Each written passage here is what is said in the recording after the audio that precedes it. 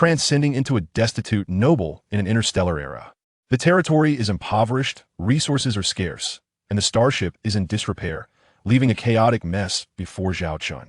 No stargates in the territory? We shall construct our own. No starships in the territory? Be it interstellar destroyers, interstellar frigates, or interstellar cruisers. We shall create whatever we desire, leading swarms of drones akin to a hive attack from aircraft carriers, proclaiming dominance on the battlefield. All truths lie within the lethal range of the interstellar battleship's colossal cannons. The Empire has developed T-5 technology starships? Apologies, but I have already commissioned a fleet of T-5 starships. In Zhao Chen's lexicon, there is nothing that a starship cannot resolve. If there is, then I shall dispatch 2 more fleets. Bystander, I wish to enlist. I want to join Commander Zhao Chen's fleet. Zhao Chen, I'm sorry, I only recruit female soldiers. Chapter 1. The system is up to something. Everyone knows that in this era, Stargate technology is of paramount importance for interstellar navigation. However, Stargates can only be constructed in star systems with 2 suns, which means that so far, a third of the star systems remain incapable of building Stargates.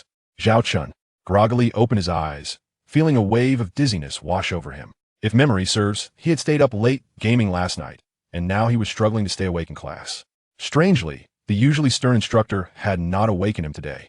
Suddenly, Zhao Chen's expression turned blank. He realized that the entire classroom was amiss. The desks were no longer wooden, they were made of some peculiar pure white material, and each student had a holographic projection screen before them. The uniforms they wore resembled those from a sci-fi space battle film. Zhao Chen reached out to touch the seemingly transparent display, and to his astonishment, he felt as if he were contacting some tangible object. With a little more force, his entire hand passed through it. Holy smokes, Zhao Chen's eyes widened as he surveyed his surroundings. He noticed a massive floor-to-ceiling window where the classroom wall used to be, revealing a dazzling view of the starry cosmos outside a site previously only visible in. Educational programs. On the walls of this peculiar classroom hung several electronic scrolls, depicting various aircraft and starships and not naval vessels, but rather those resembling interstellar warships for video games. Then he looked at the teacher standing at the podium. Zhao Chen nearly stumbled backward in shock. The figure was humanoid, clothed, yet devoid of hair, with a head adorned with vine-like patterns and butterfly wing-like ears on either side. This was certainly not a human visage. As Zhao Chen pondered whether he was dreaming, a torrent of memories surged into his mind. Interstellar era. Starry Empire. Galactic year 3030. Northern Star Starship Military Academy. Zhao Chen, the captain, a third-year student, grimaced in pain, clutching his head. Old Zhao, what's wrong? Are you feeling unwell? A concerned voice came from beside him. Zhao Chen turned to see a male classmate whose information immediately flashed in his mind. That Li Wei, his good friend and classmate, that I am fine, perhaps just a little tired from staying up late last night. Zhao Chen replied, waving his hand dismissively. He feigned calmness as he resumed his class, yet his mind raced to comprehend the current situation and his circumstances. He had traversed into another realm.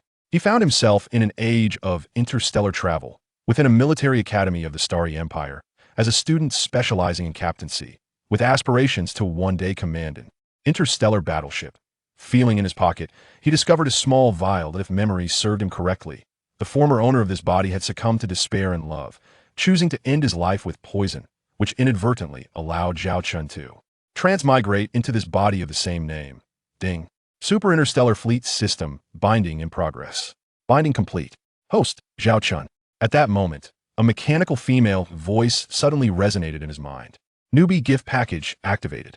Congratulations, you have received 100 system points. Congratulations, you have acquired the profession of top starship engineer. Congratulations, you have obtained the technical blueprint for the T-3 Blizzard-class light interstellar battlecruiser. Congratulations, you have a one-time random special attribute extraction opportunity. After a moment of astonishment, Zhao Chen realized this was his fortuitous advantage as a transmigrator. With a thought, a virtual interface materialized before his eyes. Host, Zhao Chen. Profession, top starship engineer. Special attributes, none. Points, 100. Number of starships, 0. Tasks, quarterly task, not yet claimed. Warehouse, T-3 Blizzard-class light interstellar battlecruiser technical blueprint. Zhao Chen glanced over the 2 rewards he had just received. A top starship engineer? Raising his hand, he utilized the holographic computer on his desk to research starship manufacturing, discovering that he comprehended the knowledge instantaneously, even able to extrapolate further insights. Could it be that I can construct starships myself? Zhao Chen mused with delight. Further investigation revealed the point system. Points. System points are generated daily based on the number of starships the host possesses, must be constructed from system blueprints, and can also be earned through. Completing system task points can be exchanged for goods in the system mall. Zhao Chen glanced at the so-called system mall, which contains starship blueprints and a variety of other items, all classified under T1 technology level. In this world, technological products were categorized as T1, T2, T3, and so forth. The higher the level, the greater the combat power and technological advancement, thus the T3. Blizzard-class light interstellar battlecruiser that Zhao Chen has acquired can be regarded as an exceptionally valuable piece of starship technology. It is imperative to note that a blueprint for a T3 class starship holds a worth of tens to hundreds of billions of star coins within the Stellar Empire. Presently, the number of T3 starship types in active service within the Stellar Empire does not exceed 10, underscoring the rarity of T3 starships. Should others become aware that Zhao Chen possesses such a T3 starship blueprint, it is likely that the entire empire would erupt in fervor. However, Zhao Chen is acutely aware of the adage that a common man may suffer for possessing something precious. Thus, he understands that he must not disclose this information until he has amassed sufficient strength. Regrettably, he currently lacks the capability to construct a T3 starship. According to Zhao Chen's knowledge, the cost of building a T3 starship necessitates at least 10 million star coins worth of raw materials and associated construction expenses. The path to owning this starship remains long and arduous for Zhao Chen. As for the quarterly mission displayed on the system interface, it automatically generates a task every 3 months, with rewards granted upon completion. Zhao Chen prepares to claim his inaugural quarterly mission. Quarterly mission: acquire a starship system generated. The difficulty level of this task is not insignificant. In addition, there exists a particular element known as special attributes. Zhao Chen clicks on the Attributes option, which subsequently reveals a dialog box. The host will randomly select one attribute and its execution conditions from the options below. Option 1. The host fleet may only recruit male soldiers, yielding a battle power bonus and a rallying cry. Option 2. The host fleet may only recruit female soldiers, providing a luck bonus and the Eye of Insight. Option 3. The host fleet may only recruit non-humanoid soldiers, granting a loyalty bonus and the universal tone. Zhao Chen's expression darkens. Is the system truly toying with him? Chapter 2. The interstellar fleet that can only recruit female soldiers? Random selection begins. Before Zhao Chen could ponder further, a cursor began to move swiftly among the 3 options, resembling a spinning roulette. Ultimately, the cursor came to rest on the second option. Congratulations, host, you have acquired the fleet's luck enhancement and the Eye of Insight. Please adhere unconditionally to the rule that the fleet can only recruit female soldiers. Any violation will result in the revocation of the aforementioned rewards and the imposition of unspecified penalties. Zhao Chen covered his face. The stipulation to recruit only female soldiers seemed rather peculiar, yet for reasons unknown, a flicker of anticipation stirred within him. To return to the matter at hand, since this reality could not be altered, he resolved to accept it. First, to examine the 2 rewards he had obtained. The fleet's luck enhancement, as the name implies, grants a certain degree of luck to Zhao Chen and any entities under his command. The precise effects remain shrouded in mystery, for luck is an elusive concept. Next, the Eye of Insight could be employed on Zhao Chen's own starship against any species, revealing whether they harbored hostility or murderous intent. In other words, as long as he remained aboard his starship, Zhao Chen would be utterly safe. Classmates, our lesson concludes here for today. The semester was nearing its end, and the following term would usher in practical training. As all students were from the Fleet Captain program, each would need to possess their own starship. This starship could either be purchased outright or exchanged using credits accumulated from the academy. Crew members aboard the starship could be fellow students from other disciplines or hired personnel, provided they adhered to relevant regulations. Once the teacher announced this, he left the classroom. The announcement pertained to the curriculum for the next semester, necessitating that each student prepare their own starship. Those with financial means could procure one independently, while those of modest means could utilize credits accrued over the past 3 years to exchange for a vessel from the Academy's starship roster. Instantly, each student began to discuss their prospective starships. I'll tell you, my father has already prepared a Level 2 interstellar destroyer for me, the latest model of this year. It's the best-selling starship of the past decade. Let me tell you, what is a man's romance? It's colossal ships and formidable cannons. If one is to embark, it must be an interstellar battleship. Now that's a real toy for a man. You all come from privileged backgrounds, but I'm not so fortunate. As long as I can manage to get an interstellar corvette to complete my studies, that will suffice. Listening to the discussions around him, Zhao Chen couldn't help but dream of his own starship. As a young man who hasn't harbored dreams of traversing the cosmos. Old Zhao, have you decided which starship to exchange for? You must prepare promptly. Although the Academy offers a substantial list of exchangeable starships, hesitation may lead to missing out on the finest vessels. Moreover, you still need to assemble a crew. Li Wei leaned closer to Zhao Chen. Zhao Chen casually inquired, how are your preparations coming along? Li Wei, with a beaming smile, raised his hand, displaying a handheld device resembling a watch, yet as light as a gossamer wing. From it emanated a holographic projection depicting a three-dimensional model of a starship. Its design was relatively traditional, reminiscent of ancient vessels, equipped with several main cannons and missile launch systems. The Hyena-class medium interstellar destroyer of Level 2 now commanded a market price of 4,300,000 star coins. It was arranged by my father, who even organized the crew for me, consisting entirely of retired veterans with over 10 years of service. Upon finishing his statement, Li Wei seemed to ponder something, casting a worried glance at Zhao Chen, saying, Old Zhao, if you truly cannot find a suitable starship in the Academy's warehouse, I can ask my father for assistance. No worries. I have already devised a plan regarding the starship. After we finish our meal, we shall retrieve my starship. Zhao Chen replied with a smile. Li Wei came from a reputable family, engaged in interstellar trade, reputed to rank among the top 10 in the northern star region of the Starry Empire. Thus, it was hardly surprising that he could present such a valuable medium interstellar destroyer worth 4 million star coins. As their casual conversation concluded, Zhao Chen and Li Wei made their way to the Academy cafeteria. On the way, Li Wei noticed Zhao Chen's distracted demeanor, presuming he was still preoccupied with thoughts of starships. In truth, Zhao Chen's status was hardly inferior to Li Wei's, for he had inherited the title of Baron after the early demise of his father, along with the star system territory. Regrettably, the resources of his star system were exceedingly scarce. Furthermore, it was a single star system, signifying the impossibility of constructing a stargate. A star system devoid of a stargate and lacking unique resources is essentially branded as worthless. The baronial title Zhao Chen held was granted to him through his great-grandfather, who was once a commander in the imperial fleet of the Starry Empire, awarded for his military exploits and bestowed a countship with lands. However, during the generations of Zhao Chen's grandfather and father, neither achieved sufficient merit to elevate or solidify their title, resulting in a gradual decline. By Zhao Chen's time, the countship had been reduced to a barony. Should he fail to earn further accolades, his descendants would be unable to inherit the title, and the territory would revert to the empire. Given Zhao Chen's current circumstances, this seemed highly unlikely. It was said that in Zhao Chen's star system, there was not even a single Level 2 starship. The security of the system was maintained solely by a few antiquated Level 1 vessels. Fortunately, due to the system's impoverished state, there were no space pirates attempting to prey upon them. In the past, Li Wei often wished to assist Zhao Chen, but Zhao Chen's proud nature prevented him from accepting help from others.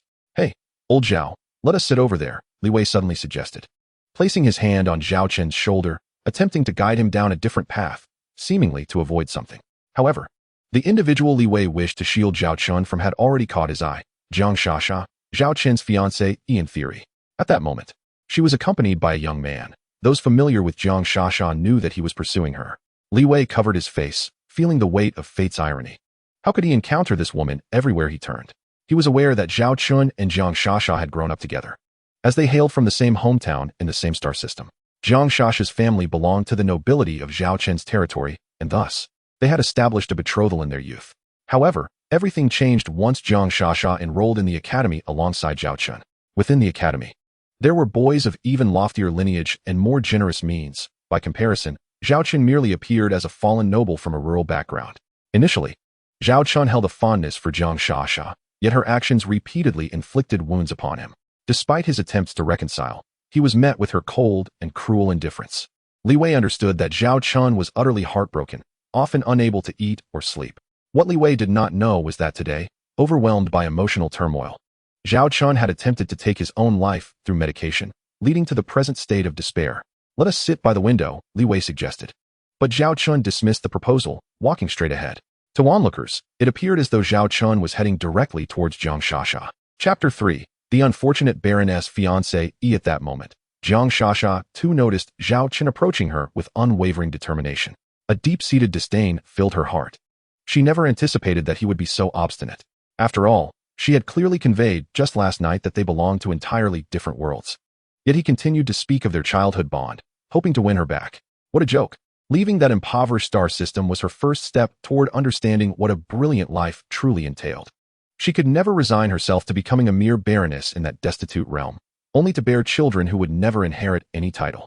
She refused to live such a life, not for a moment. The young man beside her was a potential prospect, hailing from a respectable family. His father was a viscount and was rumored to be on the verge of ascending to an earldom in the coming years, thereby ensuring that his son would inherit a title. I'll just find an excuse to reject him later, she thought, feeling she had already afforded him enough grace. If he was too foolish to recognize his fortune, she would not hesitate to humiliate him publicly. Jiang Shasha's icy demeanor began to surface as she formulated her rejection. Even the young man beside her wore a smirk. Having pursued Jiang Shasha, he had naturally conducted his research and was well aware of Zhao Chen's fallen status. He relished the thought of witnessing the indignation on another's face when they lost their beloved to him. As the two awaited the unfolding of the drama, unexpectedly, Zhao Chen did not even spare Jiang Shasha a glance, simply brushing past them. This action left both Jiang Shasha and the young man dumbfounded, while Li Wei stood in stunned silence. He had expected Zhao Chen to confront his fiancée for being in the company of another man. Instead, Zhao Chen continued on his path with unyielding resolve. Look, this spot offers the best view, and we can see the spacecraft docked over there. Zhao Chen sat at a dining table adorned with a vast transparent floor-to-ceiling window, gesturing towards a distant starport where numerous starships were docked. Li Wei, taken aback, pondered whether his elder brother had truly come here solely for the scenery. Indeed, Zhao Chen was captivated by the starships, perhaps a fascination inherent in the male psyche. He scrutinized each vessel moored at the starport, recalling the knowledge he had assimilated in his mind. The majority were second-tier starships, with a few first-tier among them. In this era, first-tier starships were considered obsolete, primarily utilized for civilian purposes or patrolling duties across various star systems. To engage in battle, one would require at least a second-tier vessel. The second-tier starships were significantly larger than their first-tier counterparts, predominantly consisting of interstellar destroyers and interstellar frigates, which together comprised two-thirds of the fleet. The remainder included interstellar cruisers and battleships. Zhao Chen even spotted a first-tier interstellar battleship, though it was evidently an antiquity. He did not, however, see any aircraft carrier starships. Both interstellar battleships and aircraft carriers were among the most expensive of all vessel types. One dominated interstellar aerial combat, while the other represented the pinnacle of colossal ships and artillery. Before long, Zhao Chen's gaze fell upon the identical starship purchased by Li Wei, a second-tier Hyena-class medium interstellar destroyer. This model was currently the best-selling second-tier destroyer within the Starry Empire. Favored by many, the vessel measured 230 meters in length, comparable to a large sports arena. The docked Hyena-class destroyer bore a classic steel color, with its right side emblazoned with 3 heraldic emblems indicative of its identity. The foremost emblem represented the Galactic Alliance, of which the Starry Empire was a member. All vessels within the alliance were mandated to display this insignia. Following it was the 7 stars emblem of the Starry Empire, symbolizing the 7 families that founded the empire. The last emblem, the largest and most conspicuous, represented the owner of the starship, along with its registration number. These 3 emblems effectively served as the starship's identification. What shall we eat today? It's on me, Li Wei declared generously. Really? Zhao Chen teased, eyeing Li Wei. He then pressed a button on the table to access the ordering system, which illuminated a holographic menu before him. He quickly navigated to the end of the menu. Li Wei chuckled ruefully. Although my father bought me a starship, you know he doesn't give me much pocket money each month. Zhao Chen ceased his banter. While you may be a wealthy heir and I'm merely a fallen baron, I have not yet sunk so low as to rely on your generosity. Once you achieve true success, then you may treat me. With that, Zhao Chen selected the most economical meal option, and Li Wei did likewise. Before long, a robotic server delivered their nutritional meals to Zhao Chen and Li Wei. Here are your nutritional packages, please enjoy. Zhao Chen began to consume the visually appealing, yet insipid food before him, experiencing a sensation akin to chewing on plastic. Recently, it seemed that food prices had surged once more. Consuming such artificial nutritional packages daily, he felt as though his sense of taste was withering away. I yearn for those organically cultivated foods, Li Wei lamented, his face contorted in dissatisfaction. I implore your father to grant you more pocket money, Zhao Chen replied without lifting his gaze. My father is a miser. Aside from that one time, he generously purchased the starship for me. There is no chance of him parting with more funds. Moreover, do you have any idea how exorbitant organically grown ingredients are? Even my father can only afford the most basic 3 meals and a soup, indulging in meat merely once a week.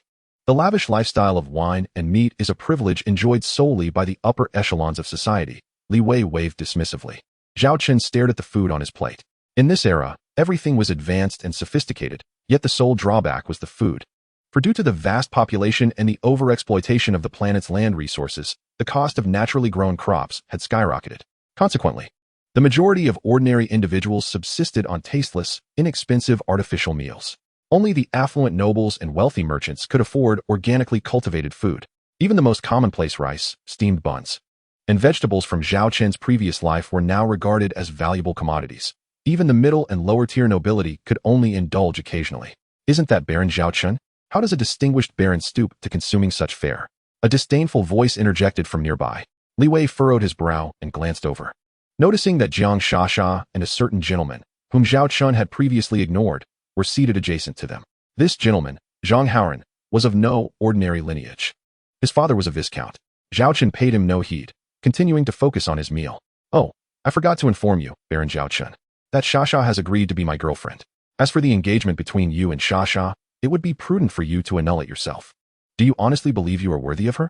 Perhaps you should evaluate your own worth, Zhang Haoran sneered, his contempt palpable as he gazed down on Zhao Chen. He relished the feeling of humiliation he inflicted upon others. Chapter 4, Starship Duel. Zhao Chen's previous indifference had irked Zhang Haoran, prompting him to seize the opportunity to provoke Zhao Chen, even bringing up his relationship with Jiang Shasha. Jiang Shasha frowned slightly. She had merely agreed to spend some time with Zhang Haoran, yet he had audaciously declared they were in a relationship, which displeased her. At this point, Zhao Chen finally lifted his head, casting a casual glance at Zhang Haoran and uttering a single syllable. Oh. Zhang Haoran's lips quivered in irritation. What was the matter with this fellow? Hadn't it been rumored that Zhao Chen harbored feelings for Jiang Shasha? Why was he now so unresponsive to provocation? Jiang Shasha also looked at Zhao Chen in surprise, sensing a change in his demeanor. Heh, indeed a worthless baron, a failure of a man. Zhang Haoran continued his verbal assault. Li Wei could no longer tolerate the insults and pointed an accusatory finger at Zhang Haoran. Zhang Haoran, do not overstep your bounds. What do you think you are? If I am a worthless baron, then you are not even worthy of that title. If my memory serves me right, you have failed your final exams for the past 3 years. Were it not for your father's connections, you would have long been expelled. Zhao Chen cast a sidelong glance at Zhang Haoran and delivered his most cutting remarks in the most nonchalant tone. Enraged, Zhang Haoran found this to be a sensitive topic, one he despised others bringing up in his presence. What are my connections? My father has even arranged for me a 2-star ship for next semester. I wager you will only manage to present a 1-star ship by then. I recall there will be practical drills, and your 1-star vessel is likely to become a target. Zhang Haoran erupted in laughter. Random task triggered. Challenge Zhang Haoran to a starship duel and defeat him in the process. Would you like to accept? Zhao Chen's expression shifted. He had not anticipated a random task at this moment. Defeating Zhang Haoran would be a considerable challenge. Yet it was far simpler than the previous quarterly task. Crucially, completing this task would not only yield uncertain rewards, but also grant him a task point. Although Zhao Chen currently possessed system points, the items in the system store could not be exchanged freely. Acquiring an item required corresponding task points. For example, a Tier 1 item necessitated 1 task point along with the appropriate system points. Currently, task points were exactly what Zhao Chen desperately needed. Don't mistake my candor for rudeness. The truth is simply the truth. I advise you, instead of wasting time here and inviting humiliation upon yourself, to retreat to your remote star territory. Zhang Haoran noticed the effect of his words on Zhao Chen, believing he had struck a nerve. Meanwhile, Jiang Shasha observed the unfolding scene with indifference. While Zhang Haoran may have overstepped, if it prompted Zhao Chen to recognize their disparity and withdraw, it would not be in vain. At that moment, a smirk appeared on Zhao Chen's lips. Who, indeed, was inviting humiliation upon themselves remained to be seen. Zhao Chen lifted his head. Locking eyes with Zhang Haoran for the first time, his gaze laced with provocation and mockery. Simultaneously, Zhao Chen focused his thoughts. He decided to accept the task. Random task accepted. Task details. Challenge Zhang Haoran to a starship duel and defeat him. Task difficulty, level. Task rewards, 1 task point and 300 points. Failure penalty, deduction of 300 points. So there was a penalty for failure, resulting in a direct deduction of 300 points. It should be noted that Zhao Chen's account currently contained only 100 points. Should he fail, it would plunge into the negatives. You, without even a starship to your name. How dare you speak? If I were you, I would have rolled up my bedding and left. You don't even deserve to remain at Beiji Star. Zhang Haoran pointed an accusatory finger at Zhao Chen. A fallen noble should dutifully accept humiliation. This fellow, however, repeatedly defied expectations. Since you were so confident, why not engage in a starship duel? Zhao Chen retrieved a card from the collar of his student uniform. It was the Academy's student identity card, permitting him to participate in studies, daily life, and various activities, including starship duels. A starship duel? You wish to challenge me? Zhang Haoran was momentarily taken aback, but then burst into hearty laughter. He rose and strode directly to Zhao Chen's table. You, who lack even a starship, what do you possess to contend with me? Do you even deserve it? Of course, the time wasn't now. There remained a month until the end of this semester. It was set for the end of June, at which point I will inform you of the duel's timing.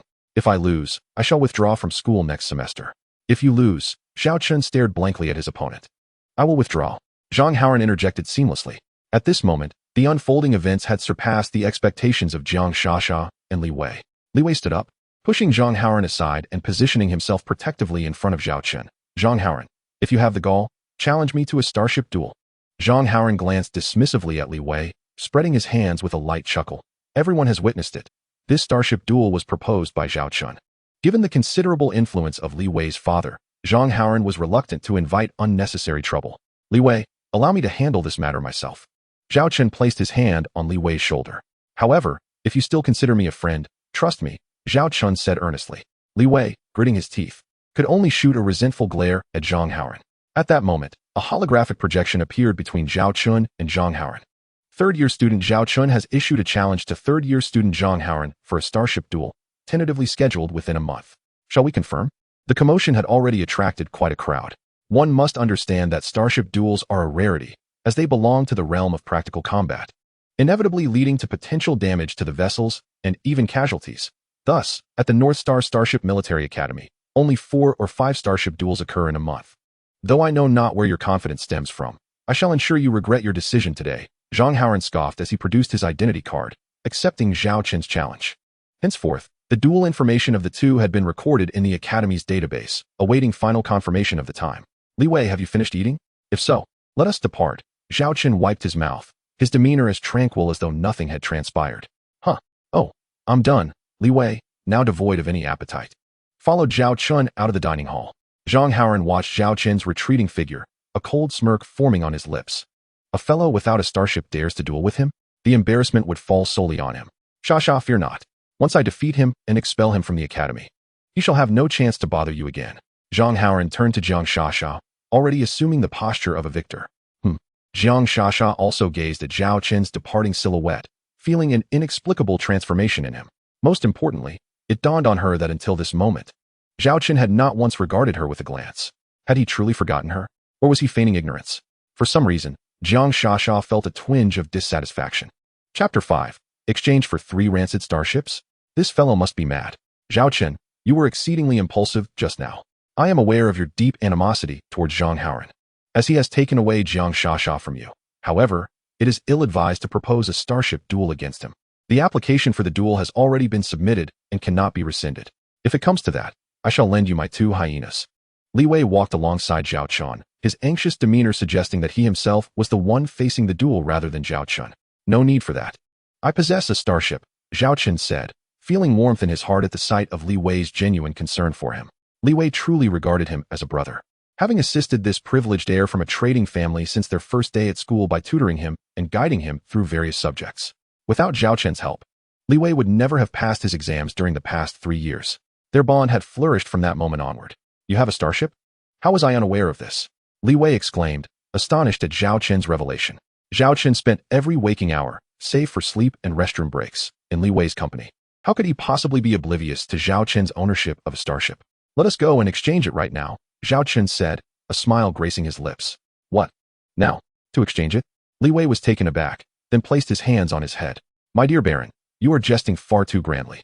Do you intend to use a starship from the Academy's warehouse to challenge Zhang Haoran? Half an hour later, Zhao Chen and Li Wei arrived at the Academy's starship warehouse. This place was distinctly different from the starport, where starships were docked and ready for departure. The warehouse served solely for the storage of starships, some of which had accumulated layers of dust, having remained there for countless years. Good day, teacher. I am here to exchange for a starship. Zhao Chen addressed the warehouse administrator at the counter. The administrator glanced at Zhao Chen, perhaps recognizing that with finals approaching, third-year students had begun preparing for the next semester's starship requirements, accustomed to students coming to exchange starships. Take a look for yourself. Here is the list, the administrator said, presenting a compilation of every starship's data, along with the necessary student credits for each. The list was filled exclusively with starships, nearly 300 in total. However, the vast majority were of level 1 and predominantly second-hand vessels. After all, who would leave a new starship languishing here? Zhao Chen, your academic performance has been commendable. You should have around 30,000 credits accumulated after 3 semesters. You could exchange for this model, a Class 2 Hyena medium interstellar destroyer, which is 20 years old and has minor hull damage. Although the design is somewhat outdated, its core technology remains quite comprehensive, Li Wei remarked. Realizing that the duel was a fait accompli and they needed to devise a response, Zhao Chen shook his head, continuing to peruse the options. Li Wei proceeded to introduce several Class 2 starships that offered excellent value, but Zhao Chen consistently declined. Young master, how long will you take to choose? While there are over 300 starships here, the most suitable options are just these few, Li Wei observed, noting Zhao Chen's prolonged indecision. I have made my choice, Zhao Chen declared. You have? Which one? Li Wei inquired, his curiosity piqued. Zhao Chen turned to the administrator and inquired, Teacher, is it true that as long as I have enough points, I can exchange for several starships? The administrator nodded, confirming that there was indeed no limit on the number of exchanges. Zhao Chen checked off a few starships in the selection box, stating, Then I shall take these 3. 3. Li Wei and the administrator were both taken aback, simultaneously examining the details of the 3 starships. 1. Hyena-class medium interstellar destroyer, in service for 59 years. The hull had suffered significant damage, and 3 main cannons were severely impaired but have since been repaired, requiring 9,000 points. 2. Grey Wolf-class light interstellar cruiser, in service for 65 years, requiring 7,000 points. 3. Devil Crocodile-class medium interstellar battleship, in service for 80 years, requiring 11,000 points. Upon reviewing the specifications of these 3 vessels, both Li Wei and the administrator were left speechless. Undoubtedly, these starships were considered relics among the inventory. Are you certain you wish to exchange for these 3 starships? Have you given it further thought? While they were commendable vessels in their time, their modules have significantly aged over the years, the administrator cautioned. Li Wei hastily added, Zhao Chen, this is no jest. Starship duels are one-on-one. Having 3 ships is of no practical use. I am certain. I want these 3.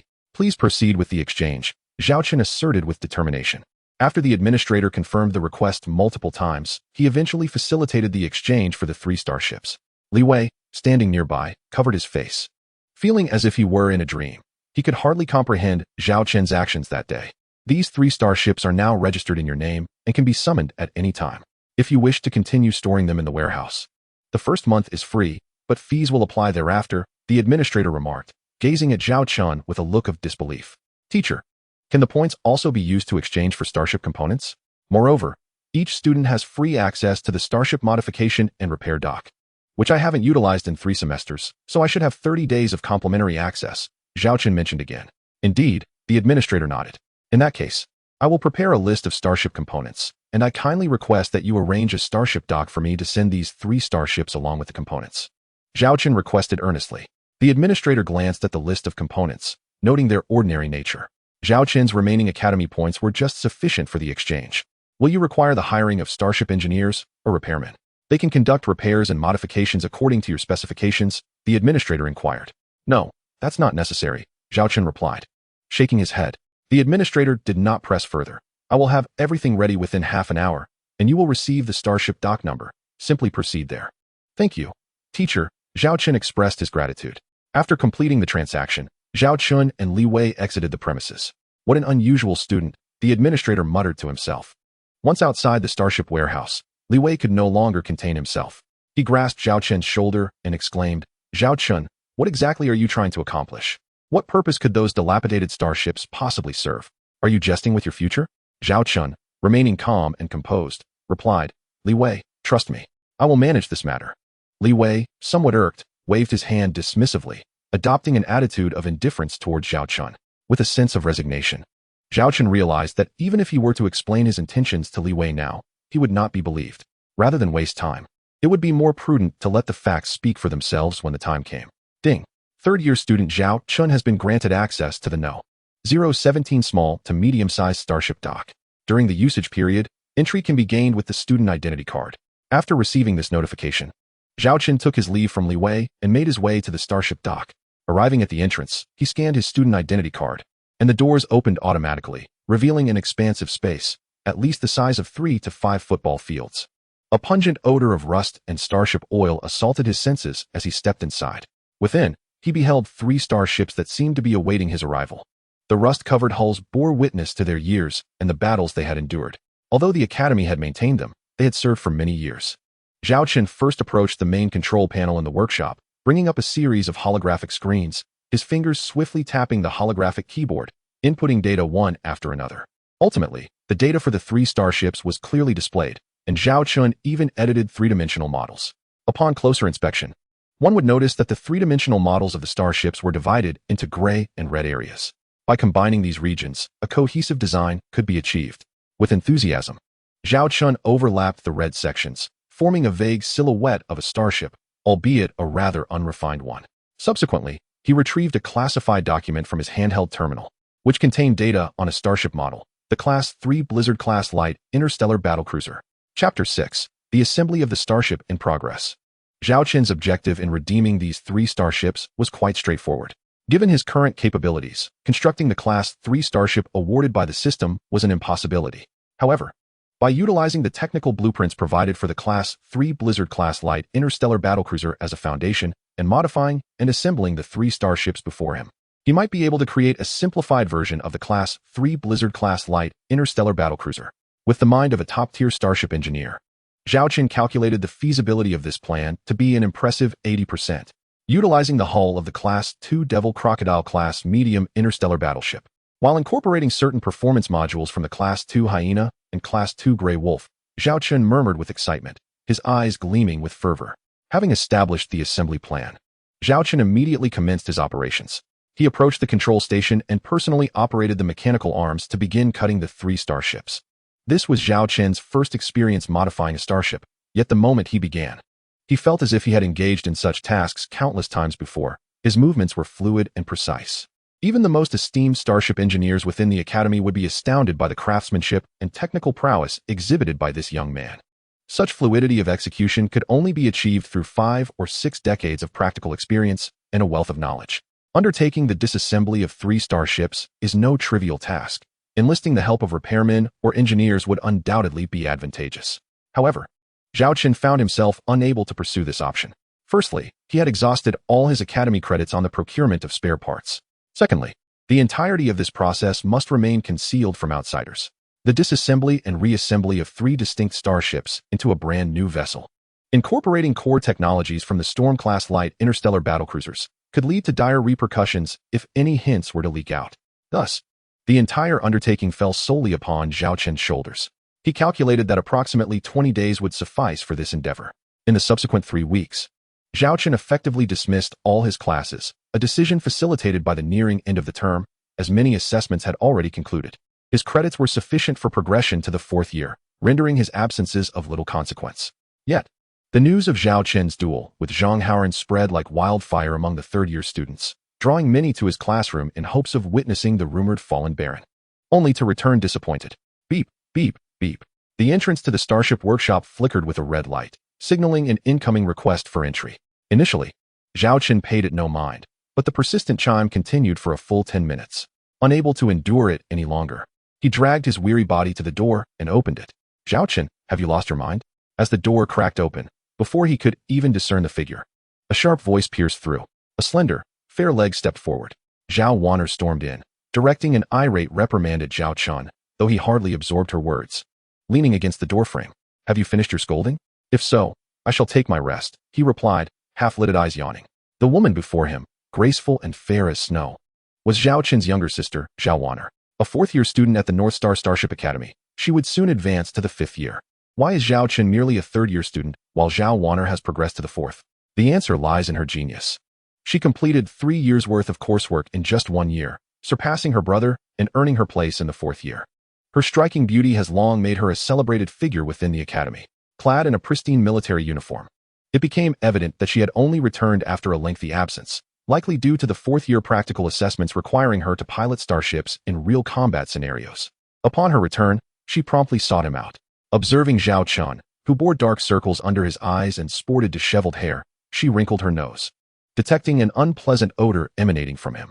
Upon glancing behind Zhao Chen, she noticed a makeshift bed at the entrance of the workshop. beside which lay a box of instant nutritional meals, with discarded wrappers strewn across the ground, emanating a foul odor. Several sets of unkempt academy uniforms were also abandoned on the floor, bearing testament to the dismal existence Zhao Chen had endured over the past month and a half. You still find time to rest. Do you realize the magnitude of the trouble you've caused? For a woman, you dared to engage in a starship duel with Zhang Haoran, even wagering that the loser would be expelled from the academy. Have you lost your mind? Zhao Wan'er lamented, gripping Zhao Chen's ear in frustration. Logically, this should have been painful. However, Zhao Chen, overwhelmed by drowsiness, collapsed directly onto her. You. Thud. Zhao Wan'er fell to the ground, with Zhao Chen resembling a child resting upon her. Exasperated, Zhao Wan'er had no choice but to drag Zhao Chen into the starship workshop. Yet, when she lifted her gaze to the expansive starship parking area, comparable to several football fields, she was left speechless. A starship stood there, its hull evidently aged and worn, showing signs of uneven surfaces and even scars from bombardments. Scattered around the operational consoles were various components of all sizes. Nevertheless, despite its dilapidated state, Zhao Wan'er could still sense the latent ferocity emanating from this starship. Most importantly, it struck her as familiar, though she could not recall having seen this particular model in her studies of starship encyclopedias. Wan'er, a voice called from behind, pulling her back to reality. Zhao Chen had awakened, sitting cross-legged on the ground. Although he had only slept for about 10 minutes, he appeared significantly rejuvenated. What is this? Zhao Wan'er inquired, pointing at the unremarkable starship before her. My starship, Zhao Chen instinctively replied. You must be joking. You don't even draft a rough outline. I heard from that bratly way that you exchanged your academy credits for 3 old starships. Zhao Wan'er halted mid-sentence, turning back to gaze at the starship with incredulity, as she began to fathom why it seemed familiar. Wan'er, aren't you usually quite clever? How could you not have realized it? Zhao Chen teased, a smirk playing on his lips. Chapter 7. The First Starship, Zero Storm. Zhao Wan'er meticulously examined the starship from top to bottom, astonished as she looked at Zhao Chen. This starship is assembled from those 3. 2 hyenas, 2 gray wolves, and 2 devil crocs? She discerned why the starship felt reminiscent. Its hull bore a striking resemblance to that of the 2 devil croc-class medium interstellar battleships, achieving a similarity of over 90%. Moreover, the weapon modules closely mirrored those of the 2 hyena-class medium interstellar destroyers. In summary, this starship exhibited an abundance of characteristics from those 3 vessels. Indeed, Zhao Chen openly acknowledged, the matter concerning the 3 Storm-class light interstellar battlecruisers remains unspoken, yet the fact that he has assembled a starship cannot be concealed. This is evidenced by the exchange records in the starship warehouse, and coupled with Zhao Chen's upcoming duel with Zhang Haoran using this very starship. Any discerning individual could connect the dots. You have been assembling this starship here for over half a month? When did you acquire the skills to assemble starships? Zhao Wan'er gazed incredulously at Zhao Chen. Dismantling 3 starships to construct a single one is no simple task. Most importantly, one must ensure that all modules of the starship are indeed operational. Pointing at the starship, Zhao Chen smiled and said, I have many secrets. Beyond our coursework in the captain's program, I have also clandestinely studied some aspects of starship engineering. This is my first starship, which I have named Zero Storm. While it could be considered a simplified version of the 3 Storm-class light interstellar battlecruisers, using the name Storm seems somewhat inappropriate. Thus, I opted for a distinct name, Zero Storm. Zero Storm? Zhao Wan'er murmured, bemused by this peculiar name. This vessel, reminiscent of an interstellar battleship, yet bearing the characteristics of a cruiser and even a destroyer, what on earth is it? Are you certain it can truly be activated? Zhao Chen, I understand your feelings for Jiang Shasha, but that woman is not suited for you. Do not hang your hopes on a single tree. You are well aware of the state of our territory. We have painstakingly utilized our last reserves to become students at the North Star Starship Academy. Only by graduating successfully can we hope to revive our territory. Surely, you do not wish for your title to be reclaimed by the Empire, do you? If you were to be expelled, would you be able to face your parents' spirits? And what of your sister's sacrifice? Zhao Wan'er glared at Zhao Chen with indignation. Subsequently, Zhao Wan'er grasped Zhao Chen's wrist resolutely. I will seek my close friend's assistance. Her family is influential. I will have her negotiate with Zhang Haoran to cancel this duel. However, Zhao Wan'er found herself unable to pull Zhao Chen along. Instead, he unexpectedly scooped her up in a princess carry. What are you doing? Zhao Wan'er's cheeks flushed. Come and see my starship. Zhao Chen said little more. Carrying Zhao Wan'er towards the starship's hatch, they traversed the somewhat antiquated corridors of the vessel, arriving at the bridge, the very brain of the starship. The bridge, not overly spacious, approximately 100 square meters, was shrouded in darkness due to the inactivity of the vessel. Zhao Chen gently set Zhao Wan'er down, then approached the captain's chair. seating himself before placing his hand on the armrest to the right of the chair. Detected highest authority. Initiating identity recognition. Captain Zhao Chen, identity verification complete. A floating crystal control panel materialized before Zhao Chen, upon which he pressed several buttons. Starship initiating. Starship Central Control System starting up. Starship Energy System activating. 10, 30, 60. As Zhao Chen officially commenced the activation of the starship, the illumination system of the bridge flickered to life, bathing the entire space in brightness. Gradually, this colossal entity began to awaken. The automatic diagnostics of the starship's propulsion system has been completed, and it is functioning well. The automatic diagnostics of the starship's weapon system has also concluded successfully. One by one, mechanical sounds echoed across the bridge. The first starship belonging to Zhao Chen has officially awakened. All functional modules of the starship are operating normally, with 19 energy reserves remaining. Zhao Chen, filled with joy, raised his fist. Although he possessed technical expertise, he could not guarantee absolute success. To his astonishment, the starship started up successfully on the very first attempt. Zhao Wan, too, was taken aback by the accomplishment. How about that? Isn't it impressive? Zhao Chen stepped down from the captain's chair, placing a hand on Zhao Wan's shoulder, akin to a brotherly gesture. Despite their sibling relationship, Zhao Wan's exceptional abilities often made their dynamic resemble that of older and younger siblings. Zhao Wan rolled her eyes in response. So what if it started? What about its combat capabilities? Can it perform in actual combat? I've heard that Zhang Haoran's starship is a 2-star vessel. Are you certain that your assembled ship can compete? We don't want it falling apart before the battle even begins. Little sister, why are you so skeptical of your brother? Forget about whether it can compete. I can take down Zhang Haoran's 2-star ship in 10 minutes. Zhao Chen declared confidently, crossing his fingers in a gesture of triumph. How come I didn't notice your penchant for boasting until now? Zhao Wan shot him a disbelieving glance. Moreover, the starship had only him on board. There were no crew members. How do you expect to fight? Suddenly, Zhao Chen clapped his hands, his eyes gleaming with realization. How could I forget about that? No wonder I felt something was missing when I started up the ship. Zhao Wan covered her forehead, feeling exasperated by her older brother. I should consult with my friends on how to handle this situation. Wan, where can we find crew members the quickest? Zhao Chen inquired eagerly, looking at his sister. Modifying and disassembling starships was his forte, but when it came to matters like this, he truly felt helpless. You haven't even thought through these details, and yet you're considering a starship duel? Zhao Wan was at a loss for words, but patiently explained. There are generally 3 sources for crew members. First, students from other majors at the Starship Academy. Aside from the captaincy course that we are enrolled in, there are various other disciplines. The second channel is recruiting veterans from the Imperial military. These crew members are reliable in operation, but maintaining them can be quite costly. The third option involves less conventional channels, such as those previously engaged in gray markets, pirates, or slaves. In fact, the Academy provides avenues for crew recruitment as well. You can connect your identity card to the Academy's network. There are dedicated channels available. Zhao Chen rubbed his chin, almost instinctively asking, which is the cheapest option? Zhao Wan rolled her eyes, but understood that her brother had very little money. The cheapest option would naturally be slaves, typically war prisoners, some of whom were originally starship pilots. However, due to issues of loyalty and identity, many individuals are reluctant to employ slaves, often relegating them to the most menial tasks. While Zhao Wan was speaking on the bridge, Zhao Chen had already utilized his identity card to connect to the Academy's network. In a recruitment channel for crew members, he discovered the option for slaves tucked away in a corner. Upon clicking it, a plethora of slave listings appeared before him. As he scanned through the options, Zhao Chen's eyes suddenly fixed upon a particular entry, as if he had stumbled upon a treasure. This one. Without hesitation, he clicked the exchange option.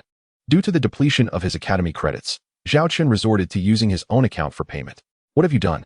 Zhao Wan inquired, sensing an ominous premonition as she observed Zhao Chen contentedly shutting down the holographic interface. I recruited a crew, Zhao Chen declared. Crew? What crew? Slave crew members. As you mentioned, they're the least expensive. How much did you spend? Did you not exhaust all your Academy credits? Not much, just 3,000 star coins. If I recall correctly, your living expenses account holds only a little over 3,000 star coins. Indeed. A dark line formed on Zhao Wan's face as she realized how unreliable her brother had been all along. Look, here's the list, Zhao Chen insisted, displaying the names of the slaves he had acquired, complete with images. The sight of the images left Zhao Wan utterly astounded, as they were exclusively female half-beasts. With a scowl, Zhao Wan glared at her brother, Zhao Chen. After giving him a thorough reprimand, she stormed away, feeling that her brother had lost his senses and remained obstinately oblivious. She braced herself for the worst, prepared to clean up the mess Zhao Chen had created. After Zhao Wan departed, Zhao Chen freshened up, enjoyed a restful sleep, and donned a clean outfit. At that moment, the slave crew members he had ordered arrived. Good day. May I inquire if you are Mr. Zhao Chen? Here are the 100 slaves you ordered. Please present your identity card. A man with a professional smile greeted him at the entrance of Zhao Chen's workshop. Behind the man were 10 mechanical carts covered in black cloth, each towering 3 meters high and measuring 4 to 5 meters in length and 2 meters in width. Apart from these, no other personnel were in sight. Zhao Chen presented his identity card and, perplexed, asked, "But where are the individuals I requested?" "They are within here," the man replied, lifting the black cloth from one of the mechanical carts, revealing iron cages inside. Each cage was a square meter in height, containing half-beasts huddled with their knees drawn to their chests, dressed in tattered garments, their necks and ankles shackled with electronic restraints, each appearing gaunt and fearful. "This software can control the electronic restraints on their necks," the man explained. "These restraints possess both shock and self-detonation capabilities, unless you input the password to unlock them. Any external interference will trigger an explosion." "I understand. These cages are also being delivered to me?" Zhao Chen inquired, gesturing towards the tools. "Of course," the man replied with a smile. "These half-orcs have been under their control for quite some time. It is a rare occurrence for someone to express a willingness to purchase these half-orcs. Offering a few mechanical carts and cages is hardly significant. I could simply push them in myself." Zhao Chen proceeded to maneuver the several mechanical carts into the workshop, unveiling the black cloth that concealed them. One by one, the half-orcs were laid bare before Zhao Chen's gaze. There existed a diverse array of half-orcs. Some bore fur akin to wild beasts, while others resembled humans but possessed animalistic ears or tails. Among them, the half-orcs exhibiting traits of dogs, pigs, and sheep were the most prevalent. One half-orc, in particular, captured attention, a female with white fur and piercing blue eyes, filled with malice, anger, and a sense of resentment. She bore a pair of truncated ears atop her head and a similarly severed tail at her rear. Her visage and form were marred with numerous unsightly scars. Had it not been for these blemishes, even as a half-orc, she would have likely conformed to human aesthetic standards. Zhao Chen was well acquainted with this female half-orc, as her presence had been the primary reason for his choice in acquiring this batch. "Greetings, General Charlotte." The white-furred half-orc gazed at him in surprise, particularly at the title he had used. General Charlotte hailed from the Black Yaw Star domain of the Warhammer Interstellar Tribal Alliance, belonging to the White Tiger clan. Discontent with the local lord's oppressive regime against the half-orc tribes within the Star domain, she had led an insurrection, forming an interstellar resistance. Over the course of 3 years, she had engaged in no fewer than 50 interstellar battles. Once, she commanded a fleet of 300 ships, clashing with a lord's fleet of 500, ultimately achieving a Pyrrhic victory by destroying one of their 3-star vessels. However, 3 months prior, betrayal by a traitor led to the exposure of her operations, resulting in an ambush by a vastly superior enemy fleet, culminating in the annihilation of her forces. She subsequently vanished, only to find herself reduced to slavery and sold to the Starshine Empire. Zhao Chen recounted the achievements of the half-orc general before him in detail. Upon hearing the man's narration of her past, Charlotte's expression grew distant. Zhao Chen unlatched her cage and sat before her on the ground. "So, would you like to converse?" Charlotte offered a self-deprecating smile. "Converse? I am merely a prisoner now. What is there to discuss? Perhaps we could speak of your freedom, and the freedom of those half-orc soldiers who have suffered a similar fate as yours." Zhao Chen's words piqued Charlotte's interest, and she regarded him warily. "What do you mean?" Zhao Chen responded with a smile. "To be direct, I possess a starship, yet I lack crew members. I hope that you and your people might serve as my crew." "Haha, you simply wish to employ us as free labor, do you not? You purchased us, these slaves, for that very purpose," Charlotte scoffed. No. What I seek are crew members, not slaves. Genuine warriors willing to fight for me." Zhao Chen corrected her. "Half-orcs will never fight for others." Charlotte's eyes shimmered with a pride unique to her kind. "You must consider not only your own interests but also those of the half-orc warriors who once fought valiantly alongside you. As far as I am aware, due to your recent defeat, nearly 30,000 half-orc slaves have been sold into our illustrious empire. I have purchased merely 100 of them. The fates of the others remain uncertain. Do you not wish to save them?" Zhao Chen fixed his gaze upon Charlotte, who exhibited a moment of hesitation. Zhao Chen recognized that he had made significant progress. Rising to his feet, he declared, "You have fought for me. I promise that as long as I am able, I will acquire all those scattered half-orc warriors, who were once your subordinates, throughout the empire. Furthermore, should you lead them in service to me for 3 years, upon the completion of that time, both you and they shall be free. So, will you fight for me? Or, to rephrase, will you fight for your freedom?"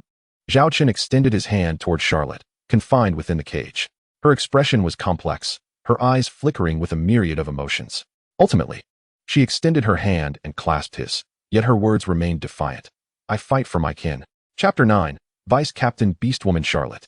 100 half-orcs sat on the ground, eagerly grasping their meal boxes and devouring the food with their hands. Although it consisted of tasteless synthetic sustenance, they consumed it ravenously. Having rarely experienced satisfaction in their diets as slaves, for slave traders have never been merciful. After their meal, you arranged for them to bathe and don new attire. Thereafter, they would familiarize themselves with their future duties aboard the ship. Zhao Chen sat beside Charlotte, sharing the same meal. As a former fleet commander, Charlotte was more mindful of her demeanor compared to the other half-orc soldiers. She took her time to savor each bite, observing the identical food in Zhao Chen's hands. She expressed surprise. You eat this too? Why not? Zhao Chen replied candidly. I must confess, your captain is currently quite impoverished. The rations I have stored will only suffice for about half a month. Our future provisions depend entirely on your performance. He lamented. Charlotte noticed Zhao Chen's lack of pretension, which improved her attitude towards him. However, she scrutinized him with narrowed eyes. Why have you only recruited female half-orcs? Logically, one would expect combat to favor males. I warn you, if you have any inappropriate intentions towards them, our agreement is nullified. I will not allow them to sacrifice their dignity and bodies for freedom. Zhao Chen waved his hands dismissively, replying with a hint of exasperation. Rest assured, I harbor no ill intentions towards them. Due to certain constraints, I have only recruited female soldiers this time.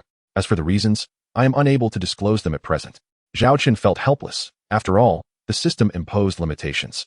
I may not question your motives, but should I find out you have sinister designs upon them? Charlotte shot Zhao Chen a piercing glare. Indeed, one cannot help but find the white-haired half-orc's warning somewhat endearing. However, the wounds and scars adorning her body do detract from her charm. These scars are self-inflicted, are they not? Zhao Chen inquired. Charlotte, without hesitation, nodded in affirmation. Yes, at that time, my rebel forces were betrayed, leading to our complete annihilation. Under such circumstances, had I not resorted to these measures, I would never have been able to appear here. Those individuals would not show mercy, treating a general of the resistance as mere chattel to be sold into slavery. Zhao Chen grasped the gravity of the situation. If Charlotte had been recognized by the enemy, capture would have ensured a grim fate. Even if she had escaped recognition, her original appearance would have assured a similarly dire outcome. I must admit, I am rather surprised you recognized me, Charlotte remarked, her curiosity piqued. Zhao Chen had identified her at first glance, suggesting that he had indeed come seeking her. During my studies at the academy, I researched your battles and viewed some of your photographs. When I saw your name on the slave roster, I was not entirely certain. After all, the disparity between your current self and your former visage is substantial. You once radiated like the dawn. It was only when I played a little trick on you that I confirmed you were indeed General Charlotte, Zhao Chen chuckled. This was largely thanks to the memories of this body, a bookworm enamored with the histories of various races. Charlotte rolled her eyes, realizing she had inadvertently revealed her identity. In truth, with current medical technology, it would be entirely feasible to repair the wounds and scars on your body, Zhao Chen remarked, having reviewed Charlotte's earlier images. She was undoubtedly a beauty, even by human standards, fit to be the belle of the academy. No need. A warrior does not concern herself with her exterior. Charlotte coldly rejected the suggestion. Observing her resolute stance, Zhao Chen chose not to press further. The resources for such medical restoration were simply unavailable at present. After finishing their meal, Zhao Chen stated, let us first explore your future workplace. He gestured towards the steel starship. Charlotte did not decline. Following Zhao Chen aboard the Zero Storm. Is this starship of your design? She asked as she traversed the vessel's corridor. Zhao Chen nodded. Indeed. I assembled this starship using modules from 2 Hyena-class medium interstellar destroyers, 2 Grey Wolf-class light interstellar cruisers, and 2 Devil Crocodile-class medium interstellar battleships. I have named it the Zero Storm. Although unfamiliar with these 3 classes, Charlotte observed that the vessel appeared quite aged, with many components outdated. Such a starship does not inspire confidence in its combat capabilities, she stated bluntly. No. I am confident that you will soon revise your opinion. You will come to love this starship, Zhao Chen replied with a mysterious smile. Charlotte, however, remained indifferent. She had resigned herself to the situation, regardless of the nature of the starship, as she had no alternative. At least this individual has yet to reveal any detestable qualities thus far. However, the fact that he exclusively recruits female half-orcs raises considerable suspicion. Soon, the two arrived at the bridge of the Zero Storm, marking Charlotte's inaugural visit and Zhao Chen's second. The last time, he had come alongside his sister, Zhao Wanner. Charlotte surveyed the bridge, noting its conventional layout, devoid of any remarkable features. Next, you shall be responsible for assigning positions to those half-orc crew members. I require them to develop effective combat capabilities in the shortest possible time, Zhao Chen instructed. Charlotte turned to Zhao Chen, making a request. If that is the case, I need to familiarize myself with certain performance modules of this starship. Before she could finish, Zhao Chen extended a handheld terminal towards her. I have already registered your information within. You now possess the highest level of access to this starship, second only to myself. You may peruse the vast majority of its data. From this moment forth, you are the vice captain of this vessel. Charlotte gazed at Zhao Chen in surprise, taking the terminal and regarding him with skepticism. Do you trust me this readily? Aren't you concerned that I might betray you? Zhao Chen offered a gentle smile. In fact, he had utilized the system skill, Eye of Insight, as soon as Charlotte boarded the starship. Since he was the captain, he met the conditions for its use. Under the scrutiny of the Eye of Insight, it was evident that Charlotte harbored no murderous intent or hostility towards him. However, her loyalty remained uncertain. Yet, this was sufficient for Zhao Chen. He did not aspire for her to pledge her allegiance within such a brief span, as long as she was willing to work for him. However, Zhao Chen maintained a facade of ease, reclining in the captain's chair. I trust the individuals I choose. Now, my dear vice captain, it is time for you to commence your duties. Chapter 10, The Maiden Voyage of the Zero Storm. Charlotte contemplated Zhao Chen's words, pausing momentarily in silence. She secured the handheld terminal to her wrist and utilized its privileges to access relevant data regarding the starship. What she discovered was astonishing. Charlotte's eyes widened in disbelief as she turned to Zhao Chen. Is the data on this starship genuinely accurate? Of course it is, Zhao Chen replied, a hint of pride in his demeanor akin to that of a parent showcasing their child. What do you think of my starship? Charlotte, with a grave expression, responded. If the data displayed is accurate, then this starship is virtually invincible in a duel among two-star vessels. Invincible? What a terrifying assessment. If Zhao Wan'er and Li Wei were to hear such a statement, they would undoubtedly scoff, dismissing the idea that a vessel assembled from 3 dilapidated starships could be deemed undefeated among two-star ships. Wait a moment, let us venture out for a trial run. You can conveniently assign the crew members' positions during the outing. Zhao Chen touched his nose, feeling somewhat awkward as he spoke, due to my current financial constraints. This trial voyage is merely a phase for you to familiarize yourselves with the starship and undergo training.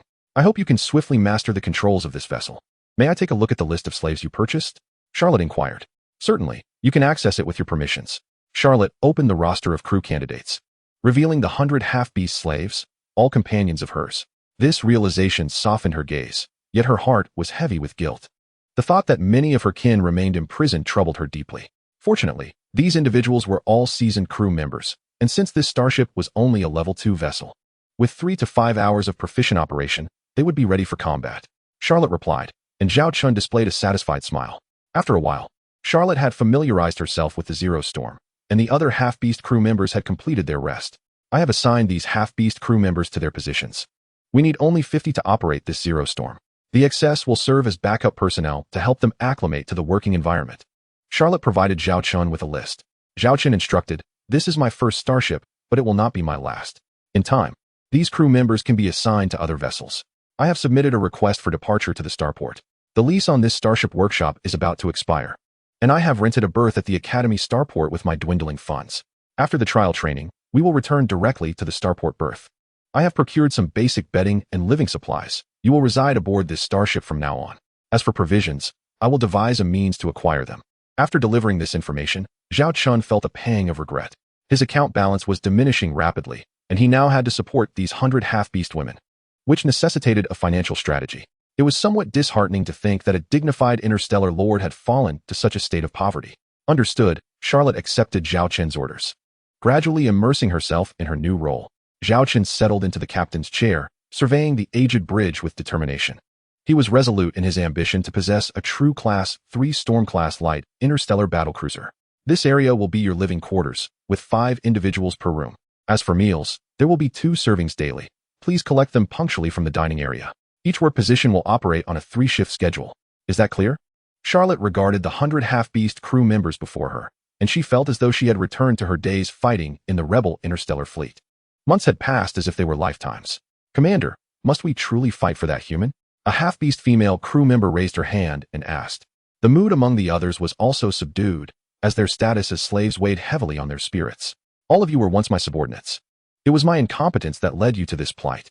If you still wish to believe in me, I assure you that I will restore your freedom. Captain Zhao Chen made a promise. If we fought for him for 3 years, we would be granted our freedom. Furthermore, Should we achieve distinguished military service, he would endeavor to locate our comrades who had been sold into the Starry Empire. You may doubt the humanity of our kind, but I, Charlotte, choose to believe in that man. Therefore, I implore you all to trust in me. I vow upon the honor of the White Tiger clan that I will ensure our safe return. Charlotte's words and fervor resonated with the half-orc warriors present. This moment, the oath taken, did not escape Zhao Chen's notice from the bridge, where the monitoring of the ship's 80th sector was in effect. It must be said, Charlotte spoke candidly. Her fight was not born of loyalty, but of the quest for freedom. Zhao Chen did not resent this. Rather, it was this very notion that fostered his trust in Charlotte. He found it hard to believe those who would kneel before him in feigned loyalty simply because he purchased them as slaves. Before long, the once chaotic Starship workshop was completely cleared out, with everything transportable removed. Simultaneously, the navigation passage of the Starship workshop was opened. The vessel designated as Zero Storm was permitted to enter the secondary route 13. Zhao Chen, seated in the captain's chair, observed his first officer, Charlotte, and the dozen or so half-orc crew members now present on the bridge. Set sail, Zhao Chen commanded. First Officer Charlotte relayed the order. Initiate the Starship engines and proceed into secondary route 13. The half-orc crew members, although somewhat inexperienced, managed to operate the Starship with relative ease. Minutes later, Zero Storm emerged from a passageway in the interstellar city of North Star Starship Academy. The bridge of Zero Storm was fully enclosed, relying on exterior imaging devices to project several views of the cosmos onto the bridge's screens. Gazing at the stellar images unfolding before him, Zhao Chen felt a surge of exhilaration. He was now aboard his own starship, traversing the universe. Captain, we are set to conduct 29 trial navigations. Please issue your command. Charlotte, the first officer, turned to Zhao Chen. Commence, he replied. Having a competent subordinate was a boon, alleviating the need for him to oversee every detail personally. Course set for 071299, Starship engine power output at 30, cruising speed at 30 knots. First Officer Charlotte expertly issued the navigation commands. Subsequently, Zero Storm embarked on its inaugural trial navigation. Continue on this course, full engine power output, cruising speed at 100 knots. The various compartments of the Starship closely monitored relevant data, prepared to report any anomalies immediately. At this juncture, First Officer Charlotte was nearing the final trial navigation. Full speed ahead. This would test the Starship's operational capabilities at maximum velocity. It was also Charlotte's greatest concern, as just under a month prior, this vessel had been part of a trio of starships. 1 minute, 3 minutes, 5 minutes, 10 minutes. Report. Engine system fully operational, power supply normal. Report. Hull structure intact and functioning properly. The report indicates that navigation is stable, with no anomalies detected. 3 hours later, Vice Captain Charlotte let out a sigh of relief as she turned to Zhao Chen, standing upright. Report to the captain. The Zero Storm has successfully completed all 29 trial navigation exercises. Please provide instructions. Let us return, Zhao Chen replied with a smile. I believe someone is eagerly anticipating a beating. Chapter 11. Do you not believe me? Then I shall triumph before your very eyes. Class 8 of the North Star Starship Academy, Year 3. Oh dear, has Zhao Chen from Class 8 chosen to skip class again today? Could it be that he is hiding in fear? A mocking voice echoed through the classroom during the break. Upon hearing this, the students within the classroom displayed expressions of displeasure, readily deducing the identity of the intruder, Zhang Haoran from Class 2, accompanied by his rowdy entourage. Since Zhao Chen had agreed to a starship duel with Zhang Haoran, the latter had frequently strutted into Class 8, flaunting his bravado. After several unsuccessful attempts to catch a glimpse of Zhao Chen and learning that he had taken an extended leave of absence since that day, Zhang Haoran's arrogance knew no bounds. Convinced that Zhao Chen was intimidated by him. Zhang Haoran, this is our classroom. If you have no business here, kindly return to your own class too. A cold-faced girl approached Zhang Haoran, her gaze frosty. Come now, the school rules do not prohibit visiting other classrooms during breaks. Besides, I am merely here to see your dear classmate Zhao Chen. After all, he has a duel scheduled with me, and with June approaching rapidly, I am merely concerned he might forget about it, and thought to offer a reminder, Zhang Haoran retorted, his eyes appraising the class beauty and leader, Shin Bing. Shin Bing replied icily, Zhao Chen has not attended class for over half a month. If you seek him, find him on your own and do not disturb us. Oh, aren't you all supposed to be a united front in Class 8? It sounds as if Zhao Chen is no longer one of your own, Zhang Haoran laughed. At this moment, his followers joined in with their taunts. I believe that Zhao Chen has indeed grown fearful, hiding away from public view. With the June break approaching, our esteemed Baron must be wishing to retreat back to his territory in shame. Coward, why agree to a duel if he lacks the courage? As for me, I say our esteemed Zhang should show mercy, allowing that Zhao Chen to kneel and plead for forgiveness, and all shall be forgotten. The derisive laughter from the group at the classroom door stirred discontent among the students of Class 8. However, given their ordinary backgrounds and mediocre academic performance, they felt powerless against the more privileged students of Class 2. This led to a situation where, apart from the strong-willed and academically gifted Xinbing, the rest of the students could only endure in silence. Consequently, the students of Class 8 began to harbor resentment towards Zhao Chen. This individual was a source of embarrassment. Once unable to assert himself and facing exclusion within the class, he now sought trouble outside, dragging them into his mess. Such a person ought to consider withdrawing from school altogether. Zhang Haoran, if you possess the audacity, then challenge me to a duel. What merit is there in shouting here? The appointed time is not until the end of June, and that deadline has yet to arrive. Li Wei, unable to contain his frustration, approached Zhang Haoran and confronted him angrily. Although his father, an interstellar merchant, had repeatedly advised him to remain low-key in both life and conduct, he could no longer bear witnessing his brother being mocked and bullied. Li Wei, do you truly intend to stand up for your worthless brother? Frankly, your choice of friends is rather poor. How can a useless baron like him hold any value? Zhang Haoran retorted, ignoring Li Wei's words and continuing to mock Zhao Chen. Li Wei's face blazed with fury. Since someone could no longer restrain themselves and was contemplating withdrawing from school, perhaps I shall kindly assist him in that endeavor. A voice leisurely drifted in from outside. All eyes turned toward the source of the sound. Before them strolled Zhao Chen, who had been absent for nearly a month. Teasingly regarding Zhang Haoran and his entourage, the unexpected return of Zhao Chen elicited surprise from Zhang Haoran, yet he felt no concern in his eyes. Zhao Chen was merely an ant, easily crushed at will. I merely took a brief respite, and it seems someone was too impatient to seek a fight. Since that is the case, let us set our duel for tomorrow. What say you, young Master Zhang? Zhao Chen remarked nonchalantly. Li Wei hastily moved closer to Zhao Chen, whispering, Zhao Chen, remain calm. This starship duel is no trivial matter. Once it commences, there is no room for regret. Rest assured, I am well aware, Zhao Chen replied, patting Li Wei on the shoulder. Stubborn fool, let us formally establish the time for our duel, Zhang Haoran declared, producing his student identity card and challenging Zhao Chen with a provocative gaze.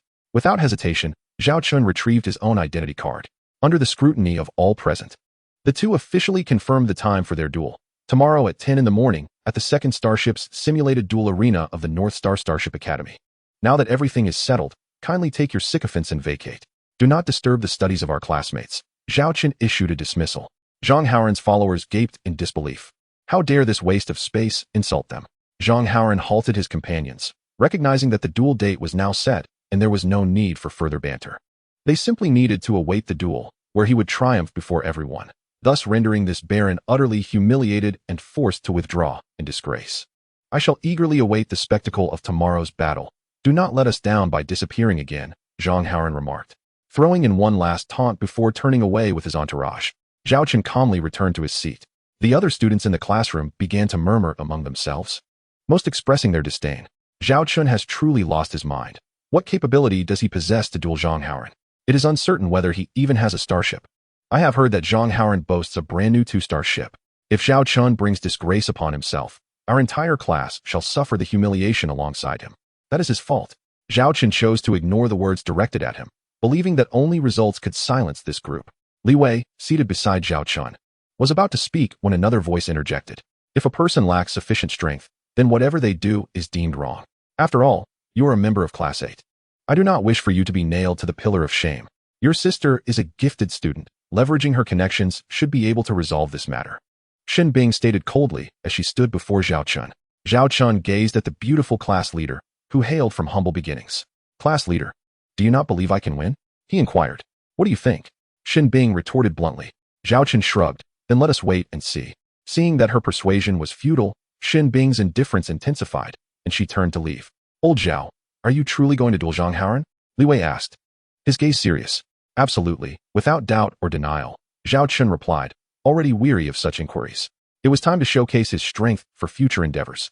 Li Wei observed Zhao Chen, sensing a significant change in his temperament over the past month. Since you have made your decision, then so be it. Tomorrow, you will fight with my 2 hyenas. My vice captain is a starship captain with 20 years of combat experience aboard an Imperial 2-star ship. You only need to entrust everything to him. Do not worry. I have a starship, Zhao Chen said resignedly. Those 3 dilapidated starships you exchanged for could never secure a victory. Li Wei exclaimed in frustration, unable to sway Zhao Chen.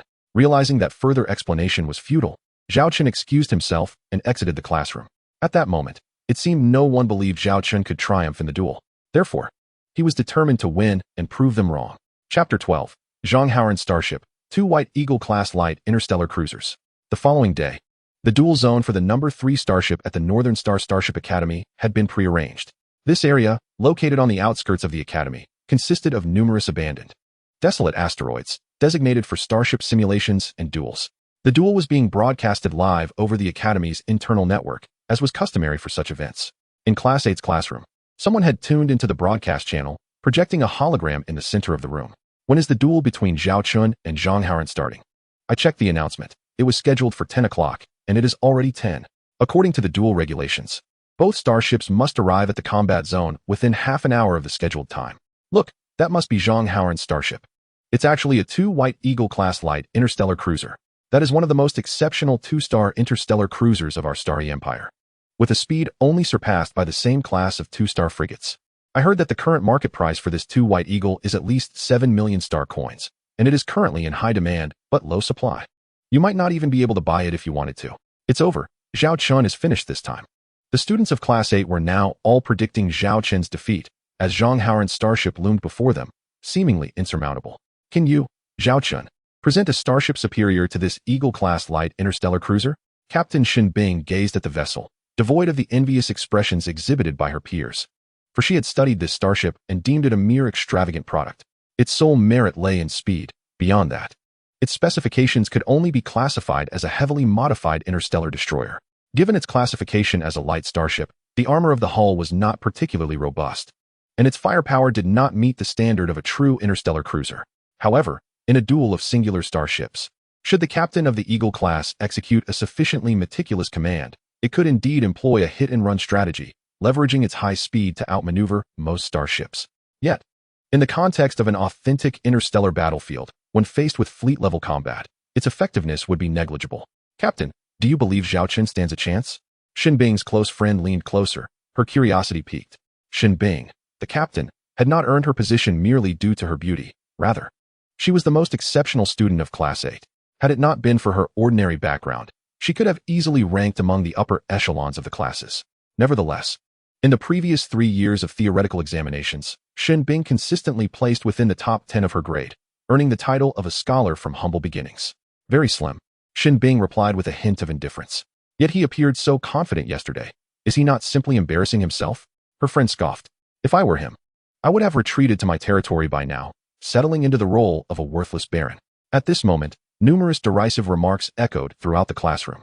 Class 8 was predominantly composed of students from humble origins or interstellar trading families, with Zhao Chen being a notable anomaly. Within the aristocracy, Zhao Chen was subjected to ridicule and disdain, while among his peers, he was equally unwelcome, leading to a natural aversion towards this baronial student. Xin Bing remained silent. Reflecting on Zhao Chen's expression from the previous day, he had exuded confidence. Could it have merely been arrogance? Where is Zhao Chen's starship? With less than 15 minutes remaining until the half-hour deadline, could he truly have fled? Honestly, I don't care whether he wins or loses. But this would tarnish our Class 8's reputation. Forget it. If he loses, we won't have to endure his insufferable face next semester. The students of Class 8 mocked him. Suddenly, a loud crash resonated through the room. It was Li Wei. He slammed his fist against the wall, casting a cold glare over the classroom. Anyone who met his gaze quickly averted their eyes. Li Wei's standing in Class 8 was considered unparalleled, given his affluent businessman father. No matter what, Zhao Chen is still one of us in Class 8. You may choose not to support your classmate, but must you resort to mockery? Li Wei admonished. The students in the classroom refrained from confronting Li Wei directly, though hushed whispers circulated, mostly laden with unkind sentiments. Cough, cough, cough. At that moment, a voice emanated from Li Wei, the teacher of the class. All right, it's time to commence the lesson. Please return to your seats. The teacher cast a glance at Li Wei before stepping into the classroom and taking position at the lectern, ready to begin the forthcoming lecture. Clenching his fists, Li Wei silently resumed his seat, deeply concerned for Zhao Chen, who had been unreachable since that morning. Look, that peculiar starship, could it possibly belong to Zhao Chen? A sudden exclamation rippled through the room. All eyes turned towards the holographic broadcast window, where, amidst the vastness of space occupied by the solitary two-headed eagle, another starship gradually approached. Its hull boasted a mundane iron-colored coating, and in stark contrast to Zhang Haoran's two-headed eagle, this vessel appeared dilapidated. with visible patches scattered across its exterior. What kind of starship is this? I don't recognize it, someone remarked. It resembles an interstellar battleship. Yet its armaments are not of the caliber one would expect from such a vessel. This shabby starship, I wager, would be obliterated by a single shot from Zhang Haoran's two-headed eagle. The students of Class 8 regarded the strange starship with disdain. Shenbing, you're academically inclined. Do you recognize what kind of starship this is? Her friend inquired once more. Shenbing scrutinized the vessel closely, furrowing her brow. This starship exhibits structural characteristics of 3 different classes. The 2 Hyena-class medium interstellar destroyer, the 2 Devil Crocodile-class medium interstellar battleship, and the 2 Grey Wolf-class light interstellar cruiser. Could this be an assembled starship? An assembled starship? Zhao Chen intends to defeat a two-headed eagle with a makeshift vessel? Surely, he cannot be serious, her friend scoffed. Shenbing continued to gaze at the antiquated assembled starship in silence. Class is in session. Please turn off all irrelevant distractions. Your primary focus should be on your studies, not on trivial matters. One must be grounded and diligent in life, the teacher announced, though there was an undertone in their words that hinted at something more. Li Wei clenched his fists in frustration. The holographic display in the classroom was also shut down. He yearned to know the outcome of the impending battle between Zhao Chen and Zhang Haoran, yet his academic standing differed significantly from Zhao Chen's. Missing a month of classes wouldn't lead to retention for him, but he was required to attend every session. Zhao Chen's only message to him had been to remain untroubled and focus on his studies, awaiting good news. However, under such circumstances, how could anyone concentrate? Not just him, but many in Class 8 shared his curiosity, not about the result, but rather how Zhao Chen would ultimately lose. It was likely to be a rather disheartening defeat. Chapter 13, The Duel Begins. The Zero Storm of the Two-Headed Eagle. In the dual arbitration zone of the third starship, a small space hub dedicated to adjudicating the third starship dueling arena. Only a few dozen spectators were present today. Yet the atmosphere was vibrant with the presence of 3 renowned beauties from the Polaris Starship Military Academy. Your brother really came? A petite girl, scarcely 1 meter and 50 centimeters tall, adorned with playful twin ponytails, gasped in astonishment, covering her mouth. Zhao Wanner wore a complex expression. He lacks other remarkable traits, but his stubbornness is particularly notable. Is that the starship your brother assembled himself, the one you mentioned earlier? Astonishing that it can still operate. Beside her stood a strikingly beautiful girl, cold as ice, with a tall stature and waist-length hair, who crossed her arms and commented nonchalantly. In just 1 month, he managed to assemble 3 old starships into one functional vessel. Your brother exhibits considerable talent in starship engineering. Zhao Wanner turned to the icy beauty, biting her lip lightly. Sister Sulan, if my brother truly loses, could I trouble you to speak with that Zhang Haoran and negotiate the retraction of the wager? These 2 were her dear friends. The girl with twin ponytails was her classmate, Shui Xiao, while the elegant ice beauty was her senior, Sulan. Sulan's status was quite esteemed. It was said that even the dean of the academy held her in high regard. If it were before the duel, it might be feasible. However, after the duel, Sulan frowned slightly, her heart aching at the sight of Zhao Wanner's pleading expression. I suppose preventing your brother from expulsion shouldn't be an issue, but he will undoubtedly face humiliation from Zhang Haoran. As long as he doesn't get expelled, that's all that matters. Zhao Wanner nodded vigorously, joyfully linking her arm with Sulan's. I knew you were the best, Sister Sulan. Wanner, your brother hasn't even fought yet. How can you be so certain of his defeat? What if he wins? Shui Xiao murmured from the side. Zhao Wanner replied. How could he possibly win? Just look at what kind of starship my brother has. It's no match for theirs. She gestured toward the formidable starship. Worth 7 million star coins, a Type 2 Bald Eagle-class light interstellar cruiser, renowned for its combat capabilities among the student-owned vessels at their academy, ranking within the top 10. Her gaze was complex as she observed the assembled starship. Deep down, she wished for her brother's victory, yet it seemed an utterly impossible feat at that moment. The judging panel began contacting the captains of the 2 starships, and 2 video feeds appeared before them. On one side was the bridge of the Type 2 Bald Eagle, where Zhang Haoran sat resplendent in an ornate military uniform, clearly not of standard issue, likely procured from some dubious source. Beside him stood a man in his 40s or 50s, exuding the air of a retired military officer. Conversely, the bridge on the other side appeared rather shabby, with Zhao Chen seated in an old captain's chair, wearing a faint smile. Behind him stood a young girl, a half-orc with white hair, bearing a menacing scar on her face, her expression indifferent. Is that a half-orc? Shui Xiao exclaimed in surprise. Zhao Wanner covered her face in exasperation. After my brother assembled this starship, he lacked sufficient funds and could only afford a batch of half-orc slaves to serve as his crew. Half-orc crew members? Sulan frowned slightly, growing increasingly concerned about her friend's brother's reliability. The duel was set to take place between Zhang Haoran, a third-year student from Class 2, and Zhao Chen, a third-year student from Class 8. Aside from the prohibition against leaving the duel arena, the rules allowed for an unrestricted battle. The outcome of the battle is determined by the surrender of one party's starship, the incapacitation of a starship, or a ruling from the judging panel. Once the judges declare the final result, the combat will immediately cease, and no further attacks may be initiated. Do both duelists comprehend this clearly?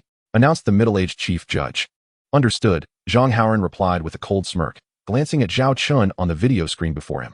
He was taken aback that this fellow dared to confront him. Especially aboard such a dilapidated starship, victory in this duel seemed assured. Understood, Zhao Chen responded, seemingly unfazed, even yawning as if the imminent events bore no significance to him. The judging panel will randomly select a starting point for both starships within the duel's designated arena. You must reach this point within 10 minutes. At that time, the judges will declare the commencement of combat. After the chief judge finished speaking, he activated a device. Soon, a star chart of the duel venue displayed 2 circles, one blue and one red, marking the respective starting points. Both starships received this positional information and began their journey towards the designated areas. At this moment, Zhang Haoran, through the video window, began to mock Zhao Chen, applauding as he spoke.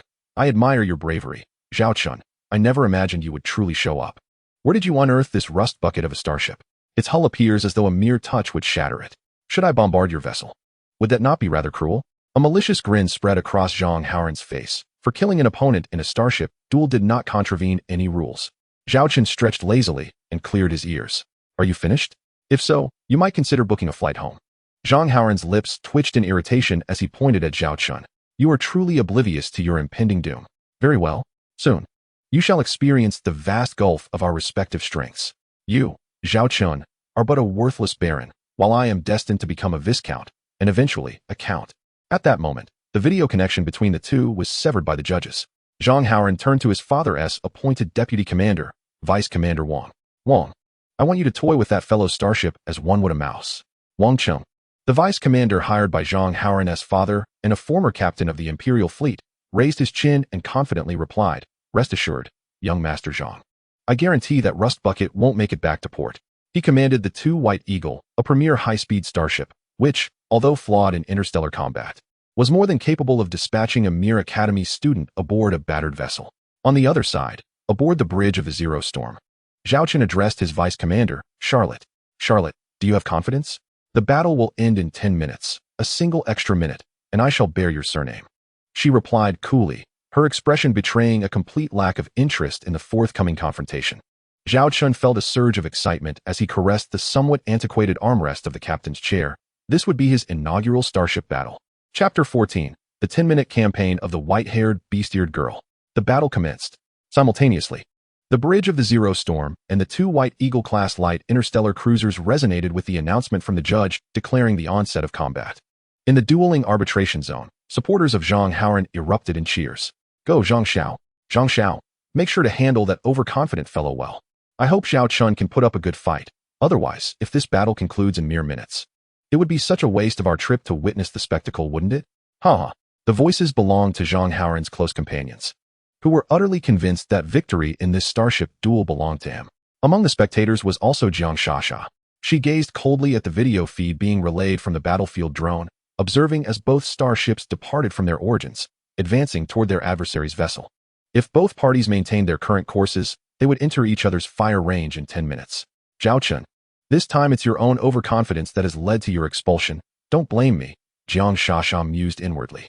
In her mind, the outcome of this duel was undoubtedly predetermined. Was there any possibility other than Zhang Haoran's victory?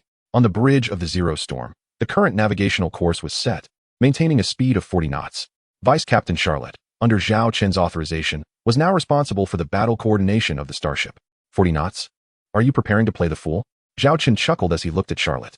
She replied nonchalantly, I simply do not wish to squander time on trivial matters. Finding himself somewhat idle, Zhao Chen raised his hand to project the data page of the Zero Storm. Zero Storm. Ship type, cruiser, interstellar destroyer, interstellar battleship. Technology level, 2. Hull armor strength, 210 units, 270 units. Cruising speed, 100 knots. Warp engine, level 3 warp engine. Mass, 850,000 tons. Crew size, 50 personnel. Starship weapons, 1-2 heavy 1200 Demon Crocodile cannon, one shot at a time, interval of 300 seconds. 5 2 medium hyena laser cannons, one shot at a time. Interval of 180 seconds. 31 32 medium point defense turrets, 2 shots at a time, no interval. The 3 weaponry systems aboard the Zero Storm included the latter 2 mounted directly on the ship's surface. While the first featured a concealed design, a clever precaution devised by Zhao Chen. May I venture a guess at your battle strategy? Zhao Chen stroked his chin, gazing at Charlotte. You are the captain. You can revoke my command at any time.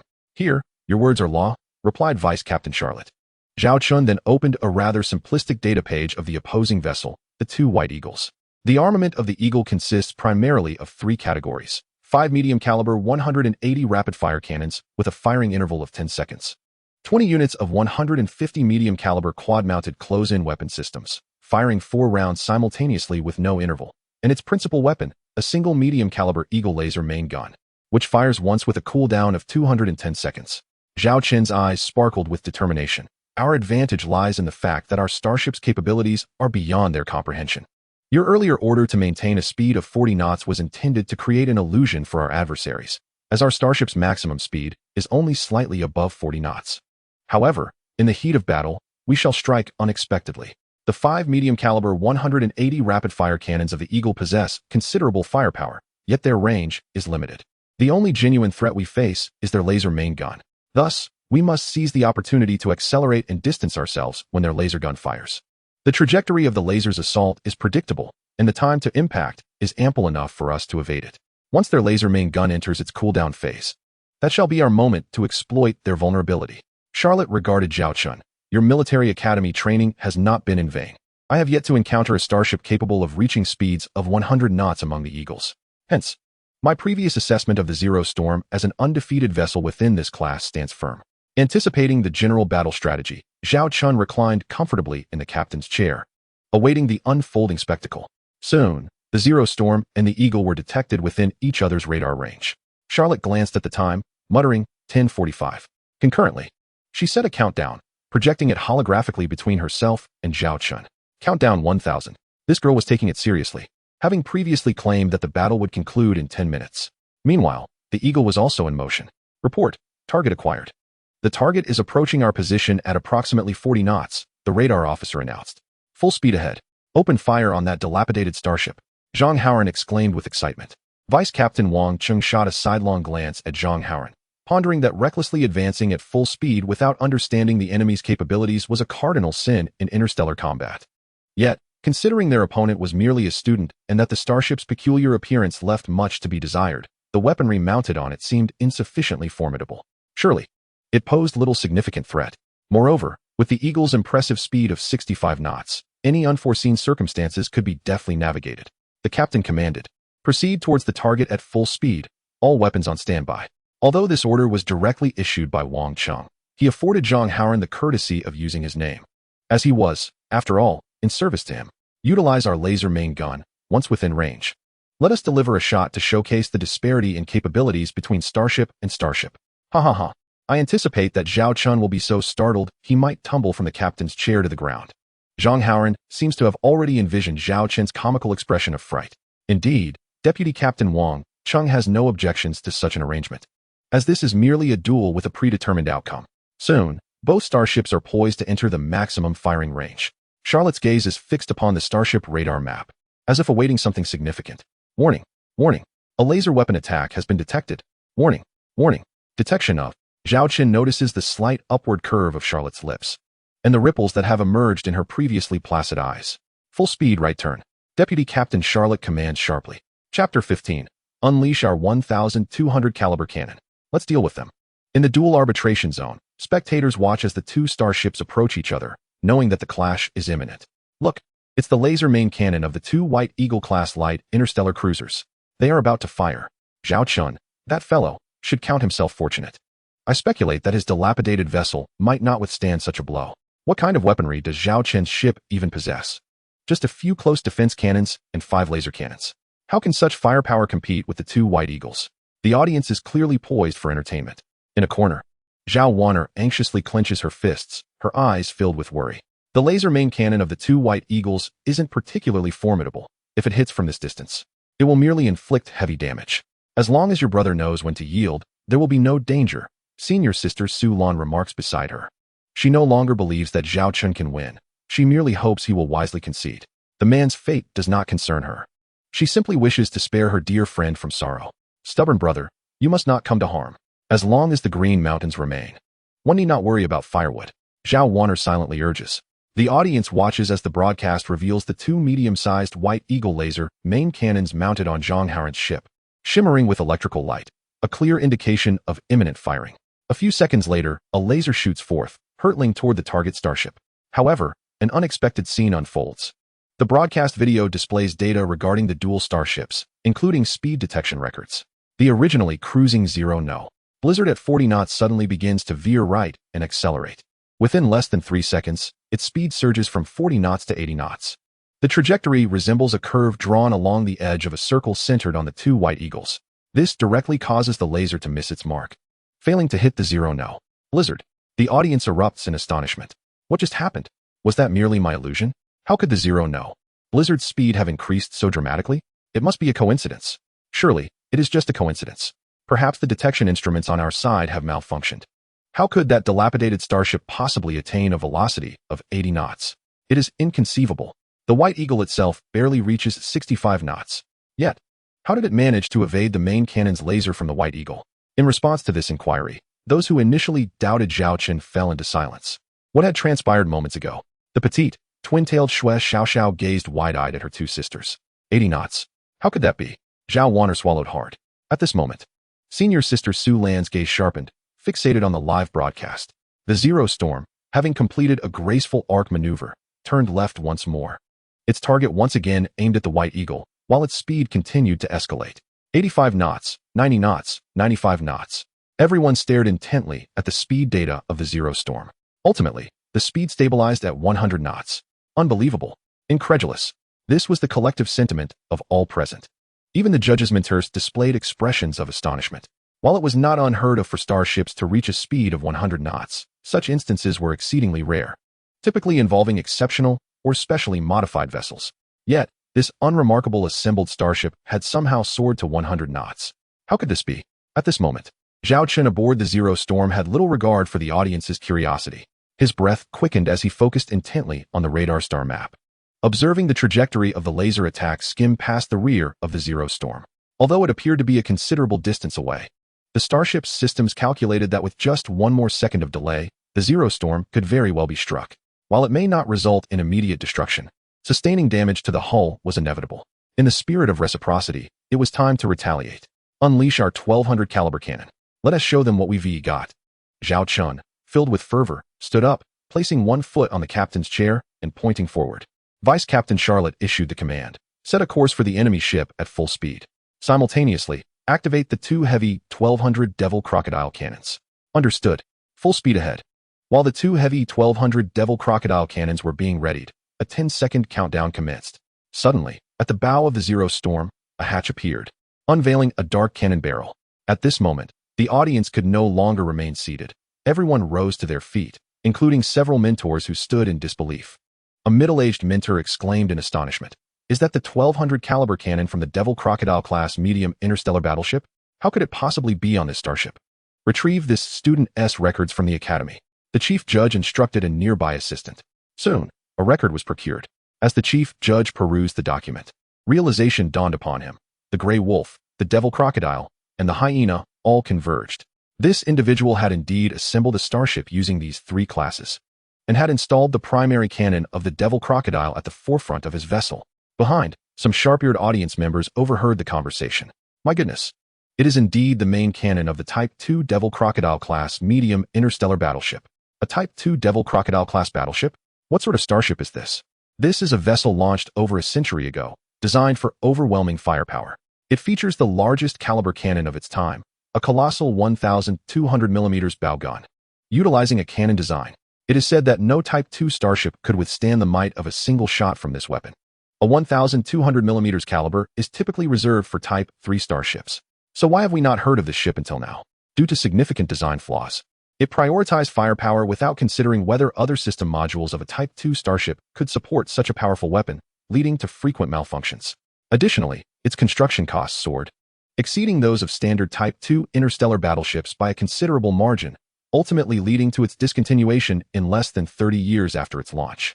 At this moment, senior sister Sulan was also moved, turning to Zhao Wanner. You never mentioned that your brother installed this cannon on the starship. I'm not too sure, Zhao Wanner replied, her expression peculiar, wondering what her brother was up to. A colossal cannon. A colossal cannon. I adore colossal cannons, exclaimed the twin-tailed lowly Shui Xiaoxiao, who was now jumping with excitement, her eyes sparkling. Sulan and Zhao Wanner exchanged resigned glances. It was clear that Shui Xiaoxiao was having another episode. She suffered from an intense obsession with colossal cannons, particularly drawn to the combination of interstellar battleships and large-caliber guns. Chapter 16. Fire. At this moment, under the watchful eyes of the crowd, the Zero Storm was racing towards the Type II White Eagle-class light interstellar cruiser at an astonishing speed. Gazing at the gleaming 1,200mm Devil Crocodile cannon, everyone surmised Zero Storm's intentions. All held their breath, awaiting the imminent events. Damn, why does that starship possess a 1,200mm Devil Crocodile cannon from a Type II Devil Crocodile-class medium interstellar battleship? Full-speed evasive maneuvers. Prepare all point defense weapons for interception, ordered Deputy Captain Wang Chung with a grave expression. Deputy Captain Wang, what is going on? That blasted cannon and the speed of that decrepit starship. Are we in danger? Zhang Haoren's face turned pale. Although he was a spoiled rich kid, he had spent 3 years at the Starship Military Academy and retained some basic knowledge about the formidable power of a 1,200mm cannon. Deputy Captain Wang did not respond, for even the most discerning observer could see the dire situation unfolding. Their laser main guns were in the cooling and charging phase, while their remaining secondary weapons had yet to reach effective range. Meanwhile, the enemy starship's speed surged to nearly 100 knots, with that 1,200mm cannon now prominently displayed. Their Type II White Eagle had become prey beneath the Hunter-S artillery. Their only hope lay in the prayer that the adversary's assault would not strike their starship, allowing them the opportunity to retaliate and perhaps salvage a glimmer of hope. Yet, the mere thought of the enemy vessel's terrifying velocity of 100 knots cast a considerable shadow upon Vice Captain Wang Cheng's psyche. Damn it. This is not a military academy. The opponent is not merely a fallen noble. How could they possibly command a starship capable of such speed? On the bridge of the No. Zero Blizzard, the countdown began. In 1 minute, we shall breach the enemy's secondary weaponry's maximum attack range. Before that moment arrives, we shall fire first. Charlotte turned to Captain Zhao Chen and declared, I will directly handle the targeting. You shall issue the fire command. Certainly. Zhao Chen replied with a nod. I will take over the targeting of the Devil Crocodile cannon. Charlotte proceeded to oversee the launch preparations. In 40 seconds, the starship's speed shall be reduced to 0. Understood. The navigation officer affirmed. Why reduce speed? Is the accuracy of a starship when firing while in motion not superior to that of being stationary? The answer is self-evident. 40 seconds slipped by in the blink of an eye. The crew promptly commenced operations. Initiate speed reduction. Engage the retrothrust system. Current speed, 80, 60, 40, 25. Report. The starship's speed is now 0. The vessel is in a stationary state. Completed. From a staggering 100 knots to a complete halt, the No. Zero Blizzard accomplished this feat in under 5 seconds. This astounding capability of acceleration and deceleration astonished the students and instructors in the audience. At this moment, the impending event became clear to all. Charlotte began to assess the starship's weapon system's automated targeting data. The 1,200 caliber Devil Crocodile cannon had locked onto the target. The 2 bald eagles. Once confirmed, she reported, Captain, target locked. Ready to fire at any moment. Fire. Zhao Chen's voice reverberated throughout the bridge. The exhilaration was palpable. Almost simultaneously, after over 80 years, the 1,200 caliber heavy Devil Crocodile cannon unleashed its fury once more. A high explosive shell, with a diameter of 1,200, surged forth from the cannon's bore at an astonishing speed. In that instant of firing, Zhao Chen could even perceive the bridge vibrating as though echoing the cannon's might. Observers from outside would notice that the discharge propelled the No. Zero Blizzard several meters backward, its bow slightly elevated. The remnants of chemical smoke still lingered at the cannon's mouth. Warning! Warning! Warning! An attack has been detected targeting this vessel. Please evade. Please evade. Please evade. Warning! Warning! Warning! An attack has been detected targeting this vessel. Please evade. Please evade. Please evade. Warning! Warning! Warning! An attack has been detected targeting this vessel. Please evade. Please evade. Please evade. The bridge of the 2 bald eagles flickered ominously with red lights, the system's alarms blaring incessantly. All starship closed defense cannons, prepare to unleash a barrage for interception. Hurry, hurry, hurry. Vice Captain Wang Chung urgently issued the interception orders. The two White Eagles, equipped with 20 medium-caliber quadruple close-in weapon systems, unleashed a torrent of fire, creating an intricate web of intercepting projectiles. Regrettably, these small-caliber shells faced an adversary armed with a colossal cannon measuring 1,200 in diameter, an utterly futile endeavor akin to a mantis attempting to stop a chariot. A thunderous sound erupted from the bridge of the White Eagle, causing the entire structure to tilt precariously to one side. Zhang Haoran was propelled through the air, landing 3 meters away, his head striking a corner with a heavy thud, blood streaming down his face. As he collapsed to the ground, clutching his bleeding head in terror, he exclaimed, "What is happening? Am I going to die? I don't want to die. Mother, help me." At that moment, Deputy Captain Wang Cheng was too preoccupied to attend to the distraught young master, as he lacked even the basic instinct to steady himself amidst the bombardment. Report. The portside armor has been breached, leading to an explosion in the left ammunition compartment, resulting in a catastrophic detonation. 37 compartments have been affected, and they have been sealed off. 8 crew members are confirmed dead. The number of injured remains unknown. Report. The recent explosion has impacted our starship's energy systems, with power supplies plummeting at a rate of 10% per minute. If this situation is not controlled, we anticipate a complete loss of energy supply within 10 minutes. Report. Our weapon systems have malfunctioned, with several weapon modules rendered inoperable. Report. Our ship's speed is continuously declining and remains unmanageable. The bridge was engulfed in a cacophony of dire reports. Deputy Captain Wang Cheng's expression turned to one of disbelief. He had never fathomed that a single enemy shell could wreak such havoc. The White Eagle was now in a severely damaged state, and continued bombardment could very well lead to the ship's destruction and the loss of lives. Young Master Zhang, we have lost this battle. It is time to surrender. Wang Cheng stated gravely as he approached Zhang Haoran. Lost? How could this be? You are supposed to be an exceptional captain. My father hired you. How can you let us lose? Zhang Haoran retorted, the panic subsiding momentarily as he rose unsteadily and slapped Wang Cheng across the face. Wang Cheng lowered his head in silence. At that moment, the ship's hull was once again shaken by a series of explosions. What is happening? What is happening? Zhang Haoran crouched down in fear. He raised his gaze to the floor-to-ceiling windows at the front of the bridge, which were made of a special material offering a 100-degree view of the cosmos. This glass was not ordinary. Its strength surpassed that of the starship's armor, making it one of the most fortified areas of the vessel, albeit at a high cost. Thus only a few regions were equipped with it. Now, however, spiderweb-like cracks were forming on this bridge window. Report. The enemy vessel is rapidly closing in on us, and its secondary weapons are inflicting damage. The crew reported in haste. Report. The armor on the ship's bow has sustained a 20% damage. Report. The armor on the ship's bow has sustained a 40% damage. Creaking sounds filled the air. Uncertain whether it was merely a psychological effect, Zhang Haoran seemed to hear the sound of shattering glass. His mind conjured images of the bridge's large windows fracturing, envisioning his own dire fate. In that moment, he felt a chilling sensation enveloping his lower body. In a panic, he cried out, "I concede. I surrender." Chapter 17. A piercing strike, securing victory. In the arbitration zone, all mentors and student spectators were left in stunned silence. A single, precise strike.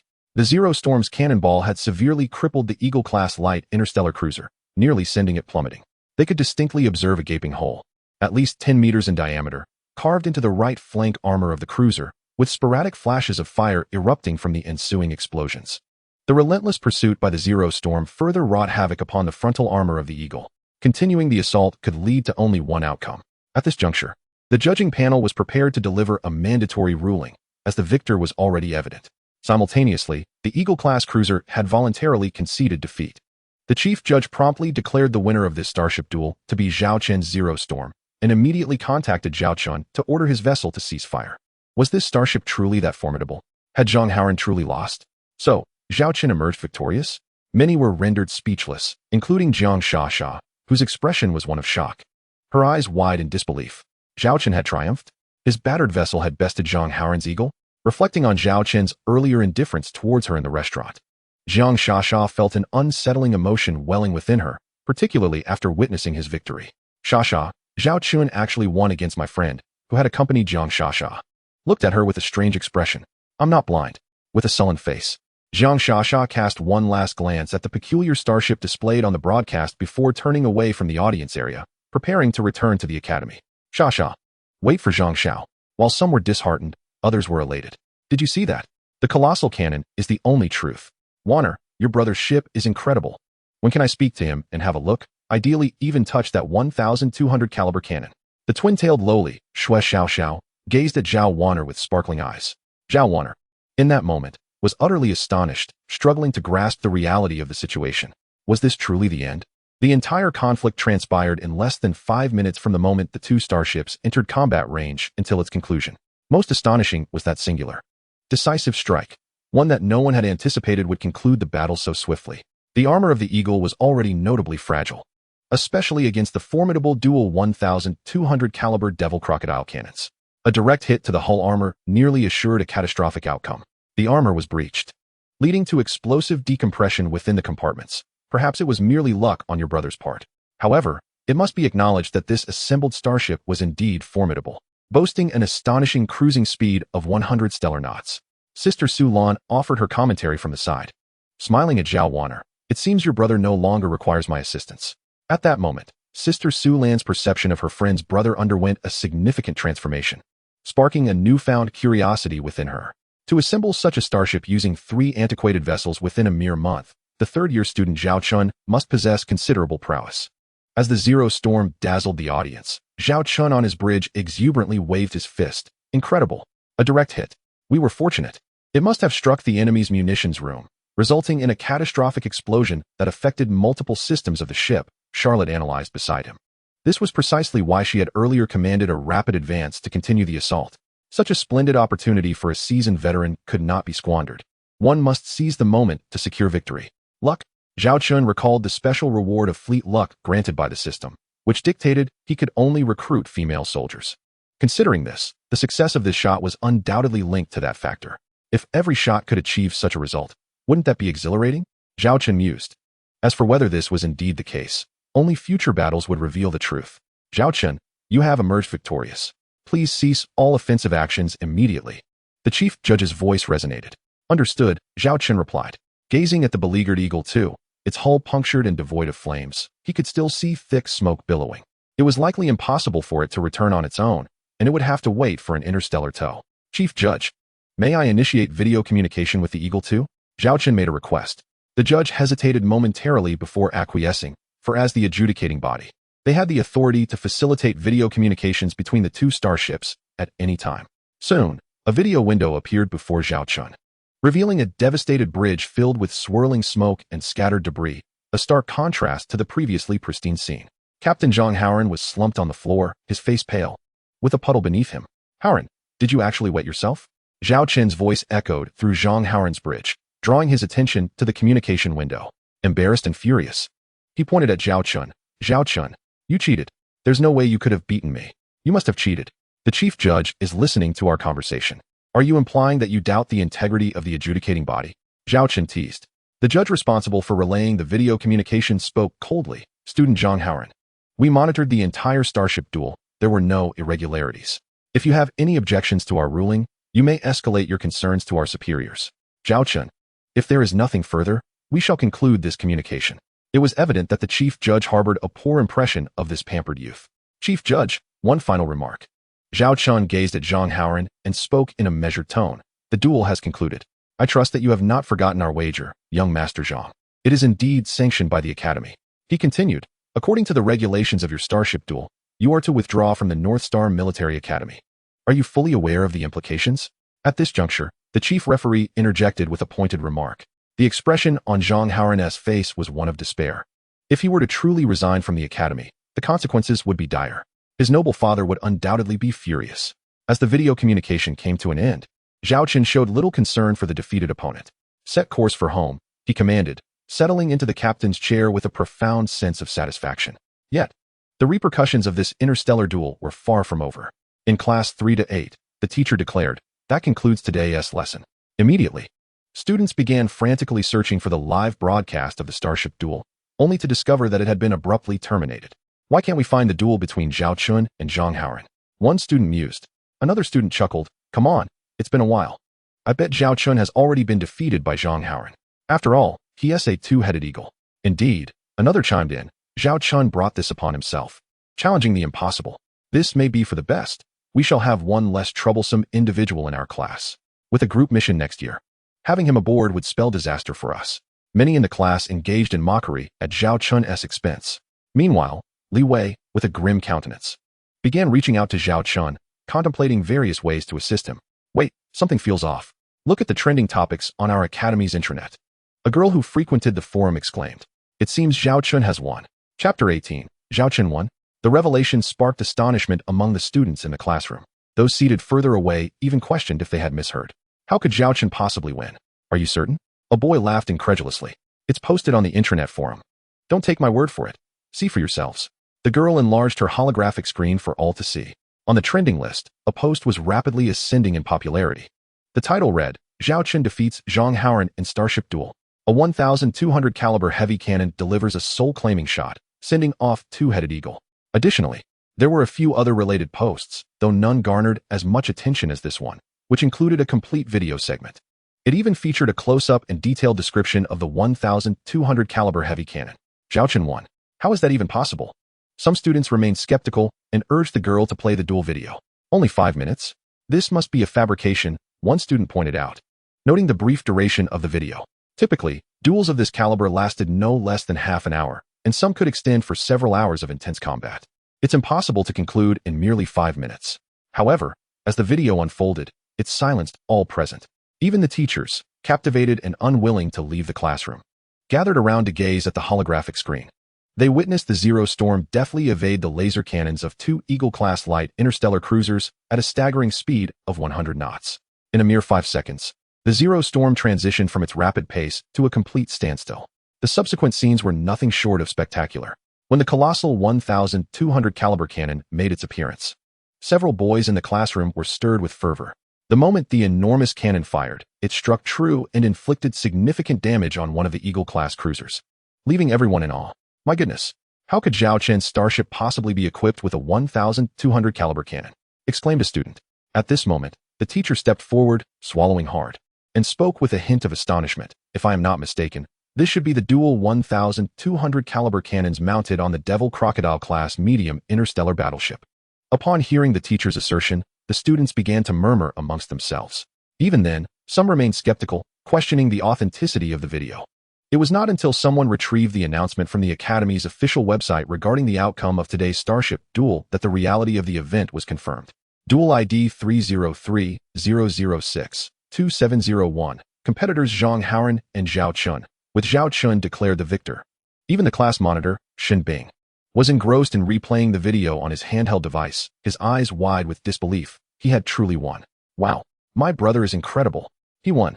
Li Wei finally snapped back to reality, his excitement akin to that of a victor himself. He pointed at his classmates and unabashedly declared, Did you see that? This is my brother Li Wei. You all mocked him before, wishing he would just disappear. And what happened? My brother struck with a single shot, while Zhang Haoran isn't even worthy to carry his shoes. You all are shallow. Go find somewhere else to cool off. With that, Li Wei dashed out, disregarding the disapproving expressions of his classmates, eager to find Zhao Chen and uncover the truth behind his unexpected victory. In the aftermath of Li Wei's scornful remarks, the classroom fell into a profound silence. Not a single person dared to speak. Even the teacher wore a look of shame, as he had previously believed without a doubt that Zhao Chen would lose. Now, Li Wei's words felt like a series of slaps across their faces. The Zero Storm docked at the North Star Starship Military Academy spaceport, in a spot that Zhao Chen had reserved in advance. As the battle had left the ship virtually unscathed, no repairs were necessary. All right, mission accomplished. You are free to explore within the confines of this starship, Zhao Chen said, patting Vice Captain Charlotte on the shoulder. However, his gaze lingered on Charlotte's fluffy head, tempted to see what it felt like to stroke the white tiger beast girl's fur, though he quickly dismissed the thought. After all, Charlotte's sharp tiger fangs were not merely for show. His eyes were drawn to the pair of distinctively white, clipped ears. The sight is truly heart-wrenching and detracts from the overall aesthetic appeal. Zhao Chen resolutely vowed to restore Charlotte's body in the future, for Charlotte is now his first officer, and it shall be regarded as a benefit for the crew. Indeed, First Officer Charlotte silently acknowledged this. Zhao Chen departed from the bridge and returned to his captain's quarters. Upon entering the captain's quarters, he found the space to be quite ample, approximately 50 square meters in area. It comprised a bedroom, a living area, a desk for work, and even a bathroom for bathing. Despite the outdated layout reminiscent of decades past, the captain's accommodations were still remarkably comfortable. Zhao Chen had previously surveyed the crew's dormitory aboard the starship, which bore a resemblance to the dormitories of his past life, albeit with considerably less space. Each dormitory housed 6 tri-level folding bunk beds, accommodating 18 individuals. The narrow passage between the beds was less than a meter wide, and the 18 residents shared a single restroom. The lingering scent, even after decades, left Zhao Chen with a sense of nostalgia. Space constraints plagued even starships, necessitating the compression of living quarters for ordinary crew members. However, there were designated single and double dormitories for senior personnel. The situation had become even more dire, as the dormitory originally intended for 50 crew members now housed 100 half-beast crew members, leaving many of them to sleep on the floor. In comparison, Zhao Chen's living environment was exceptionally pleasant. With a sigh, Zhao Chen flung himself onto the large bed. After relishing a few moments of its comfort, he turned his attention to business. Following his victory over Zhang Haoran, Zhao Chen's task system had notified him of the completion of his mission, awaiting him to claim his reward. Task details: challenge Zhang Haoran to a starship duel and defeat him in the process. Task difficulty, level. Task reward: 1 task point and 300 points. Failure penalty: deduction of 300 points. Task completed, please claim your reward. With a thought, Zhao Chen initiated the reward claim. Task rewards acquired: 300 points and 1 task point. At that moment, Zhao Chen's interface displayed these rewards. Host: Zhao Chen. Profession: Elite Starship Engineer. Special attributes: Fleet Luck Bonus. Eye of Insight. Points: 400. Task points: 1. Starships. 1. Current tasks. Quarterly tasks, incomplete. Warehouse. 3 blueprints for Blizzard-class light interstellar battlecruisers. His points had increased from 100 to 400, along with the addition of a task point. With a task point in hand, he wondered what valuable items he could redeem from the system shop. Zhao Chen opened the system store to seek his treasures. Chapter 19. Selling Starship Technology. 1 Gray Rat-class medium interstellar destroyer, 1 Shield Soldier-class medium interstellar frigate. Zhao Chen's initial excitement gradually waned. As he scrolled further down, he found that nearly everything consisted of single-star starships. The exchange conditions were not steep. 1 task point and several points of system currency could trade for a single-star item. The dilemma lies in Zhao Chen's disdain for these one-star ships. Despite his understanding that these system starships surpass their real-world counterparts of the same class in terms of performance and cost-effectiveness, they remain fundamentally one-star vessels. Zhao Chen's assembled older starships are of a second-tier classification. Thus, it is inconceivable for him to construct another first-tier ship. However, the predicament is that the marketplace exclusively offers items of the first technological level. Upgrading seems imperative. While second-tier items would be manageable, the first tier is simply inadequate. Zhao Chen promptly inquires about the conditions for upgrading the system marketplace. The upgrade prerequisites are as follows. First, exchange for a single first-tier item, not yet completed. Second, accomplish 1 system task at the specified level, completed. Third, expend 100 system points for the marketplace upgrade. The first 2 conditions must be met. It appears there are indeed upgrade requirements. His previous duel with Zhang Haoran was a system task, which he successfully fulfilled. Currently, Zhao Chen possesses sufficient system points. The only unmet requirement is the exchange for a first-tier item, which brings him back to square one. He must acquire a first-tier item. Furrowing his brow, Zhao Chen ponders deeply until a flash of inspiration strikes him. If he were to exchange for a 1-star ship, it need not be for personal construction. He could sell it instead. Exceptional starship technology has always been in high demand, albeit rarely sold due to its rarity. Zhao Chen, however, harbors no such concerns. Although direct sales yield less profit than constructing and then selling, he lacks the time to engage in such endeavors and would prefer to make a quick profit through direct sale. However, selling a 1-star ship technology outright, even if it is the lowest tier, would inevitably draw attention to him as a student, necessitating a concealment of his identity. In contemplating this, Zhao Chen suddenly recalls someone, Li Wei. Li Wei's family is engaged in interstellar trade and operates a conglomerate known as the Beiyin Interstellar Trade Group.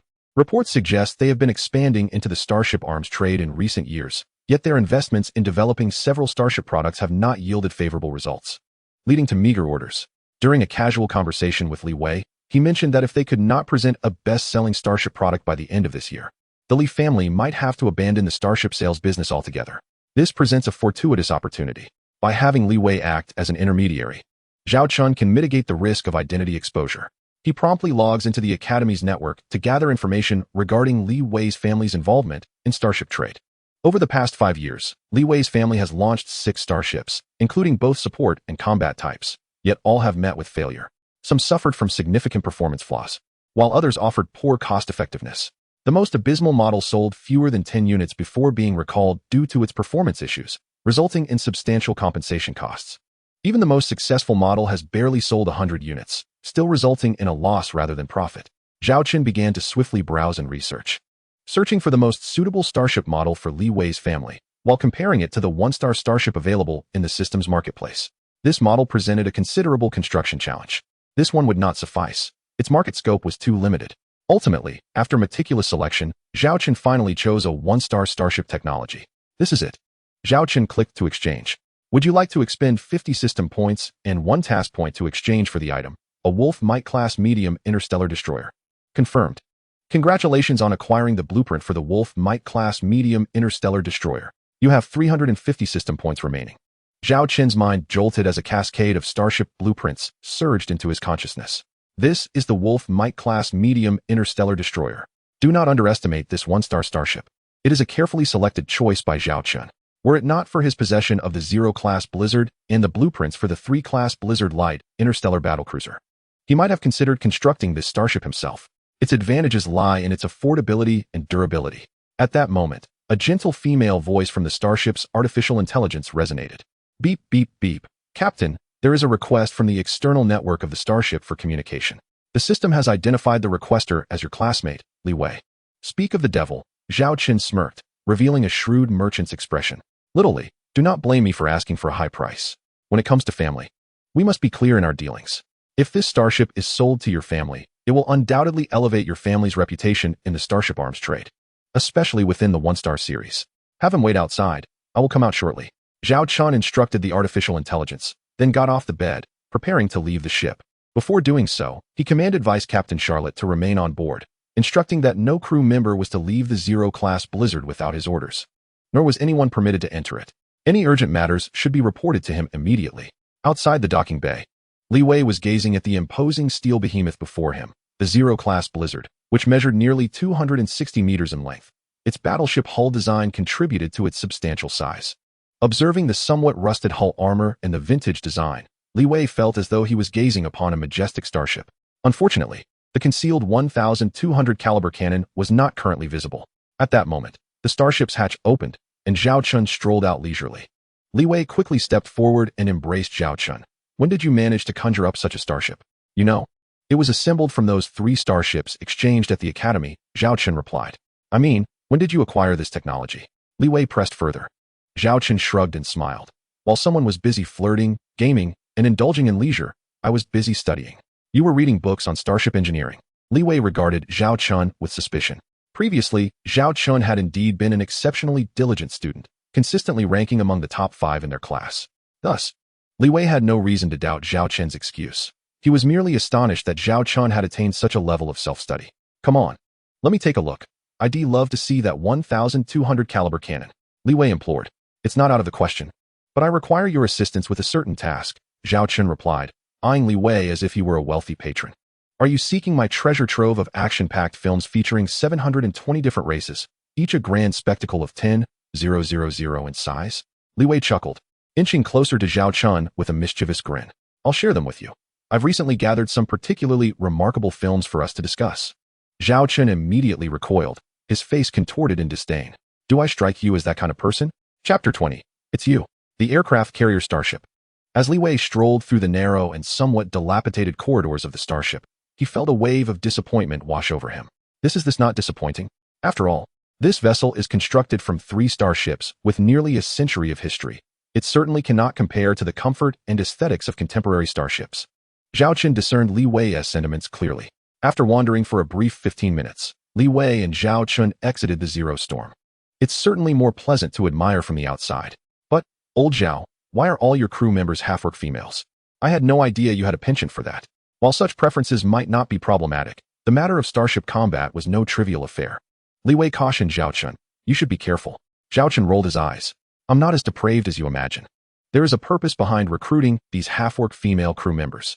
They were originally female crew members themselves, but due to certain circumstances, they have found themselves in this predicament.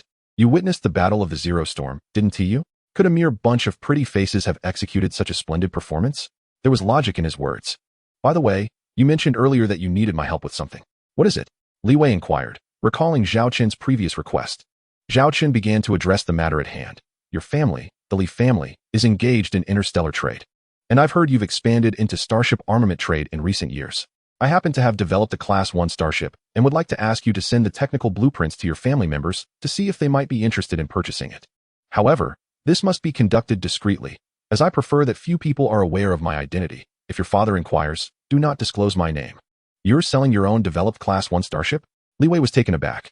You're capable of developing starships on your own? Yet, upon reflection, if Zhao Chen could assemble 3 outdated starships into a formidable combat vessel, then developing a Class 1 starship did not seem implausible. After all, the technical challenges of a Class 1 starship were not particularly daunting, with some technical blueprints having been publicly released for educational purposes. I cannot interfere with our family's business dealings, so I cannot guarantee whether we can purchase your starship. However, I can mention it to my sister, as she was the one who initially proposed the expansion into the starship arms trade, and she is now the head of that division within our group. Nevertheless, our company holds a rather pessimistic view regarding this venture, having suffered losses for 4 consecutive years. In fact, a model of the one-star ship that was supposed to be launched this year is still pending. The shareholders have begun to exert pressure, urging the abandonment of this business line, Li Wei remarked. Zhao Chen patted Li Wei on the shoulder and handed him a thumb-sized storage device. Whether or not we can reach a collaboration is inconsequential. What matters is that your Li family sees this. You can encrypt and send this information directly to your sister. Remember, keep my identity confidential. If your sister inquires, just fabricate an excuse. This contains the technical blueprints for the one-star ship you mentioned. Are you truly comfortable in trusting it to me? Is the online transmission secure? Should I personally deliver it to my sister? I happen to have a holiday in a few days and plan to return home. I will inform you of the outcome next semester, Li Wei said cautiously. Although it is merely the blueprints for the one-star ship, it represents Zhao Chen's considerable effort. This is considered a trade secret, typically delivered in person rather than transmitted online. No worries, the documents within are already encrypted. Once sent, just let me know, and I will remotely decrypt it for review. You can send it back now. I am pressed for time, Zhao Chen stated. Zhao Chen could not afford to wait until the semester concluded. His plan was to leverage the one-star ship technology to secure funds and subsequently endeavor to construct a genuine system starship. Although the Zero Storm is commendable, it remains merely an assembled starship. Understood, I shall proceed as you instructed, but do not harbor overly ambitious expectations, Li Wei cautioned Zhao Chen, concerned that his sister might reject the technical blueprints, thus embarrassing Zhao Chen. Given his sister's character, she is unwavering in business matters and would resolutely refuse anything unsatisfactory to her. No worries, just follow the plan. You need not concern yourself with subsequent events. Zhao Chen replied with a smile. As long as Li Wei's sister is not foolish, she will undoubtedly recognize the inherent value of this starship. Indeed, Li Wei bid farewell to Zhao Chen and returned to his dormitory, where he followed Zhao Chen's instructions and sent the contents of the storage device to his sister. The file was substantial, and given the interstellar information transmission, it would take approximately a day. Li Wei preemptively sent a brief message to his sister, alluding to the matter. Zhao Chen also returned to his dormitory. Although he now had a captain's quarters on the Zero Storm, many of his belongings remained in the dormitory, necessitating their transfer to the ship. As the semester was concluding, there would be no need to book tickets. He could simply return to the territory aboard the Zero Storm. The dormitory was a single room, and its space paled in comparison to the captain's quarters. Sitting on the single bed, Zhao Chen opened the system interface and accessed the upgrade page of the marketplace. System Mall upgrade conditions. First, redeem 1 level 1 item, completed. Second, complete a level system task, completed. Third, consume 100 system points for mall upgrade. The first 2 items are completed. Upgrade can be done at any time. Without hesitation, Zhao Chen clicked to upgrade the system mall.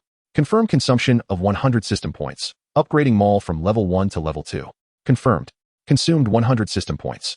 Upgrading mall from level 1 to level 2. Your remaining system points, 250. Congratulations, you have unlocked the products of the System Mall Series 2, and you have gained a chance to redeem any product without task points. A delightful surprise emerged.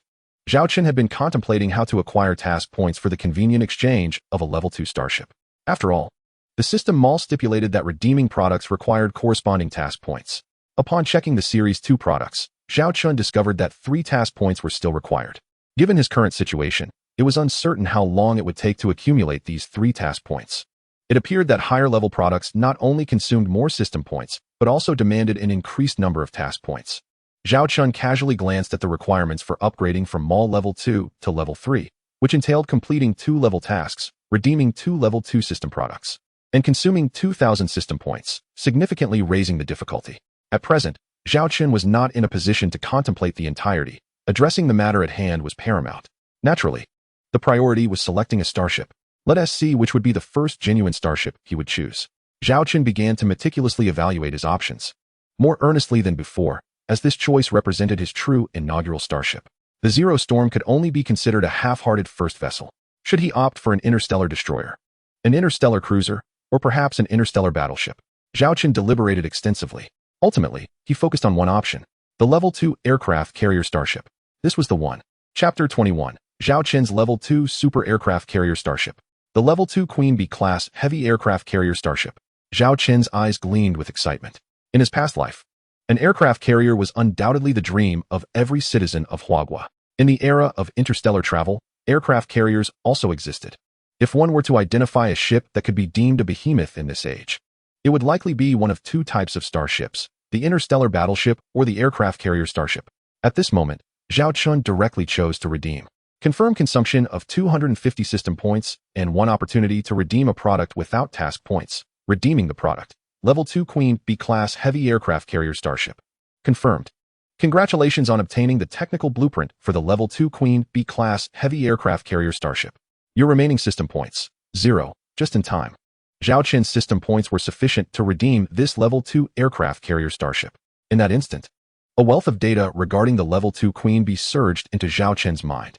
Generally speaking, if an interstellar fleet included an aircraft carrier, it would undoubtedly necessitate a considerable number of escort starships, unlike an interstellar battleship that could operate independently. In reality, the number of operational aircraft carrier starships is significantly fewer than that of interstellar battleships, as the cost of constructing an interstellar fleet centered around an aircraft carrier is exorbitant. Otherwise, it is illogical for a single aircraft carrier starship to possess combat effectiveness. However, the 2B King is an exception. It boasts the capability to operate independently, which is precisely why Zhao Chen sought to acquire it. The combat strategies employed by aircraft carrier starships are primarily categorized into three types: interstellar fighters, interstellar drones, and small to medium-sized starships. The latter is quite rare. An aircraft carrier capable of accommodating starships must be at least of level 3, as smaller vessels cannot physically accommodate such an arrangement. Returning to the topic at hand, let us discuss the 2B King.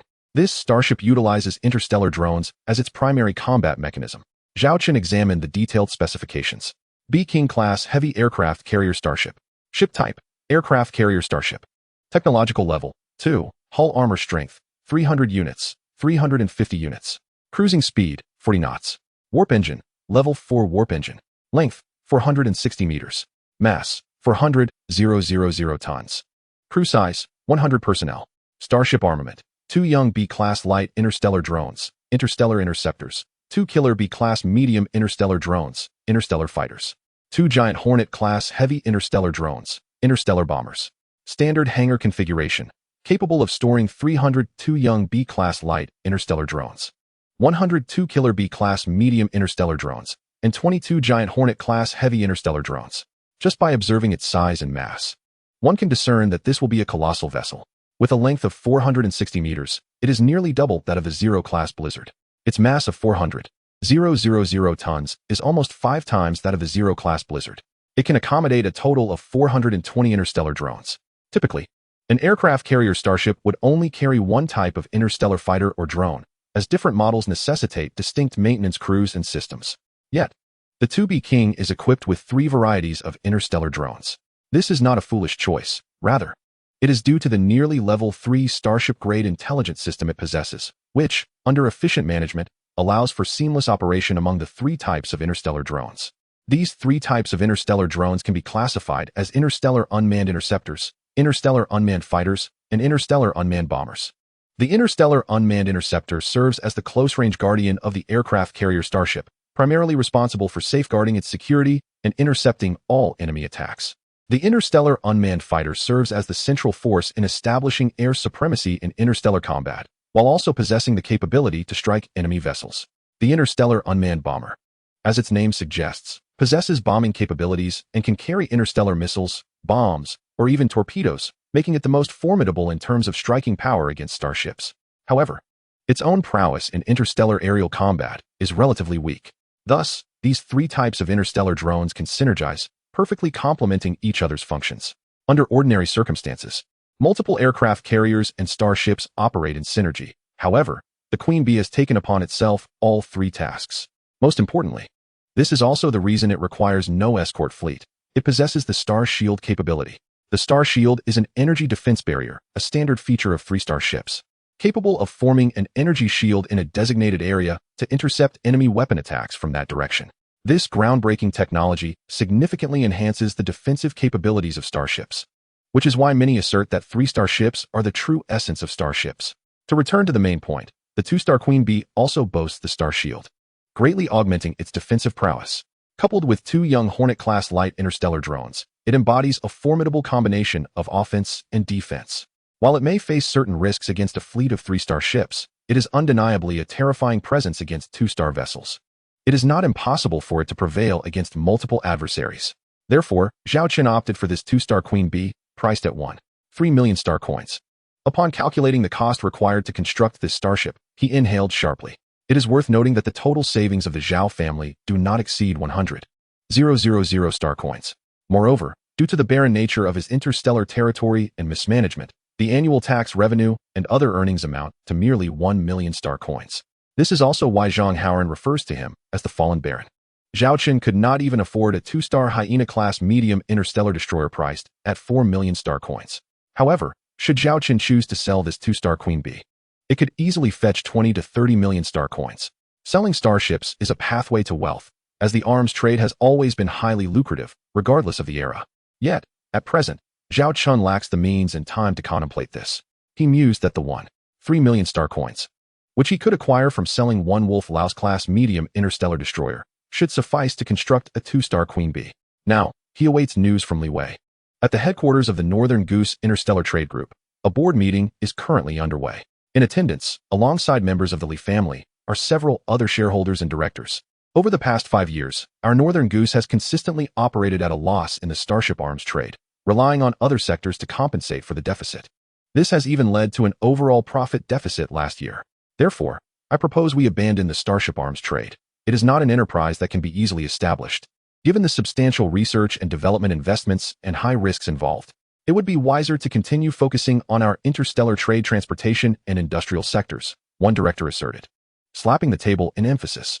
The other directors concurred, demanding a halt to any further involvement in the starship arms trade. No, our Northern Goose has reached a bottleneck in its development. The competition in our original business sectors is becoming increasingly fierce. If we do not find a breakthrough, Northern Goose will inevitably decline. A captivating woman, with an alluring figure, rose to speak, asserting the necessity of seizing the opportunity within the starship arms trade to elevate Northern Goose to new heights. However, the other board members vehemently opposed. Miss Li, this cannot solely rest on your judgment. Although the Bei Yin was established by your family, your shares, along with your father's, only amount to 45. The rest of us are against it. This is the resolution of the board, remarked the director, the one with the largest shares aside from the Li family. With a disdainful snort, Li Yaqi bit her lip, remaining silent. The interstellar arms trade was her dream, her life's work, while others saw only 5 years of investment. Li Yaqi had begun her preparations a decade ago, dedicating all her time and energy to it. In her 30s and unmarried, how could she abandon her endeavors? Chapter 22, The Mysterious Starship Technology. Ahem. The middle-aged man seated at the head of the table surveyed those present. You are all uncles and elders of Yaqi. Her expansion into the interstellar arms trade is for the benefit of Bei Yin. This is akin to pioneering new territories. Every beginning is fraught with difficulties. When my father established Bei Yin, it was not without enduring the challenging first decade that we attained the present Bei Yin Interstellar Trade Group. This man was the chairman of the Bei Yin Interstellar Trade Group, the current head of the Li family, and Li Wei's father. Chairman, what was true back then is different now. We have families to support. We trusted you, the head of the Li family, and invested our lives and fortunes into Bei Yin. But now, we are facing deficits. Investing in the interstellar arms trade is a bottomless pit. At this rate, Bei Yin will be ruined, scoffed the second director. Sticking to conventions and lacking initiative, afraid to leave the comfort zone, is what will drag Bei Yin down. Li Yaqi could no longer contain her indignation and stood to rebuke. Upon hearing her remarks, the board members began to murmur among themselves, criticizing her for being disrespectful and immature. I have said before, it is inappropriate for a girl to engage in business. Yaqi, nearing 40. If you had listened to me back then and married that count's son, you would not be toiling here now. You would have become a countess and enjoyed life. The second director chuckled. Enjoy life? Second uncle, I do not wish to be like my cousin, a gilded cage for someone else. My cousin's husband flirts with others, and she dares not speak a word. If this is what you call enjoying life, then I, Liyaki, have no interest in it. Liyaki boldly retorted. The second director's expression darkened. He was her uncle, her father's younger brother, and the second largest shareholder of the Bay Yin Interstellar Trade Group. All right, let's do this. Let us give Yaki a little more time. Was it not agreed upon for 5 years? As long as Yaki's Interstellar Arms Trade Department can turn a profit within that time, it will continue to exist. There is still half a year left. Why the rush? The head of the Lee family said cheerfully. Let us grant my niece 6 months. By then, I will arrange a good marriage for her. The two directors huffed and left the conference room, followed by the other board members. The head of the Lee family gazed at his daughter, who wore an expression of discontent and resentment. He sighed deeply and said, Yaki, it is not that I do not wish to assist you. In business, it is always about profit. You have 6 months remaining. If your arms trading division can break even, or even turn a profit within that time frame, I will allow it to continue. However, if it fails, then that is that. Should you wish to pursue business further, you may continue with the interstellar transport trade you previously engaged in. 6 months to turn things around seemed an insurmountable task.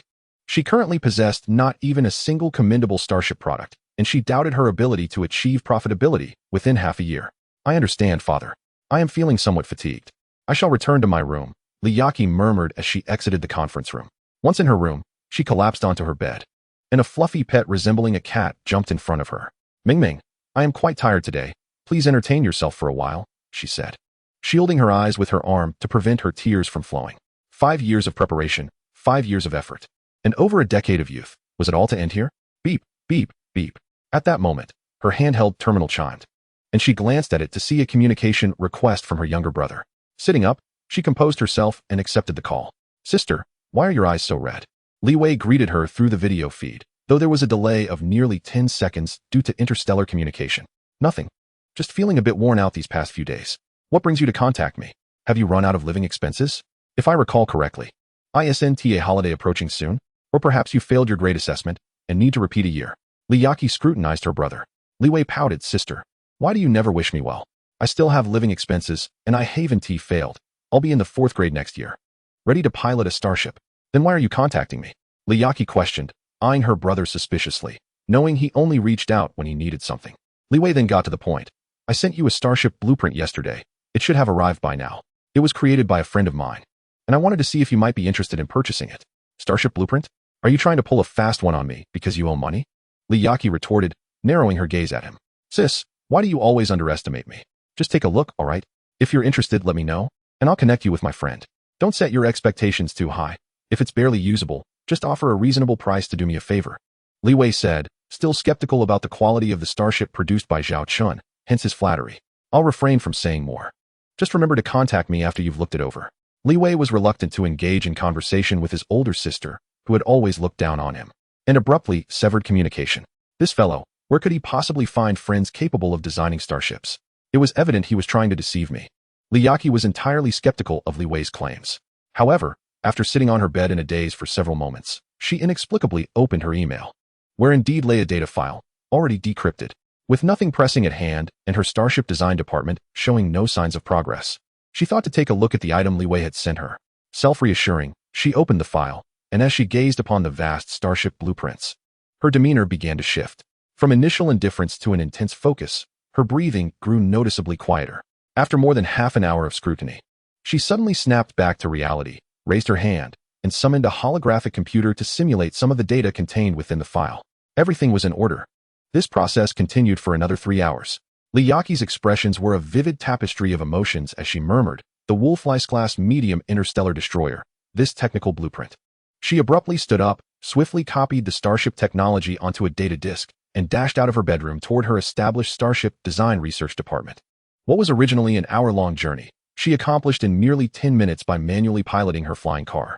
Without pausing to change into her research attire, she burst into the research department, standing before her team of engineers and researchers, pointing at the data disk. Quickly, assist me in assessing the feasibility of this starship blueprint. Liyaki exclaimed, her excitement barely contained. I need a reliable feasibility report within 5 hours. No, within 3 hours. Chapter 23, 3 million star coins, a buyout. Within those 3 hours, the entire research team transitioned from confusion to astonishment and elation. Manager Lee, where did you acquire this starship technology? Although it contains only 80% of the data, with crucial technical information omitted, this Starship technology is undoubtedly feasible. Furthermore, the cost-performance ratio of this Wolf-class medium interstellar destroyer is exceptionally high. I never imagined a starship of such low cost could possess such remarkable performance. If marketed, it would undoubtedly be a best-selling starship product. The chief engineer of the research department, an elderly man with a head of white hair, stood before Liyaki, visibly thrilled. Clutching the data disk, she regarded it as a treasure. If she had previously felt as though she were plummeting into an abyss, this data disk was the lifeline that had fallen from the heavens. You all must set aside your current research tasks and conduct an in-depth study of this starship technology. Liyaki handed the data disk to the chief engineer. Before the elder could inquire further about the origin of the starship technology, Liyaki had already dashed out of the research room. Seated in her flying car, she promptly began to contact her brother. The first attempt ended abruptly. Liyaki was perplexed. The second attempt was also cut off. Liyaki felt a sense of unease.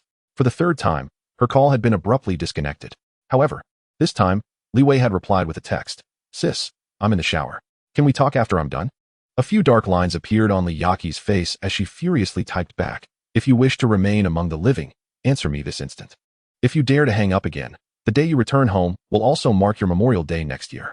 Liyaki sent a fourth call request, which was not immediately rejected.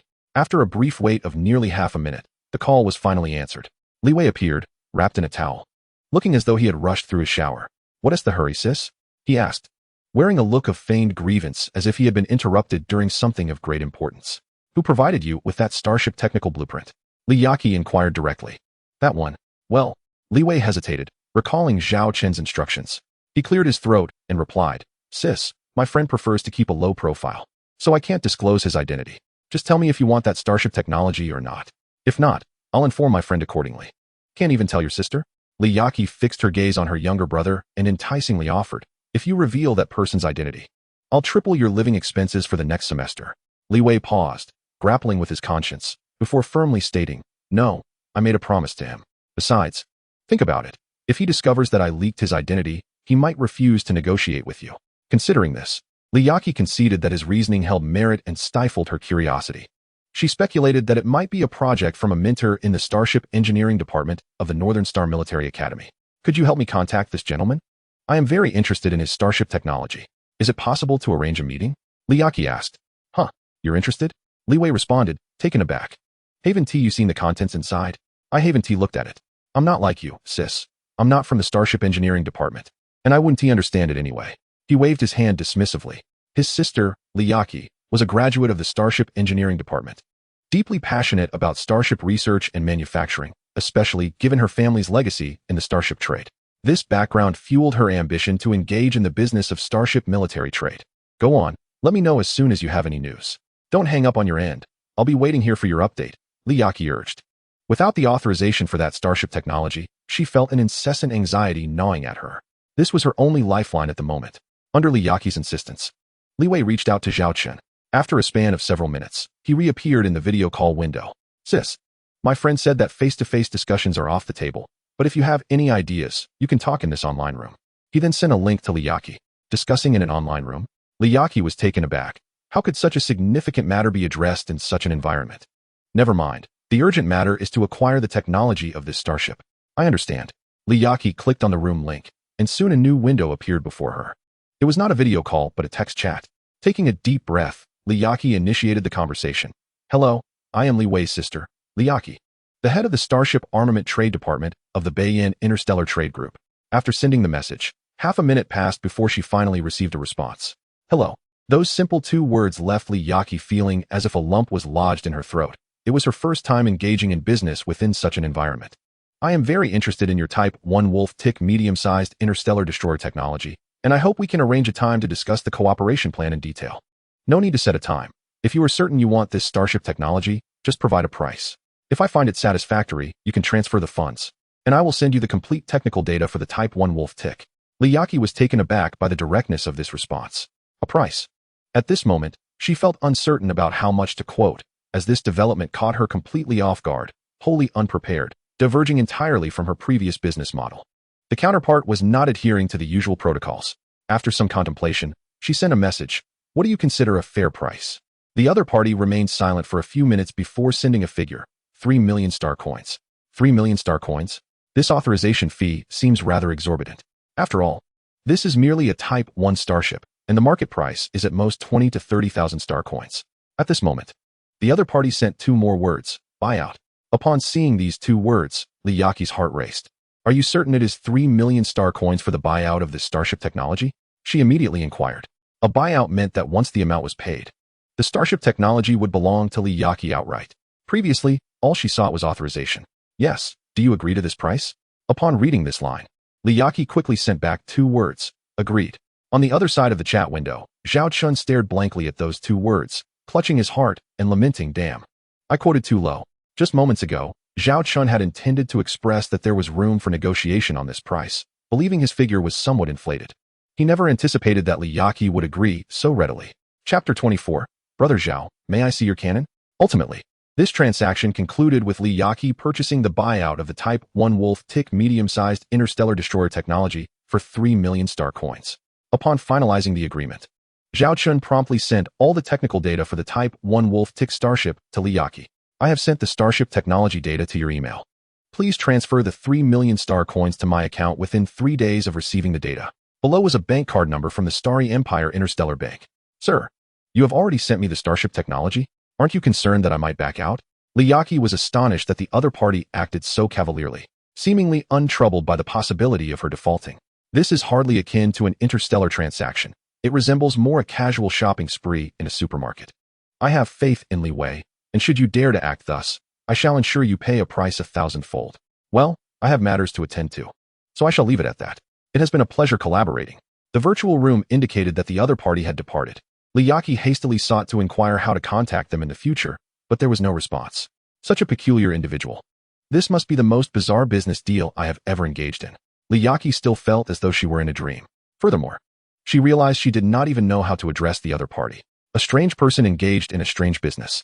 Nevertheless, as long as she could acquire all the technical data of the One Wolf Louse, she was confident that within 6 months, she could turn the tide for the starship arms trade, leaving those who awaited her downfall utterly astounded.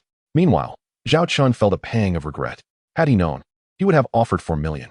He chuckled bitterly, acknowledging his inexperience in the business realm. To be candid, 3 million star coins was already a relatively high buyout price in the realm of one starship technology. It merely happened that Liyaki was in dire need of starship technology. A thirsty individual, upon receiving a bottle of water, would naturally overlook a somewhat exorbitant price. 3 million. 3 million. Zhao Chen began formulating plans to construct his second starship, namely the 2 Queen B-class heavy aircraft carrier starship. The construction of a starship requires extensive preparations. It is not merely a matter of assembly. There are countless considerations such as raw materials, construction sites, and technical expertise. Beep, beep, beep.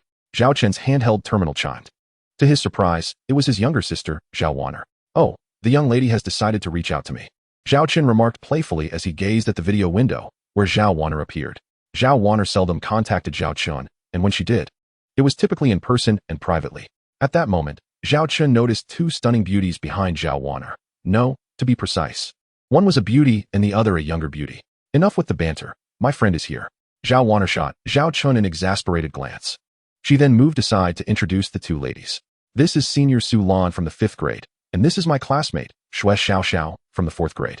I need not introduce this one, my brother. Upon uttering the words my brother, Zhao Wanner displayed a clear expression of disdain. Greetings, we often hear Wanner speak of you. Senior Su Lan greeted politely. She speaks of me.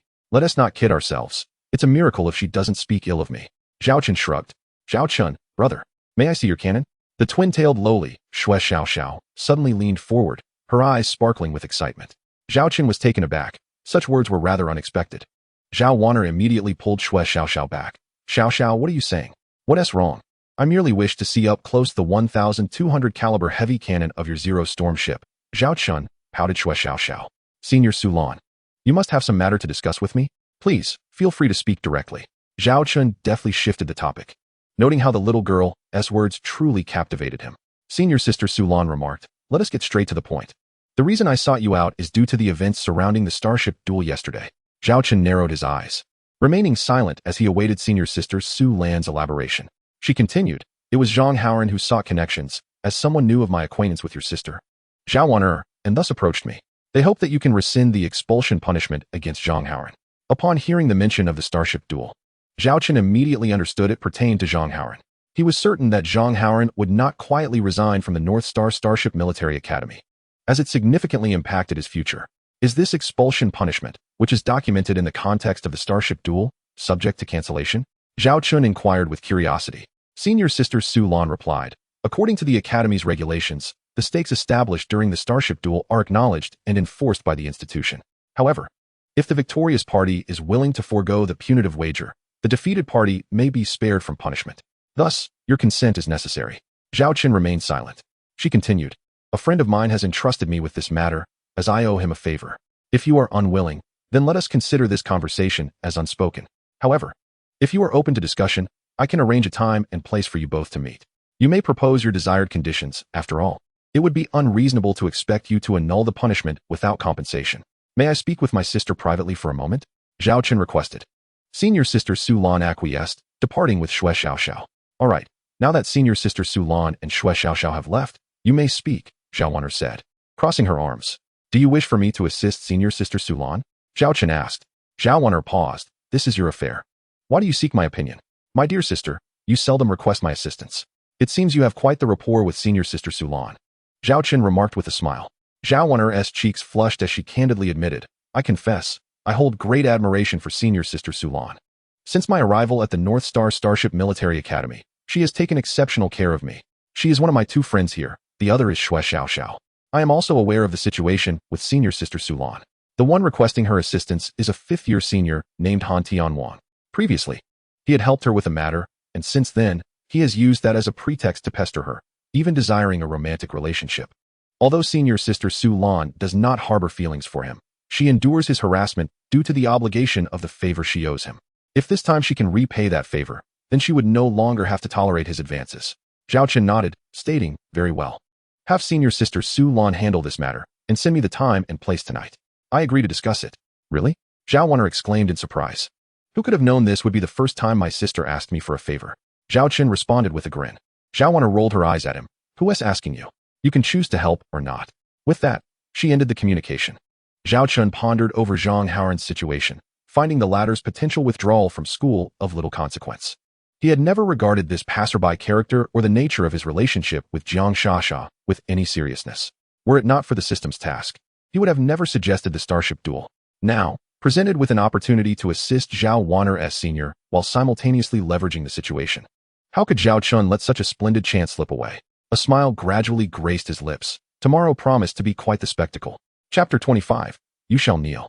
In the oceanic-themed restaurant of the North Star Starship Military Academy, Zhao Chen observed the holographic images of aquatic creatures from an unknown galaxy gracefully drifting before him. The atmosphere of the restaurant was tranquil, with only a modest number of diners present. This establishment was considered one of the more upscale venues at North Star, frequented primarily by those of noble descent, with half of the ingredients reportedly sourced from organically cultivated produce. 3 enchanting young women accompanied Zhao Chen, drawing considerable attention. Junior Zhao Chen, have you determined the terms you wish to discuss with Zhang Haoran? Inquired Senior Su Lan. I have a plan in mind. Zhao Chen replied with a smile. Seeing his confidence, Senior Su Lan refrained from further comments, recognizing her role as merely a mediator. The outcome of this affair mattered little to her. She was merely fulfilling a favor owed to someone, facilitating the introduction. Lan Lan, over here. A voice called out. And from a distance, Zhao Chen spotted a pale young man seated at a round table by the window, waving to Su Lan and her group. 3 individuals were already seated around the table, one of whom was Zhang Haoran, while another was a stranger. Zhang Haoran's expression was notably grim. His fleeting gaze met Zhao Chen's momentarily before quickly averting, revealing a pitiful demeanor. Yet, Zhao Chen astutely perceived the underlying animosity in Zhang Haoran's gaze. Such a character would not be easily deterred by a single reprimand. Feel free to express any thoughts you have, if we cannot reach an agreement. We shall depart without concern for our presence, Senior Su Lan whispered into Zhao Chen's ear. Zhao Chen nodded in acknowledgement. Beside him, Zhao Wan'er appeared somewhat anxious, casting worried glances at her brother. Although he held the title of Baron, he had never encountered such formal situations. Xue Xiaoxiao, on the other hand, wore an eager expression, relishing the prospect of mischief.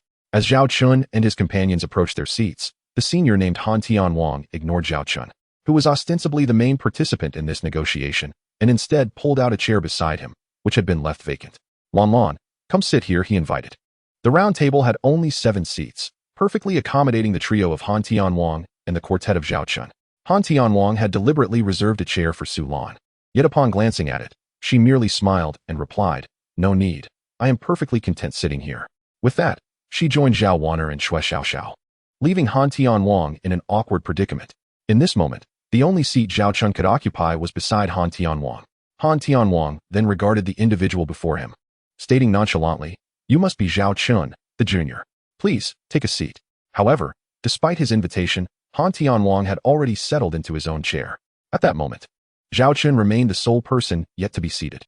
Nevertheless, Zhao Chen did not approach Han Tianwang's side, but instead placed his hand upon a chair before him, declaring, "No need, I shall sit here." Instantly, the atmosphere shifted, becoming palpably tense, for Zhao Chen's hand rested upon the chair designated for Zhang Haoran.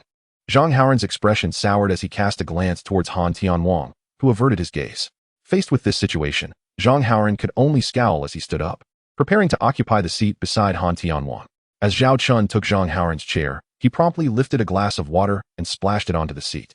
"Is there a place for you here?" The tension in the air plunged further into icy silence. Zhang Haoran clenched his fists. "Junior Zhao Chen, there's no need to be so aggressive. Previously, it was merely a misunderstanding between you and Junior Haoran. Now that we are gathered for a meal, let us consider this a resolution of that misunderstanding.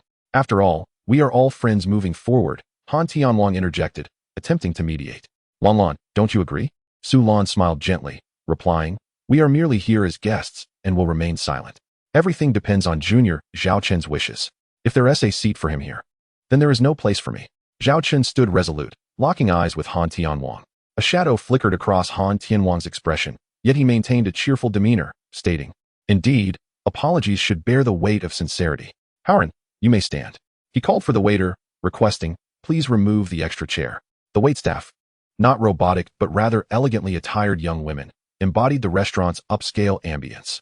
Once the chair was removed, Zhang Haoran became akin to a pillar, standing between Zhao Chen and Han Tianwang.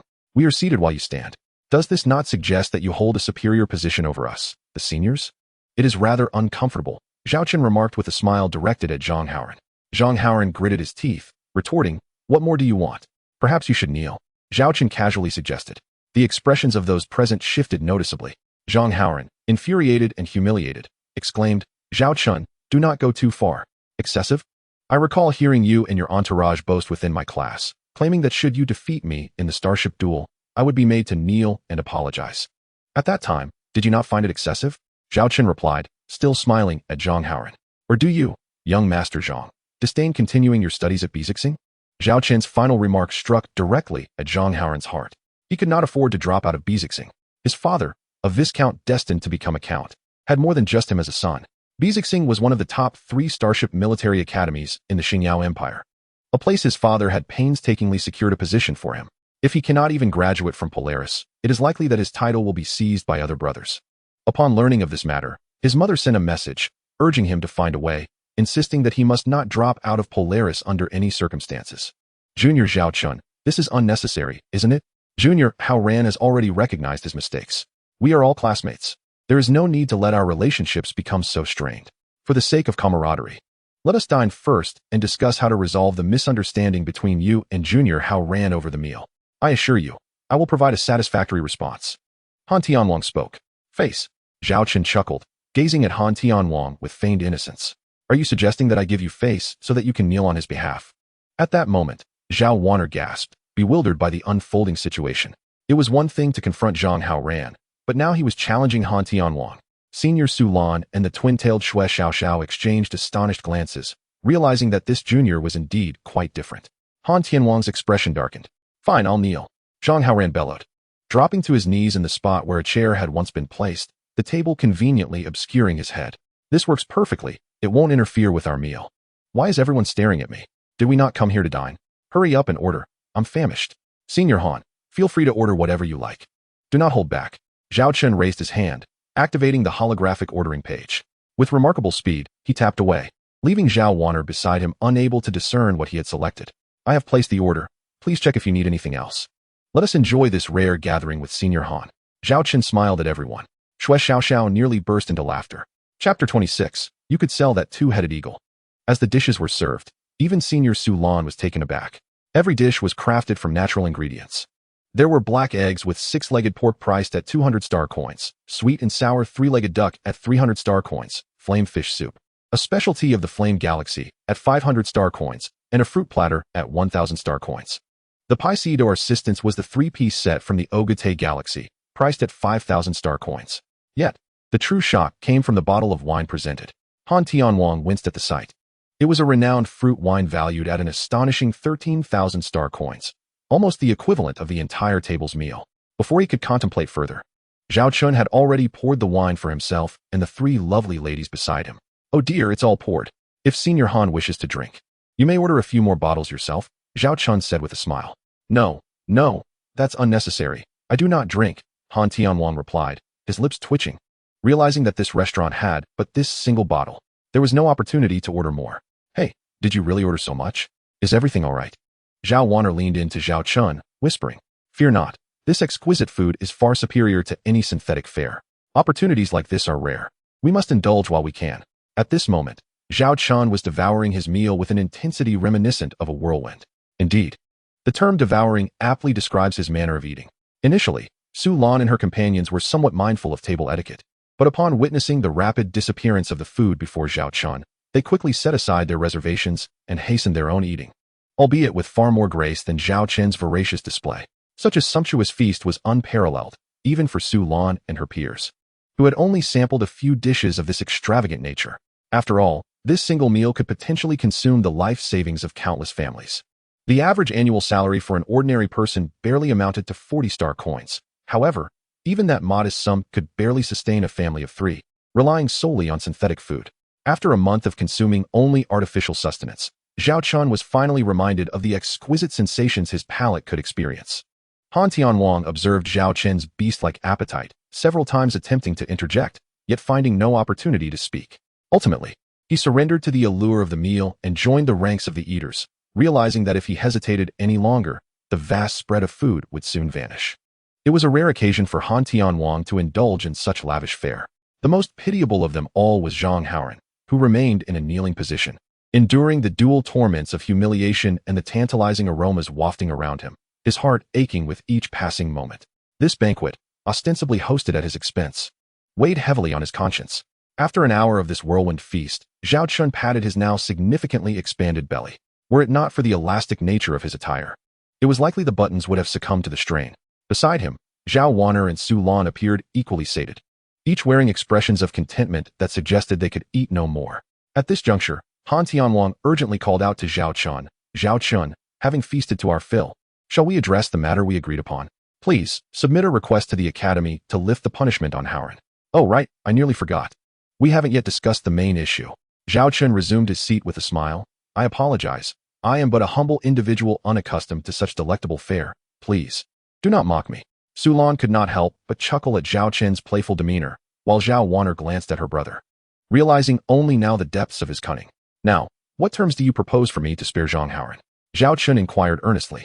Han Tianwang was taken aback, gazing at Zhao Chen in disbelief. Terms? You just indulged in a feast. Surely, Han Tianwang did not believe that a single meal could resolve this matter. Zhao Chen feigned surprise. What? You think a mere dinner could settle this issue? The corner of Han Tianwang's mouth twitched. He now felt an impulse to retaliate against Zhao Chen.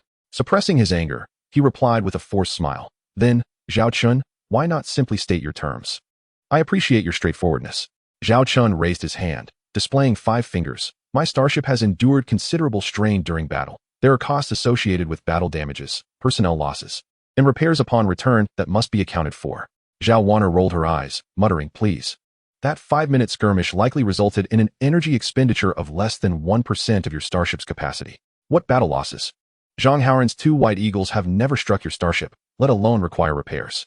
It is evident to all that Zhao Chen is merely extorting 50,000 star coins. I noticed Han Tianwang observing the 5 fingers Zhao Chen raised.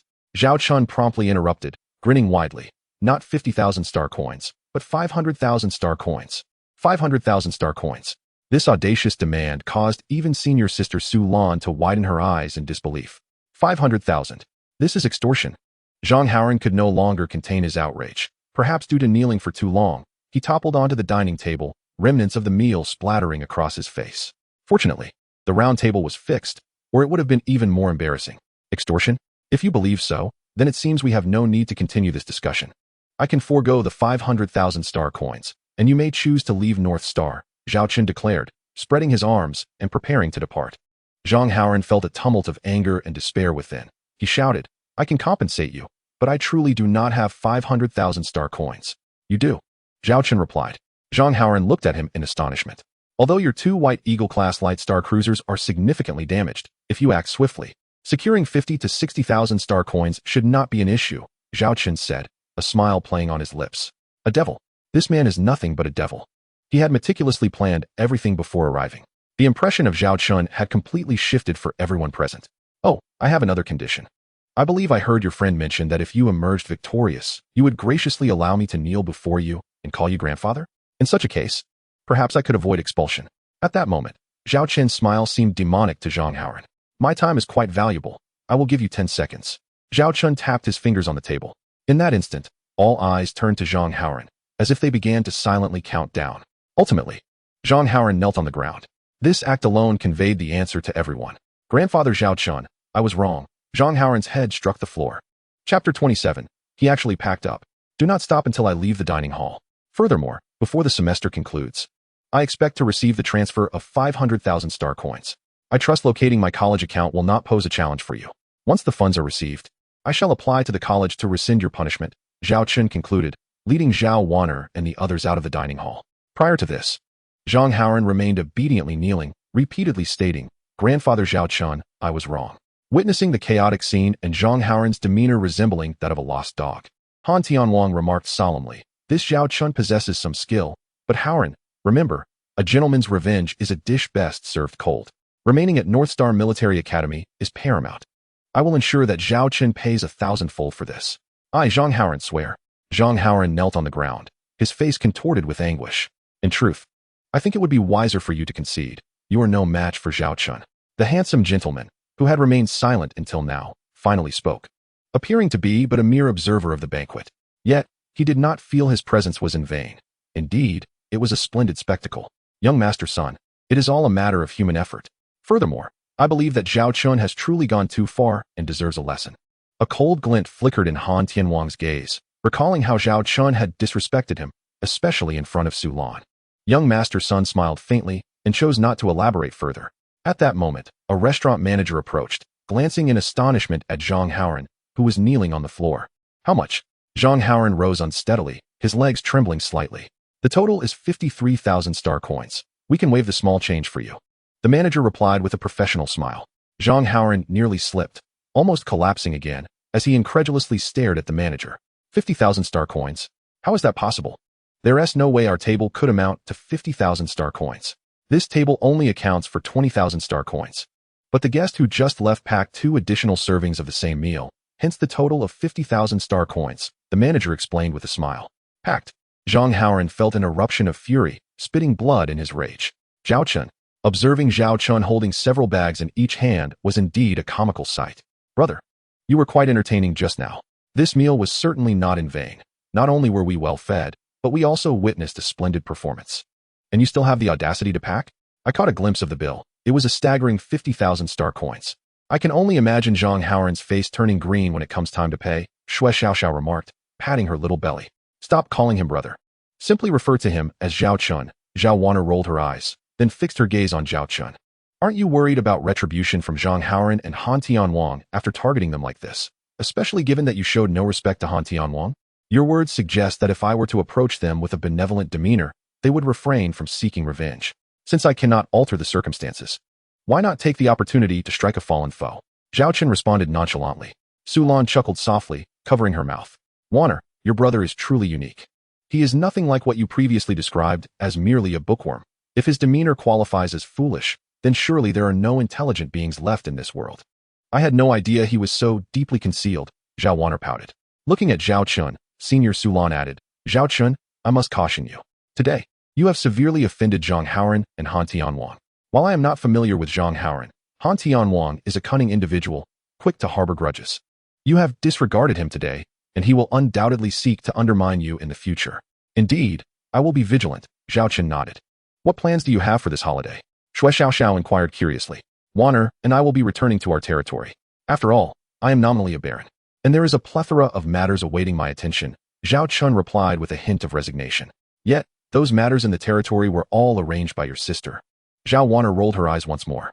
Regarding your sister, I recall she served in the imperial military of the Stellar Empire, where she distinguished herself remarkably, even ascending to the rank of starship captain within the princess's personal guard, Su Lan remarked. Zhao Chen thought of this sister. In truth, his memories of her were scant, as his parents had passed away when he was very young, and his sister had already been studying at the Starship Academy, subsequently joining the Imperial Army upon graduation. The times he returned to the territory were fewer than a month each year, and during that month, their encounters were exceedingly rare. However, Zhao Wanner was right. Had it not been for his sister's arrangements regarding the territory, Zhao Chen could scarcely imagine its current state. Indeed, this year you need not book a ticket. You can return aboard my starship, Zhao Chen informed Zhao Wanner. In previous years, both Zhao Chen and Zhao Wanner would purchase starship tickets to return to their territory. The expenses of traveling by starship far exceeded those of buying a ticket by several multiples. Zhao Wanner leaned closer to Zhao Chen, whispering, "You mustn't forget. Your brother is now quite affluent." Upon recalling the sum of 500,000 star coins, Zhao Wanner rolled her eyes and acquiesced. Very well then. To be honest, returning on one's own starship was indeed at least 3 times faster than purchasing a ticket. You may return for now. We depart the day after tomorrow. If you have anything to move, just let me know. I shall head back first. With so much food, it would spoil if left unattended, Zhao Chen said, bidding farewell to Su Lan and the others before hastily departing. Your brother is quite the glutton. With all that food, how long can he possibly last on his own? Shui Xiao, with her twin tails, remarked, unable to suppress a swallow as the delightful aroma of the food wafted through the air. Watching her brother's retreating figure, Zhao Wanner felt he had changed so significantly that she hardly recognized him. Your brother is rather intriguing, Su Lan commented. Both Zhao Wanner and Shui Xiao were taken aback. For someone like Su Lan to deem a man interesting was rarer than encountering an exotic creature. In the starship cabin of the Zero Storm, Zhao Chen arrived breathlessly. Charlotte had been waiting there as per his instructions. Quickly, lend me a hand, Zhao Chen urged, handing several food containers to Charlotte. Observing his arms and wrists, he noticed red marks where the containers had pressed against his skin, and a few fingers had even turned purple from lack of circulation. Captain, what do these contain? Charlotte inquired, inspecting the bags. A secret. Notify all crew members to assemble in the dining hall. Zhao Chen replied with a mysterious smile. Charlotte did not press further and relayed his orders, and the two proceeded toward the starship's dining hall. Do you not need my assistance? Zhao Chen inquired. Observing how Charlotte managed the numerous items with ease, her composure unwavering. Are they heavy? Charlotte countered calmly. Zhao Chen paused, conceding, Such is the strength of the half-beast White Tiger clan. Chapter 28. Will we finally have rice at every meal? In the dining hall of the Zero Storm starship. Following Captain Zhao Chen's orders, all 100 half-beast female crew members assembled. Why is everyone standing? Please, take your seats. Zhao Chen gestured for the neatly lined-up crew to sit. In certain constrained circumstances, the female crew members gradually took their seats. Charlotte, please assist me in distributing the food, Zhao Chen said as he opened several bags of meal boxes that the Vice Captain Charlotte had brought. In an instant, an enticing aroma enveloped the entire dining area. It is worth noting that the sense of smell of the half-beasts far surpasses that of humans, making them even more captivated by the delightful fragrances. Charlotte stared at the alluring meal boxes for several seconds, lost in thought. Don't just gaze, hurry and serve it. Otherwise, it will cool down and lose its appeal, Zhao Chen urged. He took on the role of the kitchen overseer, evenly dividing the contents of the meal boxes into 100 portions, then instructing Charlotte to distribute the plates filled with the meals. In truth, if it were solely the dishes being served, distributing 100 portions would result in barely a mouthful for each person. However, in addition to that, there was a large bowl filled with steaming white rice. Upon seeing the mound of rice, many of the half-beast female crew members gulped in anticipation. We're distributing all of this?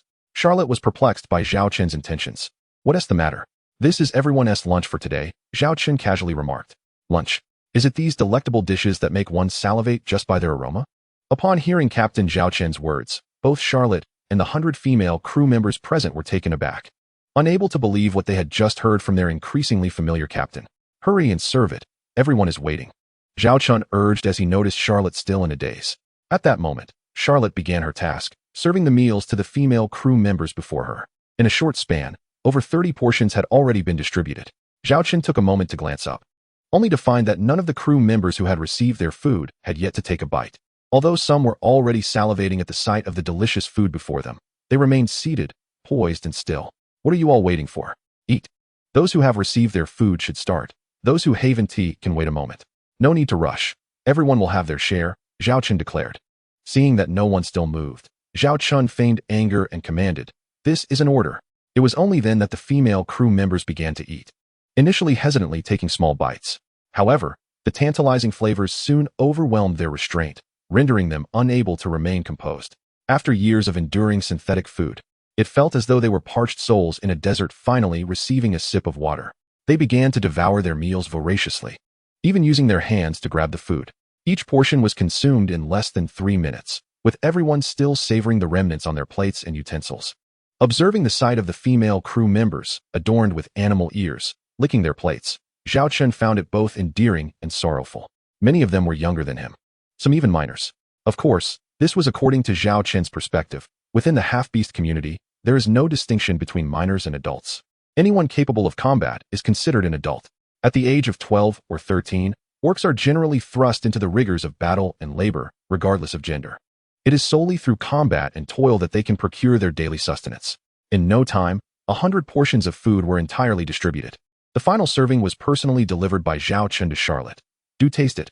It is quite delightful, especially the fruit."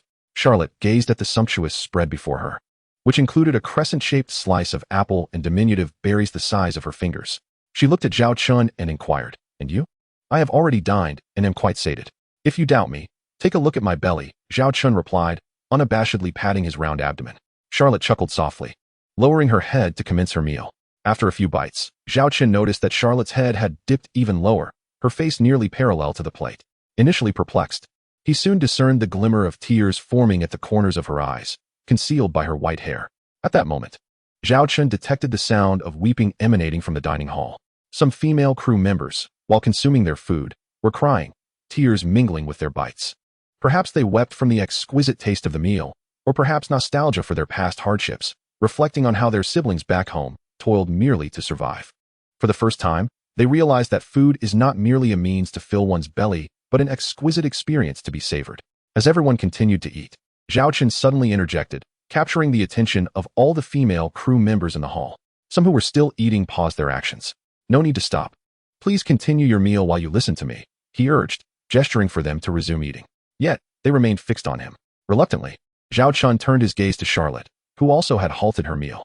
Understanding his intent, she led the way in resuming her eating, albeit at a noticeably slower pace. "What I wish to discuss pertains to everyone's welfare and benefits. We previously agreed that you would work for me for 3 years in exchange for your freedom, correct? However, there are certain specifics that we have yet to clarify, particularly concerning the provisions for the crew." Zhao Chen turned to Charlotte and asked, "What was the meal standard for your previous fleet?" Taken aback, Charlotte replied, "A daily food allowance of 0.01 star coins." Zhao Chen's lips twitched in disbelief. 0.01 star coins. That was essentially the price of the most basic synthetic food per day, merely 1 serving. This implied they were on a 1 meal per day regimen. "I have calculated that we will eliminate synthetic food. Henceforth, our meals will consist entirely of natural provisions. However, it may not be as lavish as today's feast. Nonetheless, we can ensure 3 satisfying meals a day. Our established meal standard will be 0.03 star coins per person daily, not exceeding 10 star coins in a month. As for what to eat specifically, I will discuss it later with the logistics department responsible for the meals." Zhao Qinyun announced this matter with an air of nonchalance. However, all those present were momentarily taken aback. After a while, a 15-year-old half-orc female crew member, her voice tinged with tears, softly uttered, "So that means I can have rice for every meal?" Chapter 29. What I desire is a fleet filled with hope, not a mere shell of existence. Zhao Chen frowned slightly at the mention of rice for every meal. The expressions of some female crew members began to dim. Zhao Chen shook his head and replied, "Having rice for every meal may be a bit challenging, for we could have porridge and bread in the morning, pasta for lunch, and rice or other dishes for dinner." Upon hearing the captain's words, the previously dim-eyed female crew members seemed to be transported back to paradise in an instant. "All right, you may continue your meal. I shall attend to other matters," Zhao Chen remarked, observing the suppressed joy of the female crew members. He tactfully exited the dining hall. As he stepped out, he could hear laughter and expressions of delight behind him. "Oh my heavens, we can actually have rice for every meal. Is the captain trying to fool us? How could this be possible? Even the Lord's fleet of our territory did not have such treatment. I believe the captain would not deceive us. Look at the food he just provided us. It is simply the best I have ever tasted. Does the captain need to deceive us? We are merely slaves bought by the captain, even if he doesn't provide us with this. we must still work diligently for him. A slight smile crept upon Zhao Chen's lips. This was precisely what he desired. He did not want a listless slave fleet. He sought an elite fleet filled with morale and a thirst for battle. Although it is true that in this era, the technology of starships somewhat surpasses the morale of the crew aboard, a fleet imbued with spirit will always outshine others under equivalent conditions. Moreover, a fleet driven by morale can achieve miracles. How does one cultivate such a fleet? It is simple. Provide the crew with what they desire, instilling in them a sense of hope for the future. Thus, anything that stands before their hopes, seeking to shatter them, will be viewed as a sworn enemy. Suddenly, hurried footsteps echoed behind him. Captain, I believe your decision is rather ill-considered. Charlotte interposed before Zhao Chen. What is it? I think it is quite good. Do you not see that everyone seems to like it? Zhao Chen shrugged. Charlotte spoke earnestly. I appreciate your efforts to improve the meal standards for the crew. But do you realize what a daily allowance of 0.3 star coins per person signifies? I can still do the math. That amounts to 10 star coins a month. And with our current 100 crew members, the monthly expenditure totals 1,000 star coins. Zhao Chen replied calmly, 1,000 star coins. Charlotte continued earnestly. Do you have any idea how many energy blocks that could purchase, how much military supplies, missiles, and ammunition that could procure? Zhao Chen smiled at Charlotte. Are you finished? Charlotte then remarked, you can enhance the meal provisions for everyone. I believe a daily standard of 0.1 or 0.05 would suffice. We need not entirely forsake those synthetic foods. Zhao Chen, awaiting the conclusion of Charlotte's words, smiled and replied, I understand your concerns, but in my view, nothing is more paramount than the happiness and fulfillment of everyone. Previously, they were but a listless throng of slaves. However, do you know what I perceived in them just now? Hope. What I desire is a fleet imbued with hope, not one that resembles a horde of zombies. Well, regarding the issue of welfare and dining standards, there is no need for discussion. This is the captain's decree and shall remain unchanged, with the possibility of gradual increases in the future, if necessary. If a captain cannot even ensure the nourishment of their crew, they are unworthy of the title. As he spoke, Zhao Chen suddenly extended his hand and brushed his fingertip against the corner of Charlotte's mouth. Startled, Charlotte noticed a grain of rice on his finger, only to see him pop it into his mouth. In a moment, summon the logistics department for a meeting to discuss the quantity of supplies needed, as well as the future menu for the starship's galley. Upon finishing, Zhao Chen disregarded the blushing Charlotte and departed. After a moment, Charlotte regained her composure, clutching her heart. The captain's actions had truly tugged at her heartstrings, especially his unwavering insistence on establishing such lavish dining standards, which stirred an indescribable sensation within her. The menu is thus established. Henceforth, you shall provide meals for the crew according to this list. As we are set to embark on a voyage in a few days, I will procure a batch of living and military supplies. Charlotte, you are responsible for compiling a detailed inventory for me. I will arrange for the necessary living and military supplies to be delivered. Do not concern yourself with the budget. Simply calculate based on the actual circumstances of the Zero Storm. Zhao Chen surveyed the assembled female officers from the logistics department. Very well, Charlotte responded. Yet since entering the room, she had not once met Zhao Chen's gaze. You and the logistics department may commence preparations. I will order a batch of food ingredients to be delivered within 3 hours. Our dining standards shall take effect starting with tonight's dinner, Zhao Chen declared. Understood. The female officers from the logistics department, filled with enthusiasm, exited the meeting room. Zhao Chen turned his attention to Charlotte. Before he could speak, Charlotte hurriedly stated, I will immediately tally the required quantities of living and military supplies, and rushed away. Zhao Chen, perplexed, mused that his role as captain felt rather peculiar. That evening, the news of the menu change for the starship's dining hall swiftly spread across all posts, transforming from one whisper to another. Previously, they had assumed that the captain's policies would take time to implement.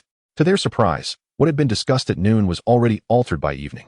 Soon, a throng of female crew members not on duty flocked to the dining hall. The restaurant at this moment is entirely transformed from its former self, with even the decor undergoing changes. What was once a system of ration meals is now replaced by a self-service dining experience. Previously, the daily menu consisted of a fixed selection for each meal, offering only 1 or 2 choices, predominantly artificial food, categorized into set meals 1 and 2, with portions predetermined and rigidly allocated. However, the situation has changed dramatically. In addition to the food displayed in the showcase for selection, patrons can now place direct orders with the kitchen, opting for whatever they desire, as long as it is on the menu. The kitchen prepares the meals on site. Naturally, the chosen dishes must be from the menu, and the prices are slightly elevated. The breakfast, lunch, and dinner menus have each expanded to over 10 categories. Moreover, the rationing quota for each female soldier has been adjusted to a monthly allowance of 10 star coins. Each dining female crew member can order freely, as long as their consumption does not exceed this limit over the month, with strict regulations against waste. "Look, meat," exclaimed one female crew member, pointing at a dish of stir-fried vegetables with shredded meat, her eyes wide with excitement. However, that particular dish comes at a steep price, equivalent to 3 days' worth of meal standards. Nevertheless, with a touch of frugality, enjoying meat once a week is entirely feasible. "Excuse me, can I place an order now?" a female crew member asked, her voice a mix of shyness and eagerness. "Of course. As long as the options displayed on the signboard are lit and the food in the showcase is available, you may order," replied the head chef, who stepped forward. This half-orc head chef previously served as a cook for a half-orc lord and is quite skilled in the culinary arts. He currently holds the position of logistics head chef aboard the Zero Storm. "I'd like a rice bowl. I want a meat patty. Just a serving of rice and some vegetables for me. I want beef noodles." Chapter 30. Trouble in the Xiaolong star system. This room was originally intended for the second officer, but since I have only one first officer, and considering my intention to bring you back this time, it has remained vacant. "You will stay here for the next few days," Zhao Chen said, pointing to the single room designated for the second officer while carrying his sister's luggage. "It's quite nice," Zhao Wanner remarked as she surveyed the room. "What about your starship?" Zhao Chen inquired. Zhao Wanner, a fourth-year student, possesses her own dedicated starship. Senior Sulan has a long-term rental berth at the starport. During this holiday period, she will be returning home, so my starship will be docked at her berth. My crew consists of academy students, and they have already been granted leave," Zhao Wanner explained as she sat on the bed. "If I recall correctly, your starship is a Type 2 Fire Crow-class heavy interstellar battlecruiser," Zhao Chen reminisced. Zhao Wanner nodded in agreement. When Zhao Wanner selected her starship as a fourth-year student, she faced the same predicament as Zhao Chen, lacking funds, and thus had to choose from the Academy's starship warehouse. However, Zhao Wanner was fortunate, being an exemplary student. The Academy took special care of her and prepared a Type 2 Fire Crow-class heavy interstellar battlecruiser, albeit a second-hand vessel with a service life of 30 years. However, it can undoubtedly be considered a high-quality vessel among the second-tier starships. Coupled with Zhao Wanner's reputation as an exemplary student, it is natural that students from various disciplines flock to join her starship. Yet, taking into account the remuneration, Zhao Wanner recruits primarily commoner cadets. The Type 2 Fire Crow-class heavy interstellar battlecruiser is commendable, but it is, after all, an older model. "Rest assured, I shall procure you a new ship in the future," Zhao Chen murmured. Zhao Wanner rolled her eyes. "A new ship? Spare me. Don't think that just because you managed to extract 500,000 star coins from Zhonghauern, you can flaunt your wealth. 500,000 star coins barely covers a fraction of a Type 2 Starship-S cost." Zhao Chen smiled silently, concealing the fact that he had completed another transaction, acquiring a substantial 3 million star coins by selling the starship technology of a Type 1 Wolf-Lice-class medium interstellar destroyer. Moreover, he had no intention of purchasing a starship. With his own system containing a plethora of starship technologies, why would he need to buy one? "Just trust me. Simply tell me what type of vessel you desire, and I shall arrange it for you by the end of this year." Zhao Chen waved his hand nonchalantly. Zhao Wanner chuckled. "If you possess such capabilities, then procure me an aircraft carrier starship. The price of an aircraft carrier starship is the highest among all vessel types, without exception. This is due to its capacity to carry a multitude of interstellar fighters and drones, which collectively drive the cost sky-high." Zhao Chun's lips curled into a smile, and he remarked, "Aren't you just asking for trouble? No problem, an aircraft carrier starship it shall be. I assure you, you will be satisfied," Zhao Chun said with a beaming smile. "Just boasting." Of course, Zhao Wanner was skeptical of Zhao Chen's claims. It is worth noting that even a lightweight Type 2 aircraft carrier starship commands a price of no less than 10 million star coins. "All right, once we clean up, let us head out for a meal." Zhao Chen made his way to the door. After waiting a moment for Zhao Wanner, the two proceeded to the starship restaurant. As they approached the corridor leading to the restaurant, Zhao Wanner sniffed the air. "I seem to detect a delightful aroma." Zhao Chen smiled and remained silent. "Speaking of which, I have noticed that your half-orc female crew members seem somewhat different lately, though I cannot quite put my finger on it." Zhao Wanner looked at Zhao Chen with suspicion. "You haven't done anything to those half-orc female crew members, have you?" Zhao Chen playfully tapped her on the head. "You silly girl, what nonsense are you imagining here?" Zhao Wanner stuck out her tongue, her eyes sparkling as she gazed at Zhao Chen. She realized that her relationship with Zhao Chen had significantly evolved during this period. The previous Zhao Chen would never have dared to touch her head and always appeared quite restrained in her presence, as if she were the elder sister and he the younger brother.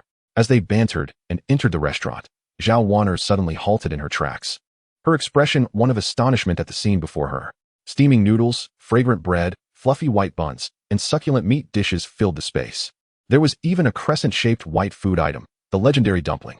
"This is your Starship restaurant?" Zhao Wanner exclaimed in disbelief. "Of course. Come here and place your order." Zhao Chen pointed at Zhao Wanner, standing behind the chef at the dining counter, and declared, "Her order is to be charged to my account." The chef replied with a peculiar expression, "Captain, you need not settle your bill." According to the regulations Zhao Chen had instituted, he himself had a meal standard while dining in the Starship's restaurant.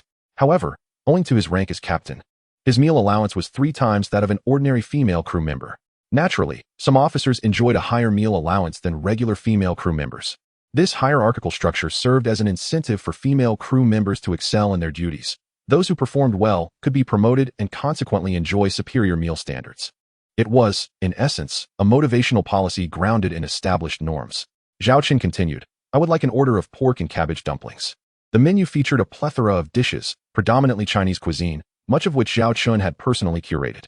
Dumplings, a renowned delicacy in this world, were said to have originated from an ancient culinary tradition of a blue planet.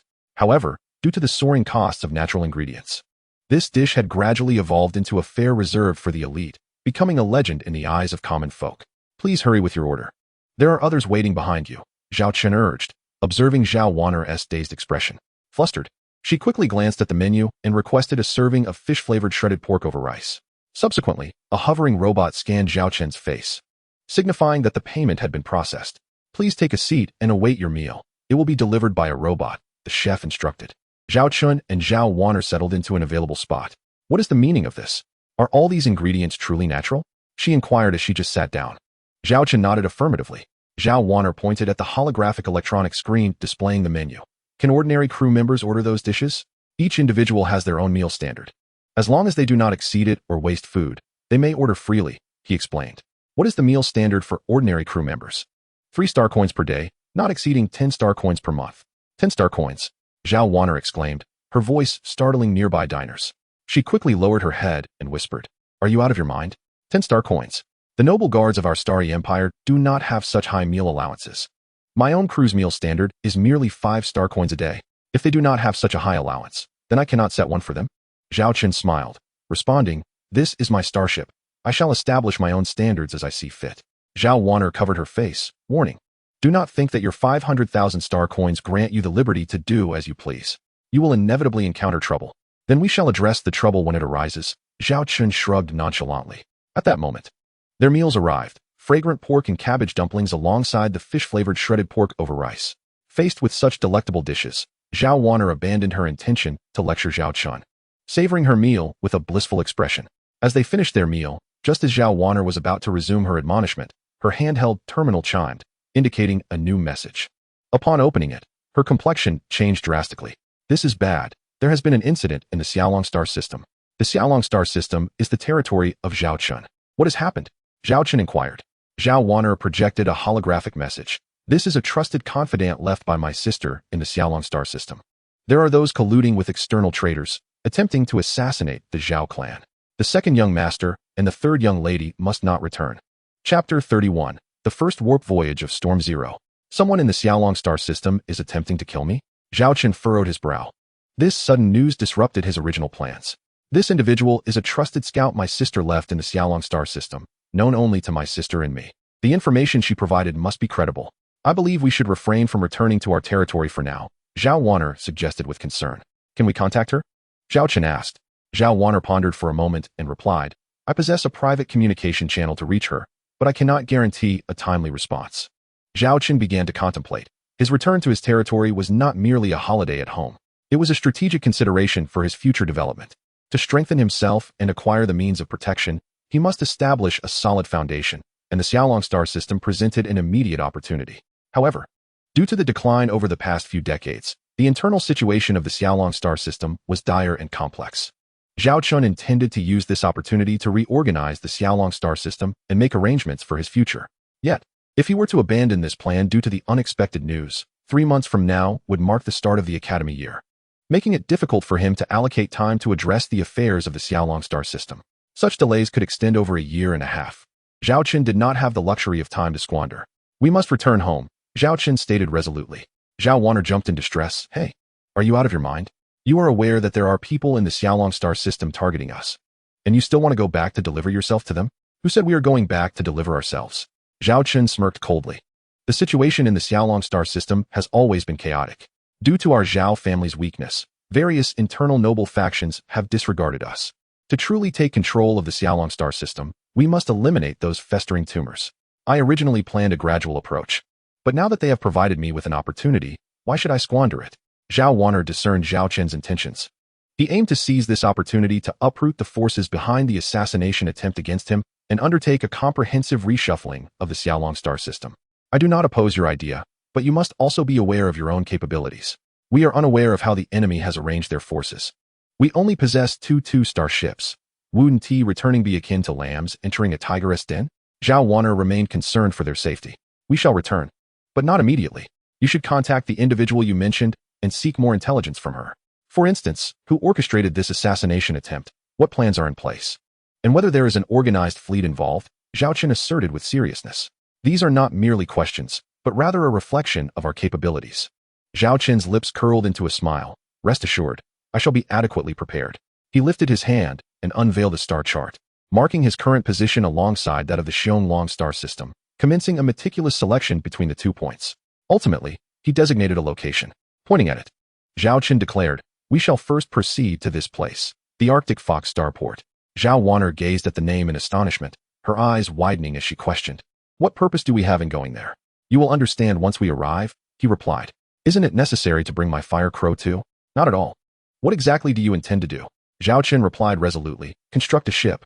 After thorough preparations, the Zero Storm officially departed from the North Star Military Academy's starport.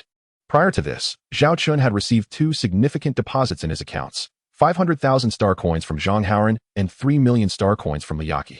The former was from the Academy's account, while the latter stemmed from a clandestinely opened account before Zhao Chen decided to sell Starship technology, intended to conceal his identity. Originally, the plan was to depart on July 1st, but due to matters concerning the Xiaolong star system, Zhao Chen hastened his departure by 2 days. Sending a farewell message to Li Wei, while Zhao Wanner hurriedly bid farewell to her senior, Su Lan, and others. The coordinates pinpointed the Arctic Fox starport within the Arctic Fox star system. Our initial destination would be the Star Gate of the North Star star system, followed by a transition through the Star Gate to the Arctic Fox star system, culminating in our arrival at the Arctic Fox starport. The journey was anticipated to consume approximately 5 hours. First Officer Charlotte stood beside the captain's chair, briefing Zhao Chen on the meticulously crafted route plan. You may proceed as you see fit. My only requirement is to reach the Arctic Fox starport in the shortest time possible, Zhao Chen asserted. Seated in the captain's chair, beside him, the visibly upset Zhao Wanner was frustrated with Zhao Chen for not clearly explaining his intentions. The next phase would initiate the operation of the Level 3 warp engine, during which all personnel would enter deep-sea navigation mode. All crew members will be required to enter their sleep chambers, First Officer Charlotte stated. Zhao Chen nodded in agreement. To expedite their journey to the North Star star system starport, the use of the warp engine was imperative. A starship typically comprises 2 to 3 navigation engine systems. One is a conventional engine, such as the Zero Storm, which can achieve a cruising speed of 100 star knots using this type of engine. The most frequently utilized system, however, is the warp engine. The warp engine is employed for prolonged voyages, enabling extreme acceleration. During its operation, most starships must enter deep-sea mode, otherwise, the adverse effects of warp travel would result in the immediate demise of any crew members not in stasis chambers. The human body cannot endure the rigors of warp travel, and combat cannot be conducted during this phase. Moreover, warp engines are classified into levels based on speed, ranging from 1 to 9. Zhao Chen's Zero Storm is equipped with a Level 3 warp engine. With the warp navigation route prepped, the next step would be to enter the acceleration phase, transitioning into warp travel within 10 minutes. All crew members enter deep-sea mode within the next 10 minutes. Repeat, all crew members enter deep-sea mode within 10 minutes. At this moment, the voice of First Officer Charlotte echoed throughout the various stations within the starship, accompanied by a soft lavender glow. This served as a signal prior to entering warp travel. Beep, beep, beep. At this time, several sleep pods appeared beside Captain Zhao Chen's chair. These vertically arranged, transparent cylindrical chambers were strategically placed on the bridge to facilitate the swift return of crew members to their posts, enabling them to resume combat readiness after exiting warp mode.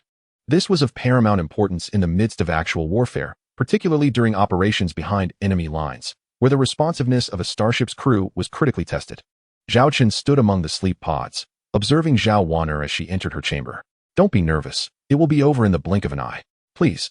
I've completed combat missions in my 4th year at the academy. I don't need your guidance. Zhao Wanner rolled her eyes before initiating her sleep pod.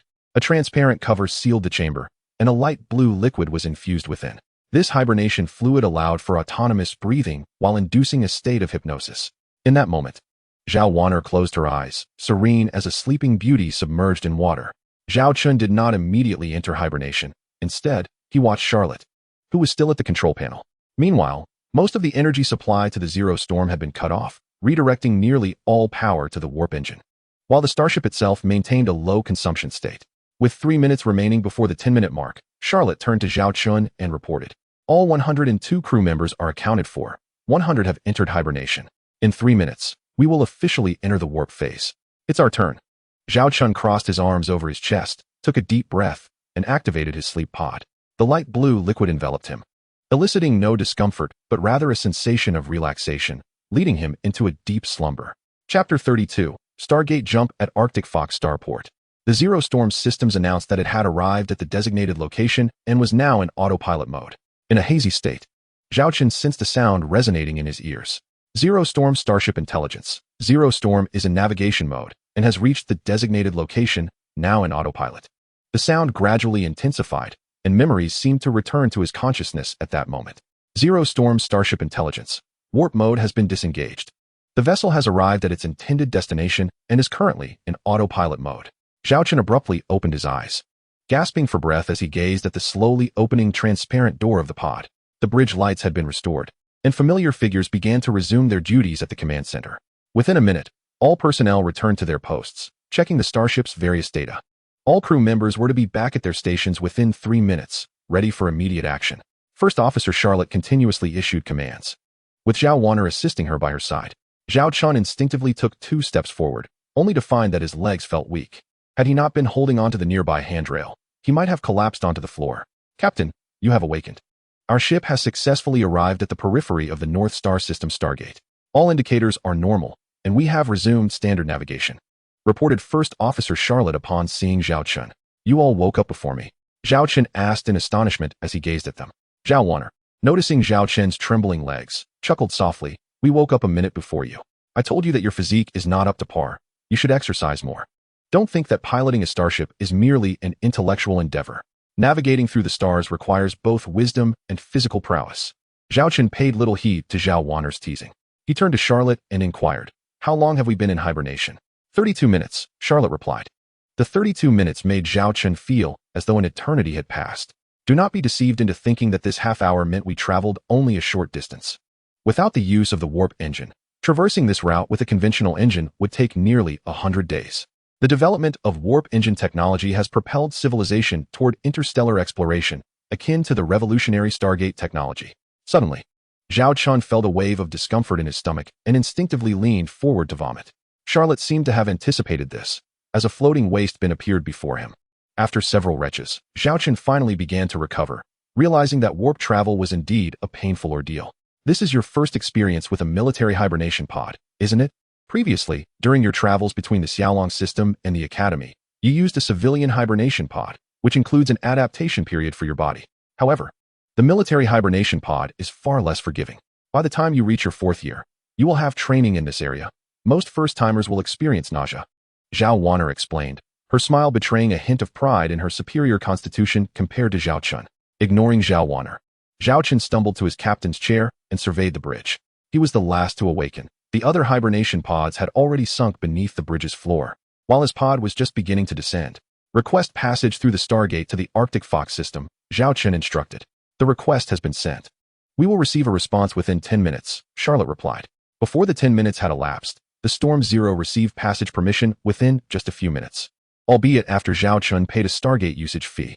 Following the navigation route provided by the North Star Stargate Management, Zhao Chen soon beheld a line of starships waiting to pass through the Stargate, as well as vessels that had already traversed the Stargate into the North Star system. Yet, none of this mattered much to Zhao Chen. His gaze was captivated by the immense Stargate. Although he had studied Stargate-related knowledge in his academy courses and had seen images, the memory of it paled in comparison to the reality before him. However, experiencing such an immersive sight was a first for me. The design of the Northern Star Stargate resembled 3 interconnected temple doors, each emanating a distinct aura of blue, red, and gold light, akin to the shimmering surface of a tricolor lake. As I gazed at this magnificent stargate, a wealth of information flooded my mind. The Northern Star Stargate was classified as a Level 3 stargate of the three Divine Gates type, developed independently by the Stellar Empire. Over 70% of the Stargate network within the Stellar Empire comprised this model. Captain, we have arrived.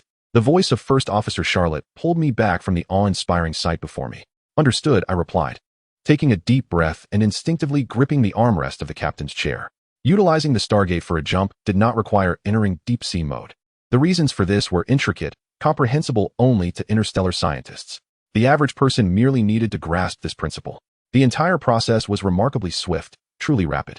I felt a fleeting moment of disorientation as the surroundings vanished, my vision momentarily filled with a kaleidoscope of colors, before returning to the vast, dark expanse of the universe. This sensation was far superior to the previous experience of warp travel. One must consider that such a journey came at a cost. The earnings of an average person throughout their life would scarcely suffice for a short-distance jump aboard a Level 1 starship. I glanced at the time. Barely 30 seconds had elapsed. This was the prowess of the Stargate. It significantly shortened the distances between galaxies. However, Stargates also had limitations. The number of starships that could be dispatched per hour was capped, depending on the specifications of the vessels. For instance, if 1 hour could accommodate 10,000 Level 1 starships, then only 1,000 Level 2 starships could be sent, and merely 100 Level 3 starships. Such was the logic. The higher the classification of the starship, the greater the expense involved in utilizing the Stargate. We have arrived at the outskirts of the Arctic Fox galaxy. At the location of the Stargate. After we depart the Stargate's range, we will re-enter warp travel. And it is projected that we will reach the Arctic Fox starport in an hour. First Officer Charlotte began to outline the upcoming proceedings. Zhao Chen leaned closer to me and whispered, "You truly are a fortunate one. I never anticipated that among the Beastman slaves there would be someone with such innate command abilities. This Charlotte is more professional than many fifth-year students I know." I couldn't help but chuckle inwardly, as there was much more to her capabilities than she had yet witnessed. "Set course for the Arctic Fox starport," I commanded, issuing the navigation order. Chapter 33.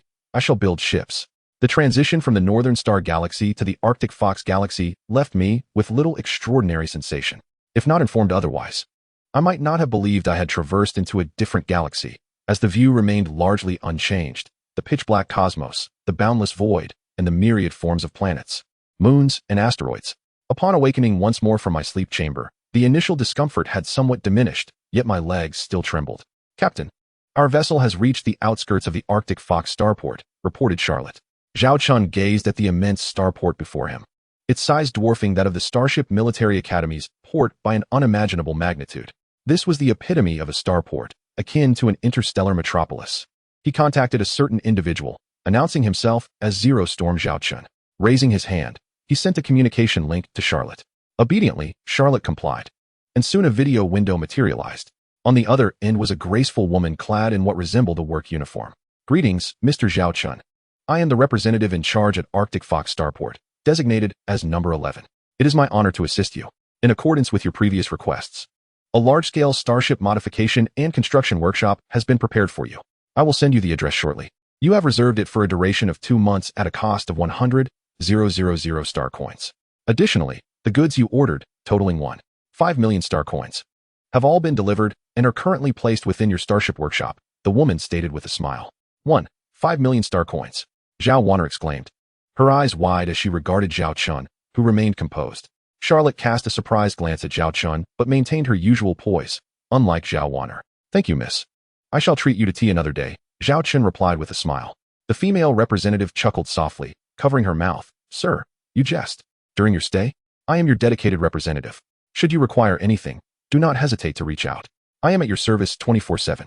With that, she playfully winked, aware that this esteemed patron's order would yield a bonus equivalent to her salary over the span of 6 months. Receiving the docking position for the starport, Charlotte navigated the vessel under the port's guidance, preparing for entry. "What is this 1.5 million star coin situation?" Zhao Chen could no longer contain her curiosity and inquired again.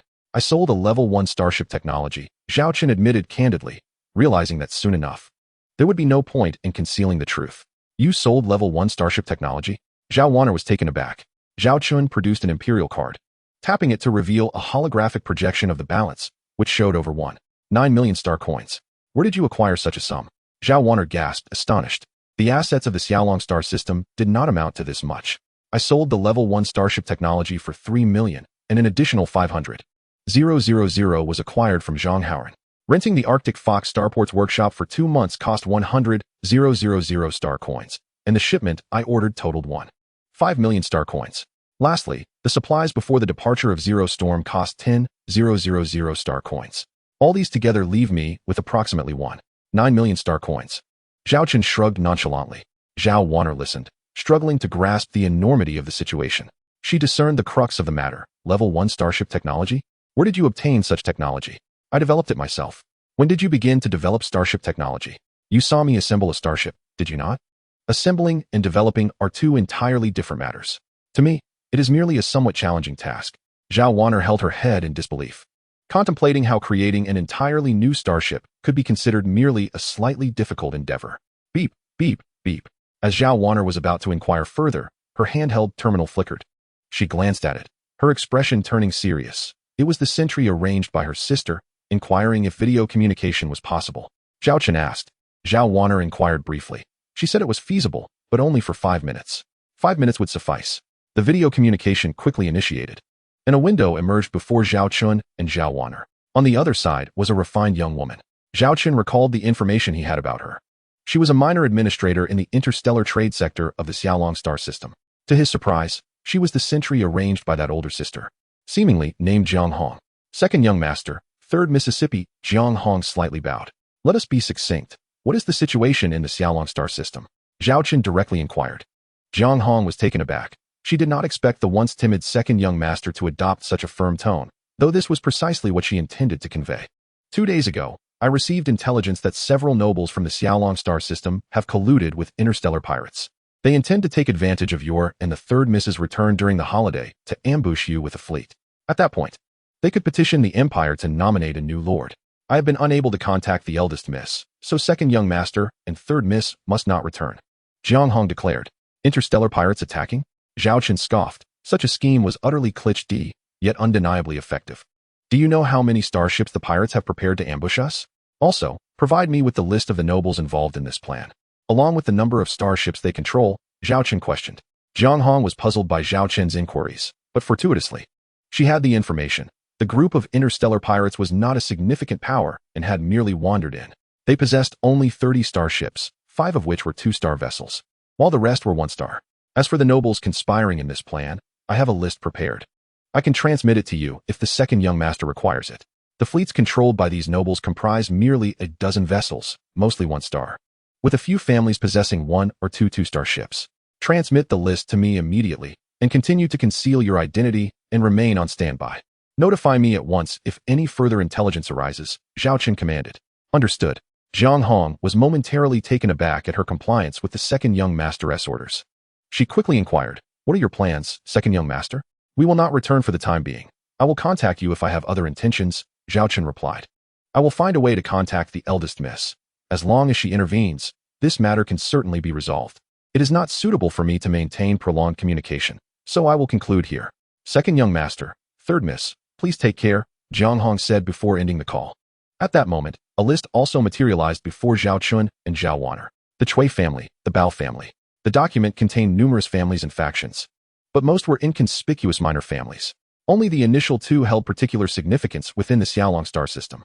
I can't believe the Chui and Bao families have colluded with interstellar pirates to attempt to kill us, Zhao Wanner exclaimed in indignation. The influence of the Chui and Bao families in the Xiaolong star system has long surpassed that of our Zhao family.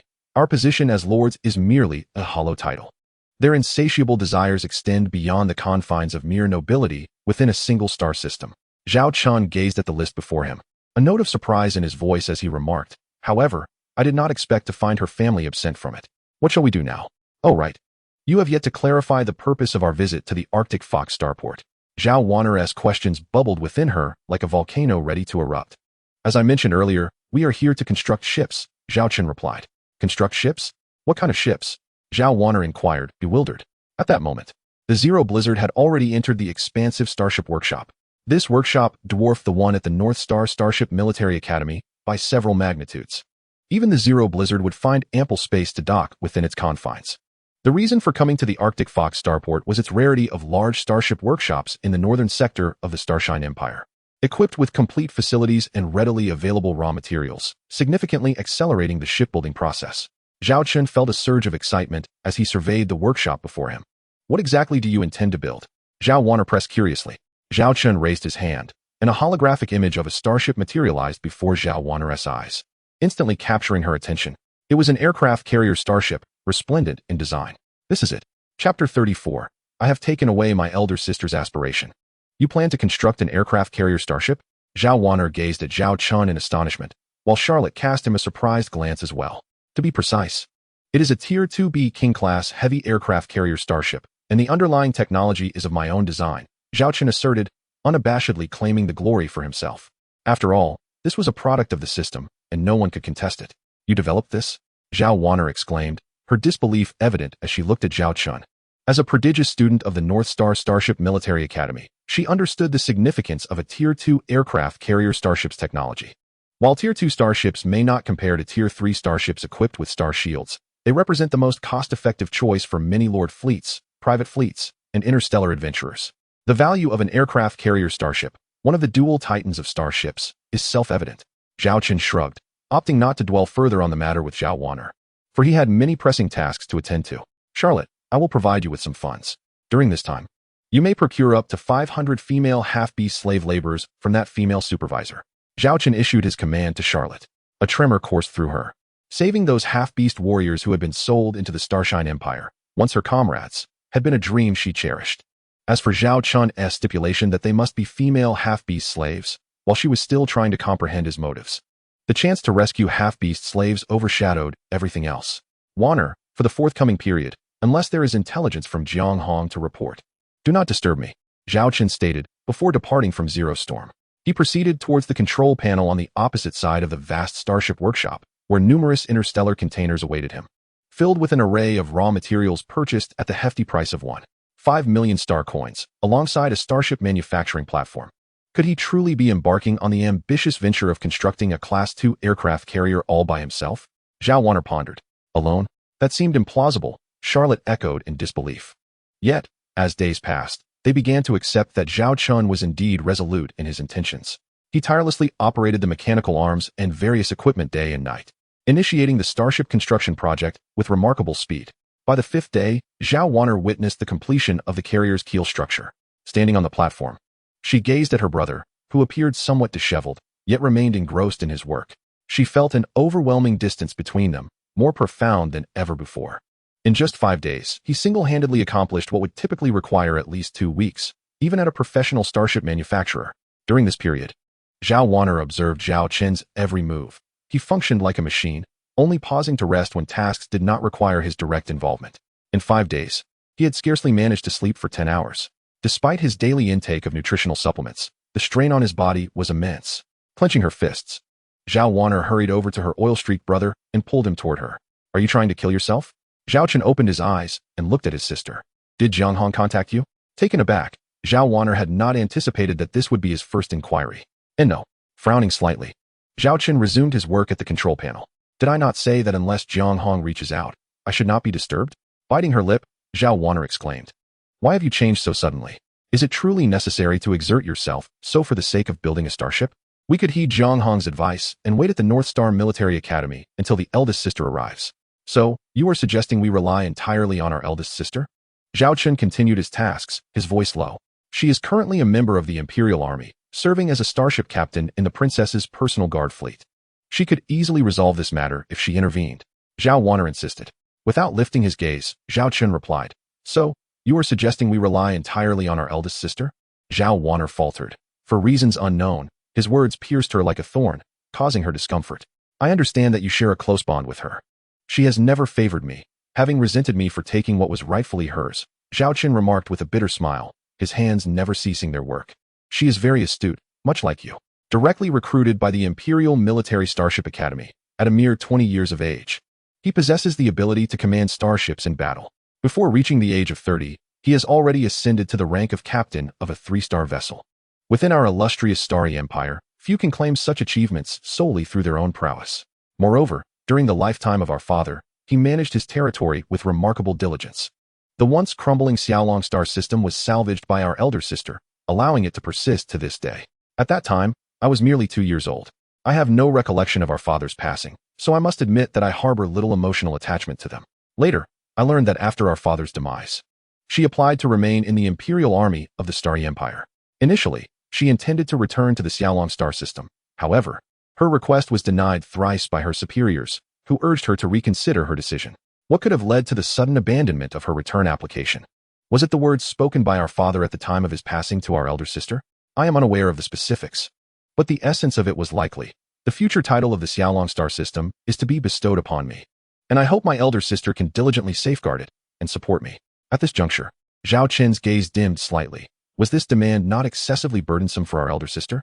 Although my interactions with her have been limited, I have heard from our servants that her lifelong aspiration has been to become the lord of the Xiaolong star system, transforming it into a thriving interstellar domain. Yet, due to our father's selfish request, her dream was shattered, compelling her to assist the very individual who usurped her ambitions. If I were in her position, I might find it impossible to comply, even if it were my own younger brother. Why? I possess greater capability, more talent, and have accomplished so much. Why should all of this be bestowed upon him? By what right? Yet our elder sister, with unwavering resolve, accepted our father's wishes without uttering a word. Zhao Chen found himself gradually merging with the memories of this body, the emotions and sentiments of the past enveloping him. He had previously attempted to suppress them, but he discovered that they surged forth like a relentless tide, growing more tumultuous the more he resisted. Thus, Zhao Chen resolved to embrace these feelings wholeheartedly. It mattered not who he would ultimately become, whether the ordinary Zhao Chen of his former life or the second son of the Xiaolong star system. What mattered was his desire to act according to his own convictions. For years, our elder sister has conveyed only good news from the Imperial Army while shouldering the responsibility of both her career and the development of the Xiaolong star system. Do you truly believe these are trivial matters? Though invisible to our eyes, I can imagine the solitude she endures in bearing these burdens alone. Zhao Chen turned to Zhao Wanner. I cannot bear to witness such a version of our elder sister. Her sacrifices have been more than sufficient. I am a man. I am the Lord of Xiaolong. These responsibilities should rightfully rest upon my shoulders. Now that I possess the ability, I shall exert every effort to fulfill them, rather than cower behind my elder sister as a timid and weak second son. In that moment, Zhao Wanner gazed at her brother, and for the first time, she noticed a spark of brilliance within the eyes of this previously unassuming sibling. An indescribable emotion began to spread within her heart. Chapter 35. The completion of the heavy aircraft carrier Starship, Type 2B Queen. At the end of August, 2 months had elapsed since the North Star Military Academy had gone on break, and it had been the same duration for Zhao Chen and his companions at the Arctic Fox starport. Once merely a shipbuilding area with the keel of a single aircraft carrier, it now proudly displayed a brand new vessel. Its pristine hull armor, adorned in a striking yellow and black livery, boasted an aerodynamic design that was commendable from both aesthetic and practical perspectives. Beside it, the number 0 Blizzard seemed diminutive, akin to a child standing next to an adult. Zhao Chen took a deep breath, steadying his weary body as he concluded the final inspection of the starship. He swayed slightly, nearly collapsing to the ground. Is it done? Zhao Wanner approached, carrying a meal prepared for him. It's completed. Next comes the sea trial. Zhao Chen replied, taking the food from her hands without a care for his dirty fingers and devouring it. Who could fathom how he had endured these past 2 months? He and T enjoyed a single uninterrupted night as sleep. Thankfully, the advanced medical technology here and the energy drinks available had kept him alert. Otherwise, he might have succumbed to exhaustion long ago. Ultimately, diligence bore fruit. He had successfully constructed the Type 2B Queen heavy aircraft carrier in just 2 months. Witnessing this, Zhao Wanner was genuinely impressed by her brother, who had single-handedly built a Type 2B Queen, a vessel of his own design and research. If the instructors at the North Star Military Academy were to learn of this, they would undoubtedly feel inferior. How did I not realize you possessed such remarkable abilities before? Zhao Wanner inquired curiously. Previously, Zhao Chen had been an unremarkable individual, merely a studious one with no discernible talents. Our family already has our eldest sister, a prodigy. And now emerges you, another genius. If I were to showcase my own talents, do you think I might attract unwanted attention?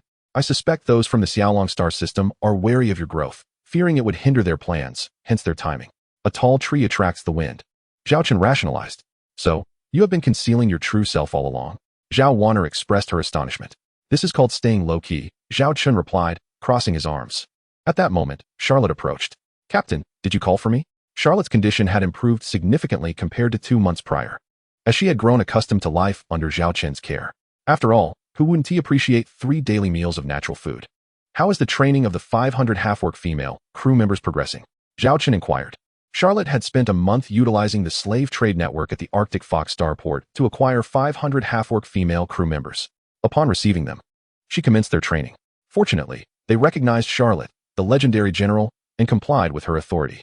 Coupled with the generous benefits Zhao Chen had established for his female crew members, they had quickly become enamored, forgetting their previous lives entirely. The training of 500 female half-orc crew members proceeded smoothly. Were there 50 class snowstorms available now? They could be immediately deployed into combat, Charlotte replied. What about this 2-class Queen Bee? Zhao Chen pointed to the aircraft carrier behind them. Charlotte cast a glance at the massive starship adorned in a striking yellow and black hue, and confidently proclaimed, within 3 days, I can master this starship and establish an effective combat capability. Zhao Chen patted Zhao Wanner on the shoulder. Charlotte, you will take Wanner and a selected 100 crew members aboard the ship to conduct trial runs on this 2-class Queen Bee. Am I going to? Zhao Wanner exclaimed in surprise. Did you not express a strong desire to possess an aircraft carrier? This starship is my gift to you. However, upon our return to the Academy, you should temporarily use your original starship. This aircraft carrier must remain concealed to avoid drawing unwanted attention, Zhao Chen explained. Zhao Wanner stared at Zhao Chen in astonishment, pointing at the 2-class Queen Bee and then at herself. You intend to give this starship to me? But it is not without strings attached. You must serve as my captain. Why the reluctance? Zhao Chen jested. Zhao Wanner rolled her eyes. I suppose I shall assist you. But who is truly coveting your starship? With that, she promptly took Charlotte's hand and boarded the ship to familiarize herself with the 2-class Queen Bee. The interior space of the 2-class Queen Bee far surpassed that of the 0-class Snowstorm. Everything was brand new, unlike the 0-class Snowstorm, which bore the marks of age. Upon reaching the bridge of the 2-class Queen Bee, Zhao Wanner observed that the entire structure was a circular, enclosed design. However, upon activation, the bridge would display a panoramic view of the starship's surroundings, employing 360-degree projection technology. Sister Charlotte, let us get ready. I can hardly wait to take this starship out for a trial run. Zhao Wanner exclaimed eagerly. Commanding an aircraft carrier had always been Zhao Wanner's dream, and she had never anticipated that it would come to fruition. Preparations would take approximately half a day. First, the crew needed to acclimate to the environment of the starship and their respective positions. Fortunately, some of the half-orc female crew members previously served on aircraft carriers and possessed relevant experience, so they would adapt swiftly. Moreover, this was merely a 2-class aircraft carrier, and the technical challenges should not be overly daunting, Charlotte noted. Soon, the selection of crew members for the 2-class Queen Bee commenced, and those chosen received immediate notification to report aboard the vessel. In a large chamber, Charlotte gazed at the 100 assembled half-orc female crew members, all dressed neatly and smiling. It was noteworthy that just a month prior, they had arrived in a state of servitude, dressed like slaves and appearing as frightened as caged birds. As Captain Zhao Chen had remarked, now, they sparkled with newfound hope in their eyes. I hereby announce an important matter. From this moment forth, you are the official crew members of this 2-class Queen Bee. Detailed position assignments will be sent to each of you. I trust that your lives aboard the 0-class Snowstorm over the past month have brought you joy. However, it is essential to recognize who has provided you with all this. Perhaps doubts linger in your hearts regarding that man, yet irrespective of your uncertainties, you must now fight for him.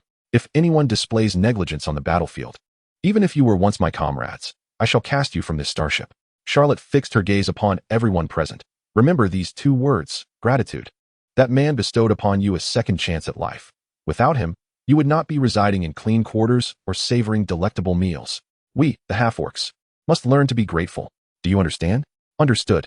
Zhao Chen lay upon the grand bed in the captain's quarters of his 0 model Blizzard.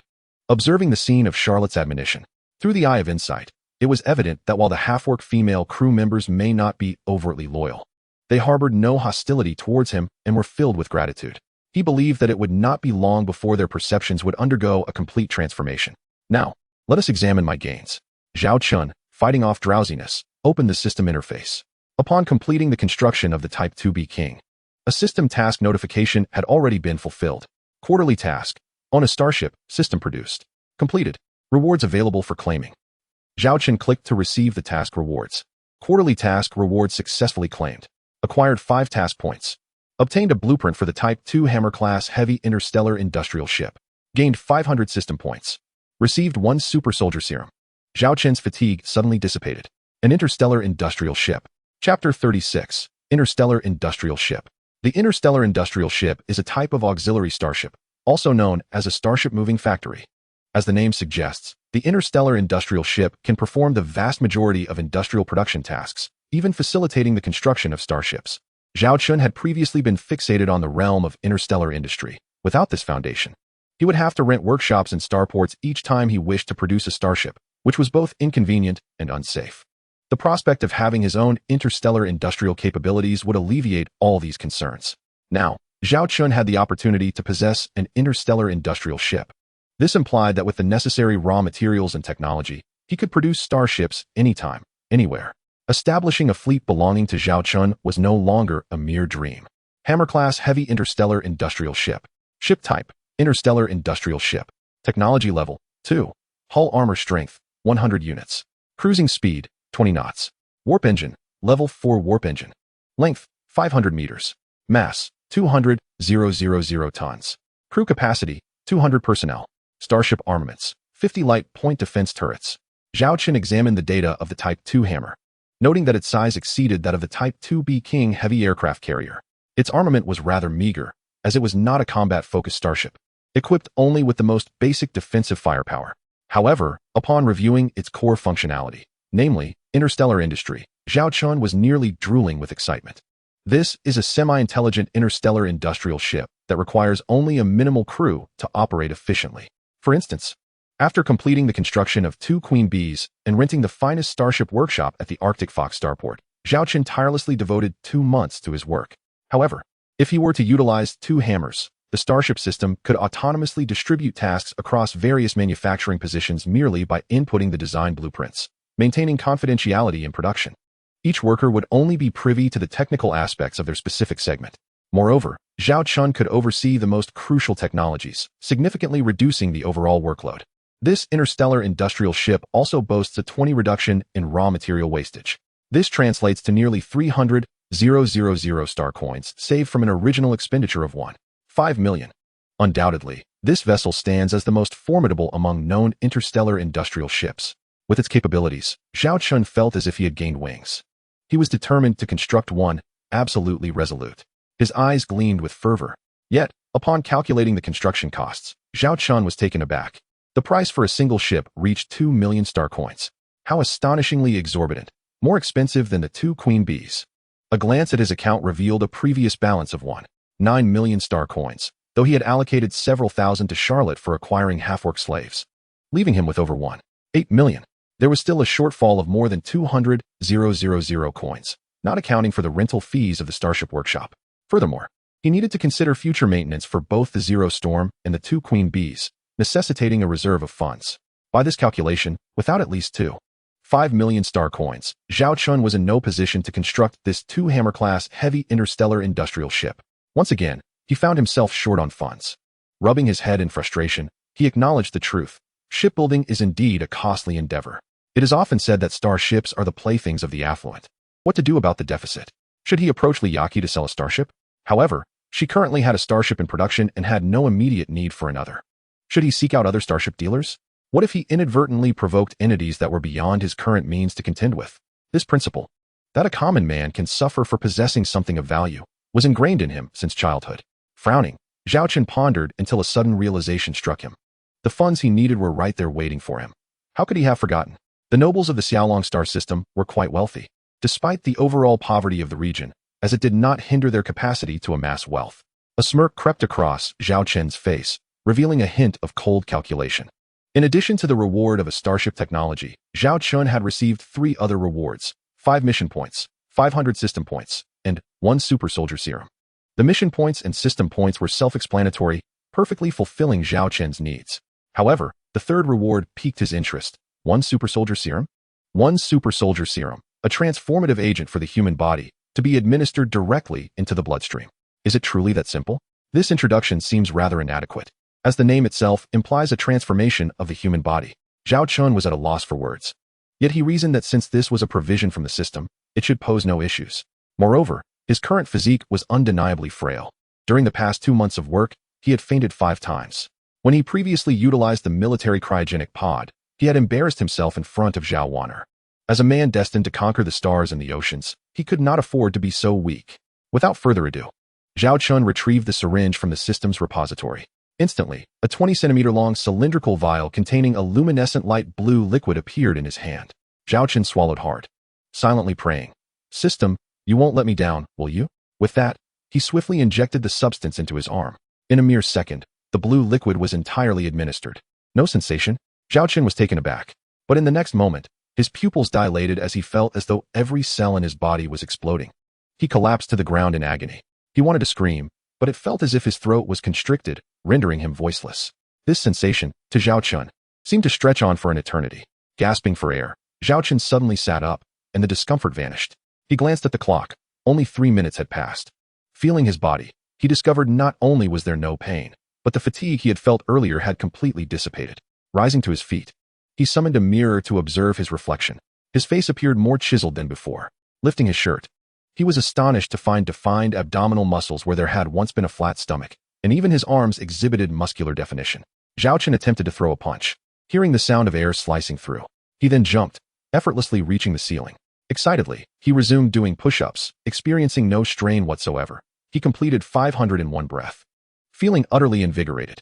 "Have I turned into a superhero?" Zhao Chen exclaimed with delight. The super soldier serum truly worked wonders. Wait a moment. If there is a level 1, does that imply the existence of a level 2? Seemingly struck by inspiration, Zhao Chen accessed the system's marketplace. He began sifting through the level 1 items and was pleasantly surprised to find the super soldier serum he had just used. Level 1 super soldier serum requires 1 task point and 30 system credits. It appeared the system shop had these items. However, during his previous browsing, he had focused solely on starship blueprints, overlooking such offerings. At that time, he would not have squandered his precious task points on this. Upon inspecting the level 2 items, he quickly located his target. Level 2 super soldier serum requires 3 task points and 600 system credits. Presently, there was no urgency to enhance his physical prowess.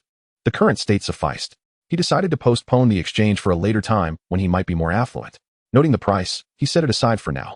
With his fatigue vanished, he proceeded directly to the bridge of the Zero Storm ship. "Good day, Captain." The half-orc female crew member on the bridge greeted cautiously. Observing the captain with a keen eye, she noted that today he appeared somewhat different, taller and more handsome than before. Seated in the captain's chair, Zhao Chen established a connection with the bridge of the 2B King-class carriers. The video window revealed Zhao Wanner and Charlotte. "Why haven't you taken a break?" Zhao Wanner inquired, glancing at Zhao Chen. "I'm not particularly fatigued at the moment," Zhao Chen replied. "How is the preparation for your starship coming along?" "Nearly complete. We still require half a day's time for final adjustments," Charlotte responded. "Very well, Charlotte, please compile a list of the necessary supplies and military provisions. Ensure everything is aboard before we depart. The Zero Storm will accompany us during the trial run, and once we complete that, we'll set sail for the Xiaolong star system." Zhao Chen directed. "Are we in such a hurry?" Zhao Wanner expressed her surprise. Zhao Chen jested. "We've kept our guests waiting for 2 months for this banquet. Any further delay would be inappropriate. I'm eager to claim my fortune." Chapter 37, Journey to the Xiaolong Star System. Report. All trial run projects for the 2B King-class heavy carriers have been completed with a 100 success rate. Please provide the captain with further instructions. Charlotte communicated from the bridge of the 2B Kings, video conferencing with Zhao Chen on the Zero Storm's bridge. Zhao Chen nodded in satisfaction. "Since everything is prepared, let us embark. Our destination is the Xiaolong Star System. Are we truly going to eliminate those interstellar pirates with just our 2 starships?" Zhao Wanner queried, her concern evident on the other end of the video. Zhao Chen smiled reassuringly at her. "You must have seen the performance data for the 2B Kings. Why do you still harbor doubts? It's not a matter of disbelief, but rather, having only 2 starships seems rather reckless. I worry about unforeseen circumstances," Zhao Wanner murmured. Zhao Chen's lips curled into a smile. "This operation will have no unforeseen circumstances. By the way, before we depart, send a message to Jiang Hong, inquiring in detail about the interstellar pirates fleet data and the situation concerning those noble fleets. If we can obtain information on their starships, that would be most advantageous." "Very well. I'll reach out immediately," Zhao Wanner agreed before the communication was severed. Seated in the captain's chair on the bridge of the 2B Kings, Zhao Wanner surveyed her surroundings, still finding it difficult to believe that she was aboard such a formidable carrier starship. "Sister Charlotte, do you think this operation carries any danger?" Zhao Wanner turned to Charlotte. Having spent over 2 months together, Zhao Wanner had formed a solid bond with Charlotte, often seeking her guidance on starship command and combat techniques. Charlotte, unprejudiced against the half-orc girl, shared her knowledge freely. According to the information relayed by your covert observer, the interstellar pirates, alongside those rebellious noble fleets, number fewer than 50 starships, most of which are of the one-star variety. This operation should face little to no issues, unless they possess over 22 starships or, heaven forbid, a 3-star ship. After all, you must be aware of just how formidable the 2B Kings constructed by your brother truly are. Charlotte gazed upon the starship's bridge, her expression firm as she stated, "This is by no means a Type 2 aircraft carrier starship. Rather, it is a quasi-Type 3 aircraft carrier starship. After all, who has ever encountered a Type 2 starship equipped with star shields?" On the Zero-class Blizzard bridge, the warp engine's course had been pre-programmed, and they were poised to enter the acceleration phase, with warp travel commencing in 10 minutes. In 10 minutes, all crew members are to enter deep sea mode. I repeat, all crew members are to enter deep sea mode within 10 minutes. Zhao Chen announced through the ship-wide intercom. As he spoke, the cryopods on the bridge sprang open. In that moment, Zhao Chen had a fleeting thought about what the deep sea experience of a Type 2 Queen Bee might be like. It surely must be far superior to that of this assembled starship. Unexpectedly, the inaugural occupant of the new vessel was not himself. However, once he constructed the Type 2 Hammer-class heavy interstellar industrial ship, it would be time to build that Type 3 Blizzard-class light interstellar battlecruiser. At that point, he would possess a genuine Type 3 starship. The Type 3 Blizzard had long been a cherished dream, residing within the blueprints of his system's repository. The emergence of the Type 2 Hammer provided him with the means to bring it to fruition. Report: out of 101 crew members aboard, 99 have entered cryopods. A half-orc female crew member relayed, assigned to Zhao Chen as a temporary aide by Charlotte. Understood. You should also enter the cryopod, Zhao Chen instructed. Affirmative. The female crew member replied as she stepped into the pod, and the liquid began to envelop her. Zhao Chen glanced at the dimming lights of the bridge, and then at the star map, where the Type 2 Queen Bee was accelerating towards warp travel. This journey would not be as brief as the last. It would span a full 2 weeks. They were set to traverse 2 star systems. Although the Arctic Fox system and the Owl Dragon system were adjacent, the absence of a stargate in the Owl Dragon system necessitated reliance on the starship's own navigation. This underscores the paramount importance of stargates to a star system.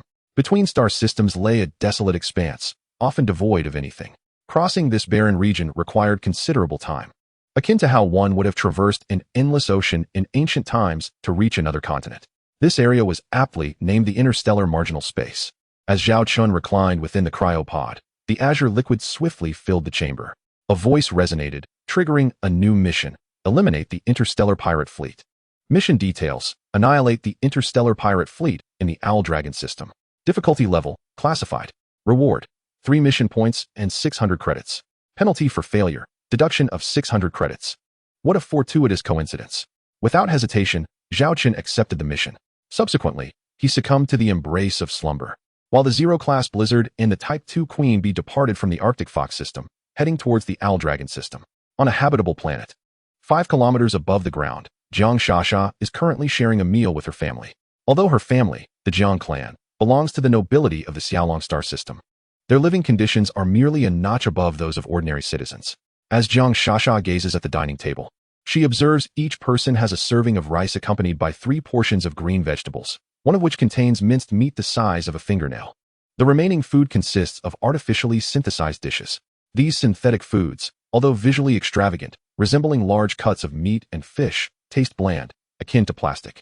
Yet, such fare represents the monthly ration for an average person outside. In the past, Jiang Shasha might have felt a sense of pride in her lineage.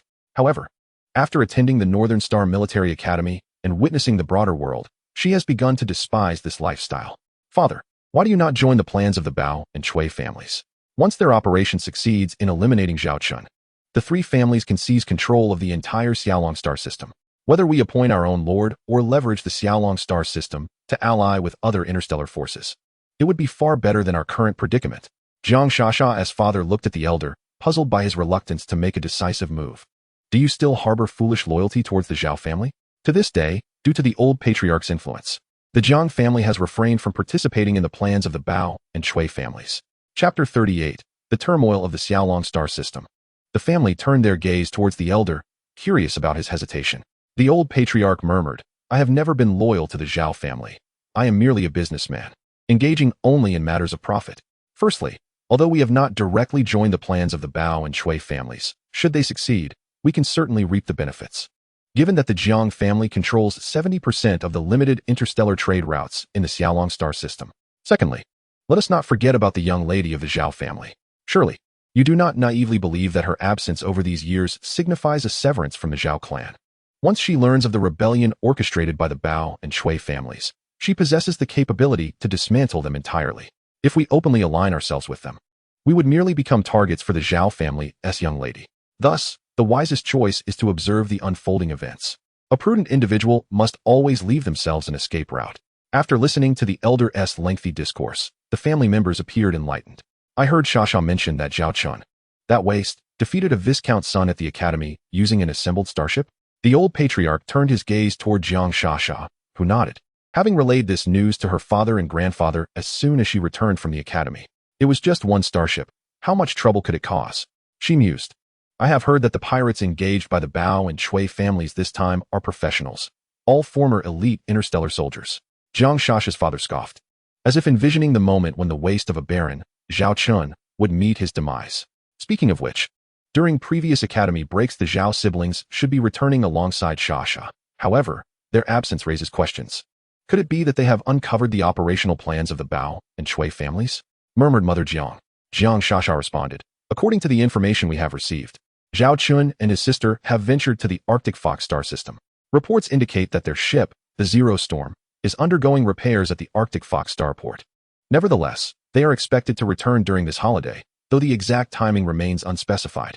At that moment, a man resembling a butler approached the table and whispered a few words into the ear of old Master Jiang. He turned to his family, stating, "The latest news reveals that our esteemed Baron has departed from the Arctic Fox starport and is en route back to the Xiaolong star system. He is anticipated to arrive in 2 weeks and will make a brief stop before heading to the Northern Star Military Academy." This news brought a sigh of relief to the members of the Bao and Shui families, as Mr. Jiang remarked with enthusiasm. Old Master Jiang narrowed his eyes at his somewhat impulsive son. Remember, our Jiang family must maintain a low profile this time. No one is to interfere in this matter.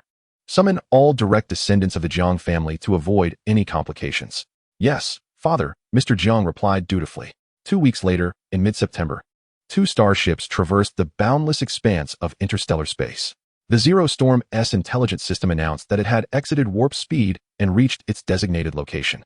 Now operating in autopilot mode, Zhao Chen abruptly opened his eyes. Compared to his previous experience with warp travel, he felt remarkably clear-headed.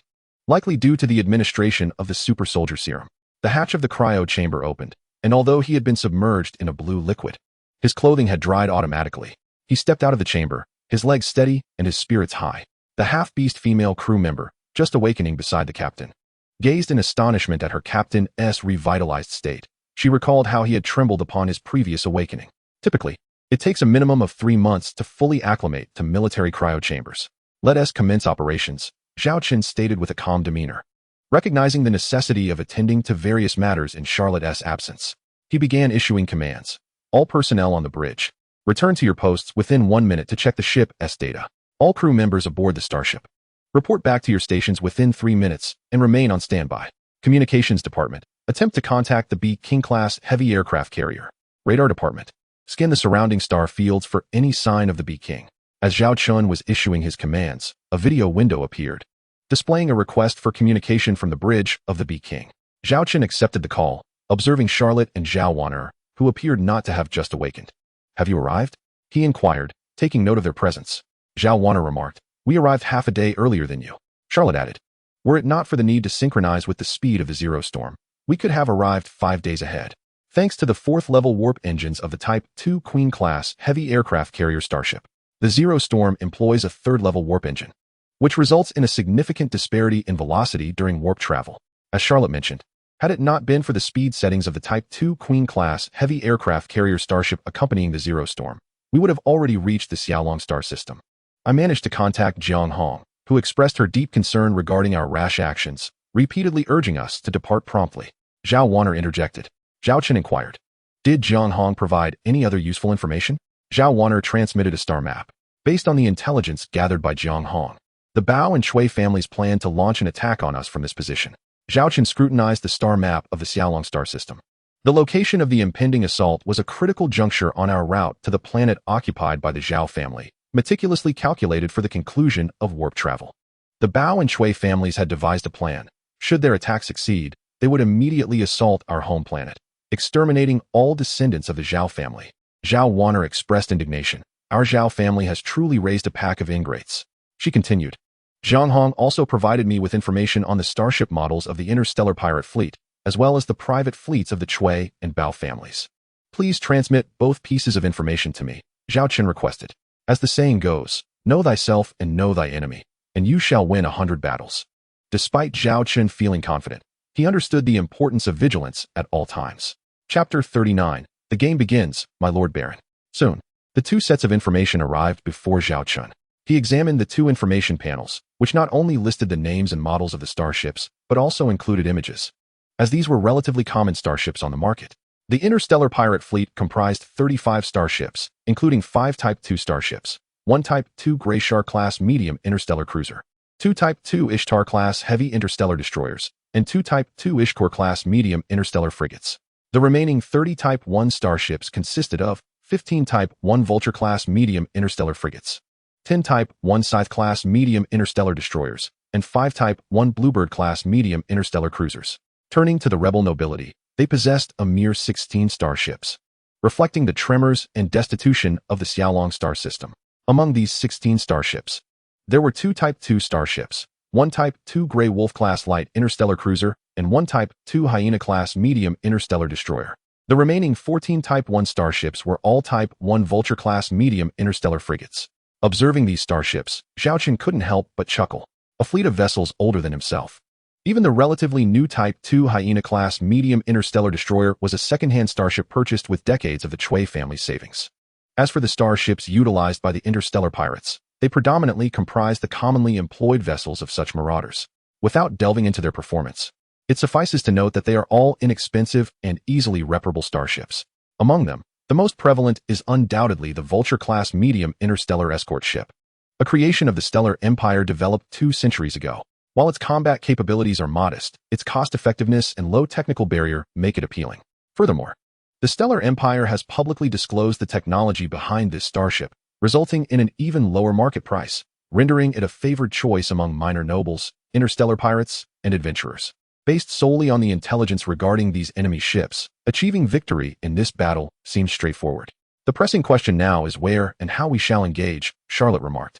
Zhao Chen rubbed his chin thoughtfully, gazing at the star map of the Owl-Dragon star system, murmuring, we cannot confront them on their predetermined battlefield. Although we would undoubtedly emerge victorious regardless of the location, we must strive to minimize our losses. Moreover, engaging near my Zhao family's home planet poses a risk of collateral damage. Suddenly, an idea struck him. With a vacant expression, he pointed to a location on the star map. Who says we must seek them out? Let us compel them to seek us. Charlotte and Zhao Wanner exchanged glances, nearly in unison grasping Zhao Chen's intent. The flagship of the interstellar pirate fleet is a Greyshark-class medium interstellar cruiser. The vessel bears the marks of battle and signs of repair, revealing its storied history. A burly man with a scruffy beard reclined in the captain's chair, his feet propped up on the control panel before him. Damn it, I've been waiting here for 2 months. If it weren't for that bunch of fellows being considerate and sending some women over, I wouldn't be inclined to wait idly. This grumbling figure is the captain of the pirate fleet, who refers to themselves as the Three-Claw Serpent Interstellar Pirates, proudly displaying the emblem of a three-clawed serpent on their hull. At that moment, another gaunt individual emerged from a nearby chamber, adjusting his trousers. From within the room, the sounds of women's pleas and cries could be heard. These women, emaciated and frail, succumbed quickly to their torment. How tedious! Those noble ladies are far more entertaining. If you ask me, we should directly raid the nobility of this star system, the thin man remarked, dissatisfied. The scruffy-bearded captain cast a sidelong glance at his subordinate. While the fleet of this wretched star system is not formidable, let us not forget who summoned us. If we were to disturb this system, we would face dire consequences. Let us earn this commission honestly and avoid stirring up trouble, the captain advised. The thin subordinate, picking his nose, retorted, we may refrain from pillaging these planets, but we ought to negotiate a better commission. After all, our crew of several dozen starships cannot be expected to wait idly for 2 months. The captain grinned mischievously, raising 3 fingers. I've already considered that. Once they permit us to act, we shall demand a 30% increase in our commission. The thin subordinate gave a thumbs up, as expected of our leader, a true strategist. Just as we were discussing, here comes the opportunity. At that moment, a communication request emerged. It appeared that the time had finally come. The bearded captain, with a grin, activated the video communication. On the other side appeared a middle-aged man, whom he recognized as the patriarch of the Bao family from the Xianglong star system. Patriarch Bao, I was about to seek you out myself. My comrades have been waiting here for over 2 months, and their anticipation has become quite unbearable, the bearded captain remarked with evident dissatisfaction. Patriarch Bao replied sternly. Didn't we send you a shipment of women and provisions every month? Now, let us address the matter at hand. Our target has made an appearance, but they have just informed us of a sudden change in plans. They will not be returning to their home planet. They will be making a brief appearance on a planet called Longwei Star at the outskirts of a star system, staying for merely a day before departing back to the Beiji Starship Military Academy. Therefore, we must revise our operational strategy. You must set off immediately to eliminate the target near Longwei Star. There is only one starship involved, so I trust your capabilities will suffice. The bearded captain pondered for a moment, then stated. While altering the plan is manageable since we are in the same star system and can reach there in just a few hours, we have been delayed for over 2 months. Patriarch Bao, you must understand the business that has been lost during this time. You need to account for the time cost. Otherwise, it would be difficult for me to explain to my subordinates. Patriarch Bao sensed the undertone of extortion and inwardly cursed the band of interstellar ruffians. He was unaware that these individuals had not seen such opportunities for a year and a half. Their claims of lost time were mere bluster. However, the immediate priority remained the disposal of that ineffectual baron. State your price, he said coldly.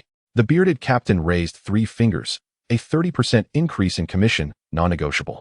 Patriarch Bao's lips twitched, but he ultimately suppressed his anger. Very well. Upon completion of the task, I will transfer the payment to you. Excellent. I appreciate your decisiveness. Please provide the coordinates so my men can proceed to deal with this baron, the bearded captain declared, adopting a serious demeanor. I will send the coordinates immediately. Remember, notify us as soon as the operation is complete, Patriarch Bao reminded. Not an issue. We are professionals at what we do. The bearded captain replied confidently. Soon after, the bearded captain received the coordinates and promptly dispatched his interstellar pirate fleet, ensuring the coordinates were set before entering warp speed. Due to the presence of one starship and the need for fleet speed uniformity, they deliberately reduced the speed of the second starship. The entire journey took nearly 6 hours. Upon awakening from the sleep chamber, the bearded captain immediately ordered his crew to prepare for battle while searching for the target. In truth, there was no need for an extensive search. As soon as they activated the starship's radar, they detected a solitary starship hovering near Longwei Star. As if the prey awaited the hunter. Captain, we are 20 minutes away from our destination. There lies our target, the zero storm of that baron. The slender lieutenant exclaimed with enthusiasm. The bearded captain grinned malevolently and declared, Let the game begin, my lord baron. Simultaneously, aboard the Zero Blizzard, the baron eagerly awaited his prey. Chapter 40. The Maiden Battle of the Queen B-Class Heavy Aircraft Carrier. The Triclaw interstellar pirate fleet did not immediately prepare for combat. Instead, they advanced slowly, resembling a typical interstellar fleet. As they approached the operational range of the Zero Blizzard, the ship suddenly shifted, as if it had sensed something amiss, and began to navigate in another direction. Boss, do you think we've been discovered? The slender lieutenant inquired. At this distance, what does it matter if we are? The captain retorted confidently. Let the 2 Ishkor-class medium interstellar frigates lead several Vulture-class medium interstellar frigates to encircle them from both sides. At this range, intercepting them will be a breeze. In that moment, the Triclaw interstellar pirate fleet shed all pretense and pursued the Zero Blizzard at full speed. Among them, 2 Ishkor-class medium interstellar frigates and a Vulture-class medium interstellar frigate boasted the highest velocity. This class of frigate is known for its unparalleled maneuverability among all starship types, rivaled only by certain interstellar cruisers. Relying on their high speed, interstellar frigates execute formation operations and intercept enemy vessels with ease. Thus, pirates favored these affordable ships, perfectly suited for plundering. They would swarm relentlessly, regardless of the type of starship, pursuing with fervor. At this juncture, the Zero Blizzard likely sensed the impending threat and began to accelerate. However, the Triclaw fleet clung to it like a persistent adhesive, closing the distance rapidly. Darling, seeking to escape? My prey has never evaded my grasp, the bearded captain sneered. Suddenly, the communications officer exclaimed, Captain, we have a communications signal requesting to connect. It appears to be from the Zero Blizzard. The captain paused, then burst into laughter. It seems the incompetent baron has been frightened into seeking our mercy. I am eager to witness how a baron pleads for his life in his final moments. As the video communication connected, a window appeared before the captain, revealing a man's visage. Contrary to the anticipated expression of terror and dread, the man wore a mocking gaze, as if regarding a mere toy. You must be the leader of the Triclaw Interstellar Pirate Fleet, he stated nonchalantly. This unexpected opening momentarily bewildered the bearded captain, causing him to question whether something had gone awry. Why was this man showing no fear? You know me? The captain asked in astonishment. I also know that you are employed by the Bao and Chui families to attack us, Zhao Chen stated, resting his chin on his hand. The bearded pirate captain spread his hands and chuckled. Since you, dear Baron, are already aware, there is little left to say. We operate solely for remuneration. I kindly suggest you resign yourself to demise. Demise? Zhao Chen retorted with a light laugh. I'm afraid it is not I who is destined for death, but rather you. We? The bearded captain guffawed. You, a pitiful baron, dare to jest? You would send us to our graves? What authority do you possess? Is it merely your dilapidated, hybrid starship? Look around you. Those are my vessels. They are poised to obliterate your ship, and you, the unfortunate baron, shall find your end in your own territory. I advise you to take stock of your surroundings. Zhao Chen, feigning indifference, smiled slightly. At that moment, a radar crewman aboard the bearded captain's ship exclaimed, "This is dire. We have detected numerous energy signatures converging upon us." Energy signatures? Could they be starships? The captain inquired, glancing at the radar displaying hundreds of luminous points rushing towards their three-clawed serpent interstellar pirate fleet. It seems they are not starships, but rather interstellar fighters. The radar crewman replied. Interstellar fighters? The captain exclaimed in surprise. Activating the deep space telescope, he soon discerned the nature of those myriad points of light. It was a swarm of interstellar drones. Hundreds of them had completely encircled their three-clawed serpent fleet. During the ongoing video communication, Zhao Chen, unreserved in his thoughts, issued a cold attack order. Engage. Annihilate all interstellar pirate vessels. Leave none standing. Subsequently, the drones began to lock onto their respective targets. The first to strike were 100 Killer B-class medium interstellar drones, equipped with laser cannons. While their power paled in comparison to starship weaponry, they could approach enemy ships closely to exploit the most advantageous positions for attack. Most notably, these were second-tier interstellar drones. Captain, we are under heavy assault from interstellar drones. One crewman shouted. Cursed be these drones. They are too swift for my close-in defense cannons to intercept. Report. One Vulture-class medium interstellar frigate's bridge has been attacked. The captain is dead on the spot, and the ship has lost its command system. Report. One Scythe-class medium interstellar destroyer is besieged by enemy drones. We request assistance. Requesting assistance. A cacophony of grim news flooded the bearded pirate captain's bridge. The swarm of drones seemed to consume their starships like locusts.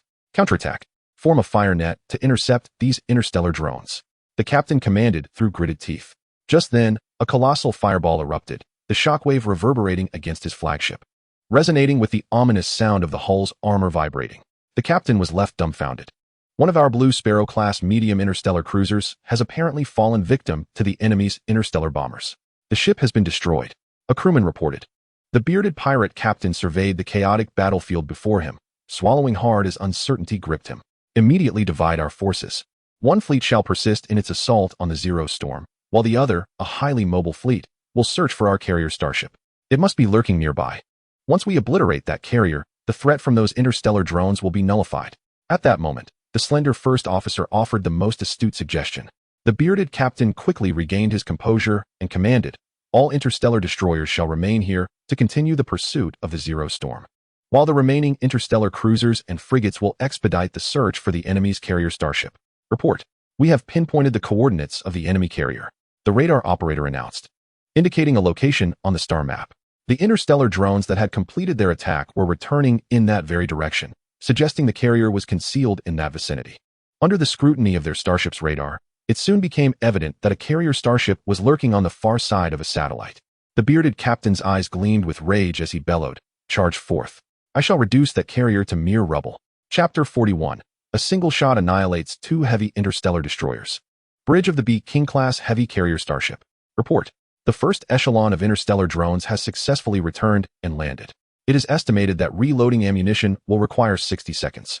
The operational report for the first batch of drones has been compiled. We lost 7 Killer B-class medium interstellar drones and 1 giant Hornet-class heavy interstellar drone. We successfully destroyed 2 Bluebird-class medium interstellar cruisers, 4 Vulture-class medium interstellar frigates, and 2 Scythe-class medium interstellar destroyers. Report. The enemy fleet has detected our position and is advancing at full speed towards us. The female crew members on the bridge stood ready, constantly relaying updates to the captain and the first officer.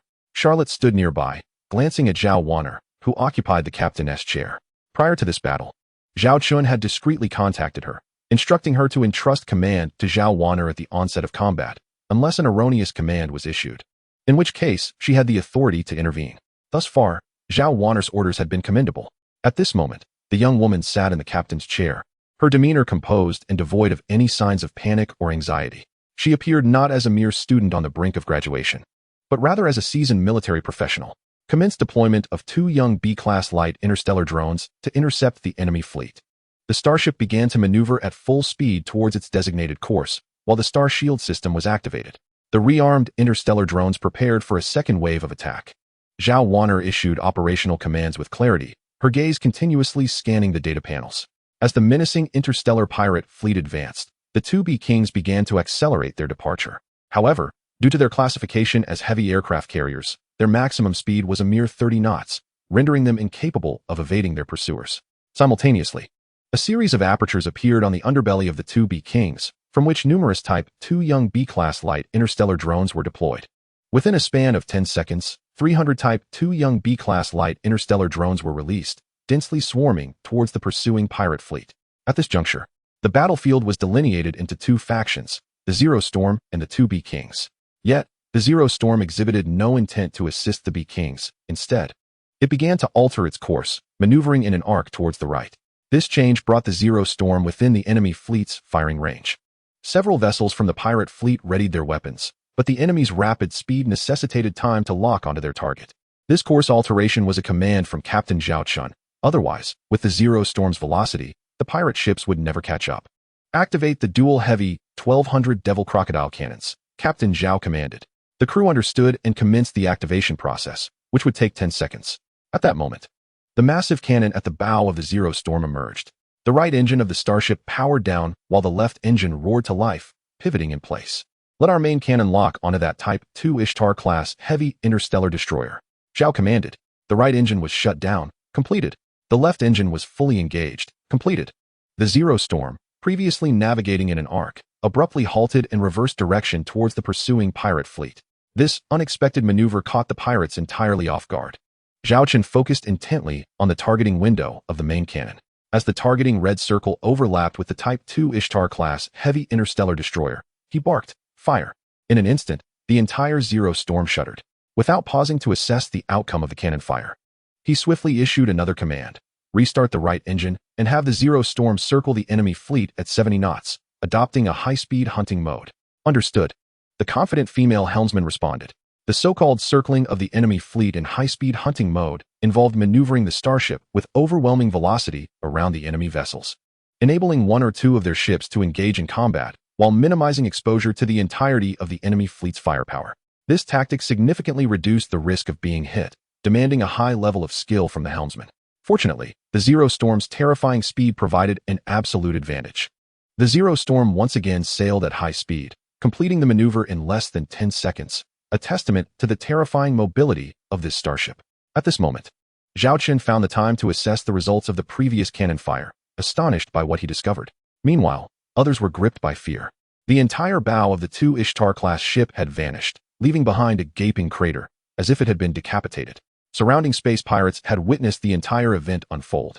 The starship they had been pursuing suddenly turned about, followed by a devastating main cannon strike. Unexpectedly, one of the only 2 Ishtar-class ships in their fleet was obliterated in a single shot. It is crucial to remember that this was a heavy interstellar destroyer, characterized by a larger hull, more formidable weaponry, and thicker armor. To think that such a vessel could be annihilated in one blow was astounding. That was a 1,200 caliber cannon. Suddenly, the captain of one of the pirate fleet's ships exclaimed in the internal communication channel. Other pirate captains hastily employed deep space telescopes to ascertain the situation. They were taken aback to see that the ship they were chasing, the Zero Storm, was armed with a fearsome cannon of such caliber. How could a 2-class starship possibly mount such an enormous cannon? What manner of monstrous starship was this? The captain of a 1 Scythe-class medium interstellar destroyer felt a chill run down his spine. If a 2 Ishtar-class vessel could not withstand such a shot, what hope did his lower-tier 1 Scythe-class medium destroyer have? The potential outcome of a direct hit was all too clear. 1 shot every 5 minutes. Let me count how many there are. 1, 2, 3. Zhao Chen grinned wickedly, counting the enemy ships as if they were mere beans. Chapter 42. Does this 2-class aircraft carrier have a star shield? Report, boss. One of our 2 Ishtar-class ships has been destroyed by the Zero Storm. One shot. Just one shot. The internal communication channel erupted with terrified shouts. The bearded pirate captain's heart sank. One of his 2 Ishtar-class heavy interstellar destroyers had been obliterated? He was acutely aware that these 5 2-class ships were the lifeblood of his fleet. Losing a 1-class vessel did not trouble him. He could always procure another. However, each 2-class ship was a significant investment. It had taken him 5 years of accumulation with the pirate fleet to acquire that very 2 Ishtar class from the black market. And now, in the blink of an eye, it was gone? You must be joking. How could a 2 Ishtar class heavy interstellar destroyer be destroyed in a single shot? He bellowed, unwilling to accept such a reality. Boss, it's true. That enemy ship, the Zero Storm, is equipped with a 1,200 caliber cannon, an entire 1,200 caliber. Oh my goodness. I have never encountered such a colossal cannon in my entire life. The pirate captain's voice trembled with disbelief. A 1,200 caliber cannon? The bearded captain felt a shiver run down his spine, realizing that his subordinates were not jesting at this moment. The Bao and Shui families. Those noble fools have deceived me. He transferred all the blame onto his employers, the Bao and Shui families, claiming that their intelligence was woefully inadequate. This was no mere incompetent baron. Upon my return, if my commission does not triple, I shall invade his planet and make a mockery of his wife before him. The bearded captain cursed bitterly. Unfortunately, he would never have such an opportunity again. During the pursuit of that aircraft carrier starship, several of his 1-star vessels were destroyed by interstellar drones. Most notably, one 2-star interstellar bomber unleashed a bomb whose power was comparable to the main cannon of a 2-star ship. Furthermore, they meticulously targeted a specific location, bombarding it repeatedly. Typically, a trio of these 2-star bombers, combined with the strikes from 2 killer B-class medium interstellar drones, could effortlessly annihilate a 1-star ship within mere minutes. Report. We have lost another one of our 1-star Blue Sparrow-class medium interstellar cruisers, a subordinate reported cautiously. The bearded pirate captain clenched his fists. Report. We have entered firing range and can now attack the aircraft carrier starship. Another subordinate announced, bringing forth good news. The bearded captain immediately commanded, fire, fire, fire. Tear that damned aircraft carrier to shreds. Yes. The laser main cannon aboard the 2 Shark-class medium interstellar cruiser locked onto the aircraft carrier starship and opened fire. Due to the sluggish speed of the aircraft carrier, it was virtually unable to evade the laser. As the space pirates awaited the moment of impact, the laser, just as it was about to reach the aircraft carrier, struck a luminescent barrier, exploding into nothingness. The aircraft carrier remained unscathed. The space pirates were left dumbfounded. What just happened? The bearded captain shrieked, grabbing the pirate crew member responsible for the weapon module. I don't know, the crew member replied, looking completely innocent. The slender first mate incredulously uttered 2 words, Star Shield. Star Shield? The pirate crew members processed the information. It was indeed a Star Shield. Yet, how could a 2-star aircraft carrier possess a Star Shield?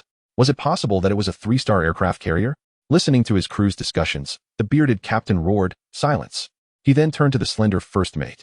Isn't a Star Shield a feature exclusive to 3-star ships? This aircraft carrier certainly does not resemble a 3-star vessel. From the scale and combat capability of the deployed interstellar drones, it was evident that it was not a 3-star aircraft carrier. Yet what they had witnessed was undeniably a Star Shield. Sweat trickled down the slender first mate's forehead. At this moment, the trajectory of the interstellar battle had far exceeded their expectations. What shall we do now? The bearded pirate captain demanded. The Star Shield can only withstand attacks from a limited range. Thus, if our starships can launch assaults from multiple directions simultaneously, the Star Shield will be unable to respond in time, remarked the thin lieutenant. The bearded pirate captain bit his lip hard enough to draw blood, the metallic taste filling his mouth. He was acutely aware of this reality. Yet, having pursued their target at the cost of several first-class starships, they had finally managed to tail this carrier starship. What further price would they have to pay to execute a simultaneous flank attack? Boss, we have no choice now. If we retreat, will that Baron allow us to leave? I have come to understand that the Baron was prepared. He lured us in with his flagship and then deployed a swarm of interstellar drones to ambush us. It is a trap, the thin lieutenant exclaimed. It's either you or me. Such situations were not unfamiliar to interstellar pirates. In the past, they might have harbored a desire to fight. However, today, with 35 starships besieging 2, they had yet to even scratch the enemy's hull armor, while they had already lost nearly a third of their own fleet. This was a severe blow to morale. Full speed ahead. We must destroy that carrier starship at all costs. The bearded pirate captain gritted his teeth and declared. Having reached this juncture, they were left with no avenue for retreat. They could only fight to the bitter end.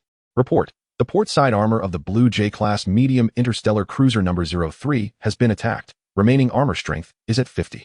Report. The Vulture-class medium interstellar frigate No. 11 has been destroyed, with no survivors.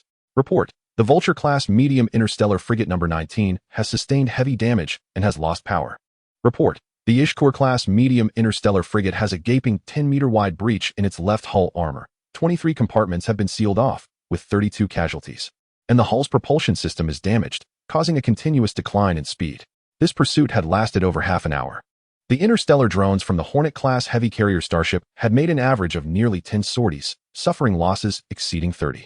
However, due to the excellent interception capabilities of the Hornet-class light interstellar drones, the pursuing pirate starships had been unable to launch a flanking attack on the Hornet. The Starshield continued to intercept incoming attacks from the rear.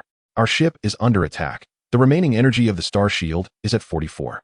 Amidst the glimmering waves of the Starshield, the crew aboard the Hornet anxiously reported the figures. In truth, Zhao Chen could see the steadily declining energy level of the Starshield on the holographic projection in the bridge. The numbers shifted from green to yellow, and soon they would turn red. Nevertheless, Zhao Chen remained composed. Report. One of the enemy's Ishkor-class medium interstellar frigates has breached our Hornet-class light interstellar drone's interception and is approaching the starboard side of our ship. Meanwhile, the flagship of the enemy fleet, a Grey Shark-class medium interstellar cruiser, continues to fire from behind us. If both ships attack simultaneously, our Starshield will be unable to defend against two directions at once. The report from the commanding officer of the Starshield was received with a momentary silence from Zhao Chen, who then declared fiercely, "Assemble all interstellar drones for a full-scale assault on the Ishkor II." Meanwhile, the Starshield must continue to fend off the attacks from the rear. Charlotte observed Zhao Wanner's orders, recognizing this as the most prudent course of action. The priority was to neutralize one flank of the assault. Even if the ship might endure a few hits in the process, it would at least preserve the overall strategy. Report, Commander. Our vessel is positioned at the target's flank. We are ready to fire, screamed the captain of the Ishkor II. The bearded pirate captain on the communication channel frantically shouted, "Fire! Fire! Blast a gaping hole in that accursed carrier starship." Preparing to fire. However, at that moment, an astonishing scene unfolded. An interstellar warship surged at an astonishing speed to the flank of the carrier starship, positioning itself between the Ishkor II and the Queen B-2. Simultaneously, it sped head-on towards the Ishkor II. The massive 1,200 caliber cannon seemed to herald an impending event. The pirate captain of the Ishkor II trembled in his command chair, shouting in panic, "Fire! Fire now!" Chapter 43, We Surrender.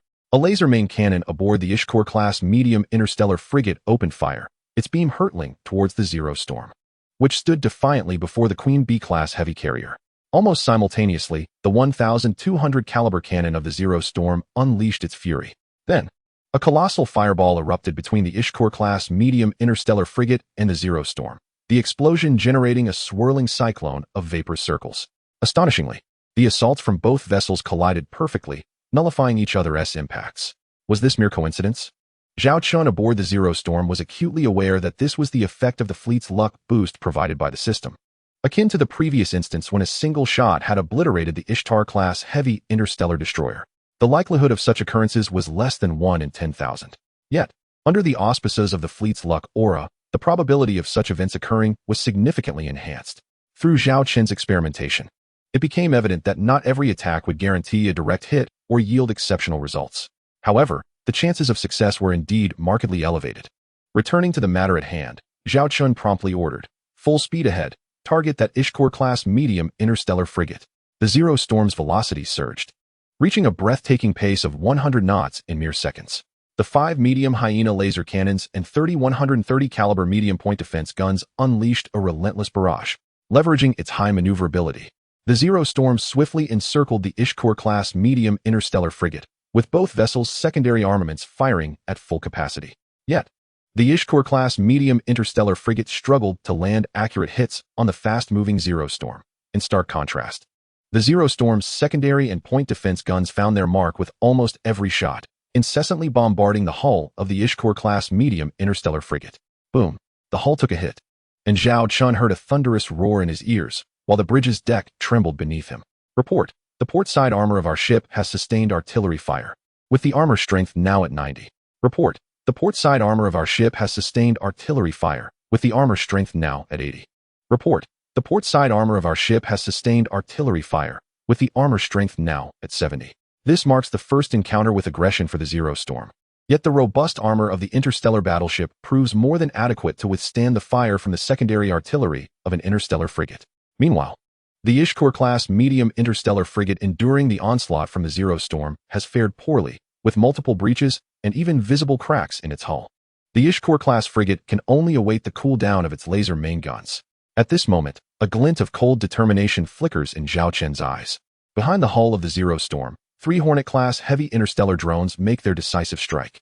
3 interstellar torpedoes are launched at a dangerously close range towards the Ishkur-class medium interstellar frigate.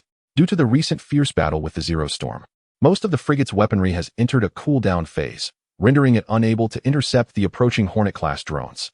Helplessly, they watch as the 3 torpedoes strike the starship's bridge, the abdomen, and the previously targeted left side by the Zero Storm's secondary artillery. 3 fireballs erupt around the Ishkur-class frigate, which soon disintegrates into fragments, meeting its demise. Report: our Ishkur-class medium interstellar frigate, vessel number 2, has fallen. The lanky lieutenant trembles as he relays this grim news to the bearded pirate captain. The captain collapses into his chair, stunned. Upon witnessing the approach of the Zero Storm, he sensed something amiss. This indicated that the pirate starships on the other battlefield were likely annihilated. He gazed at a data panel displaying information on all his fleet's vessels. As anticipated, the majority of the starship icons had turned gray, particularly those tasked with assaulting the Zero Storm. None survived. This included the 2 Ishtar-class heavy interstellar destroyers and the Ishkur-class medium interstellar frigate. Consequently, the Serpent Claw pirate fleet was left with but a single Gray Shark-class medium interstellar cruiser. In addition, only 4 Vulture-class medium interstellar frigates and 1 Blue Jay-class medium interstellar cruiser remained. Although the Serpent Claw pirate fleet still held a numerical advantage of threefold, they were acutely aware of their impending fate. As they observed the carrier starship and the Zero Storm fixating on them, the outcome became glaringly evident. "Boss, let us surrender," the lanky lieutenant cautiously suggested. Surrender? The bearded pirate captain was taken aback, never having anticipated that this assassination mission, which he had believed was in the bag, would culminate in such a disheartening conclusion. However, the continuation of this battle has become utterly meaningless. The destruction of the remaining 6 pirate starships is merely a matter of time. "Contact the noble Baron. We are willing to surrender," murmured the despairing pirate captain. An hour prior, he could scarcely have imagined that he would find himself reduced to a defeated supplicant for survival. "Captain, the enemy flagship has sent a communication. They are willing to cease resistance and surrender," Charlotte inquired of Zhao Chen aboard the Queen B2. Zhao Chen replied coldly, "We are ready to accept their surrender, but they must immediately shut down all engines of their starships." Charlotte hesitated briefly, but ultimately relayed Captain Zhao Chen's orders. Soon, all 6 starships ceased their engines. Amidst the inky darkness of the vessels, the interstellar pirates contemplated their impending fate. Would they be imprisoned in dungeons, sold into slavery, or perhaps escorted to the mines, condemned to toil among the rocks until death? Regardless of the outcome, at least they could cling to life for the moment. Report: the enemy's 6 starships have shut down all engines, Charlotte announced.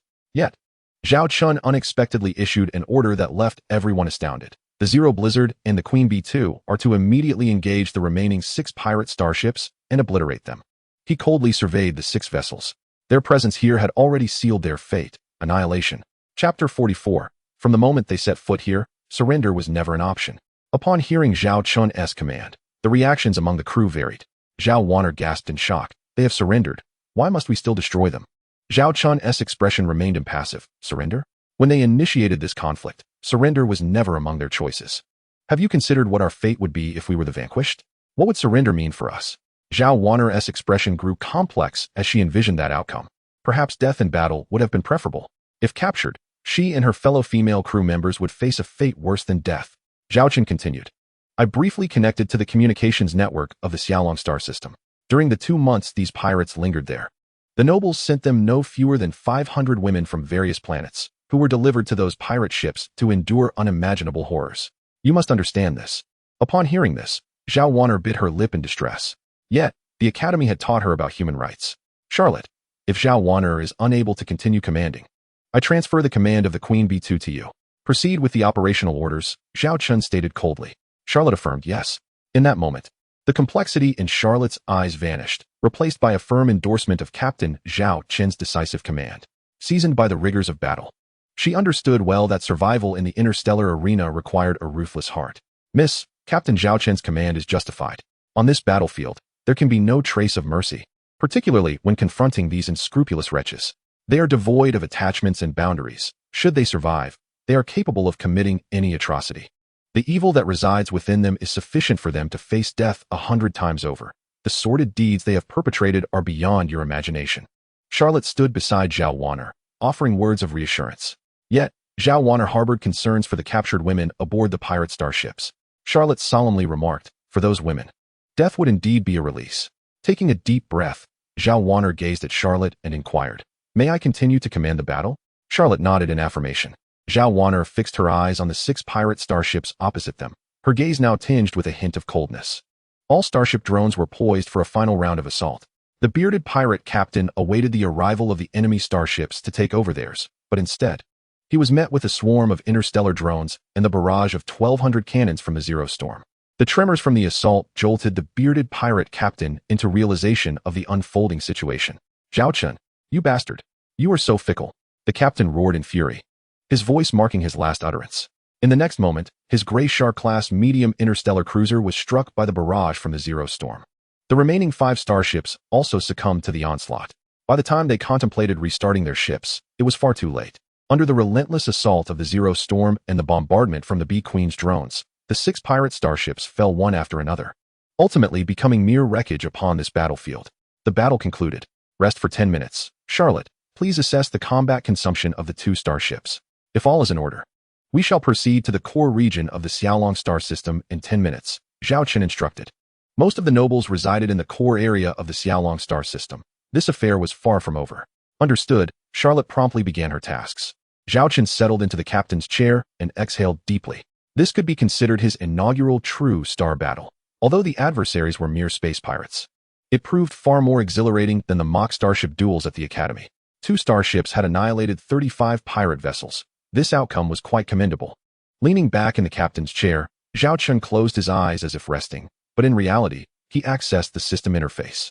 His determination to eradicate this band of interstellar pirates stemmed from another motive, the existence of a system task. Task description: eliminate the interstellar pirate fleet in the Xiaolong star system. Task difficulty, level. Task reward, 3 task points and 600 credits. Task status, task completed.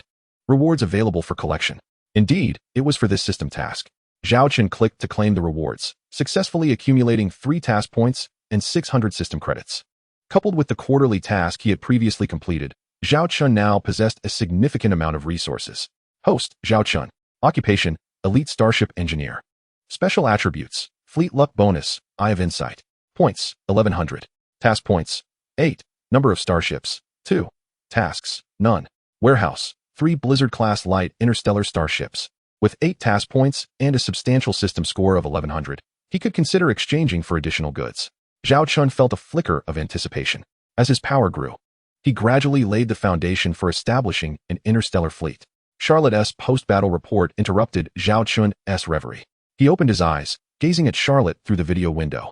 In this battle, the hulls of the 2 Queen Bees suffered no damage, while they lost 107 young B-class light interstellar drones, 39 killer B-class medium interstellar drones, and 5 Hornet-class heavy interstellar drones. Ammunition consumed amounted to 67, with no casualties reported. The comprehensive damage to the 2-0 Blizzard-class starship hulls was assessed at 75, primarily affecting the port-side hull armor, but it did not hinder the starship's navigation or combat capabilities. Ammunition consumed was 46, with no casualties reported. The total value of losses incurred in this battle reached 8,000 star coins.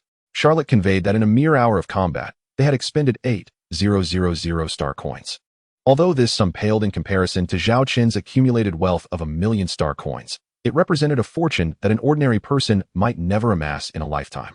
However, they had also destroyed 35 starships, including 5 2-star vessels, the wreckage of which could be salvaged for further use, projecting a value of 600,000 star coins. Charlotte's revelation left Zhao Chen elated. 600,000 star coins? Is that truly the case? He exclaimed, taken aback. Charlotte clarified, though these 35 starships are outdated, if sold, they would fetch no less than 600,000 star coins. Upon reflection, it made sense. The original price of the pirate fleet was 6 million star coins. So the remaining wreckage yielding 600,000 star coins was reasonable. However, the 600,000 star coins were based on their own processing and melting of the materials.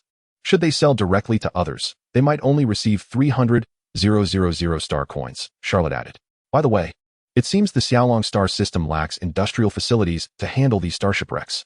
Zhao Chen lamented, cradling his head in frustration, for the Xiaolong star system was woefully underdeveloped. Lacking in everything, their technological level had stagnated at a mere first-tier standard. For now, the wreckage would remain here, as there was little risk of theft. The Zero Blizzard and the two Queen Bees prepared to depart, engaging in warp travel towards the core region of the Xiaolong star system. It was time to pay a visit to his uncles, who had prepared a grand homecoming gift for him. I must reciprocate their kindness, Zhao Chen thought, his eyes betraying a cold indifference. The moment to cleanse the Xiaolong star system had arrived, though this cleansing might shake the very foundations of the region, given the numerous families intertwined with its interests. Chapter 45. I, Zhao Chen, have returned. The Xiaolong star system comprises a solitary star, 12 planets, 5 dwarf planets, 400,000 asteroids, and 77 moons, with over 400 periodic comets. Based on their habitability index, these celestial bodies are categorized into 3 distinct classes: high-quality habitable planets, low-quality habitable planets, and marginally habitable planets.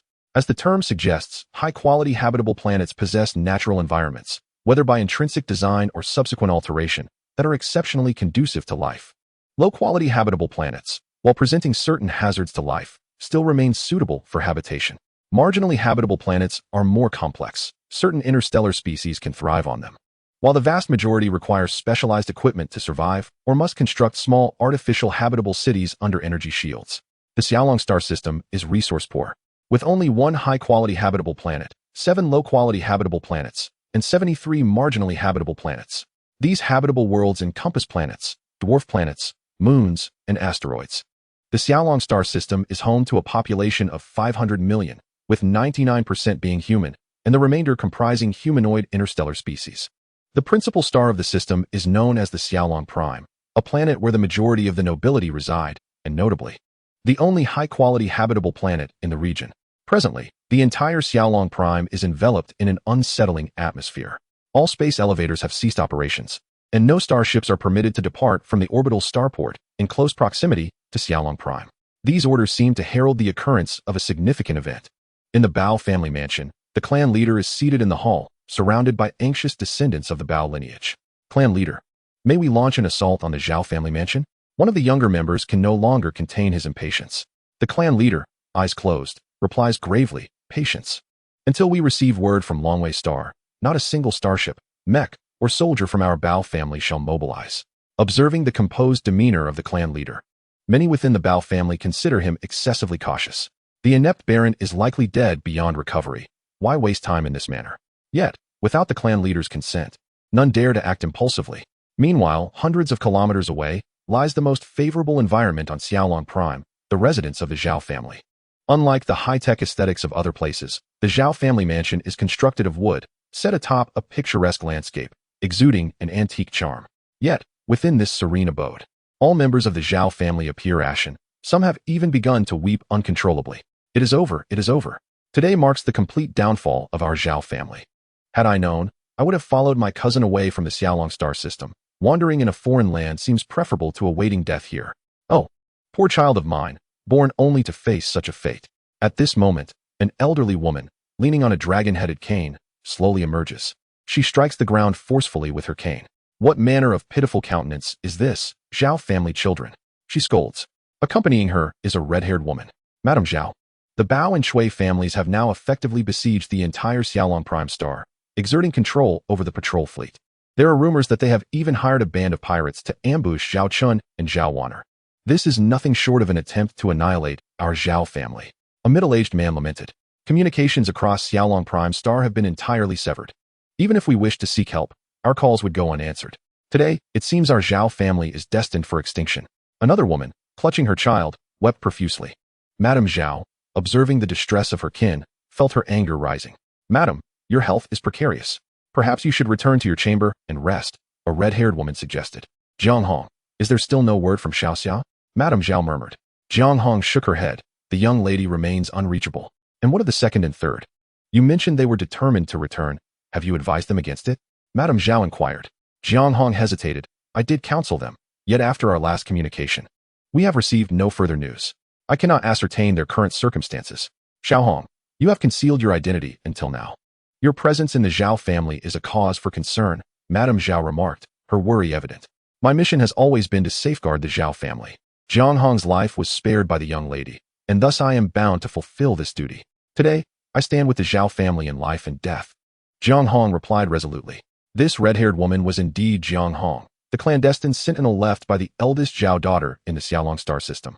Realizing that the current mission of her post was no longer paramount, she had come to the Zhao family, prepared for a final confrontation. Alas, who could have foreseen that our Zhao family would descend to such depths? Once my father. Madame Zhao coughed violently, prompting Jiang Hong to offer her support to return to her quarters. Just then, a thunderous explosion resonated from above. Instinctively, everyone looked up. A starship, engulfed in flames, was plummeting from the outer atmosphere, its hull visibly damaged. It was a Harpy-class medium interstellar frigate. Jiang Hong immediately recognized the stricken vessel. The frigate crashed into the distant ocean, sending forth a massive wave that surged forth, creating a tsunami that swept across the surroundings. Fortunately, there were no populated areas nearby. What in the world is happening? The Zhao family gasped in astonishment. Look, it appears there is fierce combat occurring in space. A sharp-eyed member of the Zhao family noted the intermittent flashes of red light beyond the atmosphere. Who could be battling outside Xiaolong Prime Star? This question lingered in the minds of all present. Could it be that the interstellar pirates have turned against the Bao and Shui families, igniting a conflict? Someone murmured. Activate the energy shield of the Zhao estate. Jiang Hong commanded as battle mechs swiftly took their positions. In no time, a luminous barrier enveloped the entire Zhao estate. While the implementation of energy shield technology on the ground was relatively straightforward, adapting it for use on starships represented a monumental leap in technological advancement. 30 fighter mechs appeared around the Zhao family estate, representing the last vestige of the Zhao family's combat capabilities. Although it was understood that facing an oncoming starship left them with little chance of survival, an urgent cry pierced the air. Look, something is entering the atmosphere. A colossal silhouette was gradually descending through the sky, measuring an impressive 300 to 400 meters in length. Is that a starship? Someone exclaimed, recognizing the unmistakable shape. It resembles a carrier starship. As the massive figure continued to penetrate the atmosphere, the gathered crowd finally discerned its true identity. Yet, confusion only deepened. They had never seen this starship before, so why was it appearing above the Xiaolong homeworld? Suddenly, a voice thundered across the land, echoing like a clap of thunder. It emanated from the carrier starship. I, Zhao Chen, have returned. Chapter 46. If the living cannot be summoned, then the dead shall suffice. With the B King-class heavy carrier starship breaching the atmosphere of the Xiaolong homeworld, a fleet of interstellar drones was released. The combat prowess of these drones was overwhelming, easily demolishing any ordinary fighter mechs. They could encircle the planet within a mere 10 minutes. Inside the command bridge of the B King, a list lay before Zhao Wanner. This was the task bestowed upon her by Zhao Chen upon the B King's arrival at the Xiaolong homeworld. She was to summon all the individuals listed to the Zhao family estate. Zhao Wanner recalled Zhao Chen's words. If the living cannot be summoned, then the dead shall suffice. This list comprised all the families that had supported the Bao and Shui clans in the assassination plot. The drones that had just been deployed were heading towards the residences of these families, tasked with their invitation. Sister Charlotte, you will be in command of this starship. I will take the shuttle to the Zhao family estate, Zhao Wanner declared. Understood, I shall handle things here, Charlotte nodded. However, as a precaution, I will arrange for a squadron of interstellar drones to follow you remotely, ensuring your safety. Very well. Zhao Wanner departed from the command bridge and proceeded to the hangar to board the shuttle. This shuttle was a small interstellar transport vessel, typically accommodating 3 to 10 individuals, with minimal cargo space, rendering it unsuitable for long-distance interstellar travel. However, as the starship could not land after entering the planet's atmosphere, shuttles were generally employed to reach the final destination. The shuttle was compact, akin in size to a car, comfortably housed within the starship. At that moment, Zhao Wanner piloted the shuttle away from the B King. Gazing at the familiar scenery of the planet's surface, she swiftly approached a serene mountainous area. In the distance, she spotted a residence enveloped in a shimmering energy shield. That was her destination, the Zhao family estate.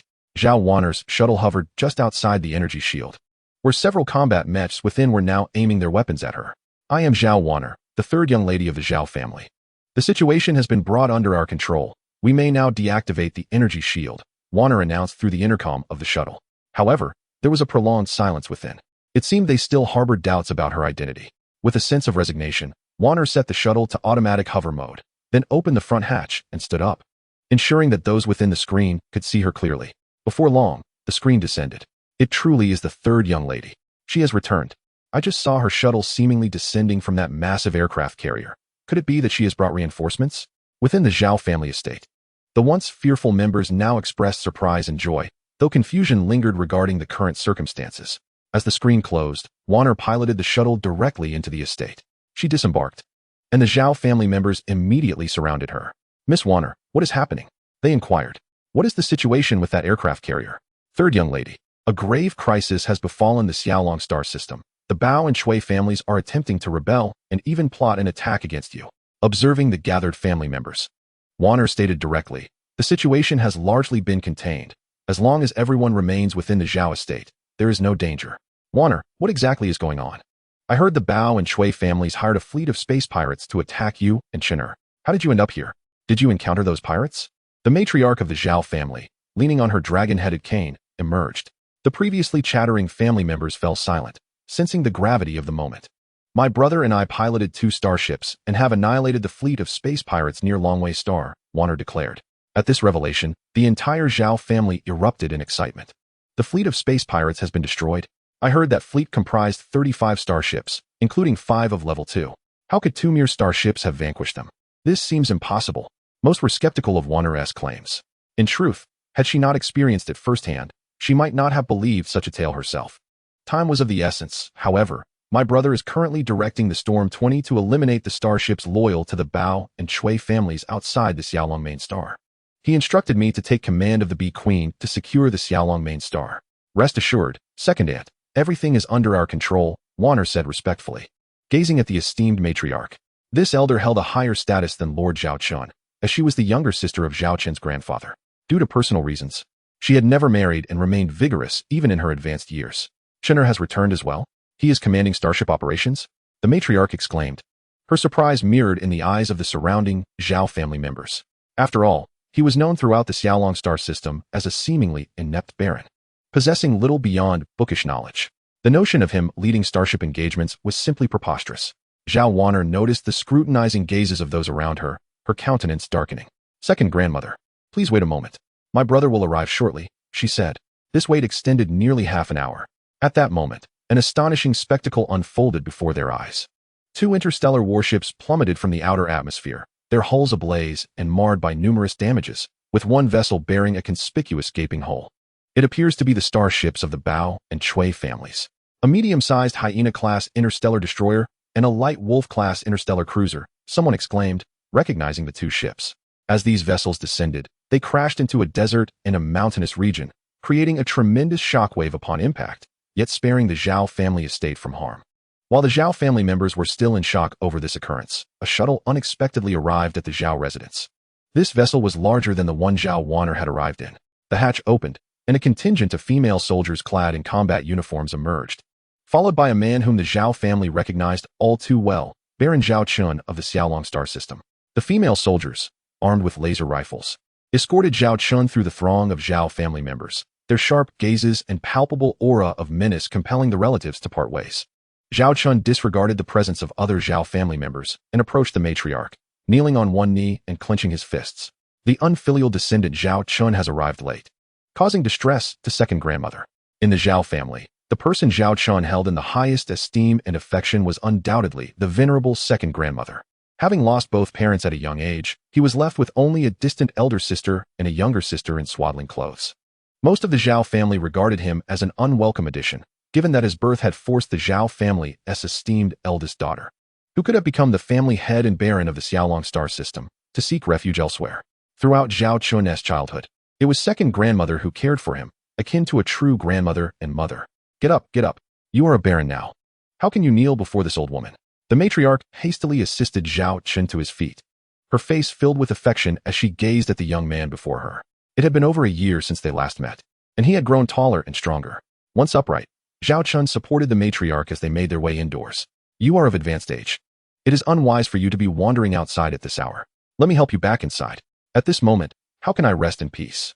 I just heard Warner mention that you eradicated the interstellar pirate fleet, and are currently assisting the Bao and Chui families with the remnants of their starships? The matriarch inquired with concern. Zhao Chen replied, everything has been resolved. The 35 starships of the Three-Claw Serpent interstellar pirate fleet were completely annihilated near Longwei Star. 16 starships controlled by the Bao and Chui families, including 2 Class 2 vessels and 7 Class 1 vessels, were destroyed by our fleet. The remaining 7 Class 1 starships have all surrendered. With their fleet's power diminished, the Bao and Chui families can no longer stir up any trouble. The Zhao family members were profoundly astonished by Zhao Chen's nonchalant proclamation regarding these events. The incident that had previously cast a shadow over the Zhao family for 2 months, instilling a sense of impending doom, has now, astonishingly, been resolved by Zhao Chen's mere words. Jiang Hong, please reach out to all the nobles of the Xiaolong star system. Within 5 hours, summon the clan leaders to the Zhao residence under the pretext of a baronial command. Any who dare to refuse shall bear the consequences. Zhao Chen addressed Jiang Hong, whom he was meeting for the first time, with an ease that belied their unfamiliarity. Jiang Hong hesitated for a moment, instinctively glancing at Zhao Wanner. Jiang Hong, you should follow my brother's instructions, Zhao Wanner said. Understood. Jiang Hong set about executing the task. Chinner, are you preparing to address this situation? Old Madame Zhao discerned the implications behind Zhao Chen's words. Zhao Chen nodded. If I may interject, what are your plans? She inquired further. The Xiaolong star system has languished in decay for far too long. It is time for a thorough cleansing, Zhao Chen replied. Old Madame Zhao gazed at her grandson, her frail hand caressing his cheek. You've grown, our Chinner has truly matured. Go forth, whatever you choose to do. You are our baron, and I shall support you. Grandmother, the scene that is about to unfold may not be suitable for your eyes. Perhaps you should step aside? Zhao Chen expressed concern. Old Madame Zhao laughed heartily, gripping her dragon-headed cane. Chinner, pursue your ambitions without reservation. I have lived over a century. I have witnessed countless spectacles. You may not be aware, but when your grandfather ascended to lordship, I served as the deputy commander of the Xiaolong fleet. Today, I shall remain and observe how you clean house. Wanner, please assist me by bringing that chair over.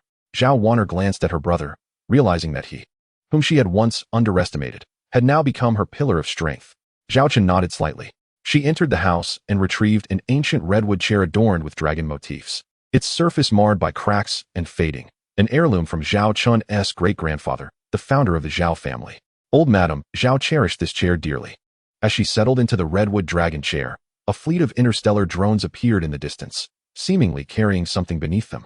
Soon, a horrifying spectacle unfolded before the Zhao family. Several corpses were unceremoniously dropped into the Zhao courtyard by the drones, accompanied by a voice from the machines. Reporting to the captain, the Chui family has shown obstinacy and attempted armed resistance. As per your orders, the Chui residence has been obliterated, and all 225 members of the Chui family have been eliminated. Among the fallen were the bodies of the Chui family head and several high-ranking members. The Chui family? Some Zhao family members scrutinized the corpses on the ground, recognizing a bloodied head that confirmed it belonged to the head of the Chui family. Women and children began to stifle their cries, retching at the sight. The stench of blood was overwhelming. That old wretch from the Chui family deserved to meet his end long ago. The treacherous individuals. Had it not been for the benevolence of my father who sheltered the ancestors of the Chui family and offered them sustenance, there would be no Chui family from the Xiaolong star system. How despicable! The matriarch of the Zhao family gazed upon the gruesome scene before her, her expression unwavering, as she vehemently chastised those from the Chui family. Subsequently, several batches of interstellar drones arrived, either bearing corpses or live captives. The living were ensnared in nets and unceremoniously dropped from several meters above into the Zhao family courtyard, barely clinging to life. The members of the Zhao family observed that all those delivered were nobles who had covertly supported the Chui and Bao families. Suddenly, a figure suspended by an interstellar drone captured everyone's attention. Bao Daxian, the patriarch of the Bao family. Covered in blood and with vacant eyes, he appeared utterly disoriented. Like the others, he was unceremoniously tossed to the ground. Patriarch Bao, it seems you are in good health. Zhao Chen remarked with a smile at the sight of Bao Daxian, who lay there like a discarded rag. Upon recognizing Zhao Chen, Bao Daxian erupted in a furious scream. Zhao Chen, you beast, you demon. You have slaughtered my entire clan. I will not rest until I have avenged them, even in death. The Zhao family members trembled at Bao Daxian's words. Another noble from the Xiaolong family met with a gruesome end. Bao Daxian, I must commend your audacity. Who was it that orchestrated the assassination plot against me and Zhao Wanner, who secretly mobilized ground forces, preparing to seize the Zhao residence upon news of my demise? Zhao Chen scoffed. Bao Daxian was rendered speechless, his rage directed at Zhao Chen, wishing to rend him asunder, yet with his legs broken. He found himself powerless to seek vengeance. Find a pillar and bind the patriarch of the Bao family. And the corpses too, let us bind them. They must not catch a chill, Zhao Chen said nonchalantly. Soon, the patriarch of the Bao family, once one of the three great nobles of the Xianglong star system, was bound to a pillar like livestock. The matriarch of the Zhao family observed this with keen interest, but remained silent, even sipping her tea several times. At that moment, a shuttle arrived at the Zhao residence. Yet due to the interception by interstellar drones, it could only stop at the courtyard's perimeter. Report. The patriarch of the Jiang family has arrived, a servant of the Zhao family announced. The Jiang family is the only one of the three great families of the Xianglong star system that has survived, and it is also the family of Zhao Chen's fiancée, Jiang Shasha. Chapter 48, Zhao Chen's Death List. At this moment, old Master Jiang Xiong was slowly entering the Zhao residence with his two children. Father, is it true what you said about two starships annihilating the interstellar pirate fleet? Jiang Xiong's son, Jiang Ziwen, quietly inquired. Beside him, Jiang Shasha wore a troubled expression, biting her lip as if lost in thought. The battlefield is at Longwei Star, where our collateral family resides. The news is absolutely true. The wreckage of those pirate starships is still drifting outside Longwei Star, Jiang Xiong replied solemnly. Sister, were those two starships Zhao Chen's? Where did Zhao Chen acquire such an impressive starship? Jiang Ziwen inquired with curiosity. Jiang Shasha reflected on the two starship images her father had shown her previously, one of which was the aircraft carrier hovering 20,000 kilometers above them. This vessel, named Zero-Class Blizzard, was the starship Zhao Chen had utilized to triumph in the starship duel at the Northern Star Military Academy. The other aircraft carrier was unfamiliar to her. She remained uncertain about it. She quietly remarked. Suddenly, a wave of bloodshed assaulted their senses. Just as they pondered the source of the sanguinary scent emanating from the Zhao family estate, the scene before them widened their pupils in horror. Stone pillars stood resolutely within the Zhao family's courtyard, each bound with a person, some alive, some barely clinging to life, and others already lifeless corpses. They recognized the identities of these individuals, particularly two among the living and the dead, the heads of the Bao and Shui families, two of the three great clans of the Xiaolong star system. Navigating through the grove of pillars, Jiang Xiong and his companions approached the Zhao family. Jiang Shasha gazed at the man before her. He was unfamiliar, though his visage bore a semblance of familiarity. Yet, his demeanor and aura made her feel as though the Zhao Chen she had known for over 20 years was entirely different from the one before her now.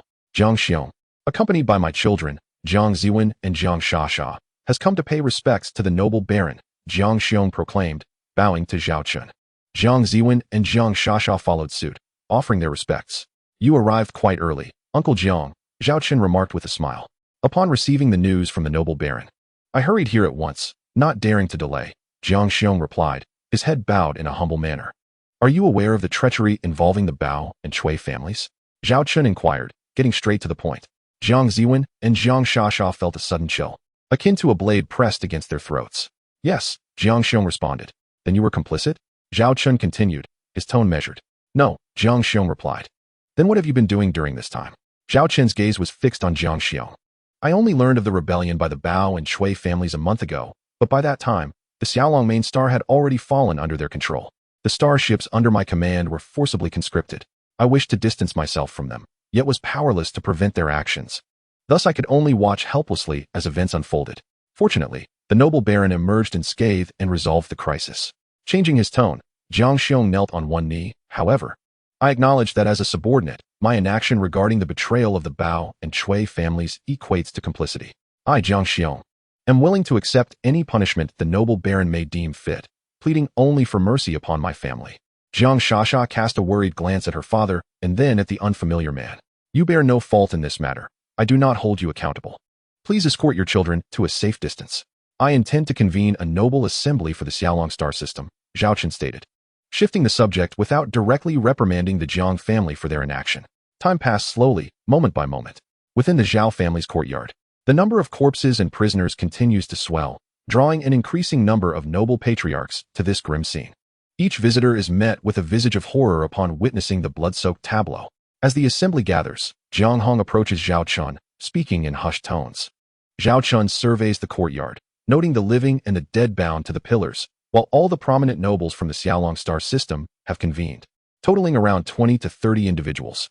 Among them, the most formidable is undoubtedly the Jiang family, the last remnant of the three great clans.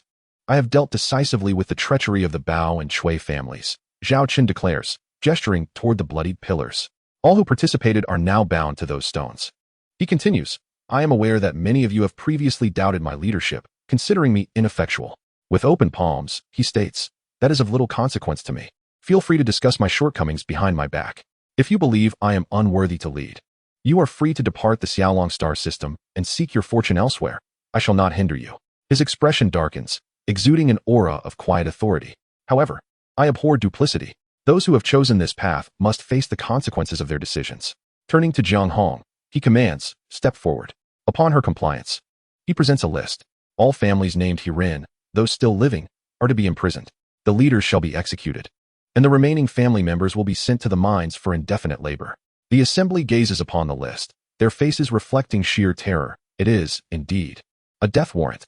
As for those families not mentioned, you know well how many of you are truly innocent. I have overlooked your past transgressions until now. From this day forth, remember that the Xiaolong star system belongs to the Zhao clan. If you are unwilling to accept this, you may leave at once. Otherwise, I fear you too may find yourselves bound to these pillars one day. Zhao Chen turns his back on the crowd, concluding, this meeting is adjourned. Second, madam, it is growing late. We should dine. I have prepared a dinner for you that I trust you will enjoy. With a smile, he assists the elderly matriarch into the main house, transforming from the fearsome figure he had just portrayed to a caring host. The remaining assembly members exchange apprehensive glances, unsure of who first dared to move, but eventually, they all lower their heads and exit the Zhao residence. On board the Jiang family shuttle, Jiang Xiong speaks gravely. Prepare for a full family migration. A migration? Why? We have significant assets in the Xiaolong star system. Jiang Ziwen exclaims in astonishment. With a sigh, Jiang Xiong responds. You did not grasp the implications of Zhao Chen's words. He was issuing a warning. If we do not relinquish our holdings, we will become the next victims, following the Bao and Chui families. Without our assets, we can start anew. Moreover, I have long had plans in place in other star systems. As interstellar merchants, we must understand the wisdom of having multiple refuges. Are we truly to depart? Sha is Zhao Chen's fiancée. Given the relationship between our two families, we could wholeheartedly support Zhao Chen. Perhaps we might even rise to a position of great power within the Xiaolong star system, one beneath a single ruler, yet above countless others. Jiang Ziwen mused dreamily. Upon hearing this, Jiang Sha lowered her head even further. Jiang Xiong, observing his daughter, spoke coldly. Are you unaware of your sister's actions at the Beiji Starship Military Academy? Our bond with the Zhao family has long since been severed. Should we involve ourselves in the rebellion alongside the Bao and Chui families, Zhao Chen would unhesitatingly bind us to that stone pillar. While we still possess the option, it would be wise for us to leave this place. Jiang Xiong gazed through the shuttle's window towards the Zhao family's direction, reflecting. The Zhao family has raised a promising heir. Chapter 49. Establishing a new city amidst ruins. In the ensuing days, Zhao Chen consolidated the 7 surrendered Class 1 starships. Previously, he had instructed Charlotte to procure 500 half-beast slave workers at the Arctic Fox starport, with 100 assigned to the Class 2 Queen B-class heavy aircraft carrier. Including the 100 half-beast slaves acquired earlier from the Beiji Starship Military Academy, 50 were designated to work on the Zero Storm. Consequently, 450 half-beast female crew members remained without formal posts. They were temporarily tasked with overseeing these Class 1 starships, responsible for maintaining law and order within the Xiaolong star system, as well as collecting the wreckage of the 35 starships belonging to the Three-Claw Serpent interstellar pirate fleet from the battlefield near Longwei Star. All of this gave the Xiaolong star system an appearance of tranquility, as if everything were as it once was. However, the reality was that the Xiaolong star system had undergone profound transformations. The Zhao family, once marginalized despite being a noble lineage, swiftly seized control of the entire Xiaolong star system overnight. The Class 2 Queen B-class heavy aircraft carriers, accompanied by interstellar drones and several battle mechs from the Zhao family, were tasked with ensuring that the assets of the families listed in the death toll were firmly under Zhao control. Since these families had been classified as rebels, their properties and wealth were confiscated by the Lord. The process alone consumed nearly a week. Second, young master, this is the wealth we have gathered from those rebellious nobles over the past few days. Additionally, their industries have all been taken over by us and have resumed full production, Jiang Hong reported to Zhao Chen. Compared to Zhao Wanner and Charlotte, no one was more suited than Jiang Hong to manage the affairs of the Xiaolong star system. Previously, she held a minor leadership role in the trade department. Yet her extensive connections within the Xiaolong star system rendered her immensely knowledgeable about its inner workings. Zhao Chen entrusted all these matters to Jiang Hong, who accepted without hesitation. for her mission was to safeguard the Zhao family's legacy.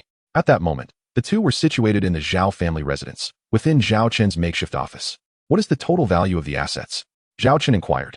In total, over 600,000 star coins, Jiang Hong replied. Zhao Chen was taken aback. Over 600,000 star coins? These individuals possess remarkable skills when it comes to amassing personal wealth. Jiang Hong continued. Furthermore, within this week, dozens of noble families, including the Jiang family, have vacated the Xiaolong star system. The assets they left behind have all been consolidated by us, and some items they could not take have naturally become part of the Zhao family's possessions. That portion alone is valued at 100,000 star coins. Once again, 100,000 star coins. This totals to 700,000 star coins. Zhao Chen could hardly contain his joy. His heavy interstellar industrial ship was now within reach. Second young master, are you truly allowing the Jiang family and those noble families to depart? Is this appropriate? Your previous list has already eradicated half of the noble influence in the Xiaolong star system, including the powerful Bao and Cui families. Now, even the Jiang family has left, taking a batch of noble families with them. Currently, less than 20% of the original noble families remain in the Xiaolong star system. Jiang Hong expressed her concerns while gazing at Zhao Chen. Zhao Chen remained indifferent to the departure of those noble families, acknowledging the significant loss for the Xiaolong star system. Those who wish to stay will naturally remain without our prompting. Those who desire to leave cannot be restrained, he replied calmly. This way, they depart cleanly, sparing me the displeasure of witnessing their insincere behavior later on, which might provoke me to take drastic measures. Jiang Hong furrowed her brow. Second young master, have you considered the Xiaolong star system? After this upheaval, its already fragile foundation has been further weakened. The Xiaolong star system has always been in disarray. Can it possibly become worse? Zhao Chen shrugged, responding nonchalantly. Rather than entangle ourselves with a chaotic Zhao family, it would be far better to dismantle and rebuild. Establishing a new city upon the ruins is far simpler than renovating a decaying one. Applause erupted. Zhao Chen and Jiang Hong turned to see the matriarch of the Zhao family, leaning on her cane, entering the room. What a profound notion. To create a new city from the ruins. I wholeheartedly support Chen Heir's perspective. Instead of lingering with those families, it is wiser to drive them away and start anew. Seeing the matriarch's stance, Jiang Hong felt unable to argue, though she internally disagreed with Zhao Chen's approach. Second aunt, why have you come out again? Zhao Chen approached and assisted the matriarch in taking a seat. I merely wish to see you. I heard you are set to leave the Xiaolong star system soon to return to the Beiji Starship Military Academy? The matriarch inquired, regarding Zhao Chen. Zhao Chen nodded. Indeed. It is already late September, and the academy commences in early October. We will require 2 weeks to traverse the boundary space outside the Xiaolong star system. Although I have secured leave, the academy's assessments are rigorous. Should I fail to meet the academic requirements, I will not pass at the end of the term. Indeed, academics hold great importance. It is unfortunate that our Xiaolong star system lacks a stargate. Otherwise, travel would be much more convenient. The matriarch sighed deeply. The absence of a stargate has perpetually been a lament for the Xiaolong star system. The existing stargate technology necessitates the establishment within a binary star system. The Xiaolong system, possessing only a singular star, is thus incapable of constructing a stargate. Do not fret, my dear grandmother. Soon, our Xiaolong system shall possess its very own stargate. When that day arrives, should you wish to see me and Wanner, simply let us know, and we shall return to visit you, Zhao Chen remarked with a smile. The stargate represents an insurmountable hurdle in Zhao Chen's plans for the Xiaolong system. Within the system's marketplace, no technology meets the requisite criteria. Therefore, the only recourse is to upgrade the marketplace to level 3, placing hope in the offerings available at that tier. Ah, how splendid it would be if that day were to come. Zhao's elderly matriarch chuckled, though she did not take it too seriously. After some light banter, Zhao's grandmother patted Zhao Chen on the shoulder, saying, Chener, you have grown. Pursue whatever endeavors you desire boldly. Your grandmother supports you. As you mentioned, the current state of the Xiaolong system is a disarray. It cannot possibly deteriorate further. Zhao Chen nodded in agreement. Once Zhao's grandmother departed, only Zhao Chen and Jiang Hong remained in the room. Jiang Hong, I am aware that you harbor resentment towards me. You believe that the rightful ruler of the Xiaolong system should be my elder sister rather than myself, correct? Zhao Chen observed Jiang Hong's indifferent expression. Unfazed, Jiang Hong replied, Indeed, I do not require your allegiance. As long as you are sincerely devoted to the Xiaolong system, whether your loyalty lies with me or my elder sister is inconsequential. Zhao Chen stated. Jiang Hong remained silent. Zhao Chen continued to gaze at her. Wanner and I plan to depart the day after tomorrow. I shall leave you with 200 half-orc crew members, and you may command the 7 one-star ships as you see fit. All affairs of the Xiaolong system shall be entrusted to you. Before my departure, I will announce that you are the acting lord of the Xiaolong system. To see you is to see me. Jiang Hong was taken aback. She had not anticipated Zhao Chen would make such arrangements. Despite knowing her loyalty did not lie with him, he was willing to entrust the Xiaolong system to her. During this time, Zhao Chen had been observing Jiang Hong and had come to understand her background. Jiang Hong was a little girl discovered by the eldest daughter of the Zhao family while she was out exploring in another star system. The child had been found lying on her deceased mother's body, dazed and unable to cry from hunger. The eldest daughter of the Zhao family took Jiang Hong in and buried her mother. From that moment on, she treated Jiang Hong as a beloved younger sister, teaching her to read and write, imparting knowledge of various kinds. Gradually, Jiang Hong's talents began to emerge. She absorbed knowledge with remarkable speed and excelled in management. Over the years, much of the Xiaolong system's affairs had been managed behind the scenes by Jiang Hong, with directives conveyed through Zhao's grandmother. Zhao Chen was merely a nominal lord. The eldest daughter of the Zhao family had long since entrusted the management to her. As time passed, Jiang Hong became increasingly adept at handling various matters. Most importantly, her loyalty to the Zhao family, specifically to the family that raised the eldest daughter, was unwavering. Currently, Zhao Chen finds himself devoid of capable talents. It is improbable for him to remain in the Xiaolong star system, as it is rather desolate. Charlotte, though a general adept at commanding starships in battle, is not suited to govern the Xiaolong star system. Thus, Zhao Chen has opted for Jiang Hong, a woman who does not easily yield to authority. Are you willing to entrust the management of the Xiaolong star system to me? Jiang Hong inquired, expressing her skepticism. Zhao Chen nodded affirmatively. I entrust it to you. I have faith in your capabilities. For a moment, Jiang Hong was at a loss for words. Zhao Chen then began to articulate his vision. For the Xiaolong star system to rise and flourish, 3 pivotal opportunities must be seized. The first point, stargates. A star system without stargates lacks any prospects for development. This issue cannot be resolved swiftly, but I shall devise a solution. The second point, industry. The Xiaolong star system has perpetually relied on a rudimentary technological industry, merely sustaining its self-sufficiency. In fact, should any unforeseen circumstances arise on those planets, famine is not uncommon. If my memory serves me correctly, the Galactic Alliance has a rating system based on the living conditions of a star system, ranging from 0 to 10. Our Xiaolong star system holds a dismal rating of merely 0. 3, falling short of the average of 5. Therefore, we must cultivate a promising industry, one that possesses advantages for external trade, thereby allowing us to draw in external funds to develop the Xiaolong star system. I have formulated a plan for this, though it will require some preparatory time. The third point, a new order. The old nobility has largely perished or departed. The Xiaolong star system now necessitates a new order. Despite my disdain for the nobility, the presence of prominent families is essential. Your task during this period is to re-establish the order of the Xiaolong star system, centered around the Zhao family, while elevating the status of loyal minor families or even fostering new, loyal ones. I trust you can manage this task. Listening to Zhao Chen's eloquent exposition, Jiang Hong regarded the first 2 points as fanciful dreams, utterly unattainable. However, the third point was the sole aspect she could endorse. The Xiaolong star system is in dire need of a new order and system to revive it. The task assigned to me by the young lady is to safeguard the Xiaolong star system and protect the Zhao family in her absence. Jiang Hong cast a cold glance at Zhao Chen. I do this not for you, but for the young lady. This woman still retained her pride at that moment. After reaching a straightforward agreement, Jiang Hong took her leave. Zhao Chen, using a handheld terminal, projected a holographic map of the Xiaolong star system, gazing upon the celestial expanse. He lifted his hand, as if to caress the starry sky. Since this was your previous wish, allow me to fulfill it. Zhao Chen seemed to be addressing someone unseen, a gentle smile gracing his face. Subsequently, he accessed the system interface. Host, Zhao Chen. Profession, elite starship engineer. Special attributes, fleet luck bonus, eye of insight. Points, 1100. Task points, 8. Number of starships, 2. Current tasks, none. Warehouse, 3 Stormbringer class light interstellar battlecruiser blueprints, 1 Wolf Tick class medium interstellar destroyer blueprint, 2 Queen Bee class heavy aircraft carrier blueprints, 2 Hammer class heavy interstellar industrial ship blueprints. Currently, there are 1,100 system points and 8 task points available. Let us examine the conditions for upgrading the system mall. 2 system mall upgrade conditions. First, exchange 2 items of level 2, 12. Second, complete 2 level system tasks, 12. Third, consume 2,000 system points for mall upgrade, 1,100 2,000. Zhao Chen's expression darkened. It seemed that his meager savings were wholly insufficient for upgrading to the level 2 system mall. Nonetheless, he decided to tackle the upgrade conditions one by one. The third item could wait. The second item as tasks depended on chance. Thus, he resolved to address the first item first, exchanging for 2 level 2 products.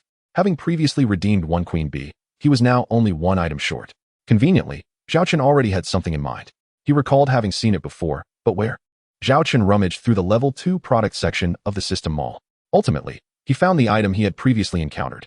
2 Bronze Eden-class Starship Blueprint. Due to it not being redeemed yet, he was unable to view detailed data, but a brief introduction was available. 2 Bronze Eden-class Starship. Auxiliary starship capable of developing agriculture, forestry, animal husbandry, and fishery operations indefinitely without resource expenditure. In simpler terms, it was an interstellar farm, ranch, forest, and fishery, and all without any cost. Would you like to expend 400 system points and 3 task points to redeem the product 2 Bronze Eden-class Starship Blueprint? Confirm.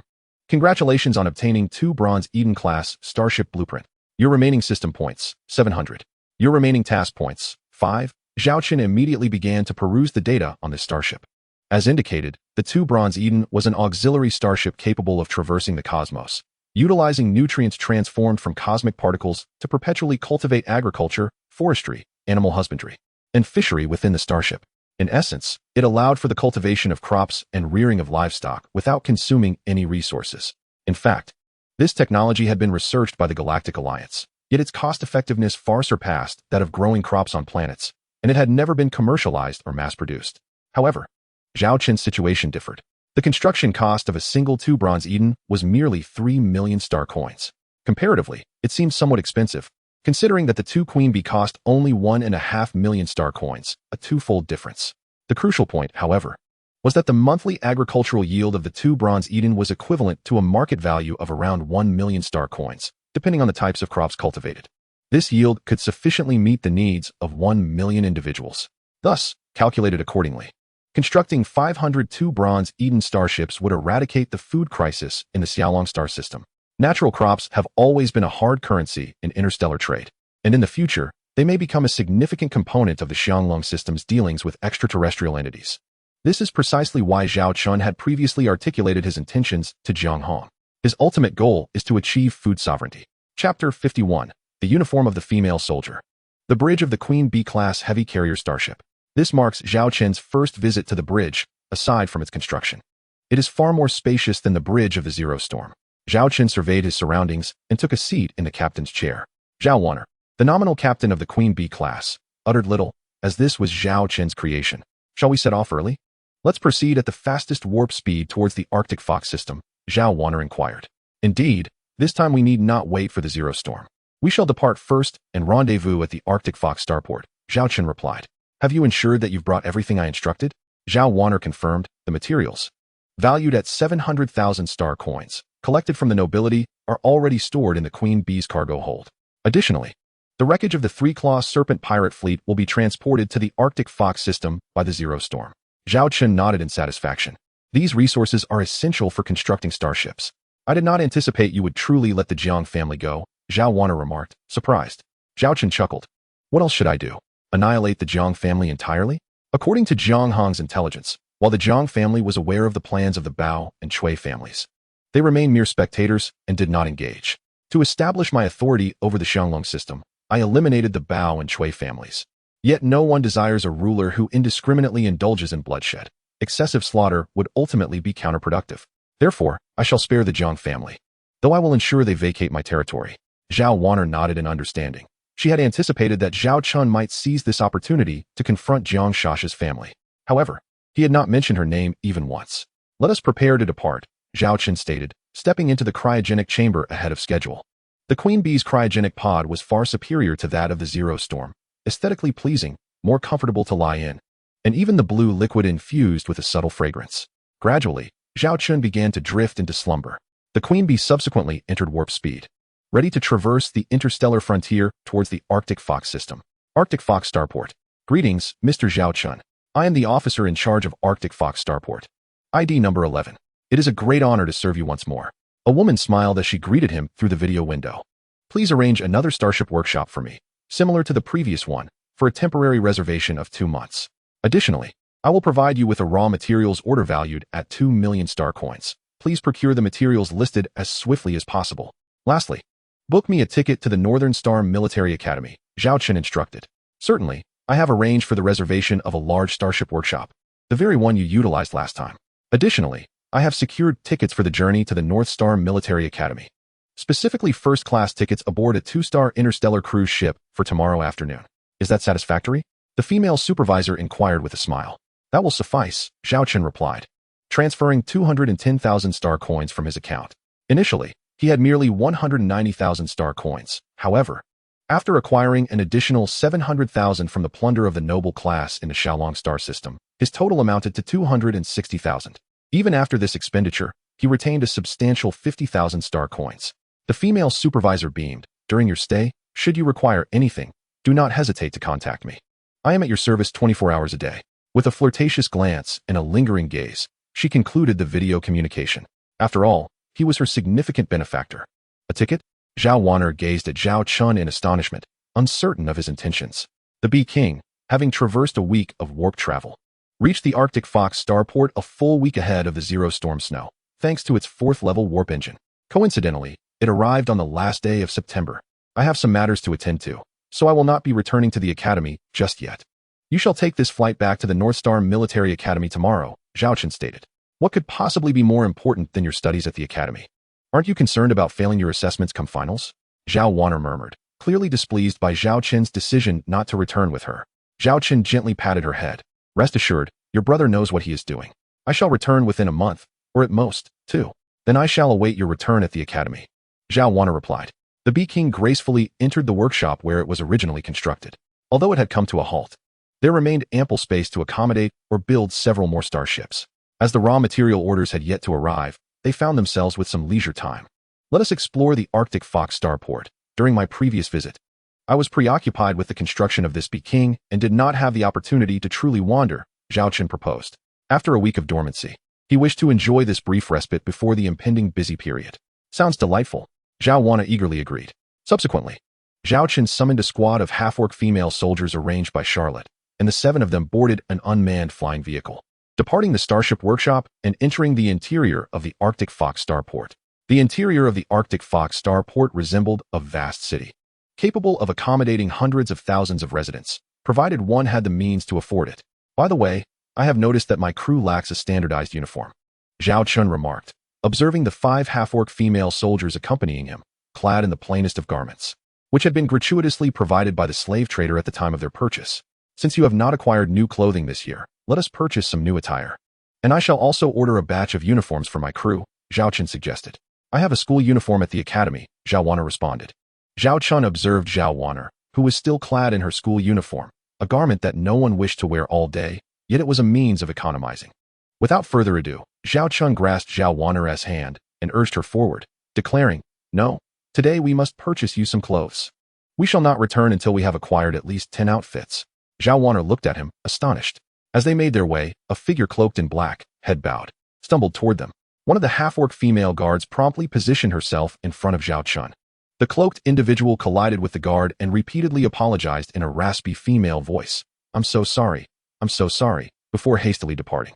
Zhao Chen watched the retreating figure until it vanished around a corner. What's the matter? Zhao Wanner inquired, noticing Zhao Chen's peculiar demeanor. It's nothing. Let us go buy clothes, he replied. Inside the clothing store, Zhao Chen scrutinized several outfits, his expression torn. There were form-fitting uniforms, maid costumes, and bunny girl attire. The thought of his starship's female crew donning such outfits was simply too enchanting. He dismissed the notion, deciding to have one custom-made based on his own design. Zhao Wanner began sketching some clothing designs nearby, shattering Zhao Chen's delightful reverie. Suddenly, he spotted a familiar silhouette outside the store, accompanied by several furtive figures. Wanna wait here? You two stay behind. The 3 of you, come with me, Zhao Chen commanded, swiftly leading 3 of the half-orc guards away from the clothing store, disappearing into the crowd. Chapter 52. The Starry Succubus in a secluded, abandoned underground tunnel not far from the clothing store.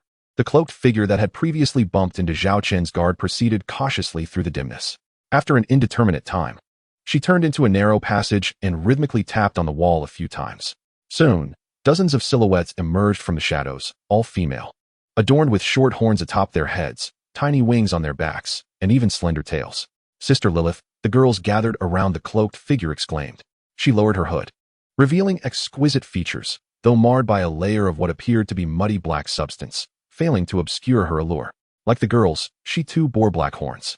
You must be hungry. Here is some food I managed to procure for you, Lilith offered, retrieving a box filled with a viscous green substance. This is synthetic food. Although it lacks flavor, it is nourishment, she added.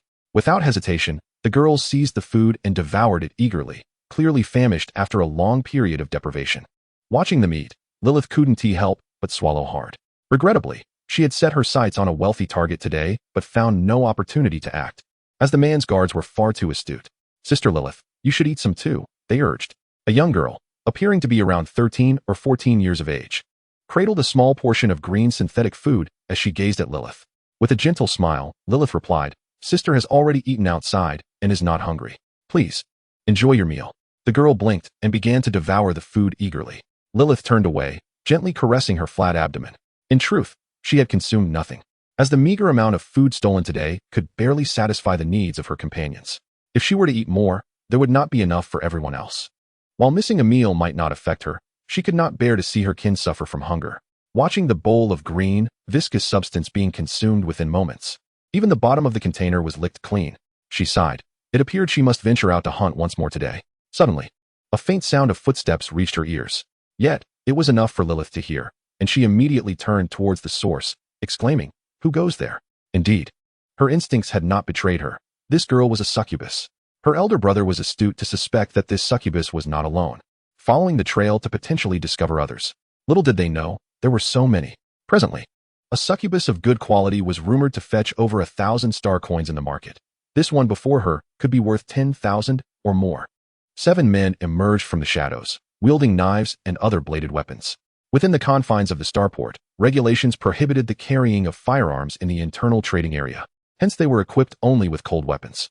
The 7 men sneered as they appraised the succubus before them, along with the others who clung together in terror behind her. Succubi are one of the rarest interstellar species, devoid of males and capable of asexual reproduction. Each succubus is an alluring creature, once residing on an uninhabited planet. But upon their discovery, their enticing forms soon drew the predation of humanoid beings. This planet inhabited by succubi fell into chaos, leading to an invasion war. The succubi, inherently weak, could not withstand the onslaught, and eventually, the planet succumbed. Most succubi were either slain or captured, while the remaining few fled aboard starships, embarking on a long life of wandering. During this journey, the succubi gradually dispersed. On the black market, a single succubus could command a price of over 1,000 star coins, with those of exceptional beauty reaching 10,000. Many nobles took pride in possessing a succubus slave, but due to extensive hunting, sightings of succubi had dwindled significantly. Who could have imagined that dozens of succubi resided within the abandoned conduits of this starport? A veritable treasure trove. Quickly flee, Lilith commanded sharply, drawing a dagger and preparing for battle. The succubi behind her began to scatter. Yet, the men surged forward. Lilith brandished her dagger, but it was evident her combat prowess was lacking. Soon, a man wrested the dagger from her grasp. Little girl, I advise you not to resist. Rather than lingering here in a state of despair, allow me to sell you to the hands of those noble lords, where you shall indulge in lavish feasts, instead of suffering in this wretched place. The man grinned maliciously as he grasped Lilith's arm. Who desires to be a prisoner among you wretches? I would rather perish than allow you to succeed, Lilith declared, opening her mouth wide to bite down on the man's arm. In response to the pain, he kicked her violently in the abdomen. Lilith was sent crashing to the ground, clutching her stomach in agony. Let me go? Sister Lilith, save me, came the desperate cries of her fleeing companion from behind. Gritting her teeth, Lilith lifted her head only to discover that 4 or 5 more men had appeared at the other end of the passage, effectively blocking their escape and beginning to seize her comrades. It seemed they were indeed a united front. Hey, why did you strike her so harshly? If you injure her, she won't fetch a good price. Another man shouted in reprimand. The man who had been bitten scoffed and approached Lilith, saying, If she cannot be sold, we shall enjoy her ourselves. I've lived many years and have yet to experience the delights of a succubus. They say that even a single encounter is worth sacrificing 10 years of life. As he spoke, he stepped over to Lilith, placing one foot upon her back while grasping her hair, grinning wickedly as he said, Tonight, I shall savor the renowned flavor of a succubus. As her hair was gripped tightly, Lilith's head was forced upward. The physical pain she endured paled in comparison to the anguish within her heart. She understood all too well the fate that awaited her and her companions once captured. After years of evasion, merely surviving in desperation, she questioned why her kind, the succubi, were denied the right to live equally. Was it merely because of their beauty? Lilith felt an overwhelming hatred, hatred for this accursed universe, for those who invaded her home planet, and for the man before her. If only someone could rescue them, Lilith would be willing to sacrifice everything, even her life. Suddenly, a scream echoed through the passage. At first, it was presumed to be another fleeing succubus, but soon it became clear that something was amiss as a figure emerged from the darkness. Such commotion. I hope you don't mind if I join in. Chapter 53, Succubus Lilith. Zhao Chen smiled as he observed the lively scene unfolding within the underground passage, guarded by 3 vigilant female soldiers who shielded him. Who are you? Demanded the man standing over Lilith, his hands gesturing threateningly behind him. The companions who had been seizing the succubi began to converge around Zhao Chen. What am I? Zhao Chen rubbed his chin thoughtfully, then replied with a smile. What I am is of no concern to you. The man, feeling humiliated, angrily pointed at Zhao Chen. Listen here, brat. I am affiliated with the Black Fox Society of the Arctic Fox Starport. You'd better leave now, and I'll pretend none of this ever happened. Otherwise, you'll find it hard to leave the Arctic Fox Starport. The Black Fox Society? That name sounds like a criminal organization. However, Zhao Chen remained unfazed, chuckling softly as he shook his head and spread his hands. Your shadowy organization may indeed possess some capabilities. Yet, do you truly believe that you and your ilk can leave this place alive? The man discerned the underlying meaning in Zhao Chen's words and promptly drew a dagger, while his companions followed suit, brandishing their weapons, forming a group of over a dozen individuals. The 3 half-orc female guards immediately adopted a combat stance. Hold on. Let me take the lead, Zhao Chen interjected, stepping forward alone and beckoning to the assailants with a casual gesture. No more dilly-dallying. Let us make this swift. You seek death. The man commanded. Charge at him. Eliminate this scoundrel. His associates surged forward. But the narrowness of the underground passage allowed no more than 5 to advance side by side, resulting in only 3 at the forefront amid the scuffle. The 3 female guards gripped their daggers at their waists. General Charlotte had explicitly stated that, regardless of the circumstances, the preservation of the captain's life was paramount. Yet, with the captain instructing them to refrain from intervening, they found themselves in a moral quandary, opting to observe for the moment. Should the captain face peril, they would spring into action without hesitation.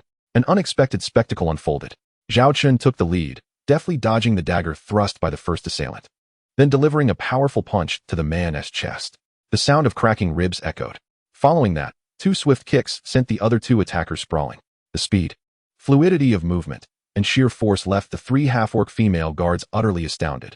His prowess was on par with the elite warriors of their kin. Continue.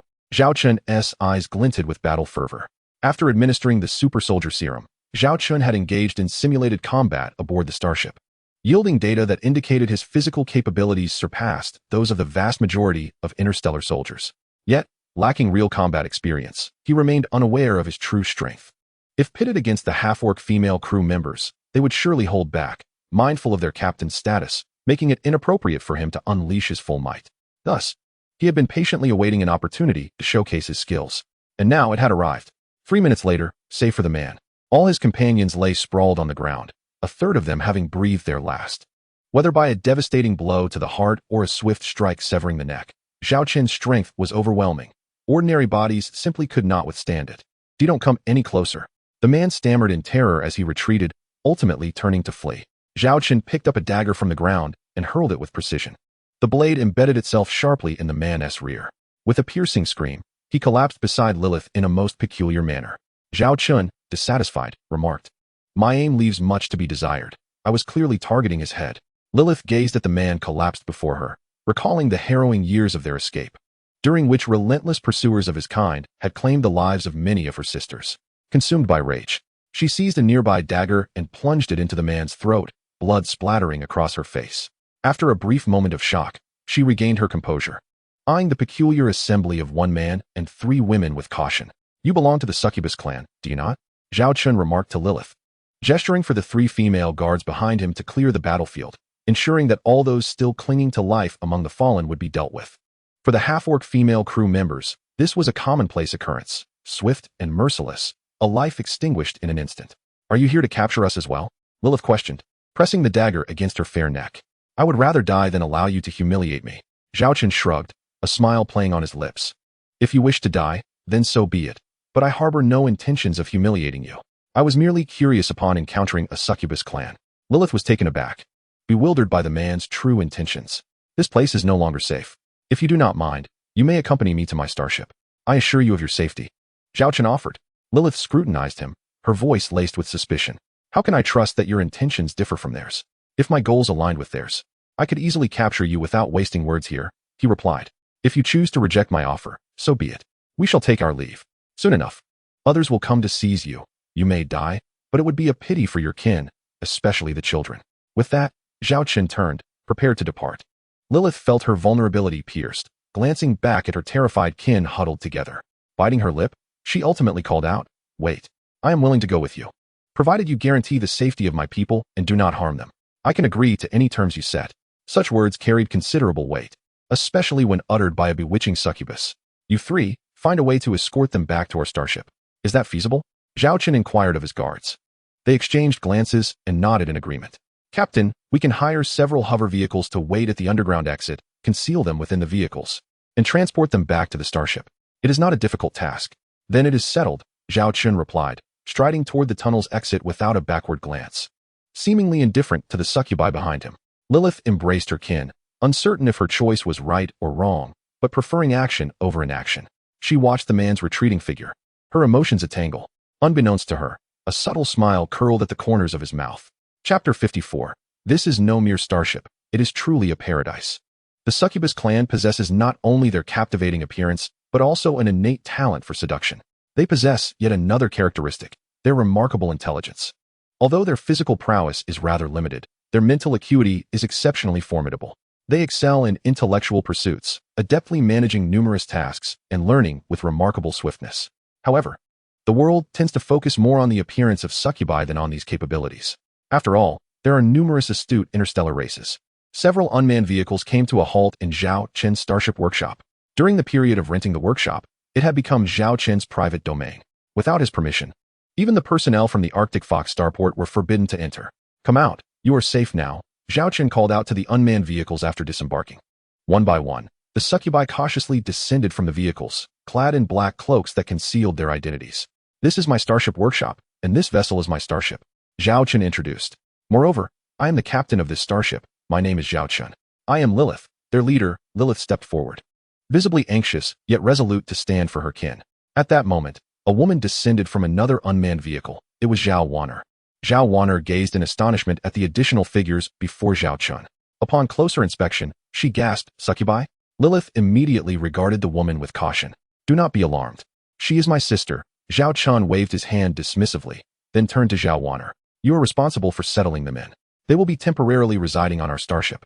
First, take them to bathe, then to the dining area for a meal, and finally provide them with clean clothing and accommodations." "Understood," Zhao Wanner instinctively replied. But soon she realized the implications, pressing further. "Wait, you haven't explained where you acquired these succubi?" Although she was a woman, Zhao Wanner was well aware of what succubi represented to men. "Hey, what do you mean by acquired?" "I simply offered assistance." Zhao Chen rolled his eyes. "I will explain everything later. It seems my batch of raw materials has arrived, so I must check on that. As for the clothing we just ordered, please take care of the arrangements." With that, Zhao Chen hurriedly departed, leaving Zhao Wanner and the assembly of succubi behind. The existence of succubi paled in comparison to the significance of Zhao Chen's starship. Lilith led her kin onto the grand starship. "My name is Zhao Wanner. Although I do not know how you came to be with that man, rest assured that as long as I am here, he will not harm you," Zhao Wanner declared with conviction. "I am Lilith," Lilith responded softly. Her kin remained timidly clustered behind her, yet they curiously observed the splendid corridors of the starship. In comparison to the Zero Storm, the interior of the B Queen-class heavy aircraft carrier was remarkably beautiful, akin to a work of art. Zhao Wanner, stepping inside for the first time, instantly fell in love with the starship. "You all have a slight odor. I will take you to bathe first." Zhao Wanner gazed at Lilith and spoke. Lilith's cheeks flushed. The succubi had been hiding in the underground tunnels of the starport for some time, and naturally, they carried an unpleasant odor. The spacious bathhouse was shrouded in mist. Shower stalls equipped with shower heads lined both sides, while a soaking tub occupied the center. "Hurry and take a shower. Clean clothes are over here. After you're done, change into them. I will take you out for a meal shortly," Zhao Wanner announced from the entrance of the bathhouse. "All right," Lilith replied, still feeling a bit shy. But several succubi could no longer resist the allure of the warm water in the shower. "It's actually hot water. I haven't bathed in hot water for ages. But will we get scolded for using so much? I've heard that water resources on starships are quite precious. On a previous 2-star ship I traveled on, there were only 5 shower stalls, and it was difficult to turn around. Each person only had 3 minutes, and the water wasn't as clean as this," one succubus remarked. Lilith surveyed her surroundings. As someone who had once held a position on a starship from the Succubi Kingdom, she recognized that such a bathhouse was an extravagant luxury. Don't worry about the water usage. Our starship employs the most advanced cosmic particle collection technology for water molecules, so the water is not scarce. Zhao Wanner's voice resonated from outside. This revelation completely dispelled their concerns. The succubi began to relax and indulge in their bathing, washing away the grime from their bodies, each one revealing her alluring form. If Zhao Chen were present at that moment, he would surely be captivated. Due to their time in the underground tunnels, their appearances had remained obscured, but now they shone with brilliance, truly deserving of their reputation as the coveted beauties pursued by humanoid males across the cosmos. After about 10 minutes, all the succubi had finished bathing and changed into clean clothes. In truth, had they not heard about the impending meal, they could have luxuriated in this blissful place for an entire day. Sister Lilith, will I have the chance to bathe here again? A small succubus tugged at Lilith's arm, glancing back at the bathhouse with a whisper. Lilith, seeing the expectation in the little succubus's eyes, could not bear to deny her and softly replied, yes. To this day, she remained unaware of the intentions of the man named Zhao Chen in assisting them, nor did she grasp what fate awaited them next. Miss Wanner, we are all done with our baths. Thank you for the clothes. Our own attire is still wearable, Lilith said, a hint of embarrassment in her voice. However, in reality, their garments were tattered and ill-fitting. During their days of fleeing, who cared about clothing? As long as they were covered, that sufficed. Zhao Wanner gazed at the dozen or so succubi before her, momentarily taken aback by their beauty. You are all incredibly stunning, she exclaimed, filled with envy. Succubi possess an innate charm. Their every gesture exudes an irresistible allure, beyond their control. Thus, they truly are natural temptresses. Lilith's cheeks reddened, but she had long grown accustomed to such attention. Zhao Wanner glanced at Lilith, then at herself, particularly at her chest, feeling as though she was a mere novice compared to a master. However, it must be noted that Zhao Wanner possessed her own charm, albeit not fully blossomed yet, and her style was distinctly different from that of Lilith and her companions. Ahem, let us dine, Zhao Wanner suggested, redirecting the conversation as she led Lilith and the others to the Starship restaurant. Inside the Starship restaurant, Zhao Wanner gestured towards the buffet. Feel free to order whatever you desire. Just ensure that nothing goes to waste. After her statement, not a single succubus stepped forward. Zhao Wanner looked on in astonishment, noticing that the succubi were frozen in place, several of them staring intently at a half-orc female crew member in the distance, who was enjoying her meal, leaving the half-orc feeling quite embarrassed. Do you all typically consume these? Lilith asked in disbelief. The menu consists entirely of natural foods, not synthetic options, Zhao Wanner explained, accustomed to the situation. Certainly, indulge yourselves. Inhaling the fragrant aromas wafting through the air, Lilith mused to herself. This is no mere starship. This is akin to paradise. Chapter 55. The overindulgent succubi. I would like an order of dumplings. Could I possibly have a serving of that steak rice? Sister Lilith. And fruits. There are fruits. Is this really the legendary fruit? The succubi appeared like children who had never ventured outside, brimming with excitement as they stood before the buffet. Watching her kin, Lilith felt a pang of sorrow in her heart. After placing their orders, the succubi lingered at the buffet, eagerly awaiting their meals. The chef chuckled. You may find a seat and wait. The food will be delivered by a mechanical server once it is prepared. Upon hearing this, the succubi turned back, taking hesitant steps towards the nearby dining area. Moments later, the first orders were ready. It's really rice. The succubi gazed in disbelief at the fragrant bowl of rice before them, savoring each bite as waves of happiness enveloped their taste buds. The others looked on with envious eyes, but soon their meals were ready as well. They began to devour their food ravenously, relishing a joy they had never experienced before. Gradually, one succubus began to cry mid-meal. Lilith turned towards the little succubus and inquired with concern, Why are you crying? Is the food not to your liking? No. It's not that the food is bad. It's just so incredibly delicious. But the thought of possibly not having this again makes me unable to hold back my tears, the little succubus replied, tears streaming down her face. Sister Lilith, I do not wish to live a life of hiding and hunger any longer. Lilith silently embraced the little succubus, lost in thought for a moment. Sadness, too, can be contagious. Soon, nearly half of the succubi were quietly sobbing while continuing to eat. One petite succubus, carefully balancing a bowl nearly the size of her face, timidly approached the buffet and stammered, may I have another bowl? The bowl was already licked clean, as if it had been washed. What did you say? Perhaps it was due to the faintness of her voice that the chef failed to hear her at first. The petite succubus, feeling insecure, lowered her head and murmured, A half bowl is fine too. Oh, you wish to eat more, do you? The chef replied warmly, No problem. Miss Wanner just mentioned that you may eat as much as you like today. as long as there is no waste. I see you ordered beef noodles. Please wait a moment, it will be ready shortly. Thank you, the small succubus said, before hastily returning to her seat, craning her neck to gaze at the serving counter. Her eyes unwavering. Over an hour later, when Zhao Wanner returned, she was met with a remarkable sight. The once delicate and charming succubi now sported round bellies, resembling pregnant women. Some more expressions of distress. What has happened to you all? Zhao Wanner inquired, looking at Lilith with surprise, with a hint of apology and shyness. Lilith replied, I'm sorry, they simply couldn't help themselves and ate too much. Some of them have overindulged. As she spoke, she discreetly drew in her own slightly protruding belly. Burp. This is what it feels like to be painfully full. One small succubus leaned back in her chair, her expression a mix of pain and delight. Zhao Wanner chuckled. I will arrange for someone to bring you some digestive medicine shortly. Once you are feeling better, I will take you to see your dormitory. Thank you, Miss Wanner. Lilith sincerely expressed her gratitude. She was acutely aware that the value of this meal far exceeded the total worth of food they had consumed over the past few years. There's no need for thanks. It was just a meal, Zhao Wanner replied, having grown accustomed to the cuisine of the starship's dining hall, which now seemed rather ordinary to her. It felt as though humans were meant to consume such natural food rather than artificial fare. Do all crew members eat this? Lilith inquired. Zhao Wanner nodded and raised a finger, saying, that guy Zhao Chen, my brother, has set a dining standard of 10 star coins per month for the crew aboard this starship. 10 star coins.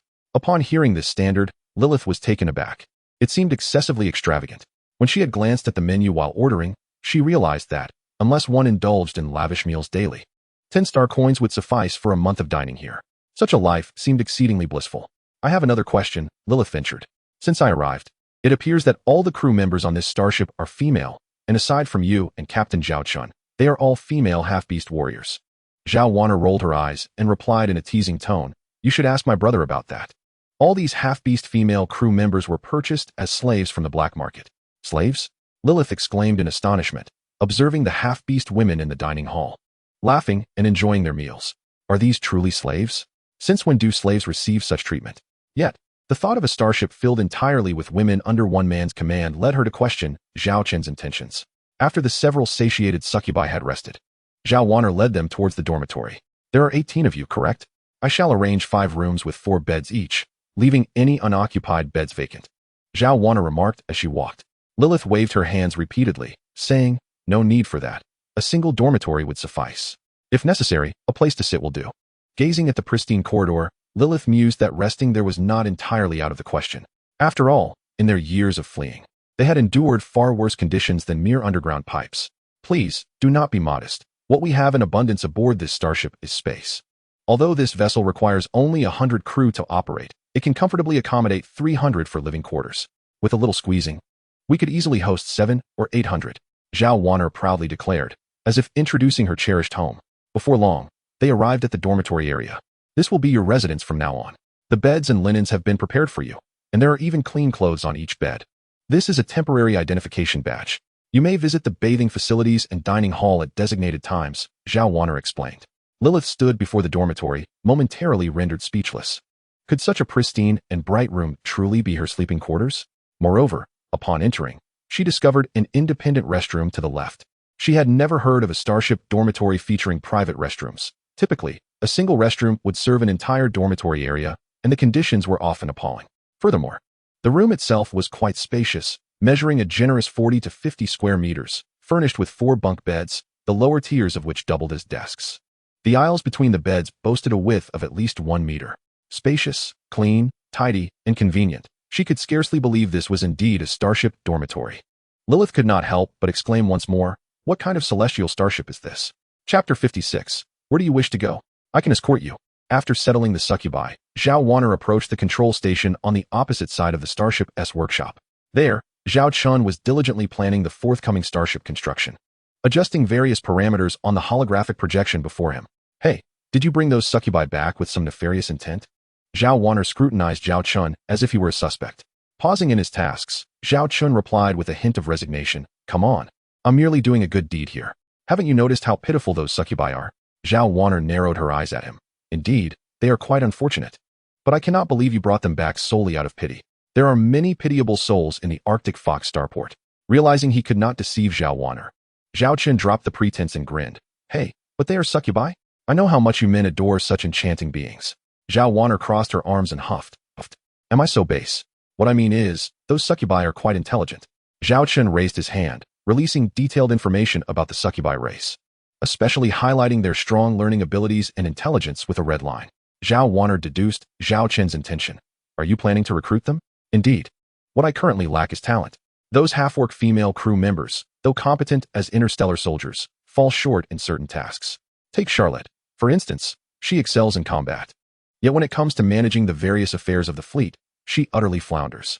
The succubi, on the other hand, are proficient in management and possess excellent memory, making them ideal for numerous roles aboard a starship.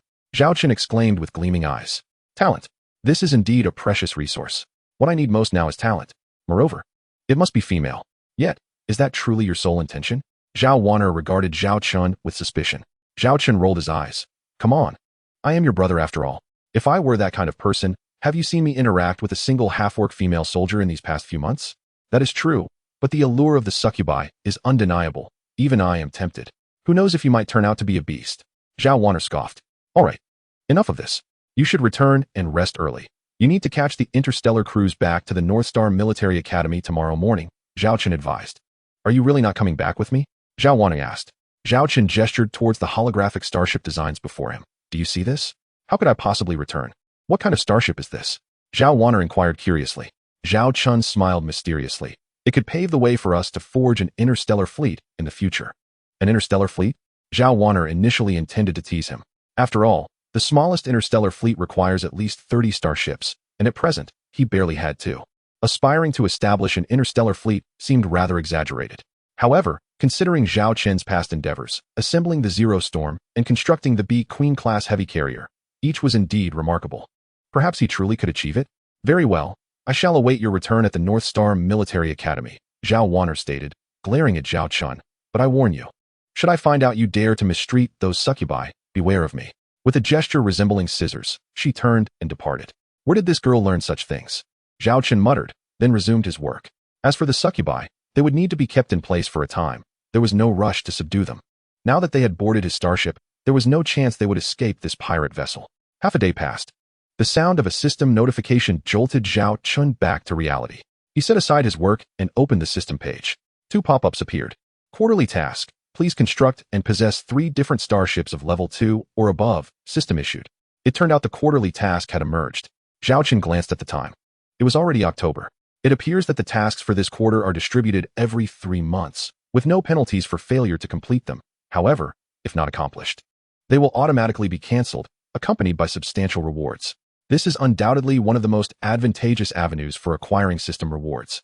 Turning to another pop-up, Zhao Chen discovered that his system points had remarkably increased by 80 points. Upon investigation, he realized it was the passive income generated by the 2B Queens. As previously mentioned, there are several ways to earn system points, besides completing system tasks, which includes the passive income derived from owning system starships. The 2B Queens commenced their service at the beginning of September, thus allowing the collection of monthly points in October, accumulating to a total of 80 points daily. The more starships one possesses, the greater the points. The higher the starship level, the more points one earns. Such is the essence of it. This is indeed a positive development. As the number of starships increases, even without undertaking system tasks, one can still amass a significant amount of system points. Zhao Chen felt a surge of joy within. A week swiftly passed, and on the second day of the succubus's arrival aboard the 2B Queens, Zhao Wanner boarded an interstellar cruise ship, returning to the North Star Military Academy. Meanwhile, all the raw material orders required by Zhao Chen had also arrived, marking the beginning of his lengthy journey in starship construction. During these 5 days, one individual found herself engulfed in anxiety, Lilith, the succubus. Initially, she believed that the man would seek her out the following day to reveal his intentions. However, to her surprise, he did not appear, and even Miss Zhao Wanner took her leave. On the 3rd day, the man still failed to show up. The 4th day brought no change, and by the 5th day, Lilith had surprisingly begun to adapt to life aboard the starship, rising in sync with the female soldiers, making her bed, attending to her hygiene, and dining in the mess hall. The remainder of her time was spent assisting in the cleanliness of the ship, although robotic cleaners were primarily responsible for that task. Not wishing to remain idle, they would actively seek out tasks to undertake. Gradually, they became familiar with the half-orc female crew members aboard. Learning that their lives here were quite pleasant, the captain had never coerced them into any actions. On the 6th day, Lilith found herself increasingly anxious. The more she acclimated to her current life, the more her unease grew, particularly due to the man's continued absence. That night, she experienced insomnia. On the seventh day, Lilith lay on the soft bed, staring at the ceiling, unable to fall asleep for an extended period. In the time that had passed, she had not slept in a proper bed for a long while. At times, merely having a sheltered place to rest was a luxury. Therefore, on the first day, many succubi suffered from insomnia, with some ultimately finding sleep on the floor. Concurrently, Lilith noticed that feelings of anxiety were also manifesting in the other succubi. She recognized that expression all too well. It signified their deep reluctance to lose their current way of life, which was, in truth, the life they had long yearned for. On the eighth day, Lilith, bearing the weight of 2 dark circles beneath her eyes, arrived at the Starship restaurant and ordered her favorite dumplings before taking a seat. Shortly thereafter, a plate of dumplings was placed before her, and a figure sat down across from her. In that moment, it seemed as if the entire restaurant fell into a hush. Lilith lifted her gaze and beheld the man she had long awaited, the one who had been missing for 7 days. "Speak, where would you like to go next?" "I can escort you," Zhao Chen said, casually savoring his dumplings. His voice, though unassuming, resonated throughout the establishment, catching the attention of all the succubi present. To them, his words struck like a thunderclap, akin to an icy chill enveloping them. The once appetizing food before them suddenly lost its allure. Chapter 57. The Lament of the Succubi. Her name was Bessie, a succubus. She had heard from her companions that they once hailed from a kingdom of succubi, which had been ravaged by malevolent invaders, forcing them into a life of flight. From the moment she could remember, she had been fleeing, across planets, aboard starships, and in various locales. They had to disguise their identities, never daring to reveal themselves to the world. Their sleeping quarters were often dark, damp, infested with insects, and reeking of foul odors. The food they consumed was typically synthetic, with meals arriving only every 2 or 3 days. She had witnessed several companions perish from starvation. On numerous occasions, they had narrowly escaped capture by wicked individuals or been defeated by hunger. Fortunately, their sister Lilith was formidable, always guiding them away from peril and ensuring they found sustenance.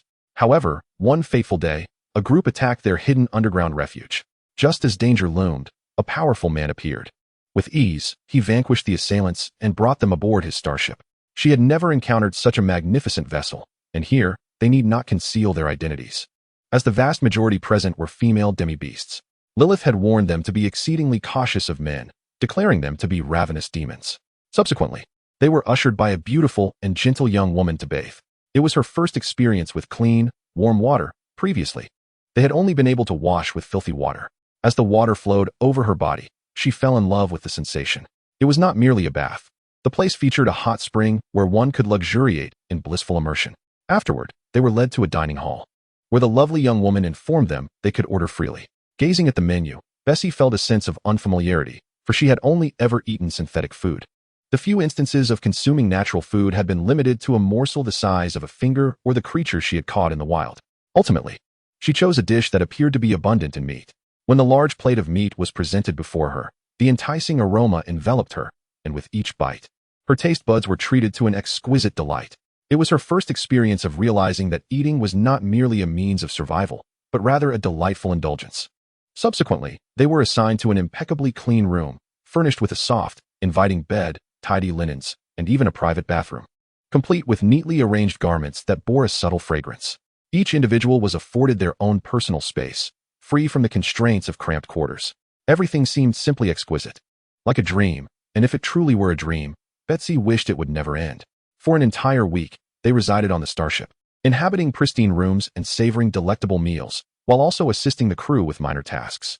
However, today, the man who had brought them here reappeared, and his words felt like a whisper from the abyss. "Speak now, where do you wish to go? I can arrange your passage."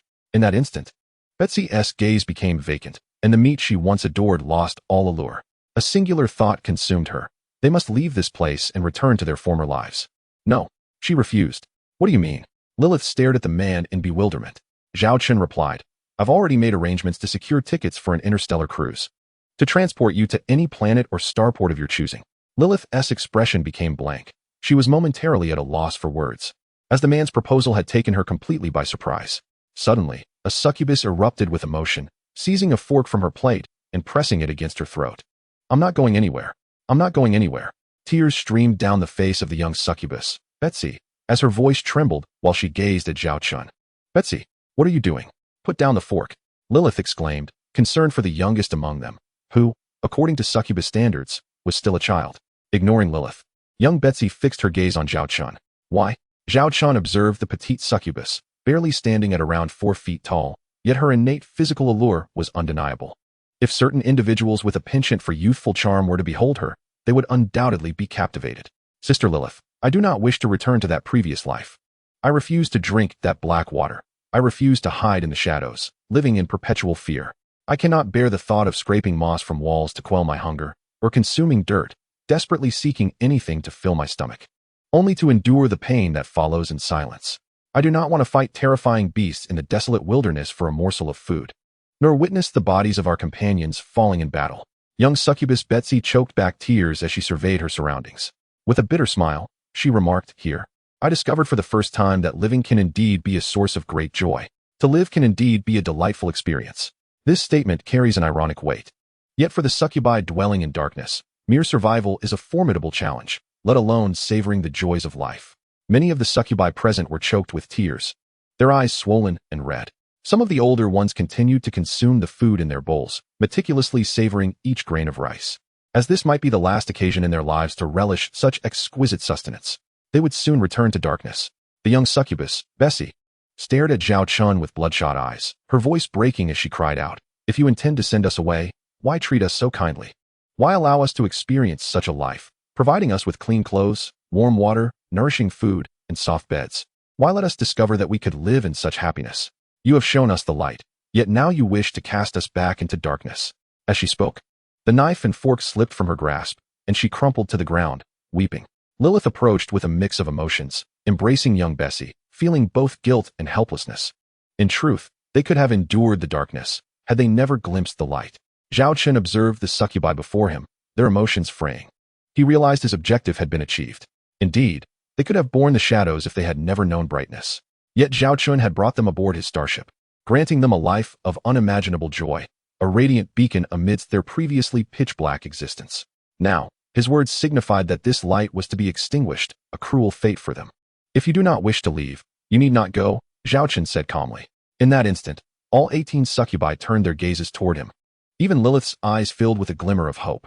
"You may join my crew, like those half-orc officers, and fight for me," Zhao Chen declared. Lilith was taken aback. She had not anticipated such a choice. Fighting for a human was a notion she had never contemplated. To the succubi, they were viewed merely as tools for release, not as interstellar warriors.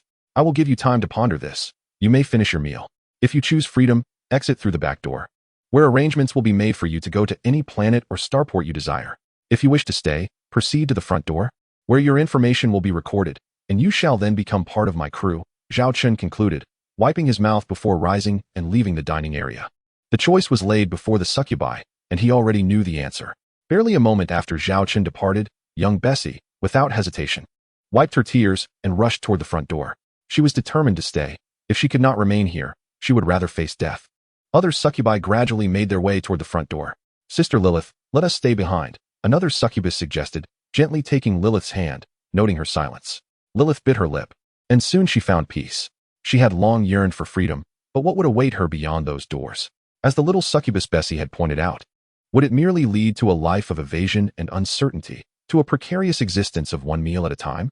"You all go ahead. I will join you shortly," Lilith said, stroking the head of the succubus before hastening toward the direction in which Zhao Chen had departed. As Zhao Chen traversed the corridor of the starship, he heard footsteps approaching from behind. He understood that he had succeeded. "Wait," Lilith called out, positioning herself in front of Zhao Chen. "Is there something you need?" he inquired. Lilith fixed her gaze upon him and asked, "What is your true intention? Are you luring us with a superior life? What do you seek to gain from us? Merely to have us serve as your interstellar soldiers?" "My purpose, you have already articulated," Zhao Chen replied with a nonchalant shrug. Lilith scrutinized him, aware that unless he provided a satisfactory answer, she would remain unconvinced. "To be frank, my fleet has only recently been established, consisting of merely 2 starships and approximately 800 interstellar soldiers, all of whom are half-beasts. While they are competent in operating the starships in combat, they falter in managing the internal affairs of the ships and fleet operations. I am in dire need of talent, and you succubi are precisely the individuals I require in this regard. Of course, I will conduct assessments and training for you subsequently." Zhao Chen articulated his thoughts. "Are you truly valuing our abilities over our physical forms?" Lilith inquired, astonished that someone could recognize the inherent talents of the succubi. You are undeniably alluring and enchanting. However, I would never coerce anyone into undertaking tasks they dislike. Similarly, should you choose to depart, I will not hinder you, Zhao Chen stated with a smile, speaking earnestly. Lilith bit her lip again and said, but do you comprehend the magnitude of trouble that will ensue if you recruit us? And news of succubi serving on your starship spreads? Trouble? Zhao Chen smiled slightly, exuding an aura of authority. If anyone dares to trouble my crew, I shall become the greatest inconvenience in their life. Zhao Chen possessed many virtues, yet he had one glaring flaw. He was fiercely protective. You are indeed a peculiar person. Yet you have managed to persuade me, Lilith remarked, gazing at Zhao Chen. I am willing to work for you, though I cannot yet claim absolute loyalty. Zhao Chen replied with a grin. I do not require your loyalty, merely your genuine willingness to work here, for the benefit of us all and for your own lives. In truth, Zhao Chen was indifferent to concepts of loyalty. Once they became accustomed to their new lives, loyalty would hold little significance, for they would find themselves irrevocably intertwined with it all. Zhao Chen provided them with light. He was their beacon. Naturally, they would gravitate towards the light. What shall we do next? Lilith quickly immersed herself in her role. Zhao Chen tossed a handheld terminal to Lilith, containing some learning materials for her to study with her kin. A month from now, I will assess you all. This evaluation will determine the rank you hold within my fleet. To put it plainly, it will affect the quality of your future life here, including whether you can enjoy meat at every meal. Lilith received the terminal and smiled, saying, with your final explanation, I am certain they will diligently study the contents. Study? The succubi excel in learning. Having temporarily resolved matters concerning the succubi, Zhao Chen returned to the construction workshop of the Type II Iron Hammer class heavy interstellar industrial ship. The keel of the Type II Iron Hammer was already laid, but it would still take a considerable amount of time to complete the entire construction. The quarterly task was to produce 3 different styles of Type II starships. Currently, I possess one Type II Queen B class heavy aircraft carrier, including this Type II Iron Hammer. I must construct another Type II starship to fulfill the task by the end of December. Zhao Chen was determined not to miss out on the substantial rewards of this quarterly assignment. Within the Arctic Fox starport, in the underground tunnel where Zhao Chen had previously taken the succubi, a team was probing with flashlights and discovered bodies within the tunnel, alongside signs of habitation. A young man, pinching his nose in disgust, surveyed the surroundings. Brother, we have found several corpses of the rats. Half of them died from blunt force trauma, while the other half were likely slain after sustaining severe injuries. The assailants acted with remarkable decisiveness. Additionally, there were no traces of the target succubi. The subordinate approached the young man to report. I wondered why the rats have been missing these days. It turns out they met with misfortune here. The succubi we have been searching for are also nowhere to be found, which is a task entrusted to us by our esteemed leader of the Black Fox Society. The relevant clues were painstakingly acquired at the cost of thousands of star coins. Who dares to snatch food from the hands of our Black Fox Society at the Arctic Fox starport? A cold glint flashed in the young man's eyes. Find them. Send people to search every exit of this underground tunnel for clues. We must identify who took the succubi. Chapter 59, The Eagle Dragon Fleet. A month had swiftly passed. The construction of Zhao Chen's Type II Iron Hammer class heavy interstellar industrial ship was more than halfway complete. It seemed he would need to recruit soldiers skilled in starship construction. Otherwise, he would be burdened with all the work and would eventually wear himself out. Zhao Chen, face smeared with grease, gazed at the new ship before him. He chuckled. Brother, with you here, my work pressure will be significantly alleviated. At that moment, a gentle female voice floated from behind Zhao Chen. He turned and was taken aback by the sight. Clad in a pristine, tailored military uniform, the hem a short skirt just above the knee, with white long socks adorning her calves. Due to her succubus nature, the garment was intentionally designed with openings at the hemline and the back, allowing her tail and delicate wings to protrude. The already enchanting succubus, adorned in this attire, made Zhao Chen acutely aware of the allure of uniform seduction. Simultaneously, he expressed gratitude towards his younger sister, for this exquisite starship uniform was crafted by none other than Zhao Wanner. Considering the unique characteristics of Zhao Chen's fleet, the design of the starship uniforms was not fixed. Only the fabric and general style remained consistent, ensuring that they were instantly recognizable as part of a collection. Adjustments could be made based on the specific physique and features of the female soldiers. After all, Zhao Chen's soldiers were either half-beasts or succubi. Captain, Lilith called out to Zhao Chen again. He snapped back to reality, realizing he had momentarily lost his composure, and feigned calmness as he inquired, "What brings you here?" "We have completed the material you assigned us to study. May I ask when the assessment will commence?" Lilith queried.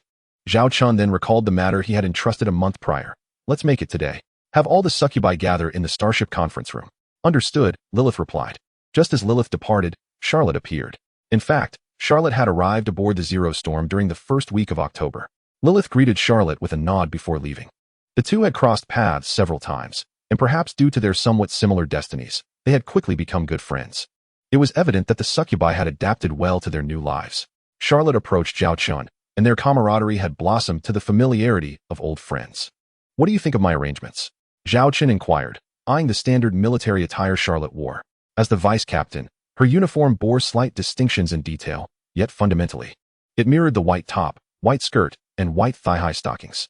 However, while the uniform exuded an enticing aura on Lilith, on Charlotte, it resembled that of a valiant female general, presenting two entirely different visual impacts. There were indeed rumors concerning the innate abilities of succubi, claiming they possessed strong learning and management skills. Yet, as one might expect, the focus often remained on their physical forms, with few having put such capabilities to practical use. It was likely only Zhao Chen who would enlist succubi as his interstellar soldiers. If outsiders were to learn of this, they would surely declare you a wastrel, Charlotte jested. Zhao Chen chuckled, allowing them to realize their value in suitable roles is the true essence of worth. Charlotte gazed at the construction of the two Iron Hammer-class heavy interstellar industrial ships. "Your starship is nearing completion, is it not? Within a month, it shall be finished. In the meantime, keep an eye out for a batch of half-beast female soldiers skilled in starship manufacturing and maintenance." Just like before, Zhao Chen instructed. "I sense you may have a rather peculiar preference," Charlotte teased. "It is indeed peculiar that among the hundreds of women aboard our starship, while not all are celestial beauties, they possess considerable allure. Moreover, your kind seems particularly fond of half-beast women, often referring to us as beast-eared maidens." Charlotte scrutinized Zhao Chen with a hint of suspicion. Zhao Chen, with a serious demeanor, replied, "Come on, we've known each other for 3 to 4 months. Do you not know what kind of person I am?" Suddenly, Charlotte leaned closer and whispered in Zhao Chen's ear, "Captain, surely you don't have any physical issues, do you?" Zhao Chen paused, then erupted. "What do you mean by physical issues? I assure you, if you have the guts to come to my quarters tonight, I will show you what an electric little dynamo truly is." Zhao Chen's crude remark did not offend Charlotte. After all, she had previously served as a captain herself and had heard all manner of lewd comments from her crew of half-beast men. However, she was not quite prepared to seduce Zhao Chen. Returning to the matter at hand, she inquired, "As for the construction of this interstellar industrial vessel, does this imply your intention to build many more starships in the future?" Zhao Chen nodded, stating, "My immediate goal is to establish an interstellar fleet. There are several issues to address. Currently, we have 2 starships, but in the future, we will have 3. At that point, we must decide on a name for our fleet. Should we adopt the name of your territory and call ourselves the Owl Dragon Fleet, or shall we choose a different name? Additionally, we have yet to finalize our fleet emblem," Charlotte remarked. Upon hearing these considerations from Charlotte, Zhao Chen reflected that she was indeed correct. With the fleet's standard uniforms already in place, other elements needed to be assembled. He decided that the fleet would indeed be named the Owl Dragon Fleet, and the emblem would be derived from the Owl Dragon insignia used by his grandfather during his time. With that, Zhao Chen retrieved a dragon insignia from his handheld terminal. "Owl Dragon Fleet, Owl Dragon emblem. Henceforth, we shall refer to ourselves as the Owl Dragon Fleet."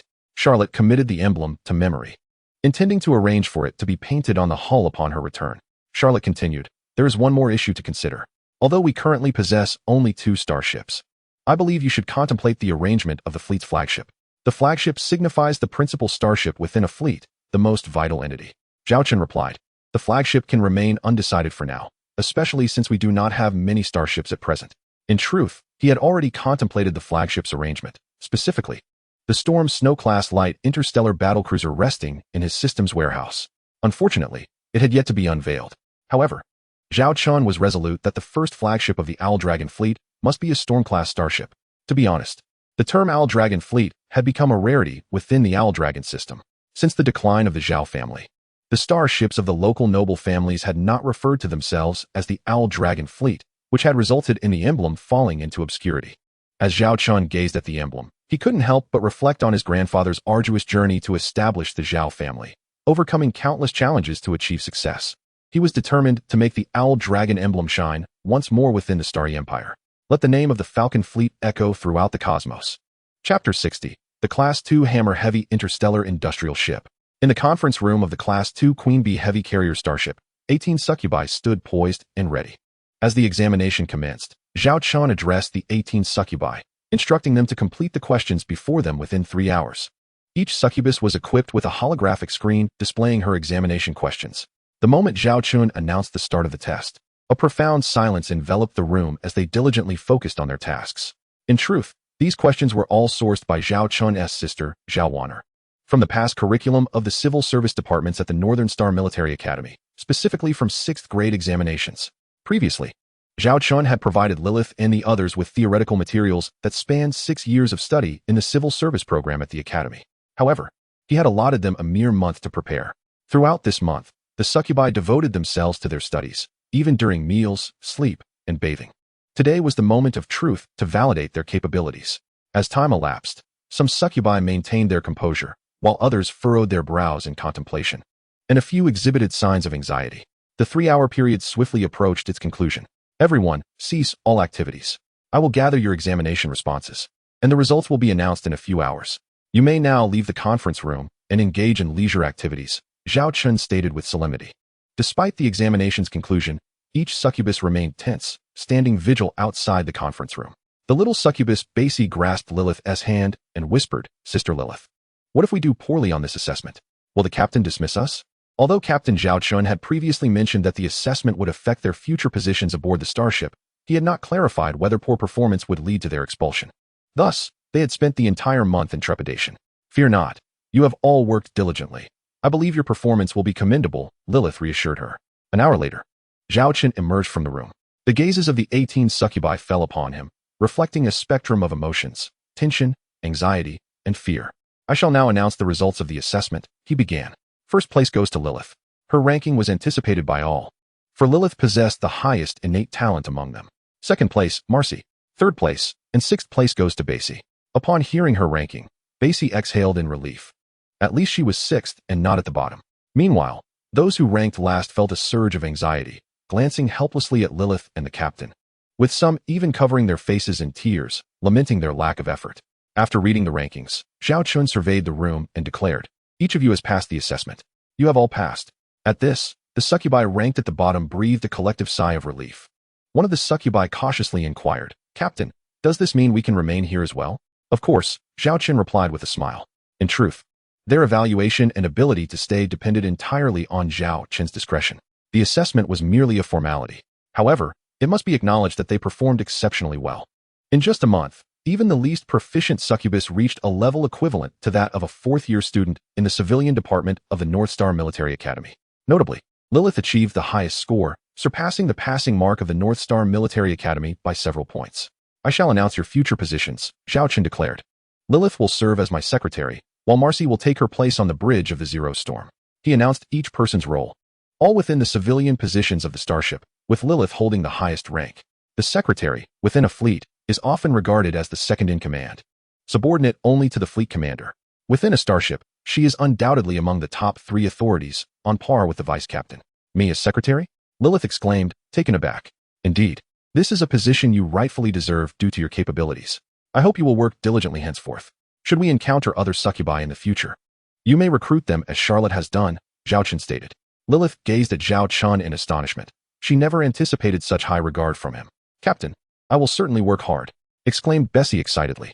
For them, remaining here was the greatest joy. Thus, Lilith and the other succubi officially joined the Falcon Dragon fleet. In the final days of November, Zhao Chen's Type 2 Hammer-class heavy interstellar industrial ship was officially completed. The emblem of the Falcon Dragon fleet was emblazoned upon its hull. "With this, I can construct our starships more swiftly and in greater numbers." Zhao Chen beamed at the Type 2 Hammer. He turned to Charlotte beside him. "How has the task I assigned you progressed?" "In accordance with your instructions, I have gathered 200 half-orc crew members experienced in starship manufacturing and maintenance," Charlotte reported. "Excellent. Starting tomorrow, let them board the ship and begin learning, so they can quickly master the Type 2 Hammer." Zhao Chen responded with enthusiasm. However, Charlotte doused his excitement with a dose of cold reality. "Captain, although we now possess the Type 2 Hammer, our fleet's financial resources may not suffice to construct another starship." Having previously sold the wreckage of the Triclaw pirate fleet starship, they had acquired 400,000 star coins. Counting their remaining funds, their total amounted to 900,000 star coins. Unfortunately, this sum was inadequate to meet the material requirements for constructing a starship. "We're short on funds again," Zhao Chen scratched his head, surprised that just a few months had passed and they were already in need of money. He needed to devise a plan to generate revenue. Yet only a little over a month remained until the deadline for the quarterly task. Tom was not on his side. Triggered system task to accept and complete the bounty mission issued by the Arctic Fox Star System Lord. Do you wish to accept this task? Refusing the task will incur a cost of 300 system points. At that moment, a system task emerged, seemingly related to the Arctic Fox Star System. Initially, Zhao Chen was reluctant to accept it, but upon considering the steep cost of 300 system points for refusal, he ultimately chose to accept. Task details. Accept and complete the bounty mission issued by the Arctic Fox Star System Lord. Task difficulty, level. Task reward, 5 task points and 1,000 points. Special reward. A random bonus will be awarded based on task completion. Failure penalty, deduction of 1,000 system points. Zhao Chen glanced at the system task and immediately instructed Charlotte to inquire whether any bounty missions had been issued in the Arctic Fox Star System. Are you aware of this matter? Charlotte looked at Zhao Chen in surprise. What matter?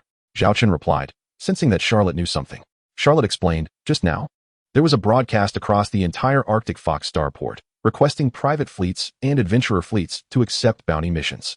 The content is that a remote asteroid base in the Arctic Fox Star System has encountered a cosmic wormhole. A small contingent of Imperial warships has already been dispatched, but the number of interstellar insectoids within the wormhole is substantial, and the situation is dire. The Lord's fleet and other Imperial warships will take a day to arrive, while it will only take us 3 hours to get there. The mission requires us to escort the 5 million residents of that asteroid base to safety. Insectoids? Zhao Chen's eyelids flickered. Chapter 61. Interstellar Insectoids. Interstellar insectoids are a species that seem to appear out of nowhere, with no information available about them. It is only known that they are instinctively aggressive, consuming any life forms within their perception, and even displaying cannibalistic tendencies among their kind. Their arrival on a planet would spell utter disaster for all life on that world. Interstellar insectoids typically emerge alongside cosmic wormholes. To date, there is no scientific explanation for their appearance. They are also referred to as cosmic rifts or interstellar fissures. It is akin to a crack appearing in the universe from thin air, from which interstellar insectoids surge forth, launching attacks on surrounding planets. If left unchecked, these insectoids will consume all life on a planet, reproduce, and then spread to neighboring planets and star systems. The duration of a cosmic wormhole's existence is variable, with some lasting longer than others, and their sizes differ. The scale of interstellar insectoids emerging from cosmic wormholes varies accordingly. In this regard, researchers from the Galactic Alliance have established a classification system, categorizing cosmic wormholes into 3 levels based on their size and the technology involved. This classification is based on the observed strength of certain powerful interstellar insectoids, which possess capabilities comparable to interstellar warships. The interstellar Zerg, commonly referred to as the Hive Mother, carries an immense number of its kind into battle, conquering and slaughtering one planet after another. Zhao Chen reflected on the knowledge he had acquired at the North Star Military Academy regarding the Zerg. Is there any detailed information concerning this mission? Zhao Chen inquired of Charlotte. She shook her head. I have only heard general news. I do not possess the specifics. After pondering for a moment, Zhao Chen instructed Charlotte.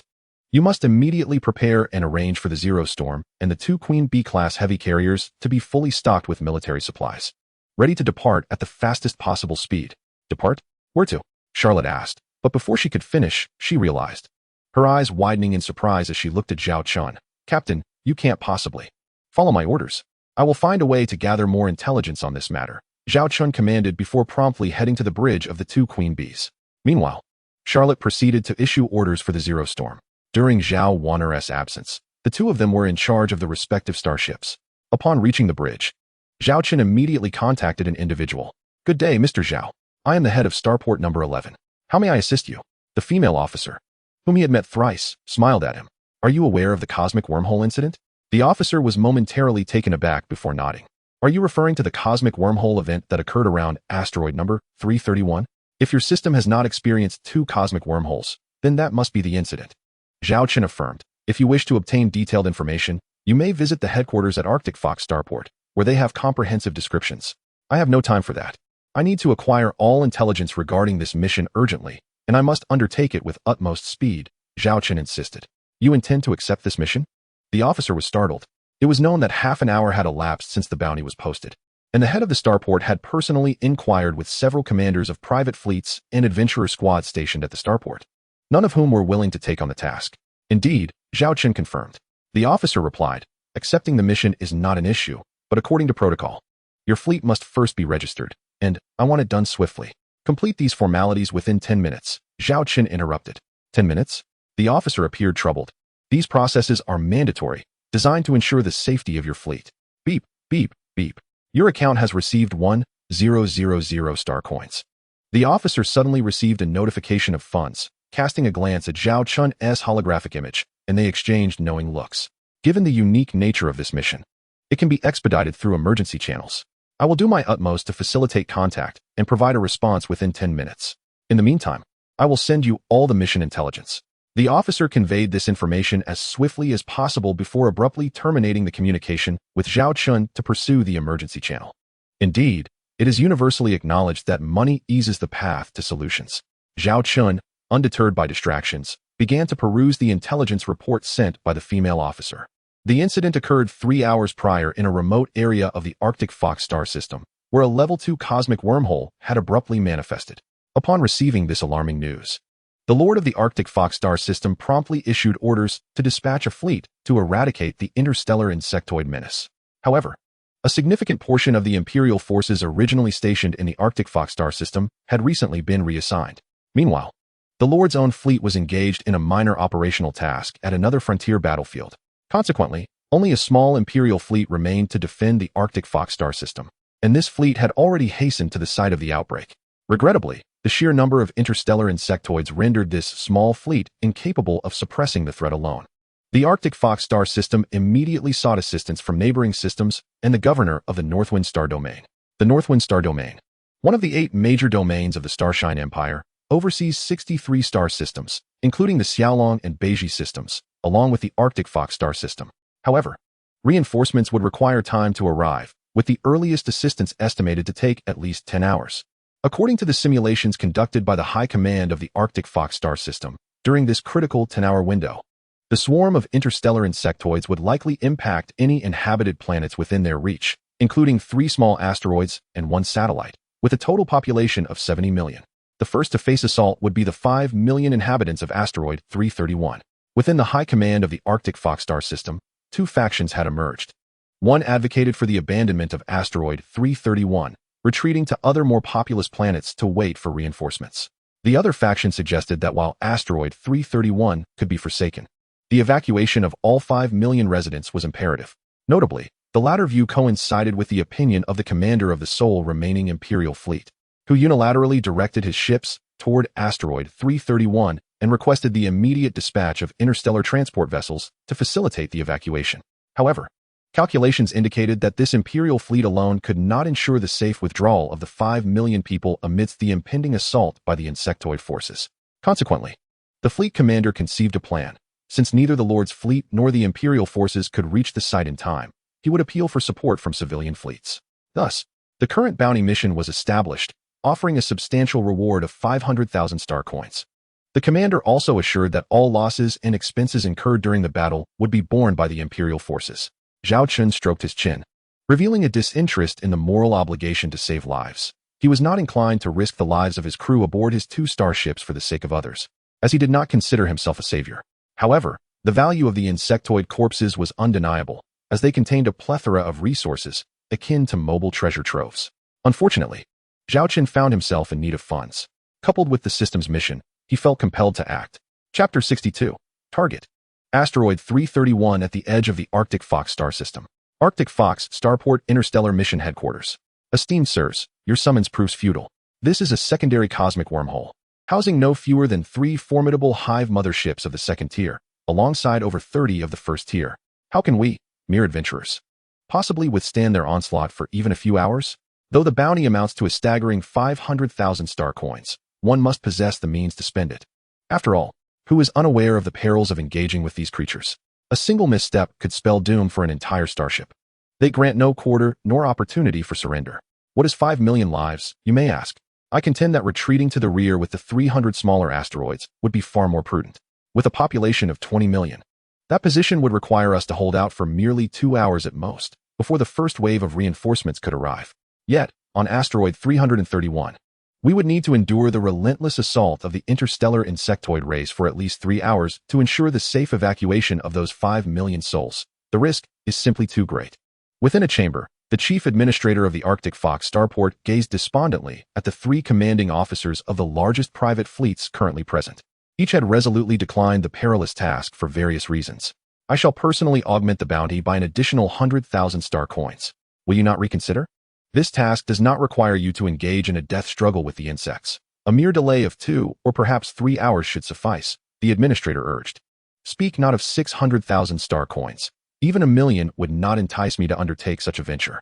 Is it not peculiar that the commander attempting to safely evacuate 5 million citizens from asteroid 331 appears to be utterly deranged? One of the officers scoffed.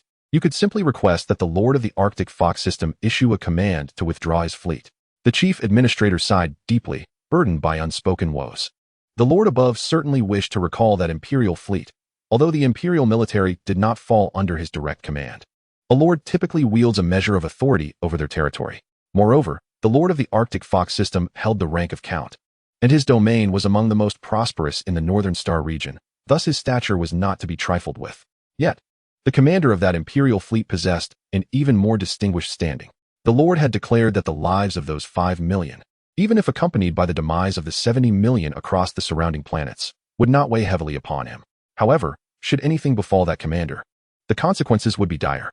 At that moment, the chief administrator's terminal chimed with an incoming message, and upon reading its contents, his spirits soared. He promptly initiated the connection. Greetings. You say there is a fleet willing to accept this bounty task? The 3 officers present exchanged glances, bewildered. They had all shunned the assignment. Who could possibly be audacious enough to accept it? Are the necessary protocols incomplete? Fear not. In times such as these, we shall simplify all procedures. If they can embark immediately, it would be most advantageous, the chief administrator declared. He suddenly posed a question, pondering aloud. What is the background of the opposing force? How many starships do they possess? The Black Dragon fleet? Currently, there are merely 2 starships at our starport. The chief of the Arctic Fox starport was taken aback. The Black Dragon fleet? The 3 individuals nearby murmured this name, having never heard of such a faction in the entire Northwind Star region. Moreover, only 2 starships? While it is conceivable that most of their vessels are not docked at the starport, is there truly someone bold enough to undertake this mission? Regardless, it matters not what fleet it is. Inform them to set off immediately. If they successfully accomplish this task, the Arctic Fox starport will reward them with an additional 100,000 or even 200,000 star coins, declared the chief of the Arctic Fox starport. After the communication concluded, the chief turned to the 3 individuals present and inquired once more. Are you 3 truly not reconsidering? This bounty task is not restricted by numbers. If you all go together, perhaps. Never mind, never mind. Such an easy task should be entrusted to this so-called Black Dragon fleet, remarked one individual with a tone of sarcasm. I am rather curious to see if they can successfully evacuate those 500,000 people, chimed in another, their tone and expression betraying disbelief in the other's capability to achieve such a feat on board the Queen B-class heavy aircraft carrier's bridge. Mr. Zhao Chen, we have registered you. You have accepted this task. Furthermore, we have added an additional 200,000 star coins to your remuneration. If you complete this mission, you will receive a total of 700,000 star coins, the female officer informed Zhao Chen via video communication. Thank you, Zhao Chen replied, wishing you a triumphant return. The female officer concluded. The communication ended, and Zhao Chen turned to the video window on the other end, where Charlotte awaited. What is this Black Dragon fleet about? Charlotte inquired with curiosity. Zhao Chen explained. The registration of the task requires a name. I considered it and decided against using the name of the Hawk Dragon fleet, as that would be too ostentatious. So, we shall initially use the title of the Black Dragon fleet for external communication. After clarifying, Zhao Chen looked at Charlotte. Aren't you curious why I am so determined to accept this task? Charlotte replied. Whatever mission you accept is your prerogative as captain. As your subordinate, my sole duty is to fight. I must say, Charlotte is indeed an exceptionally skilled starship commander. At present, the Queen Bee and Zero Storm are departing from the Arctic Fox starport, with some time remaining before entering warp speed. Zhao Chen continued. What do you think are our chances of success in this mission, relying solely on ourselves? Charlotte's expression turned serious as she raised her hand, summoning a holographic image detailing the task. This is a level 2 cosmic wormhole. Assuming there are more than 3 Type 2 motherships and 30 Type 1 motherships, engaging them head-on would yield minimal odds of victory, for we currently lack interstellar supply vessels. Even if we exhaust all our ammunition, we may not be able to eliminate them entirely. However, if our goal is merely to delay and facilitate the evacuation of the 500,000 individuals on asteroid 331, the difficulty diminishes significantly. Approximately an 80% chance, you say? Such a high estimate? I had assumed you might consider my approach rather audacious, remarked Zhao Chen, somewhat taken aback by Charlotte's assessment. Charlotte replied, if it were the typical two-star vessels, the odds would scarcely reach 30%. However, your two starships cannot simply be categorized as ordinary two-star vessels. Furthermore, I have encountered the interstellar insectoid species on a few occasions, provided they are not in large numbers. They pose a minimal threat. With Charlotte's words, Zhao Chen's confidence surged. The warp engine's course had been prepped, and the next phase was to initiate acceleration in 10 minutes. They would enter the warp travel stage. Within 10 minutes, all crew members must switch to deep sea mode. I repeat, all crew members must switch to deep sea mode within 10 minutes. Zhao Chen commanded, target, the outskirts of the Arctic Fox star system, asteroid 331. Chapter 63, they truly dare to fire. 20 minutes later, the Zero Storm and the two Queen B-class heavy carriers arrived sequentially at the designated coordinates. Zhao Chen awoke promptly, exiting the stasis pod and settling into the captain's chair, poised to issue commands when a voice broke the silence. All personnel on the bridge. Return to your stations within 1 minute and verify all starship data. All crew members aboard the starship, return to your posts within 3 minutes and remain on standby. The starship immediately entered a state of Level 2 combat readiness, with interstellar drones on standby for deployment. Zhao Chen glanced over to see his secretary, Lilith, had already begun issuing commands. Noticing Zhao Chen's gaze, she spoke with a hint of apprehension. Am I doing something wrong? No, you are performing admirably. I did not expect you to recover so swiftly. Your physical condition is quite remarkable, Zhao Chen praised. The role of the secretary is to assist the captain in issuing commands and, when necessary, to issue certain orders that fall outside the captain's specified authority. As exemplified by her earlier statements, Lilith responded, I previously served on the starships of the Succubus Kingdom and participated in the war against invaders. Though it ultimately ended in failure. I recall the Succubus Kingdom campaign. That was over 50 years ago, wasn't it? Had you already been in service at that time? How old are you now? Zhao Chen began to speculate on the age of his secretary. Lilith replied, Indeed, I am 75 years old this year. Zhao Chen was taken aback. 75? Looking at Lilith's appearance, she could easily pass for a 20-year-old. Sensing Zhao Chen's skepticism, she clarified, Our kind typically lives up to 300 years under normal circumstances, and with the aid of technology akin to yours, we could potentially reach 400 years. 400 years? Zhao Chen swallowed hard. By that calculation, Lilith was indeed akin to a mere 20-year-old in human terms. The current maximum lifespan for humans has reached 150 years, though such longevity is predominantly reserved for the elite. The average person's lifespan remains around 70 to 80 years. Captain, the Zero Storm has successfully completed warp travel. Please provide the next directive. Charlotte's communication window appeared. How far is our current position from asteroid 331? Zhao Chen inquired.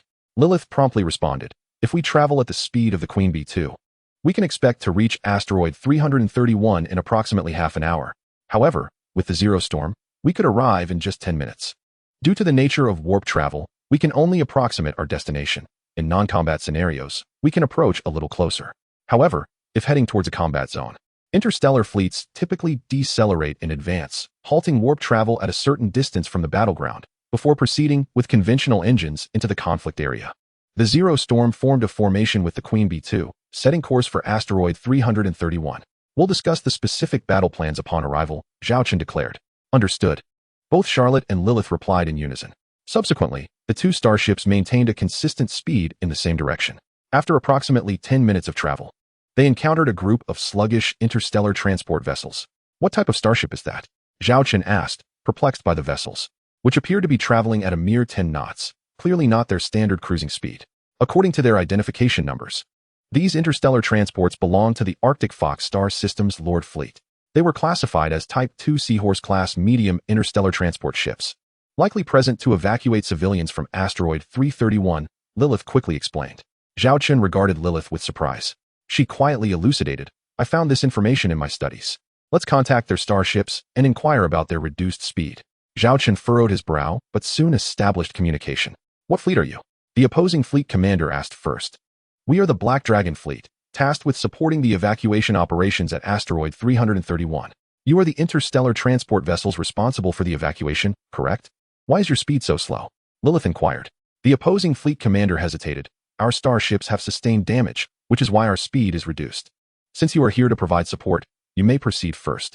With that, the commander abruptly severed the communication, chuckling to his aide. I can't believe someone actually dares to take on this mission. They must be fools. We're not idiots if we rush over now. What if the interstellar insectoids attack while we're evacuating people on the planet? We'll proceed at our own pace, and when the Imperial forces can no longer hold, we'll be informed that we need not continue, allowing us to retreat directly. This is a warning to your fleet. Please execute your mission and proceed at full speed towards asteroid 331. Lilith's voice resonated. The fleet commander frowned. Who are these people, meddling in our affairs? As communication had not been initiated on their side, his remarks were inaudible to the Queen B2. The aide, casually smoking, remarked, "Let them be. We'll follow our own course. They aren't Imperial forces. What can they do to us?" Report. The unidentified starship has all its secondary cannons aimed at our fleet. An officer on the bridge suddenly reported. The fleet commander let out a cold snort. What? Do they still dare to open fire on us? We are but a subordinate fleet of the Arctic Fox star system. Suddenly, meteors streaked across the view outside the command bridge's large windows, with the nearest one coming within 100 meters of the bridge. That starship truly had the audacity to fire. This is your final warning. Should you neglect your duties again, you will bear the consequences. The female voice resounded once more.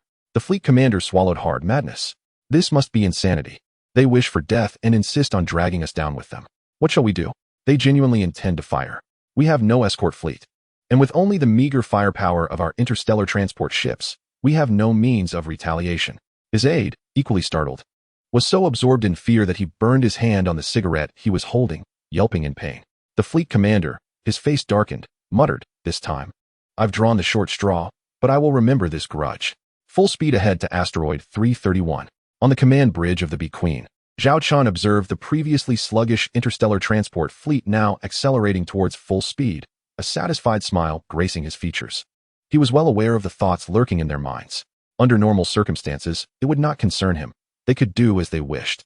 However, this time it was Zhao Chen's system mission, and there was no room for intentional delays. Chapter 64, The Mother Nest. Asteroid 331, with a population of 5 million, is a small resource-rich planet. Consequently, the Arctic Fox star system established several bases here, assigning 5 million individuals to engage in resource extraction operations. Who could have anticipated that calamity would strike from the skies? A cosmic wormhole had appeared. The first to be threatened was indeed their asteroid 331. The person in charge of the asteroid was currently overwhelmed, desperately coordinating evacuation efforts. Yet, alas, the number of interstellar transport ships was woefully inadequate. Thus far, they had managed to evacuate less than 1/10 of the populace. Their transport capacity was far from sufficient. And the subordinate fleet of interstellar transport ships from the Arctic Fox star system, which was supposed to have arrived half an hour ago, had yet to make its appearance. How is your evacuation progress? A video window materialized before the asteroid's overseer, revealing a woman clad in the uniform of the Starry Empire's military. So far, we have only evacuated 500,000. Over 400,000 are still awaiting rescue, the overseer replied. What about the interstellar transport fleet? The military officer frowned, clearly dissatisfied with the efficiency. They haven't arrived yet, the overseer said helplessly. Captain, we have a large swarm of insects appearing on the right flank of our fleet. Their numbers are overwhelming. We must retreat broadly. Captain, the enemy's 2 mother nests are attacking our ships with plasma cannons. One of our Hyena-class medium interstellar destroyers has sustained damage. The officer's side was rife with chaos, the cacophony of numerous reports only heightening the overseer's anxiety. My lord, perhaps it would be prudent for you to evacuate first. Sacrificing 30 Imperial warships for the sake of a few 100,000 souls here seems unwise. The overseer urged once more. He had uttered those words countless times. Had it not been for this noble leading the Imperial fleet to their location, he might have already departed aboard a starship. We still have time. We cannot abandon any of the Empire's citizens, the female officer declared sternly. The asteroid commander inwardly chuckled bitterly. While you possess a heart full of compassion, do not drag the upper echelons of their asteroid into this predicament. If you do not leave, they will not escape either. We will continue to delay the onslaught of the interstellar insect race. We anticipate holding out for another 2 hours. You must find a way to evacuate the populace swiftly, the female officer asserted resolutely. The asteroid commander replied with a heavy heart. On the bridge of the flagship, a Fire Leopard-class medium-star battleship, belonging to the 5th Fleet of the 3rd Corps of the 7th Legion of the Starry Empire, the female officer, having just concluded a communication, gazed gravely at the starship radar. The radar displayed an overwhelming multitude of red dots, numbering in the millions. These are the insects. My lady, we truly need to retreat. If we continue fighting like this, our fleet may unwittingly become ensnared by the swarm, leading to total annihilation. Presently, we can suppress the swarm with our firepower, But as their numbers grow, we will soon find ourselves surrounded, at which point, escape will be impossible. An anxious female adjutant urged. The female officer gritted her teeth and sorrowfully replied, "Must we abandon the lives of millions on that planet? My lady, your life is far more precious than those millions." The adjutant stated bluntly, "No, everyone's life is equally important. As soldiers of the Empire, it is our duty to protect the Empire's citizens," the female officer proclaimed with righteous conviction. The adjutant inwardly lamented, feeling as if 1,000 wild horses were galloping through her mind. Must the young lady's sense of justice be so overwhelming at this moment? With no other choice, the adjutant resorted to her trump card. "My lady, if you care for those millions, have you considered how many would suffer if you were to falter here? How many families would be affected?" The female officer wrestled with her conflicting emotions, fully aware of her stubbornness.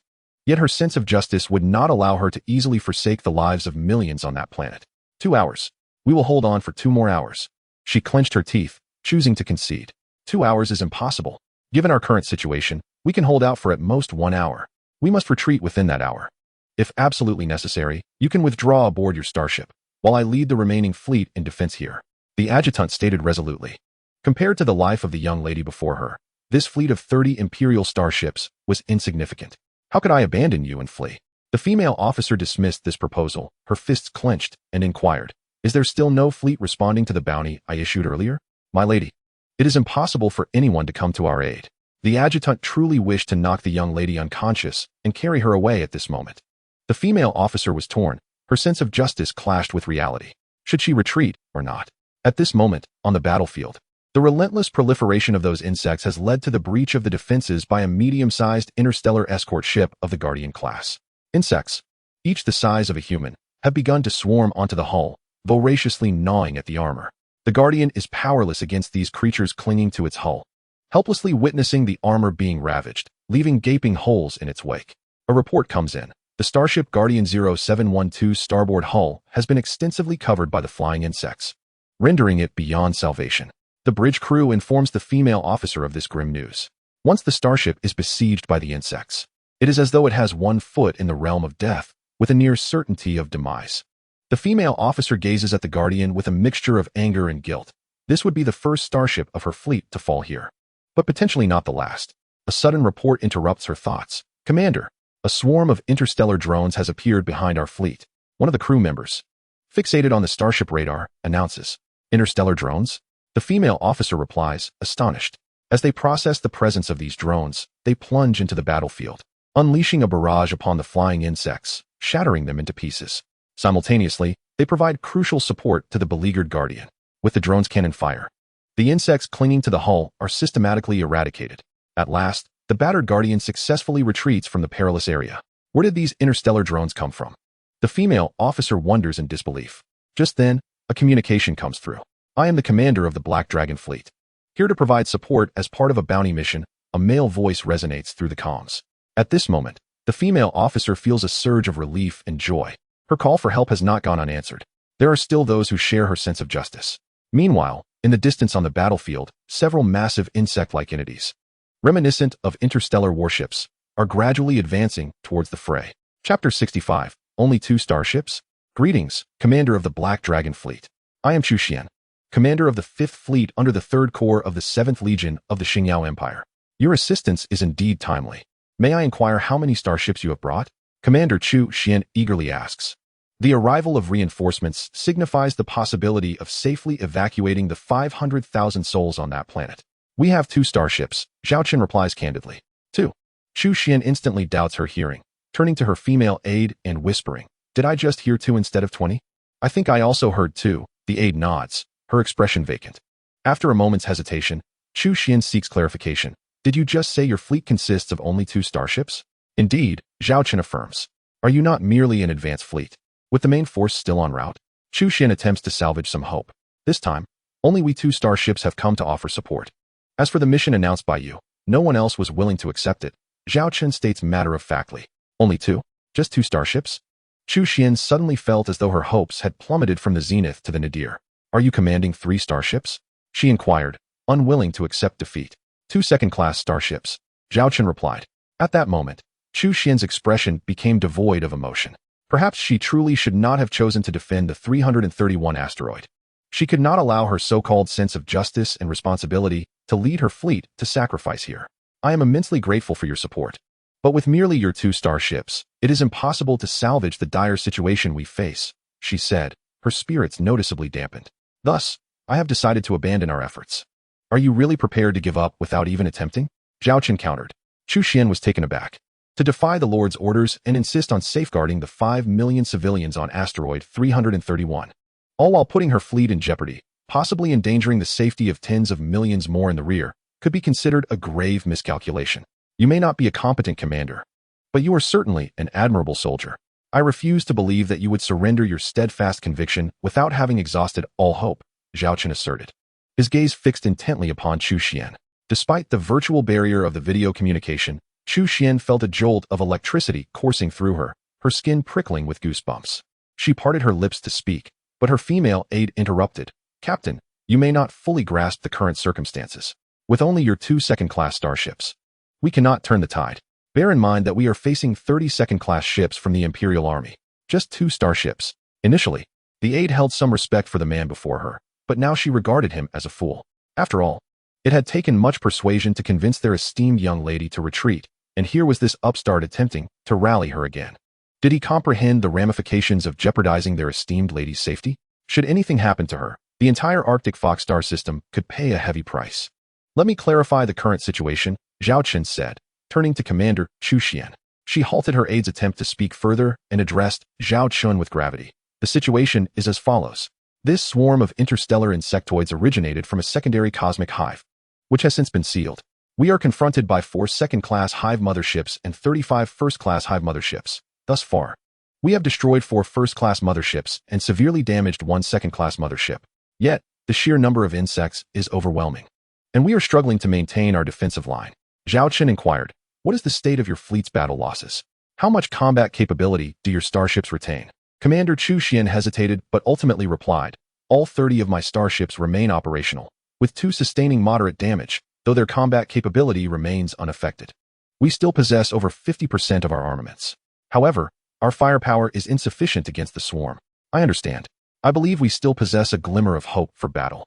Zhao Chen interjected, resolutely affirming his stance. The female adjutant covered her face, exclaiming in frustration about the impudent newcomer, questioning how someone could resemble their esteemed young lady so closely.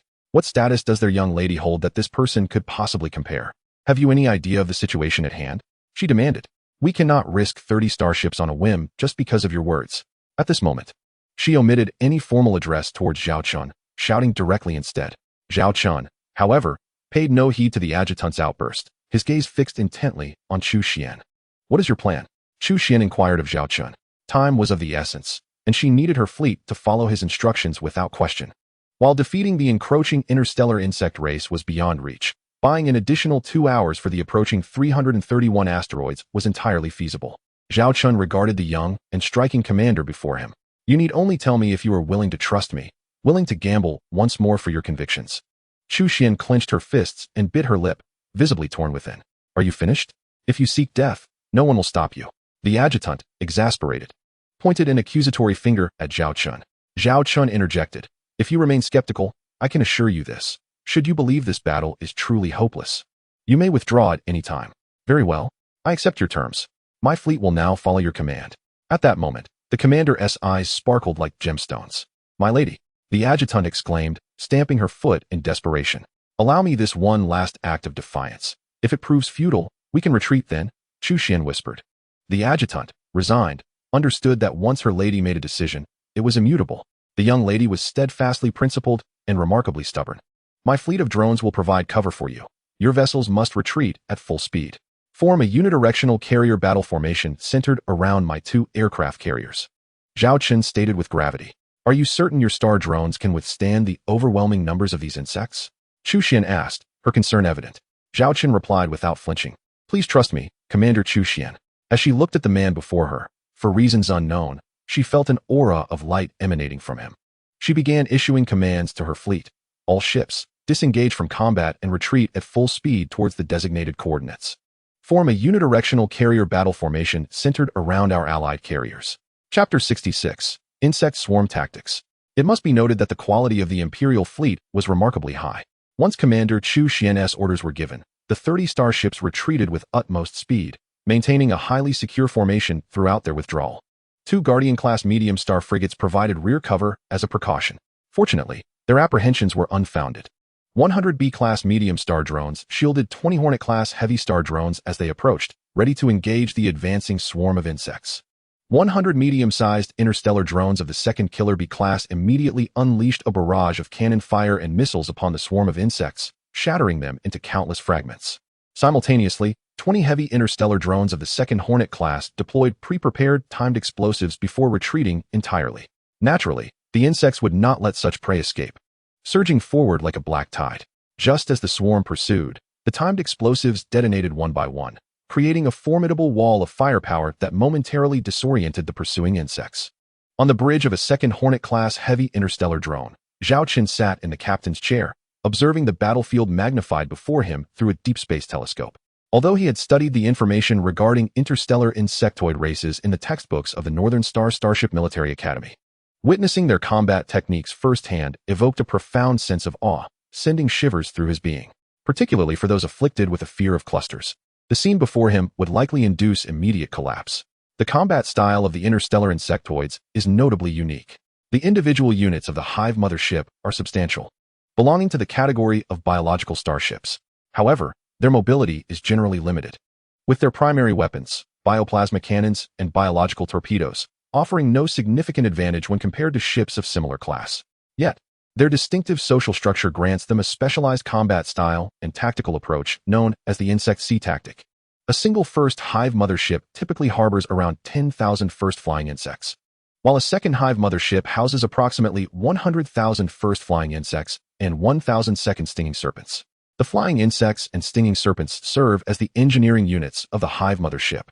The former resembles a winged mantis, roughly the size of a human, possessing only close combat abilities. The latter, a serpentine creature characterized by insectoid features, stands at human height, yet stretches nearly 10 meters in length, capable of projecting highly corrosive acid at close range. Both units can detach from the Hive Mother ship to engage in combat within the cosmos, exhibiting remarkable agility. Aside from interstellar corvettes, which can barely match their speed, no other starships can rival their velocity. Collectively referred to as bugs, these insectoid engineering units, despite being classified as first and second tier, possess combat capabilities that far exceed such rankings. For instance, in a confrontation with a second Hornet-class heavy interstellar drone, a second stinging serpent would easily be overwhelmed. However, when these insects launch their assault, it is not merely 1, 10, or even 100 that come forth, but thousands, surging like a relentless tide. Unless one can eradicate them all, should even a fraction manage to breach the hull, the interstellar warriors within the starship would face dire consequences. Moreover, these insects are devoid of fear, driven solely by instinct and the commands of the Hive Mother ship, relentlessly advancing towards their target. This mode of combat bears a certain resemblance to that of aircraft carrier starships, with the insects serving as the interstellar fighters of the Hive Mother ship. Report: the first wave of 2 Hornet-class heavy interstellar drones and 2 Killer B-class medium interstellar drones have completed their bombing missions and are prepared for their return. Lilith remarked. Ensure these Hornets and Killer Bees take off promptly to complete resupply, as we prepare for the second wave of assault. Simultaneously, Zhao Chen commanded the deployment of 300 B-class light interstellar drones in 3 alternating waves. Understood, Lilith began relaying the captain's orders. Initially concerned about the ability of these interstellar drones to withstand the onslaught of the Insectoid Empire's fleet, they were now astonished by the drone's performance. The combat prowess of these interstellar drones is even comparable to that of vessels of the same class. Commander Chu Xian exclaimed in admiration. At that moment, the female officer also observed the aircraft carrier starship, its hull adorned in a striking yellow and black, resembling a certain kind of insect, much like the opposing interstellar insectoid race. What kind of aircraft carrier starship is this? I have never seen anything like it before. The female officer accessed the starship database, scanning the image of the aircraft carrier but found no records. There are no entries in our database, she gasped in surprise. Commander Chu Xian, gazing at the aircraft carrier starship, recalled the words of that man and whispered solemnly, I hope that captain can truly turn the tide of battle. The female officer thought to herself, how can just 2 starships possibly make a difference? Unless they were 2 3-star vessels, perhaps. Wait. Aren't there supposed to be 2 starships? Why is there only 1 aircraft carrier starship here, along with 1 starship? The female officer suddenly exclaimed, glancing at the starship radar. No energy signals from a second starship were detected. Where's that starship? 331 asteroid. Dozens of Seahorse-class medium interstellar transport ships hovered above the asteroid, as airships continuously evacuated civilians to the transport vessels. Wonderful. You have finally arrived. The asteroid's commander looked at the fleet's commander with tears of relief. We are on a mission as well. Please expedite the evacuation. The fleet commander forced a smile. We are pressed for time. If the insectoid race approaches within the warning range, we must leave. Absolutely. We will complete the evacuation within 2 hours. No. Within an hour and a half. The asteroid commander vowed earnestly. The sooner, the better.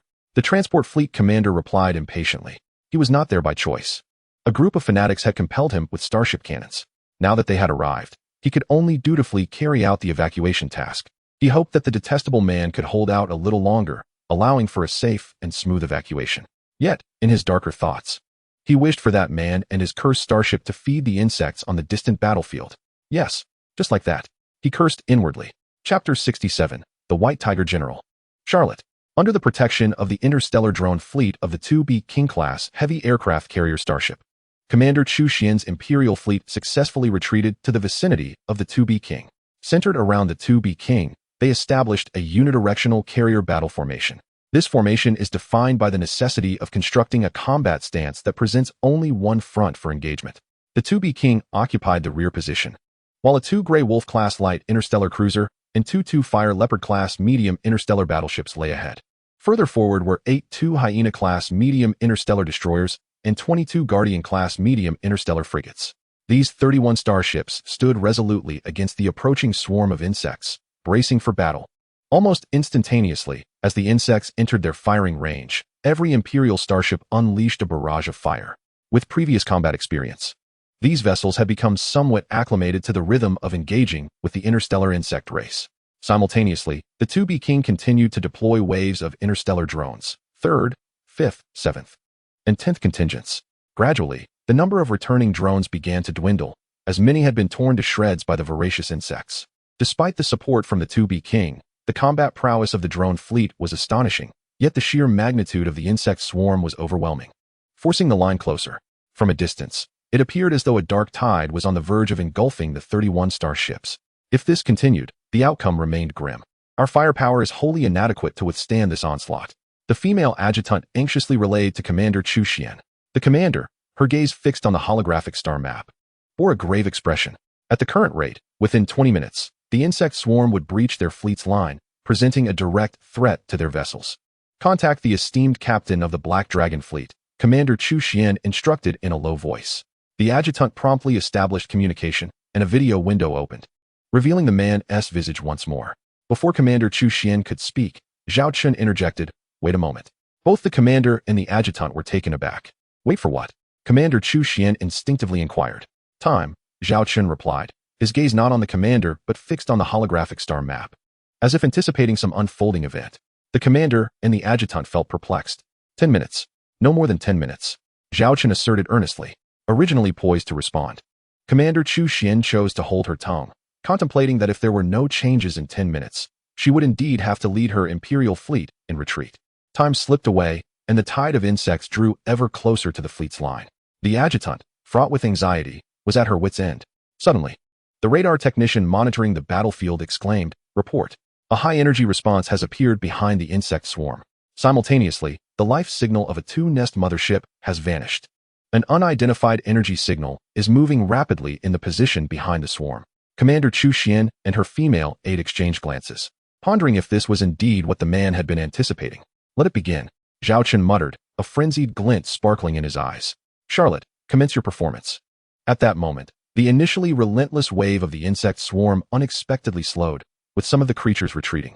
"Deploy the unmanned reconnaissance drones. We must ascertain what is occurring." Commander Chu Xian hastily issued her command. One by one, drones were released, as the battlefield was shrouded by the dark mass of the swarm, preventing the starship from visually discerning the events transpiring behind the horde. They could only rely on the drones to navigate to a vantage point and relay visual feeds back. Soon, images began transmitting. "My heavens, that is a starship." The female aide gasped, covering her mouth in astonishment. "Its speed is astonishing. It must be traveling at least 70 or 80 knots. No, it is 100 knots." Commander Chu Xian accurately assessed the vessel's velocity based on her battlefield instincts. 100 knots? The aide exclaimed in disbelief. At that moment, the wreckage of the exploded second insect hive mothership came into view. The once massive vessel was cleaved into 3 segments, with clear evidence of devastating artillery fire having penetrated one side. It was a cannon, a weapon with a caliber exceeding 1,000. Commander Chu Xian discerned the source of the devastation from the images. Enhance the view of that starship, she urged. The visuals were gradually magnified, albeit somewhat blurred. Yet, it was still discernible that the swiftly navigating starship was maneuvering through enemy lines, seemingly indifferent to the pursuing swarm, continuing its course uninterrupted. Due to its incredible speed, the pursuing insect swarm was unable to catch up. The hive motherships attempted to retaliate with their bioplasma cannons, but the starship's velocity rendered them ineffective. Not a single shot found its mark. Captain, what on earth is happening? Commander Chu Xian could no longer contain her curiosity and directly inquired of Zhao Chen. With his arms crossed, Zhao Chen calmly explained, "That is my fleet starship. The Zero Blizzard, a 2-star vessel equipped with a high speed and armed with a 1200 caliber cannon." A 2-star vessel armed with a 1200 caliber cannon? The female aide gasped. "This is your fleet's second starship, isn't it? You never intended to defend against the insect swarm's assault from the outset. Instead, you utilized us to draw the insect forces from the hive mothership, allowing a significant number of them to be diverted to attack us, leaving those motherships vulnerable. Meanwhile, your Zero Blizzard is approaching at an astonishing speed to launch an assault on those motherships." Commander Chu Xian articulated Zhao Chen's strategy succinctly. Zhao Chen nodded, acknowledging that this Imperial Fleet commander possessed not only a keen sense of justice and responsibility, but also commendable military talent. "Madman, you are utterly insane. Have you considered that with the slightest misstep, that starship could be completely devoured by the swarm?" The female aide regarded Zhao Chen with incredulity. Zhao Chen resolutely declared, "There will be no unforeseen circumstances, for the starship was named Zero Storm." There was an unspoken truth that lingered in the air. Commanding the operations aboard this vessel was the legendary half-orc general, Charlotte, known as the White Tiger. Chapter 68. Accelerate with all our might. Charge forward. On the bridge of Zero Storm, reports flooded in. The swarm on the front lines has begun to retreat. They appear to be converging towards us. The crew reported. Pay no mind. Maintain full speed ahead. Charlotte was personally navigating the starship, meticulously controlling every angle and trajectory of the voyage, tasks typically assigned to specialized helmsmen. Yet today, after years, General Charlotte had taken the helm once more. She understood the perilous nature of this mission. A moment's carelessness could result in being struck by the bioplasma cannon of the hive mothership or being overtaken by the swarming creatures, leading to a fatal outcome. The course and trajectory of the voyage had been calculated in her mind countless times. The main forces of the swarm required a bit more time to return, Charlotte murmured, her gaze scanning the interstellar display as if seeking a target. The Zero Storm was adept at evading and dodging, not only due to its remarkable speed, but also because the numbers of the remaining 1 flying insects and 2 stingers aboard the hive mothership were insufficient to encircle the Zero Storm effectively. However, once the main forces of the swarm, previously engaged with the Imperial Fleet and 2 Queen-class heavy carriers, returned, the threat to the Zero Storm would significantly increase. As time trickled by, a report came through. The 2 heavy 1200 Devil Crocodile cannons are reloaded and ready to fire. The crew responsible for the weaponry announced. In truth, such reports were unnecessary. Those numbers were ingrained in Charlotte's mind. At that moment, the Zero Storm found itself perfectly aligned with the position of a 2 hive mothership. This 2 hive mothership seemed to sense impending danger and began to retreat, simultaneously firing its plasma cannons at the Zero Storm. Yet it could not land a hit on the swiftly moving starship. Charlotte focused intently on the targeting reticle. She had but one opportunity to fire. While a single shot might not destroy the 2 hive mothership, it must at least inflict severe damage. The swarm was controlled by the hive mothership. Its destruction would not lead to the immediate demise of the swarm, but it would drastically reduce their combat effectiveness, much like an army devoid of its command. "Now fire," Charlotte bellowed. The muzzle of the 2 heavy 1200 Devil Crocodile cannons unleashed a shell that streaked through the void like a comet, ultimately striking the side of the 2 hive mothership. Boom! A tremendous explosion erupted, flipping the colossal 2 hive mothership, which measured a full kilometer in length, into disarray, scattering debris across the cosmos. Following this detonation, the belly of the 2 hive mothership erupted in an even more colossal explosion, cleaving the ship in 2 and marking its demise in this vast universe. Witnessing this astonishing spectacle, Commander Chu Xian and her female deputy were left utterly dumbfounded. Previously, they had managed to severely damage a mothership of the insect nest through a stealthy ambush, yet they had been unable to obliterate it on the spot. However, This starship had brought one down with a single shot, which was simply unfathomable. Moreover, it was evident that the recent destruction of the second insect nest mothership had also been achieved with just one shot. Could this truly be the prowess of a three-star vessel? The deputy officer was incredulous. Commander Chu Xian, however, quickly grasped the underlying reason. The shot had struck the organ responsible for storing biological plasma elements within the insect nest mothership. This was akin to hitting the ammunition depot of a starship or the core of its engine. Once struck, it would induce an explosive reaction akin to a catastrophic detonation, yielding multiple and even tens of times the original power. But could it be possible to hit the target twice in succession? The deputy officer questioned. Commander Chu Xian fixed her gaze upon the screen displaying the Zero Storm, now maneuvering at high speed. It is not a matter of possibility. This starship has achieved it. Within a mere 10 minutes, 2 second-tier insect nest motherships had been destroyed, an exceptionally commendable outcome. Report. More than half of the enemy's swarm forces have retreated. The remaining units are unable to breach our firepower blockade, an officer reported. Commander Chu Xian could not help but exclaim, "This is utterly insane." A battle plan akin to that of a madman. Yet it had indeed fulfilled its strategic objective of delaying time, allowing for at least an additional hour, perhaps even 2, to be gained. At this moment, the deputy officer found herself speechless, recalling her earlier derisive remarks about the 2 starships, feeling as though she had been slapped in the face. However, whether the Zero Storm could safely retreat remained a pressing concern, Commander Chu Xian expressed with worry. At this juncture, after destroying 2 second-tier insect nest motherships, the Zero Storm began its withdrawal. Yet, the enraged swarm, unable to tolerate the escape of the culprit, commenced a surrounding assault, like a black whirlwind encircling the interstellar battleship. Their numbers were exponentially greater than at the outset, resembling a colossal black hand attempting to crush a mere mosquito. Report. According to the starship systems, our chances of escaping in the current direction stand at a mere 16%, an officer nervously reported. Charlotte closed her eyes, momentarily transported back to her days with the Half-Orc Rebellion, where she faced overwhelming odds, yet had always managed to turn the tide. Turn around, Charlotte suddenly commanded. This order took the crew on the bridge by surprise. Initially, the Zero Storm's retreat was directed towards the opposite side of the main battlefield. Now, turning back meant charging towards it. Was this not akin to walking into a trap? Yet, Charlotte's words were law aboard this starship. The Zero Storm executed a deft maneuver. Turning sharply, full speed ahead, Charlotte asserted with determination. Following a brief turn, the Zero Storm's speed surged once more to 100 knots. At that moment, Charlotte summoned a virtual control interface and, after inputting a series of numbers, commanded, "Disable the restrictions on the starship's engines and continue accelerating."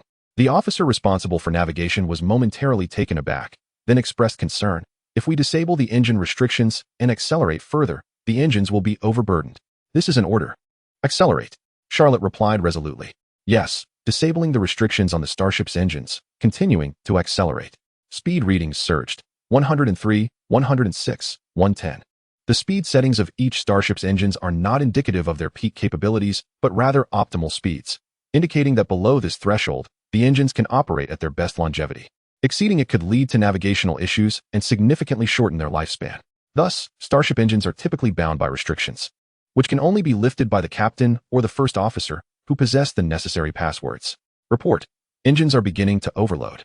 Report. The power systems are operating beyond capacity. Report. Current speed has reached 120.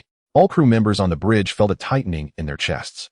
The sudden maneuver of the Zero Storm, coupled with its rapid acceleration, left the surrounding swarm momentarily disoriented, casting them far aside.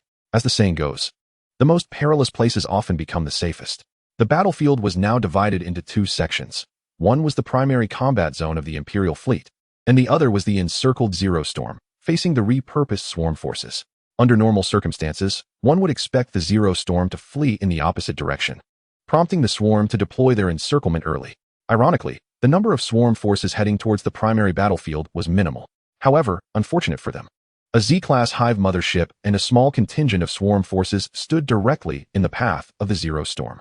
Report. Speed is too high. We cannot execute a sharp turn. The crew reported anxiously. Suddenly, Charlotte smiled. This was the first time she had laughed so freely since joining Zhao Chen. Then we won't maneuver. Full speed ahead. Let's ram through. Chapter 69. Is this a ramming tactic? On the bridge of the Imperial fleet's flagship, a Type 2 Fire Leopard-class medium interstellar battleship, Commander Chu Xian gazed in astonishment at the Zero Storm charging directly towards a Z-class Hive mothership, which was flanked by a small group of swarm forces. Is it intending to ram? The female officer beside her was taken aback. Commander Chu Xian's expression turned grave. The main cannon of the Zero Storm requires about 5 minutes for a reset and reload. Only 3 minutes have elapsed since the last shot. It cannot fire yet. It appears to have disabled the engine restrictions, and its speed is now visibly exceeding 130 knots. Within just a few minutes of observation, Chu Xian had gleaned vital combat information about the Zero Storm. At that moment, silence enveloped them as they fixated on the video feed, watching as the ancient knight, seemingly resigned to its fate, charged headlong into the enemy ranks. The swarm protecting the second insect hive mothership has sensed the impending danger and swiftly transformed into a dark vortex, rushing forth in an attempt to intercept the starship. Simultaneously, the abyssal maw of the second hive mothership slowly gapes open, targeting the rapidly approaching vessel. The bioplasma cannon begins to charge within its cavernous jaws, emanating a flickering blue luminescence. Meanwhile, the Zero Storm has plunged headlong into the swarm. From the perspective of Chu Xian and her companions, it appears as though the Zero Storm has plunged directly into the mass of insects. However, due to its incredible speed, exceeding that of both the first fly and the second stinger, the collision between two high-velocity entities results in a gruesome spectacle. One side emerges battered and bloodied. In this instance, that unfortunate role is played by the insects. One by one, the first flies and second stingers collide against the hull of the Zero Storm, failing to mount any offense before being reduced to a splattered mass, their green ichor transforming the ship's exterior into a grotesque new design. Inside the Zero Storm, the crew members experience a visceral sense of being amidst a tempest. From every corner of the starship, the incessant thuds resonate, causing the very floor beneath them to tremble. On the bridge, reports flood in. The overall damage to the frontal hull armor has reached 101,214. The overall damage to the lateral hull armor stands at 357. The crew continues to relay various assessments of the ship's condition. The relentless cacophony of impacts casts a shadow over many of the bridge personnel.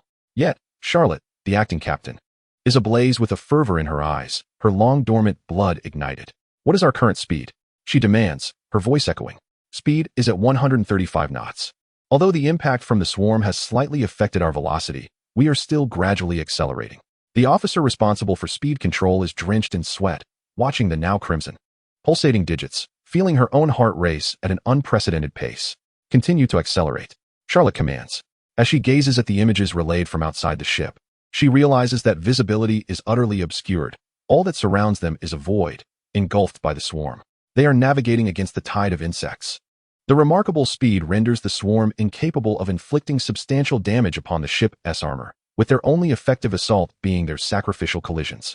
Though unseen, the radar on the starship indicates that the Zero Storm is drawing ever closer to the colossal energy entity. At long last, the scene before them brightens. Piercing through the darkness, the Zero Storm bursts forth from the swarm, with the second hive mothership now almost within arm's reach. Its gaping maw prepares to unleash the bioplasma cannon, poised to fire. All secondary and close-in weaponry, open fire, Charlotte bellows. And the prepped secondary and close-in guns unleash their fury simultaneously. The bioplasma cannon erupted forth, colliding with another, creating a dazzling fireball effect accompanied by a vast cloud of smoke. The shockwave swept away the scattered insects in the vicinity. Moments later, the Zero Storm burst forth from the explosion's haze. Charge forward. Continue firing the close-range cannons, Charlotte bellowed. An officer nearby immediately utilized the ship's communication system, shouting, "Prepare for impact." Repeat, "Prepare for impact." All crew members aboard the Zero Storm braced themselves for the impending collision, grasping onto anything stable to steady their bodies. In the next instant, the speeding Zero Storm crashed headlong into the bow of the insect hive mothership. The size disparity between the two was several times greater. However, one must not forget the nature of the Zero Storm's hull. It was the structure of an interstellar battleship, boasting an average strength second only to that of an interstellar frigate within its class. Coupled with its velocity, the Zero Storm transformed into a projectile propelled by the force of an accelerated starship. Under the tremendous impact, the bow of the insect hive mothership crumpled inward, causing the entire vessel to veer to one side. Simultaneously, the close-range cannons of the Zero Storm continued to fire relentlessly. On the bridge of the Zero Storm, several female crew members, caught off guard by the sudden collision, were thrown from their positions and landed heavily on the ground, limbs splayed in disarray. Fortunately, their injuries were superficial. Without a moment to attend to their wounds, they rushed back to their combat stations. Report, the frontal armor has sustained 50 damage. Report, speed has decreased to 100 knots, then 90 knots, then 80 knots. Report. The swarm is closing in. Charlotte remained silent, her gaze fixed ahead, as if her eyes could penetrate the ship's armor and meet the gaze of the insect hive mothership before her. Ultimately, the violent collision caused the position of the insect hive mothership to shift. As the Zero Storm's hull scraped against the insect hive mothership, they passed each other in a frenzied dance of friction. Full acceleration. Keep charging, Charlotte commanded with urgency. With no obstacles in its path, the Zero Storm once again surged forward, this time heading towards the main battlefield of the Imperial fleet. Behind it, a vast swarm of insects surged like a black tide in pursuit. As for the rammed insect hive mother ship, its bow had crumpled by a third, riddled with numerous bullet holes along one side, indicating that this biological starship was on the brink of collapse. Who could have imagined that an insect hive mother ship could be so decisively destroyed by a mere starship? At the bridge of the Queen B-class heavy carrier, all juvenile B-class light interstellar drones and Hornet-class heavy interstellar drones assembled to create a breach for the Zero Storm, enabling the Imperial fleet to coordinate with them. Zhao Chen observed the approaching Zero Storm on the starship radar, with a line of insect forces still obstructing the path between them. The situation surrounding the Zero Storm is perilous, caught between a swarm of insects in front and another batch pursuing from behind, akin to a sandwich. A moment's carelessness could lead to being entirely consumed by the swarm. On the bridge of the Imperial Navy's second-class Fire Leopard medium interstellar battleship, Commander Chu Xian was acutely aware of the necessary actions, even without Zhao Chen's communication. With a serious expression, she issued her orders. Relay my command, at all costs. We must carve out an opening. Chapter 70. The Triumphant Return of the Zero Storm. The Imperial fleet unleashed its firepower relentlessly upon a single point, forcefully tearing open a breach. However, the insect swarm would not allow the vessel responsible for the destruction of 3 of their motherships to escape so easily. They commenced a blockade, encircling the ship responsible for the pursuit. They formed a pincer movement. In that moment, they abandoned their focus on the Imperial fleet, driven solely by one command from their collective will. The destruction of that accursed starship was imperative. Report. The breach has been sealed again, the female adjutant said anxiously. Commander Chu Xian clenched her fists. Continue the assault. We must ensure that starship breaks free. In her heart, that vessel had become synonymous with heroism. How could she bear to watch as the heroic starship was besieged and devoured by the swarm? Yet, despite their relentless attacks, they were utterly unable to breach the blockade. Meanwhile, the Zero Storm was closing in on the insect front lines. Given its current condition, it could not withstand another assault from the swarm. Chu Xian bit her lip, feeling a pang of guilt. The adjutant sighed, lamenting the fate of that starship. Suddenly, a brilliant light erupted within the insect defenses, consuming a multitude of insects and clearing a swath of space. Subsequently, the prepared Class 2 Bumblebee Light interstellar drones and Class 2 Killer B medium interstellar drones surged forward, attacking the insects surrounding the breach to prevent them from sealing it again. That was the main cannon's missile from the interstellar missile ship, set to detonate on a timer. The explosion distance had been precisely calculated. Through the gap in the insect line, Commander Chu Xian could now clearly see the Zero Storm racing towards them, along with the imposing 1,200mm cannon. The realization dawned on her. Quick, provide fire cover, Commander Chu Xian ordered urgently. Under the protective fire from the Imperial fleet and the assault of the Class 2 Queen Bee heavy carrier drones, a silhouette of a ship sped through the insect line. It was the much-anticipated Zero Storm. At this moment, the Imperial fleet could clearly observe the damage inflicted upon the starship from previous insect collisions. The hull's armor bore hundreds of dents from impacts, a veritable tapestry of scars. At the foremost position of the starship, there lay a sizable crater, measuring a diameter of 20 meters and plunging nearly 3 meters deep. This was undoubtedly a testament to the valiant destruction of the enemy's second brood mothership. The hull was adorned with the carcasses of numerous insectoid foes, their green ichor splattered across the surface. Additionally, there were remnants of the insects that had attempted to assault the starship, clinging to its exterior, utilizing their mandibles and claws, along with corrosive acid, to assail the starship's armor. However, these assailants were swiftly eradicated by the incoming swarm of Type 2 light interstellar drones. What a remarkable vessel this is. Commander Chu Xian gazed at the starship, feeling an unexpected sense of envy. At the same time, she held a profound respect for the commander aboard this ship. The recent engagement was nothing short of audacious, yet executed with a grace that was simply flawless. She pondered whether she could have performed as admirably had she occupied that position. Chu Xian found no answer. Report. The Zero Storm has successfully completed its combat mission. The hull has sustained damage, and 7 crew members are lightly injured. Charlotte communicated the report to Zhao Chen via video call. Well done. Zhao Chen praised Charlotte's performance. Genuinely impressed. Although they had previously discussed strategies for this engagement, with Charlotte proposing the concept, Zhao Chen had concurred. Yet the specifics of the battle remained uncertain due to the unpredictable nature of their adversaries, the interstellar insectoids. Nonetheless, Charlotte assured Zhao Chen that she had at least an 80% confidence level that even in the event of failure, she could safely withdraw the Zero Storm. Charlotte had delivered on her promise. A hissing sound interrupted them. It was a communication request from the flagship of the Imperial Fleet.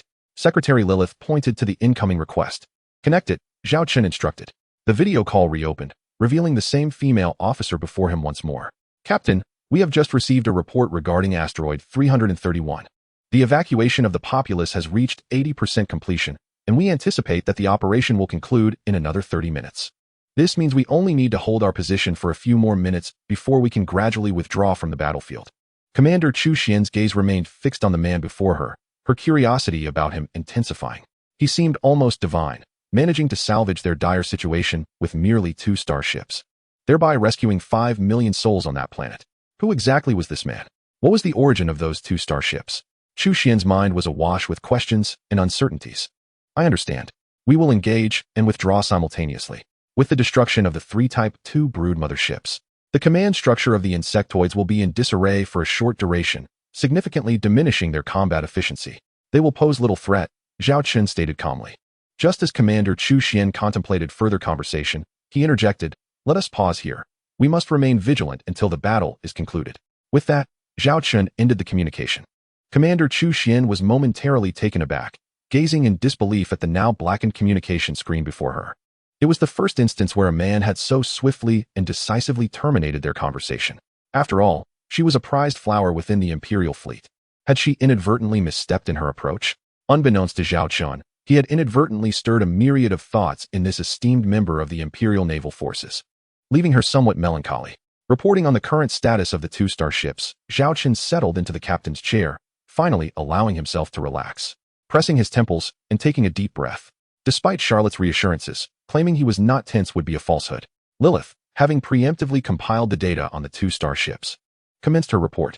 To date, 2 Queen-class heavy carriers had suffered the loss of nearly 200 Class 2 juvenile drones, 60 Class 2 killer drones, and 7 Class 2 Hornet drones.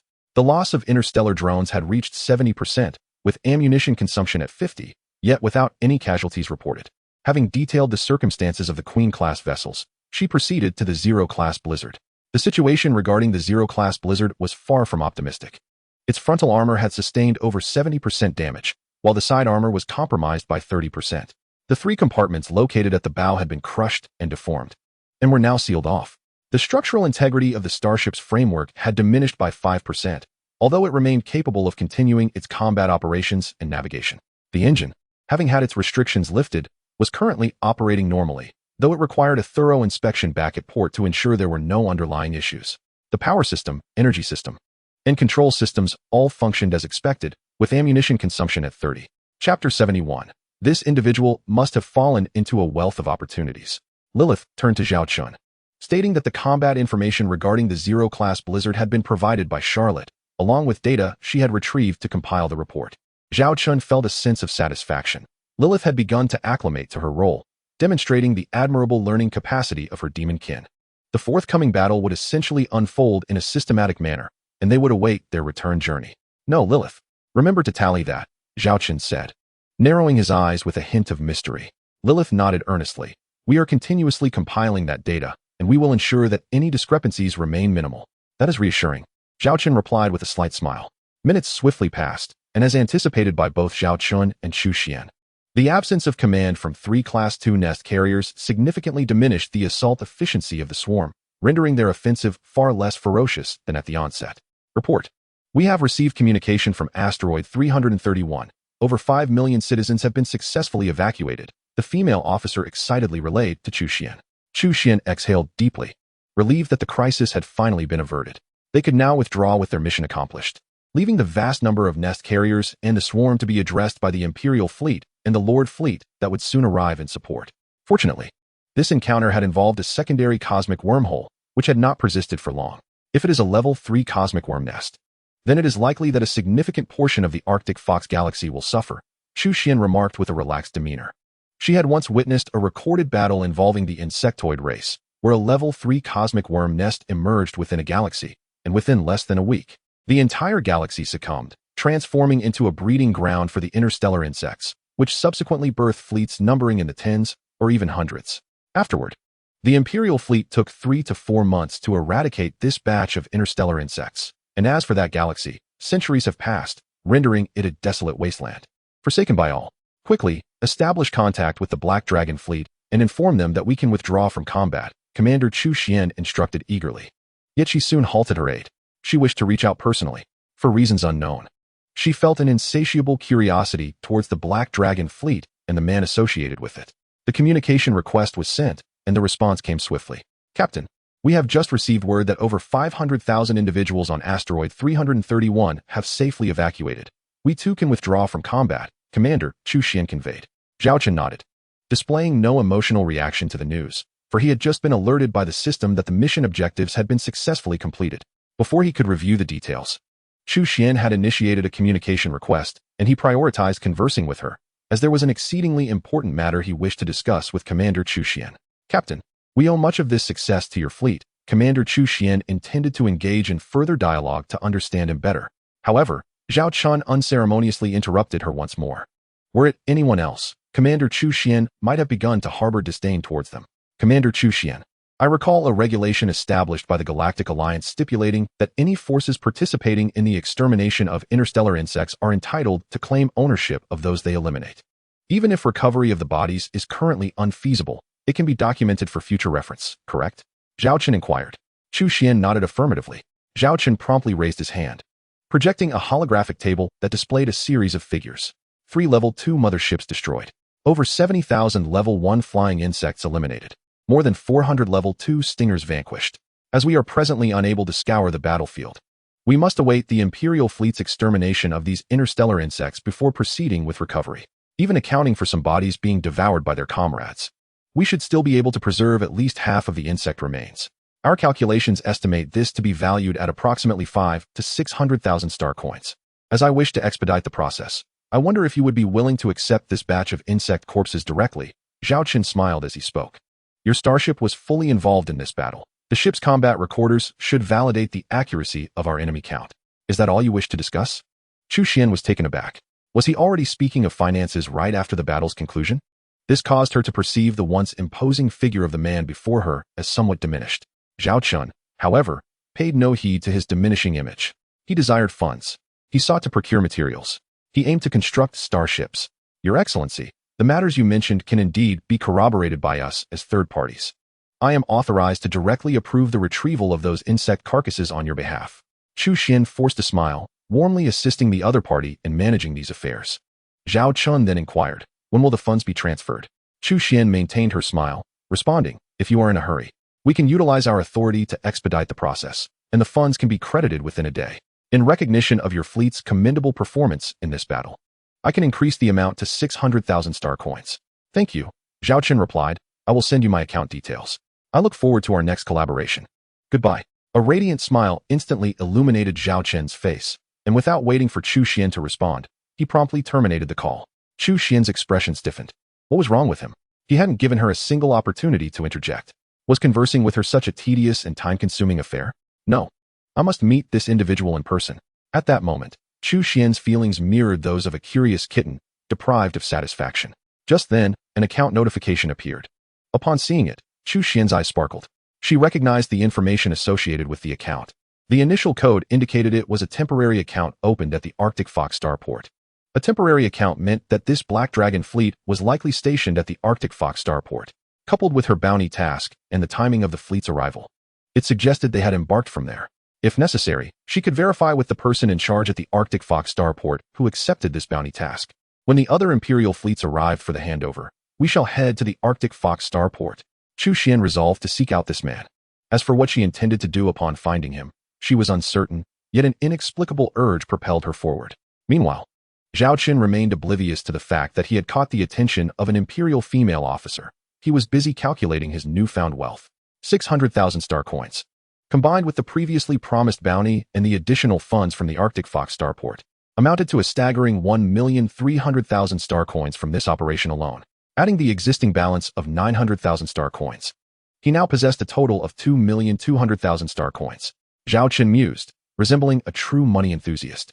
With a month remaining until the quarterly task deadline, he had only completed 2/3 of the requirement for 3 system-produced starships, 2 B King-class heavy aircraft carriers, and 2 Hammer-class heavy interstellar industrial ships. The quarterly task bore no penalties but offered substantial rewards. Zhao Chen was determined not to squander this opportunity. Thus, in the remaining month, he must produce another starship. He decided to review the recently completed system task. In his mind's eye, the system interface unfolded, revealing a long-awaited prompt before him. Chapter 72, A Miniature Armored Behemoth? Task content. Accept and complete the bounty task issued by the Lord of the Arctic Fox star system. Task difficulty, level. Task rewards, 5 task points and 1,000 credits.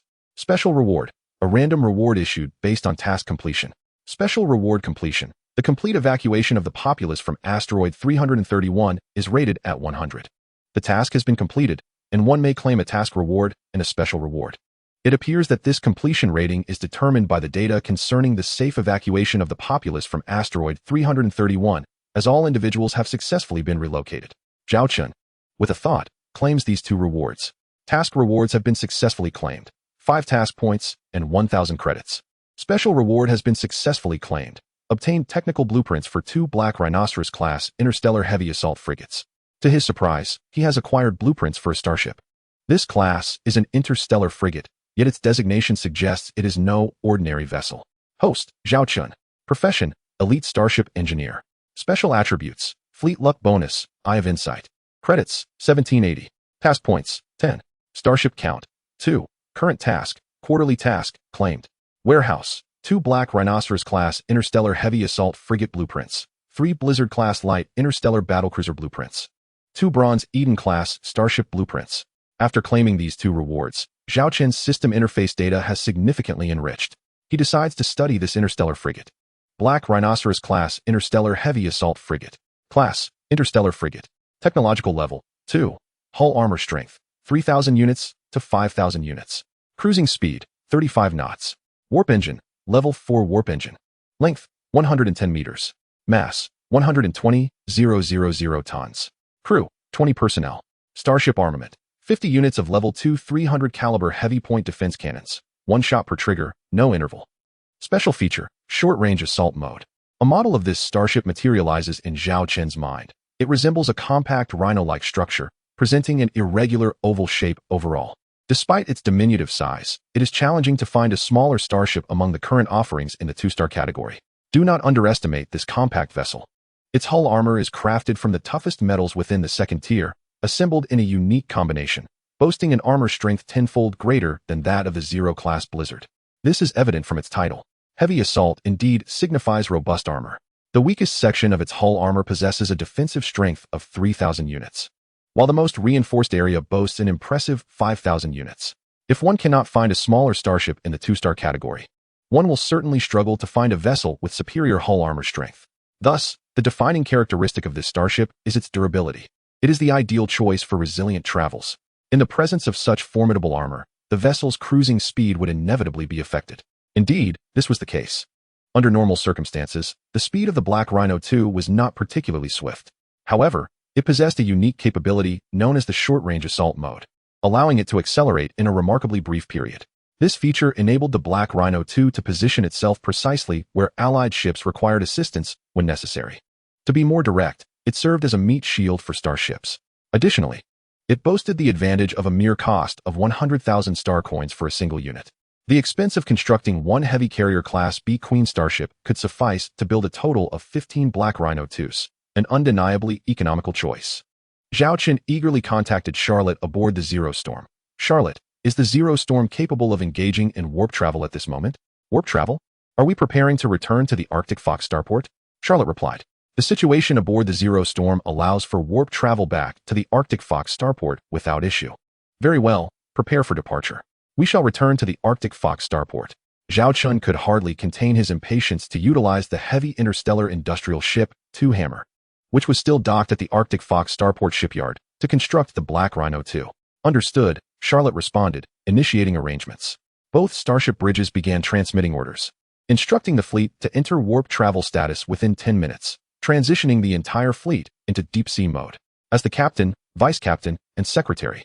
Zhao Chen and his companions naturally waited until the last moment to enter the cryo chambers. Charlotte, you executed that maneuver splendidly, Zhao Chen praised, admiring the video feed of Charlotte. It was primarily due to this starship. Without its exceptional speed and the armor of an interstellar battleship, my imaginative tactics would have been impossible to implement, Charlotte replied sincerely. Lilith could not help but inquire. But why did you ultimately choose to break through in the opposite direction from the front lines instead of accelerating directly towards another escape route? Lilith voiced her confusion. Charlotte explained, releasing the engine's restrictions means that the extreme speed cannot be sustained for long. If I had allowed the Zero Storm to continue in that direction, it would have encountered problems in under 10 minutes, and at that point, the vessel's speed might not even reach its normal cruising pace. Being overtaken by the pursuing swarm would have been merely a matter of time. Therefore, from the outset, the Zero Storm had only one viable direction for escape. Upon hearing this, Lilith experienced a moment of clarity. It turned out that these seemingly reckless actions had been meticulously planned by Charlotte. However, the eventual collision leading to the destruction of that Queen Bug mothership was something she had not anticipated. It seemed that the creature's head was rather fragile. Charlotte herself was astonished by this outcome. Initially, she had only intended to use the impact to break through the enemy's lines and continue fleeing, never expecting it to result in a complete annihilation. The notion that a single starship could destroy a bug mothership would likely be a source of embarrassment within the swarm if it were to spread. Zhao Chen was acutely aware that such fortuitous events were seldom coincidental. It was largely due to his own fortunate aura that the Zero Storm had exhibited such remarkable prowess. Captain, we have captured images of asteroid 331 via the Deep Space Telescope, Lilith interjected suddenly. At present, Zhao Chen's Xiaolong fleet, outwardly referred to as the Black Dragon Fleet during missions, was in the process of retreating alongside the Imperial naval forces. Although the swarm of insects pursued relentlessly, they were now wholly unable to catch up. The asteroid, positioned along their escape route, became the target of a massive onslaught. With swarms of insects converging upon the ground base situated there, the structures of the base were obliterated, yet the swarm failed to detect any traces of humanity. Observing this scene, Zhao Chen wore a look of melancholy. Had they not intervened, the asteroid would have borne witness to a very different reality, a veritable hell on Earth. The entire asteroid would have transformed into a breeding ground for the insectoid species, generating countless motherships and combat units, thus serving as a launchpad to engulf the entire Arctic Fox star system. The interstellar insect race resembled a flickering ember on the prairie. If not extinguished promptly, it would yield catastrophic consequences. Report. All 102 crew members aboard have entered hibernation pods, Lilith reported on the dimly lit bridge to Zhao Chen. We should also prepare for hibernation. Zhao Chen reclined into his pod as a fragrant liquid began to envelop his body. He envisioned himself situated at the heart of a vast interstellar fleet, each ship adorned with the emblem of the Xiaolong. Simultaneously, 2 starships initiated their warp drive, vanishing into the inky void of space. Chapter 73, The Mysterious Origins of the Black Dragon Fleet. Upon reopening his eyes, they had arrived at the periphery of the Arctic Fox starport, just a few minutes away from sighting the port itself.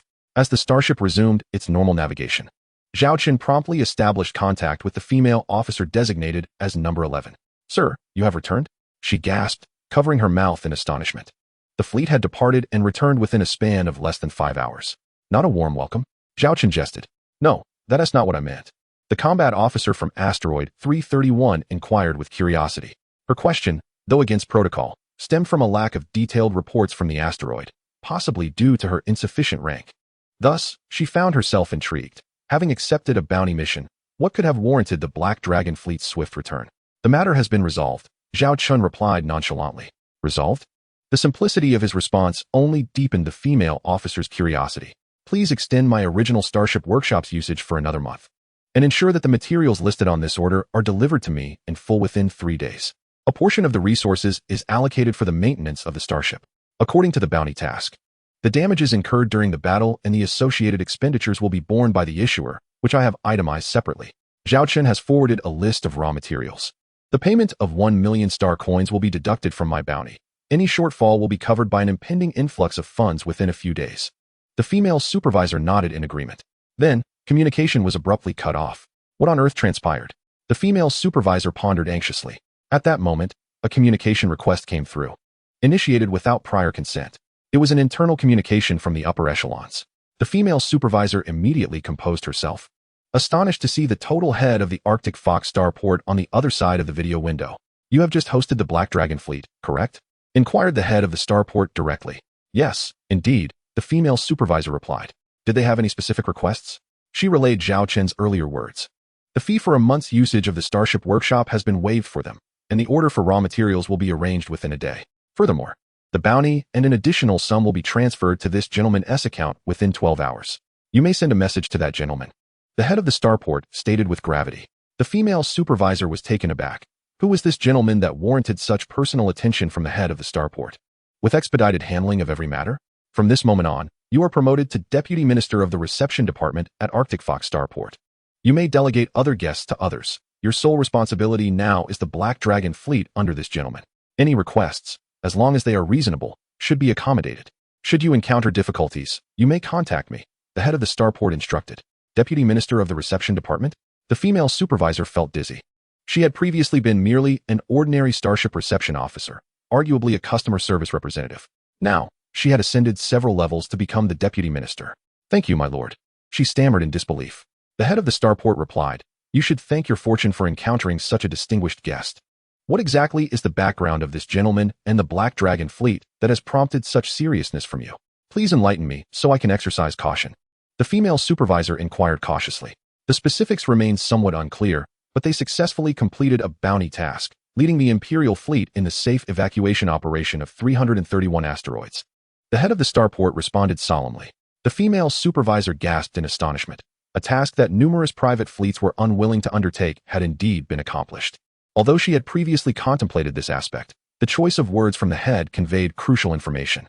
They led the Imperial fleet in the completion of the task, rather than merely assisting or aiding the Imperial fleet. Do not underestimate the significance of these three distinct terms. Their meanings diverge significantly. To assist implies a subordinate aiding a superior. Assistance is warranted only when both parties are evenly matched. The leadership implies that the battle is centered around the Black Dragon fleet, with the Imperial Navy providing auxiliary support. Furthermore, a significant figure has taken an interest in the Black Dragon fleet's affairs, and this individual is poised to visit our Arctic Fox starport shortly. This prominent personage is not one to be trifled with. Even the esteemed lord of the Arctic Fox star system must entertain them with utmost courtesy. The head of the starport remarked nervously. Is this the kind of person that even the lord of the Arctic Fox star system must treat with such deference? The lord, a well-respected imperial count, is even poised to be elevated to a marquis within the next decade. To command such caution from an imperial count speaks volumes about the stature of the Black Dragon fleet's connections. The female director swallowed hard. Just ensure you treat this guest with the utmost respect, and report any matters to me immediately, the head of the starport concluded before severing the communication. At that moment, two starships from the Black Dragon fleet gradually came into view, navigating towards the docking bay under guidance. The female director accessed the video feed, revealing the sight of the two vessels. One was a carrier ship predominantly adorned in yellow, while the other's classification was uncertain. The latter exhibited severe damage, with a dented bow and numerous pockmarks resembling meteorite impacts, along with a pronounced, elongated dent spanning several meters along the port side. This was, in fact, the result of a scrape with the Zerg mothership. What on earth transpired? The female director pondered, as the two starships docked.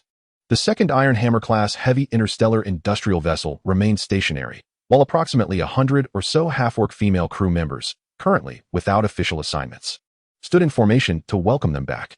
Lilith exhaled deeply as she observed the successful docking of the starships. After years of fleeing, she had finally participated in an interstellar battle, serving in the capacity of a starship secretary, particularly against the interstellar Zerg. Although she had outwardly appeared calm, her inner turmoil had been considerable. With this phase coming to a close, she felt a weight lift from her chest.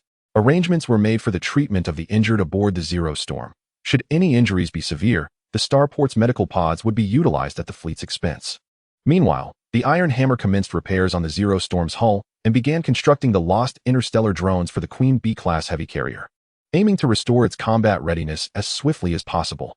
I shall personally oversee this endeavor. You will assist, Zhao Chen declared as he commenced the task assignments. Chapter 74. Preparations for the construction of the third interstellar warship. The Iron Hammer-class heavy interstellar industrial ship began its inaugural operations. The interior of the industrial vessel boasted comprehensive construction facilities capable of producing everything from starships, mechas, interstellar fighters, and drones, down to the combat suits and laser rifles worn by interstellar soldiers. The construction is subject to various constraints. such as the level of the construction objectives and the capacity of the vessel itself. Engineering construction can take place aboard the ship when hovering in space. It is even possible to extend operational platforms beyond the hull, enabling the construction of larger starships, such as aircraft carriers of the same class. The T2 Hammer operates in a semi-intelligent mode, equipped with a certain number of engineering robots of varying models. By simply inputting task codes and corresponding technical standards, the system of the interstellar industrial ship can arrange for these robots to carry out their assigned tasks. However, human supervision remains essential, as 20 of the processes require manual operation of robotic arms and other industrial equipment. Personnel are also necessary to oversee and verify the quality of the work performed by the engineering robots. A T2 Hammer requires a full complement of 200 crew members, significantly more than its combat class counterparts. At this moment, Zhao Chen commenced leading the 200 orc female crew members, each with a foundational understanding of industrial technology, to undertake various operational tasks. This team was tasked with operating maintenance robots to repair the number 0 blizzard. Meanwhile, they were organizing the production of interstellar drones for the T2 Queen Bee class heavy aircraft carrier within the T2 Hammer. Endowed with exceptional engineering talent, Zhao Chen efficiently and swiftly directed the crew to complete their assignments. After delegating the tasks, he proceeded to the bridge of the T2 Hammer, where he began inputting the technical schematics for a new starship, the T2 Black Rhino class interstellar heavy assault frigate. Indeed, the next starship Zhao Chen intended to construct was the T2 Black Rhino. Although he possessed the technical blueprints for the T2 Bronze Eden class starship, its completion within a month was uncertain, and its construction cost a staggering 3 million star coins. Consequently, it had to be postponed to meet quarterly objectives. Upon entering the technical blueprint information into the T2 Hammer, the industrial ship system encrypted the data. In the future, even the captain of this starship would be unable to access the complete technical schematics without Zhao Chen's special authorization. When assigning construction tasks, the industrial ship system would scramble the entire technical blueprint, distributing it among the crew members while encrypting a small fraction of the core technologies, which Zhao Chen would personally oversee. Should the T2 Hammer face a threat, the system would self-destruct all encrypted information. With the final technical blueprint inputted, Zhao Chen concealed the operational interface, reclining comfortably in the captain's chair. He surveyed the bridge of the T2 Hammer, its black iron aesthetic exuding a sense of industrial simplicity rather than ostentation. Here, he could call up images from various positions within the T2 Hammer, allowing him to monitor the status and progress of each work unit. Finally, he was relieved from the exhausting task of handcrafting starships, reminiscing about the construction of the No. 0 Blizzard and the T2 Queen Bee, tears of nostalgia welling in his eyes. Having attended to his immediate responsibilities, Zhao Chen unexpectedly received notifications of 2 funds being deposited, along with messages confirming that raw materials had been delivered to the workshop. In merely half a day's time, the task was astonishingly completed, showcasing remarkable efficiency. 2 sums of money had already been deducted from Zhao Chen's account for the procurement of raw materials, with the remaining funds transferred into Zhao Chen's personal account at the Imperial Bank. A balance of 120,000 star coins remained. Once the construction of the 2 Black Rhinos was completed, he would seek to initiate the production of the 2 Bronze Eden class starships, thereby achieving complete autonomy for the fleet's sustenance and potentially venturing into the realm of grain trade. Zhao Chen summoned Lilith and approached the entrance of the starship workshop, swinging the doors wide open. The location of the 2 hammers was situated deep within, beyond the line of sight from the entrance. Without hesitation, Zhao Chen instructed the personnel outside to stack the raw materials, box by box, to the side within the entrance. "Sir, here are the raw materials from your order. Please let me know if there is anything else you require," said the female supervisor, who had only been seen previously through video communications, now standing before Zhao Chen. She wore a professional smile, clad in a form-fitting business attire, with one button intentionally left undone at her chest. However, Zhao Chen paid little heed to such details, as his focus remained firmly on the raw materials necessary for constructing the starships, envisioning the completion of each Black Rhino. The female supervisor felt a tinge of awkwardness. She considered herself quite attractive and had hoped to seize the opportunity to engage with this prominent figure later. Her attention was suddenly captured by Lilith, who stood beside Zhao Chen in a white military-style uniform. Lilith was breathtakingly beautiful, exuding an innate charm that provoked both a desire to protect and an urge to tease. The female supervisor, feeling self-deprecating, realized that with such a stunning companion by Zhao Chen's side, she, as merely a humble starport customer service representative, paled in comparison. "Lilith, please take charge of liaising with this young lady." Zhao Chen assigned the task to her, recognizing that as his current secretary, such responsibilities would inevitably fall upon her in the future. Although Lilith had acquired considerable theoretical knowledge, true growth required practical experience across various domains. From fleet combat and internal affairs to logistics. Lilith stepped forward, engaging the female supervisor in discussion, while Zhao Chen remained absorbed in the raw materials within the containers. A faint smile gracing his lips as he pondered his thoughts. Meanwhile, at the adjacent starship docking bay, an easygoing man emerged alongside a middle-aged individual. Old Chen. Why the sour mood? The man in question, known as Old Chen, was the commander of an interstellar transport fleet, recently returned from a mission.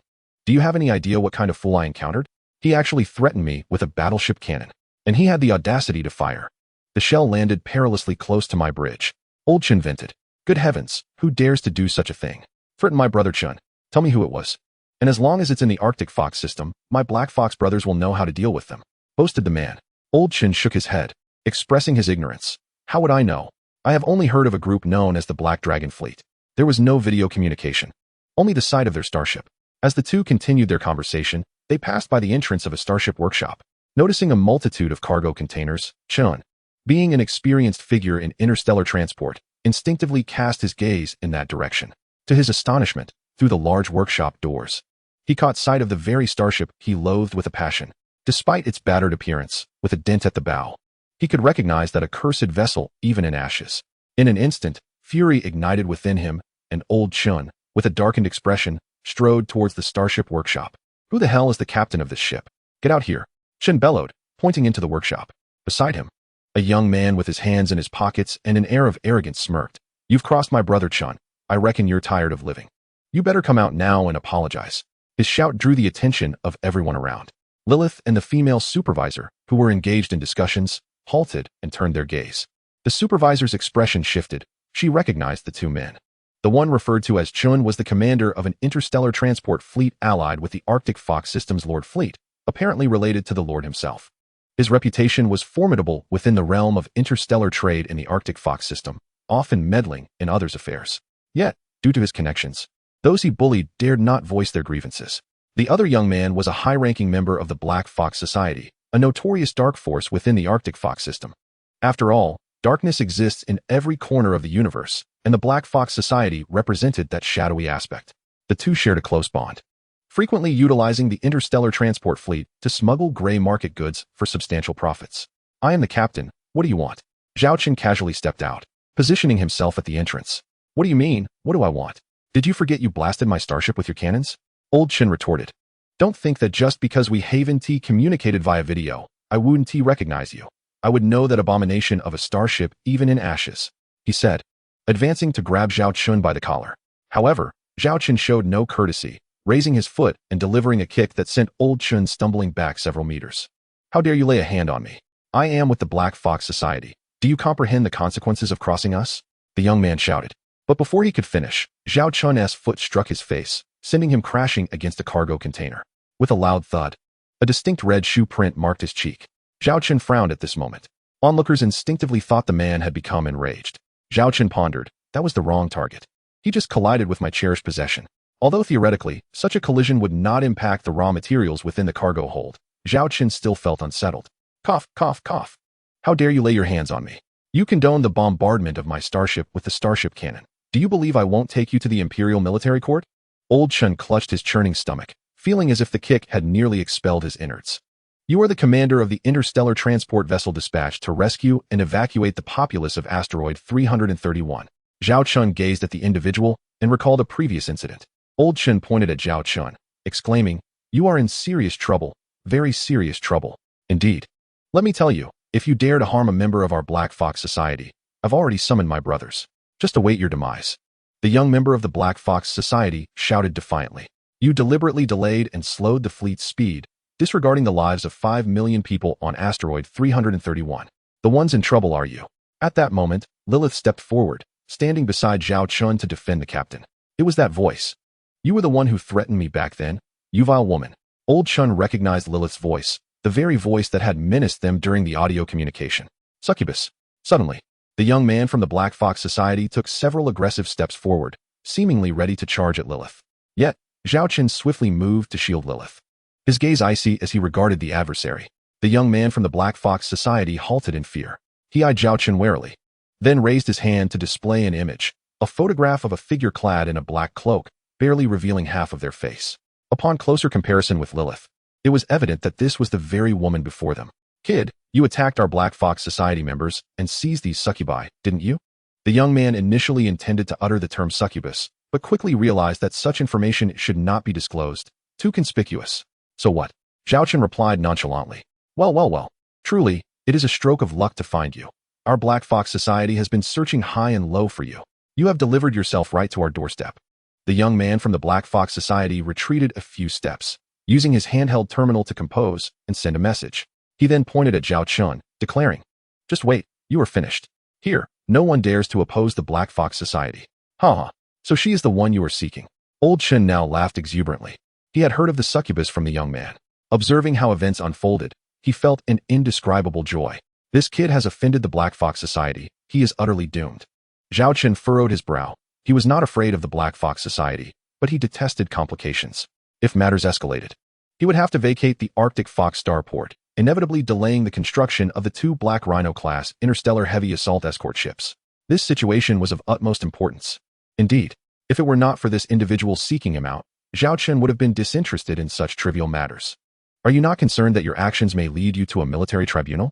Lilith, consumed by anger, pointed at Old Chen, simultaneously worrying whether their identities as succubi might bring trouble for Captain Zhao Chen.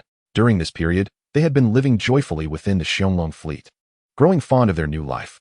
Some succubi even experienced nightmares, fearing that all of this might be an illusion. They were still struggling to survive outside, living day by day. "You're talking nonsense.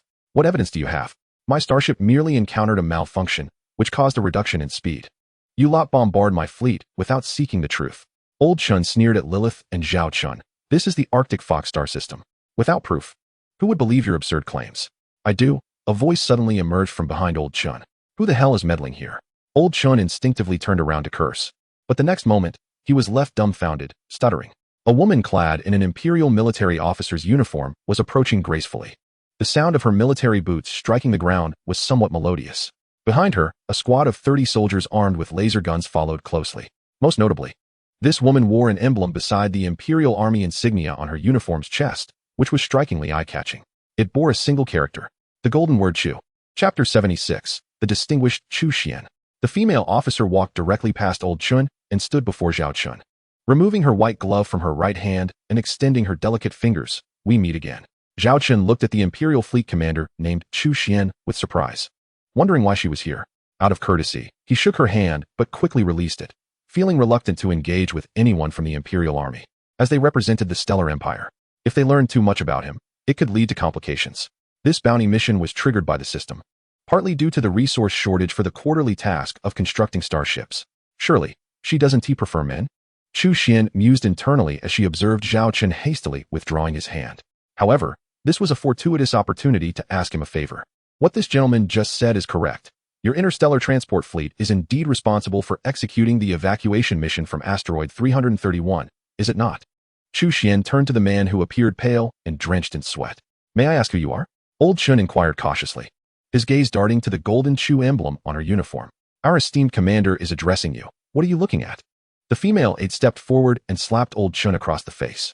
Old Chen quickly averted his gaze, hastily explaining, I am the commander of the interstellar transport fleet responsible for the evacuation mission at asteroid 331, and we successfully completed the civilian evacuation task. So, you imply that this gentleman claims you deliberately delayed and refused to proceed to asteroid 331 for the evacuation of civilians, which is a lie. Chu Xian retorted. Of course, it is a matter of animosity between us. He has deliberately framed me and even launched a direct artillery assault on my starship. I am prepared to take him to a military tribunal, Lao Chen stated with a grim determination, as he found himself unable to deny the allegations. For the consequences of doing so would be severe. Shaosong, Chu Xian suddenly called out a name. Among the ranks of soldiers, a male soldier stepped forward and stood before Chu Xian. The sight of this seemingly personal guard left Lao Chen and his companions in stunned silence. For the soldier was clad in the uniform of a general, adorned with a single star on his insignia. This soldier was, indeed, a one-star brigadier of the Empire. The fact that a woman could easily command the loyalty of such a high-ranking officer, coupled with that golden emblem, hinted at her extraordinary status. Subordinate reporting. This gentleman has claimed he is wronged. Please assist me in investigating thoroughly. We must not unjustly accuse an innocent. nor allow a guilty party to escape. Chu Xian spoke with a cold demeanor, her voice laced with frost. Understood. Xiao Song initially directed a respectful glance toward Zhao Chen, saluting him. Having been present during the recent battle against the insectoid species, Xiao Song was the captain of another starship and held great admiration for the man before him. However, when Xiao Song's gaze shifted to Lao Chun, the latter felt as though he had plunged into an icy abyss. Rest assured, we shall not wrong anyone. Remain here. I shall return within 10 minutes. That will suffice, Xiao Song declared before leading several personal guards to investigate the matter. Lao Chen swallowed hard, beads of sweat cascading down his brow. He frantically replayed every detail in his mind, ensuring that he had managed all affairs appropriately. He had instructed everyone in the fleet to maintain silence. Although their words could not be considered direct evidence, he could easily argue they were mere slanders. Furthermore, he had deleted all navigational logs from the starship, erasing every trace of evidence. As for the footage that might have recorded the incident when that individual warned him, he could easily explain it as a mere coincidence, claiming that his starship had sustained damage during a routine maintenance period when he unexpectedly encountered this man. Everything would be fine. There would be no repercussions. Hello, let us reintroduce ourselves. I am Chu Xian, a commander of a small fleet within the Imperial Navy.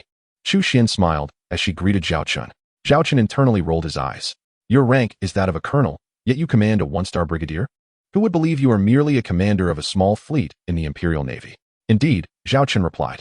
Chu Xian gazed into the starship maintenance bay, noticing the repairs being conducted on the Zero Storm and another aircraft carrier. This one is called the Zero Storm. What is the name of the other aircraft carrier? Chu Xian inquired with enthusiasm.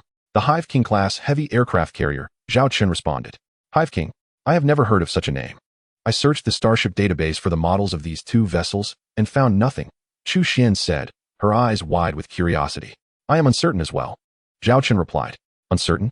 You are unaware of your own starship? Her demeanor reflected a palpable indifference toward the situation. Clatter, clatter, clatter. At that moment, a cacophony of hurried footsteps echoed through the air. A throng of individuals clad in garments emblazoned with the emblem of the Black Fox Society emerged from the distant corridor. Numbering 300 to 400, each wielding an array of weapons, including even laser guns. However, in the next heartbeat, they found themselves utterly dumbfounded. Before them stood a mere contingent of fewer than 30 Imperial soldiers, who had already taken their positions, the barrels of their laser guns aimed squarely at the intruders. At that instant, the atmosphere seemed to still. What was happening? The leader of the Black Fox Society was taken aback. How could Imperial soldiers be present here? Chu Xian discerned the intent of these individuals. They were clearly after Zhao Chen. They seek trouble, Zhao Chen remarked. These must be members of the Black Fox Society. Have you crossed them? Chu Xian inquired with curiosity. Zhao Chen cast a cold glance at the distant figures of the Black Fox Society. They wish to seize my troops. At that moment, the members of the Black Fox Society began to retreat cautiously.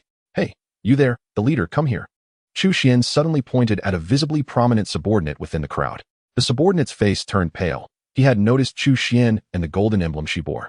At this moment, he dared not flee and could only muster the courage to approach, simultaneously spotting his comrade Wang Chong standing idly nearby. What was going on? He had clearly been informed that there were individuals here to take the succubus. Why were there Imperial soldiers as well? Wang Chong felt unjustly treated. After the appearance of the Imperial soldiers, he had intended to send a message to the Black Fox Society members to refrain from coming. However, the officer named Xiao Song had fixed his gaze directly upon him. With just a glance, he abandoned that line of thought. Speak, why are you here? Chu Xian inquired. Arms crossed. The subordinate lowered his head, momentarily at a loss for words. If you do not tell me, I shall go directly to inquire with your leader of the Black Fox Society, Chu Xian threatened, her gaze sharp. I am unaware of who the officer may be. The subordinate stammered in response. My name is Chu Xian, and this is my friend. If you bully my friend, you are, in essence, bullying me, Chu Xian declared boldly, gesturing toward Zhao Chen behind her. Zhao Chen's mouth twitched. When had he become this lady's friend? Chu Xian? The golden emblem? Chu. The Chu family.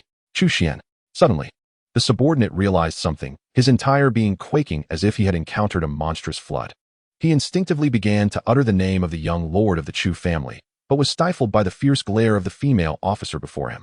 Chapter 77. No time to waste. I must rush to build the starship. The subordinate, now tense, gazed at the officer bearing the surname Chu. Even if their leader from the Black Fox Society were present, this woman could, with a single word, obliterate the entire organization. The situation is as follows. We were previously in pursuit of a batch of succubi, but unfortunately, this gentleman got there first. We were unaware that he was your friend. If we have caused any offense, I am willing to pay with my life, hoping that you will not implicate others, the subordinate declared, steeling himself as he drew his laser gun. At the moment he withdrew the laser gun, several of Chu Xian's personal guards had already fixed their gaze upon the small leader. Should he exhibit even the slightest threat towards Chu Xian, he would meet an irrevocable demise before he even had the chance to act. Moreover, the young lady possessed a trump card capable of safeguarding her life under any circumstance. The small leader presented the laser gun to Chu Xian, his demeanor as obsequious as that of a lapdog. This surprised Zhao Chen, who observed Chu Xian with a look of astonishment. Evidently, this woman held an extraordinary status. One could not help but recall how a one-star brigadier general had just complied with her every command. What position does a one-star brigadier general hold? Upon normal retirement, one can be directly bestowed the titles of baron or even viscount, a status undoubtedly superior to that of Zhao Chen. Chu Xian turned her gaze towards Zhao Chen, clearly seeking his opinion. Leave, Zhao Chen uttered succinctly.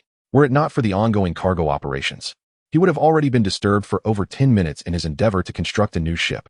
I am in a good mood today and do not wish to see bloodshed. Handle your own affairs. Just remember this. This person is a friend of mine, Chu Xian. She wore a gentle smile. The small leader exhaled in relief. At least his life was spared. However, since the young lady had instructed him to manage the situation, he felt compelled to adopt a certain demeanor. As for that demeanor, the small leader cast his eyes upon the dazed Wang Chong. With a frosty expression, he approached and, without a hint of courtesy, proceeded to deliver blows. How dare you show disrespect to Miss Chu's friend?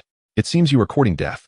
He cursed aloud, his heart seething with a desire to rend the man to pieces, yet recalling Miss Chu's earlier statement about not wanting bloodshed. He refrained from dealing with the scoundrel on the spot. Brother, please stop. I realize my mistake. Wang Chong pleaded from the ground. Someone, take this fellow away and mete out the severest punishment upon him, the small leader commanded coldly. Sacrificing a key member to appease Miss Chu's wrath was an exceedingly profitable transaction. Not only would he act in this manner, but even the leader of the Black Fox Society, were he present, would not hesitate to do the same. He might even go so far as to eliminate all present underlings to amuse Miss Chu. Upon hearing the small leader's words, Wang Chong's complexion turned ashen, his body trembling. Like a dog, he crawled towards Chu Xian and Zhao Chen, exclaiming, I understand my wrongs. Please, do not kill me. I have an elderly mother of 3 at home relying on me for her care, an 80-year-old wife, and a needy infant depending on my support. His desperate pleas were a jumbled mess of words. However, Zhao Chen remained unmoved. Even if what he said were true, Zhao Chen believed that many who had suffered under him in the past had endured fates far worse. This was merely his retribution. Ultimately, Wang Chong was dragged away by the small leader's subordinates. That scoundrel has taken his leave, the small leader inquired cautiously. Leave at once. Chu Xian waved her hand. The small leader felt as though he had been granted a pardon and immediately departed, while the members of the Black Fox Society scattered like birds. As for Wang Chong, it is said that he was subjected to relentless torment until his death, with his body later discovered in a refused site within the Arctic Fox starport. The little boss dared not to defy the order. Just as the Black Fox Society was departing, the previously absent bodyguard, Xiao Song, returned. At this moment, Old Chen's complexion was ashen, his eyes filled with terror, and his legs trembled as if they might collapse at any moment. How did things proceed? Chu Xian inquired. Xiao Song cast a glance at Old Chen, his eyes brimming with murderous intent. All navigation data from his interstellar transport vessel had been erased. Yet he had underestimated the situation. Deep within the Starship's system processor lay a backup file, which I have retrieved. This data contains orders to the interstellar transport fleet to procrastinate on their mission and delay their journey to the 331 asteroid. Upon hearing this, Old Chun crumbled to the ground, utterly despondent. Our Imperial soldiers fight valiantly on the battlefield, risking their lives to gain precious time. And yet you obstructed the critical evacuation efforts from behind. Chu Xian's gaze was icy as she regarded Old Chun. This time, her indignation was not merely for Zhao Chen, but stemmed entirely from her own fury. She harbored an intense disdain for those who professed one thing while practicing another, especially those selfish enough to sacrifice others for their own benefit, particularly when it endangered the lives of Imperial soldiers. Old Chun had unequivocally crossed her line. I was wrong. I offer all my possessions. Old Chun pleaded incessantly. Xiao Song, take him to the military tribunal, Chu Xian stated coldly. No. I refuse to go to the military tribunal. My cousin is the lord of the Arctic Fox system. You cannot treat me this way. Old Chen cried out, fully aware that if he were delivered to this woman named Chu, even if innocent, he might not survive the ordeal. Moreover, he was now undeniably guilty. The lord of the Arctic Fox system? If he believes I have erred, let him come and confront me directly, Chu Xin scoffed. Our young lady prefers tranquility. So be quiet. Xiao Song stepped forward, delivering a seemingly casual punch that dislocated Old Chen's jaw. Old Chen attempted to speak, but no words emerged. He was subsequently escorted away by other soldiers, and the outcome was all too predictable. Following this, the Lord of the Arctic Fox system promptly divorced Old Chen's cousin and sought out Chu Xian to offer his apologies, fortunate that she chose not to penalize him. As for Old Chen, he was sentenced to death by the military tribunal. Chu Xian, satisfied, turned to Zhao Chen and remarked, "How about that? I've taken care of these matters for you. How will you repay me?" "Repay you? Do I owe you a debt of gratitude?" Zhao Chen replied, his expression unchanged. Chu Xian was taken aback, pointing to Lilith beside Zhao Chen and then to the spot where the little boss of the Black Fox Society had stood. "Hey, don't you dare go back on your word. If I hadn't intervened, who knows what the Black Fox Society would have done to you today? If a mere Black Fox Society could intimidate me, I wouldn't have only brought 2 starships to exterminate pests in the first place." Zhao Chen replied with a faint smile. "Even if this incident can be considered a favor from you, it merely balances our accounts. Do not forget, the matter concerning Old Chen was a clue I provided you. Furthermore, had it not been for my fleet discovering their negligence at that moment as a warning, the subsequent battle would have rendered the swift retreat of the 331 asteroids utterly implausible." You, Chu Xian, were momentarily taken aback by Zhao Chen's words. Recalling her purpose, Chu Xian took a deep breath and managed to smile. "Let us not dwell on this matter for now. We are comrades in arms. Allow me the pleasure of treating you to a meal." "No time," Zhao Chen replied curtly, not looking back as he entered the starship workshop. With the cargo hold fully unloaded, he promptly shut the main door, as he was pressed to construct the 2 Black Rhinoceros-class interstellar heavy assault frigates. He paid no heed to Chu Xian, who stood behind, stunned and unaccustomed to such treatment. Chapter 78, The Pearls of 2 Imperial Dukes. All items on the order have been delivered. The female supervisor glanced at Zhao Chen. "Thank you," he replied. After Lilith saw the supervisor off, she returned to Zhao Chen's side, observing the closed door behind them, where the muffled sounds of someone kicking the door and voicing complaints could be faintly heard. "Are you truly not going to engage with Miss Chu?" Lilith inquired. "Her status is quite extraordinary. Do you know her identity?" Zhao Chen asked, turning to Lilith. She raised her hand, projecting a hologram of the gold embossed emblem of Chu. "Since becoming your secretary, I have familiarized myself with various intelligence regarding the Starry Empire, including details about Miss Chu. Although there are no visual records of her online, we can deduce her identity through subtle clues," Lilith explained. Zhao Chen's pace towards the 2 Hammer-class heavy interstellar industrial ships slowed, signaling Lilith to continue. "Our Arctic Fox star system falls under the jurisdiction of the North Wind star domain, whose governor is Miss Chu's maternal grandfather, an esteemed duke of the empire. Additionally, the governor of the Chu River star domain, one of the 8 major star domains of the Starry Empire, is Miss Chu's paternal grandfather, also a duke and concurrently holding the esteemed title of 5-star marshal of the empire. Most significantly, Miss Chu is the sole granddaughter of Duke Chu River, who is cherished immensely. The North Wind governor dotes on her far more than his own grandson, making her the apple of the eye of both star domain governors," Lilith stated with a serious expression. "These 2 governors are her grandfather and great-grandfather, illustrating the formidable background of Chu Xian. It is no wonder that the Black Fox dares not act recklessly, openly challenging the Lord of the Arctic Fox star system to confront her." "You believe I should befriend her?" Zhao Chen remarked. Lilith looked at the captain with confusion, unable to comprehend his intent. It seemed quite evident. The more prominent her status, the further we should distance ourselves from her. Our current objective is to develop discreetly. Although we possess 2 top-tier starships, we remain vulnerable in the face of true adversaries," Zhao Chen replied calmly. In truth, another reason lingered in Zhao Chen's mind. He found it hard to believe that a duke's granddaughter would suddenly exhibit such warmth towards him. Where there is an anomaly, there often lies a deeper intrigue. Moreover, the secrets surrounding him are growing increasingly numerous. Engaging closely with such an individual raises uncertainties about what might transpire. Naturally, it is prudent to maintain a considerable distance. Understanding this, Lilith replied affirmatively. "The raw materials I ordered have arrived. Our next task is to construct the Class 2 Black Rhinoceros interstellar heavy assault corvette before the year's end," Zhao Chen declared, his eyes gleaming with intensity. At this moment, Chu Xian, who found herself outside the doors, would likely be incensed to learn that her allure could not rival that of a Class 2 corvette. She might confront Zhao Chen in indignation. What is his issue? Can he not discern my status? I invite him to dine, and he dares to disregard my courtesy? Chu Xian exclaimed, hands on her hips. Abandoning the dignified demeanor of a military officer, her composure slipping. The female adjutant stifled a laugh, remarking, "Miss, could it be that you have developed a fondness for this gentleman? Preposterous. We have barely met. How could I possibly be enamored with him? Besides, he is a quintessential straight man. I like him. That would only occur if I were struck by a starship on my way out. Chu Xian retorted, rolling her eyes in exasperation. Then why have you traveled all the way to Arctic Fox Starport? Was it truly just to extend an invitation for a meal? To make his acquaintance? The female adjutant inquired skeptically. Chu Xian composed herself, gazing toward the entrance as if envisioning Zhao Chen's figure within. I had someone investigate the starship known as Zero Storm. There are no records whatsoever. Even the other aircraft carrier possesses no documentation. I even broadened the search beyond the Stellar Empire, yet still found no matching vessel types. With a serious demeanor, Chu Xian continued, this leaves us with two possibilities. First, he possesses a highly secretive procurement channel for starships. Second, these two vessels were not purchased by him, but rather designed and constructed by his own hand. Designed and constructed by himself? That seems implausible.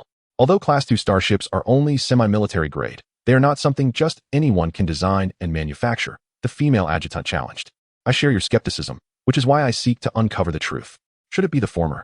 We could leverage this channel to procure a fleet of these formidable starships. If it is the latter, we may have discovered a prodigy. Incorporating him into our Chu family could significantly enhance our strength. The current circumstances within the Stellar Empire are complex, and we must seize any opportunity to fortify our family. After articulating her thoughts, Chu Xian cast a disdainful glance at her adjutant. You don't genuinely believe I am merely a pretty face devoid of intellect. Chasing after a man, do you? The adjutant shook her head vigorously, though her gaze lacked conviction, and she furtively glanced at a particular spot, muttering, moreover, it does not necessarily reflect a lack of intellect. Chu Xian's lips twitched in irritation. You audacious girl, how dare you jest at my expense? Report, miss. There are communication requests from two dukes. Xiao Song approached, projecting links to the two requests via hologram. Wait, do not connect. Chu Xian began, but before she could finish, Xiao Song had already established the connection. He appeared oblivious to the sharp glare from the young lady as he turned to depart. The female aide discreetly stepped away. Chu Xian covered her face as two familiar voices echoed in her ears. My dear granddaughter, are you all right? I heard that a level 2 cosmic wormhole appeared near you. And you took 30 starships to battle? Xiao Xian, you aren't hurt, are you? I've already dispatched my fleet to support you. Two elderly gentlemen appeared in separate video communication windows. Old Zhu, I previously warned you against letting Chu Xian go to your place. You assured me with such conviction that nothing would go wrong. And now look, such a grave situation has arisen. If anything were to happen to my granddaughter, I would tear your head off. Hey, you shouldn't speak like that. It was Xiao Xian who was frightened by you and ran to me, her grandfather. Besides, this was entirely unexpected. I never anticipated the emergence of the interstellar Zerg. However, rest assured, Xiao Xian is now quite safe, and there will be no issues. My dear granddaughter, you should return quickly. Even if you truly wish to command a fleet at the grassroots level, we have our own fleet. Just choose any ship you desire, and we shall go there. If need be, you can command my fleet. That flagship is a renowned 4-star interstellar battleship. I know you have a fondness for it. It's yours. I heard that over at that old man's place. Your ship is merely a 2-star vessel.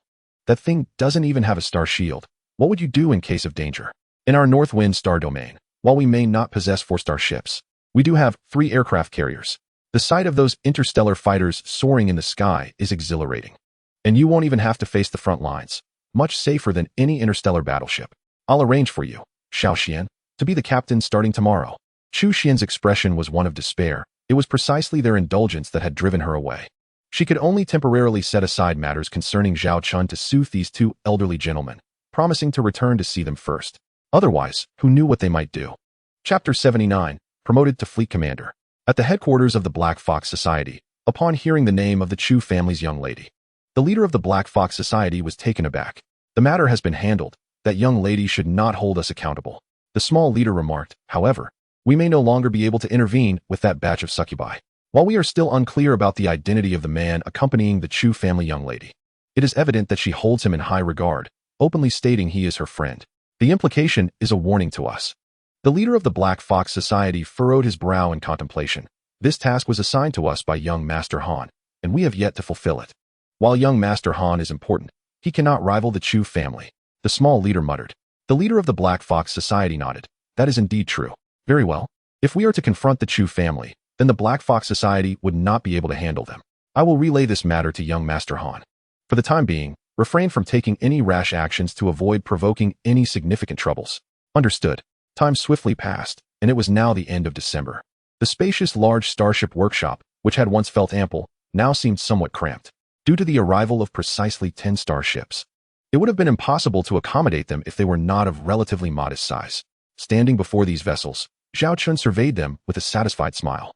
"Heed my command. Prepare to initiate the starship testing," he instructed the bridge crew of the 10 starships. Immediately, the vessels began to stir. Concurrently, 10 video windows appeared beside Zhao Chen, each displaying a captain methodically commencing the startup procedures of their respective starships. Report: Black Rhino-class ship No. 1 is initiating the starship engine. Report: Black Rhino-class ship number 2, engine startup is functioning normally.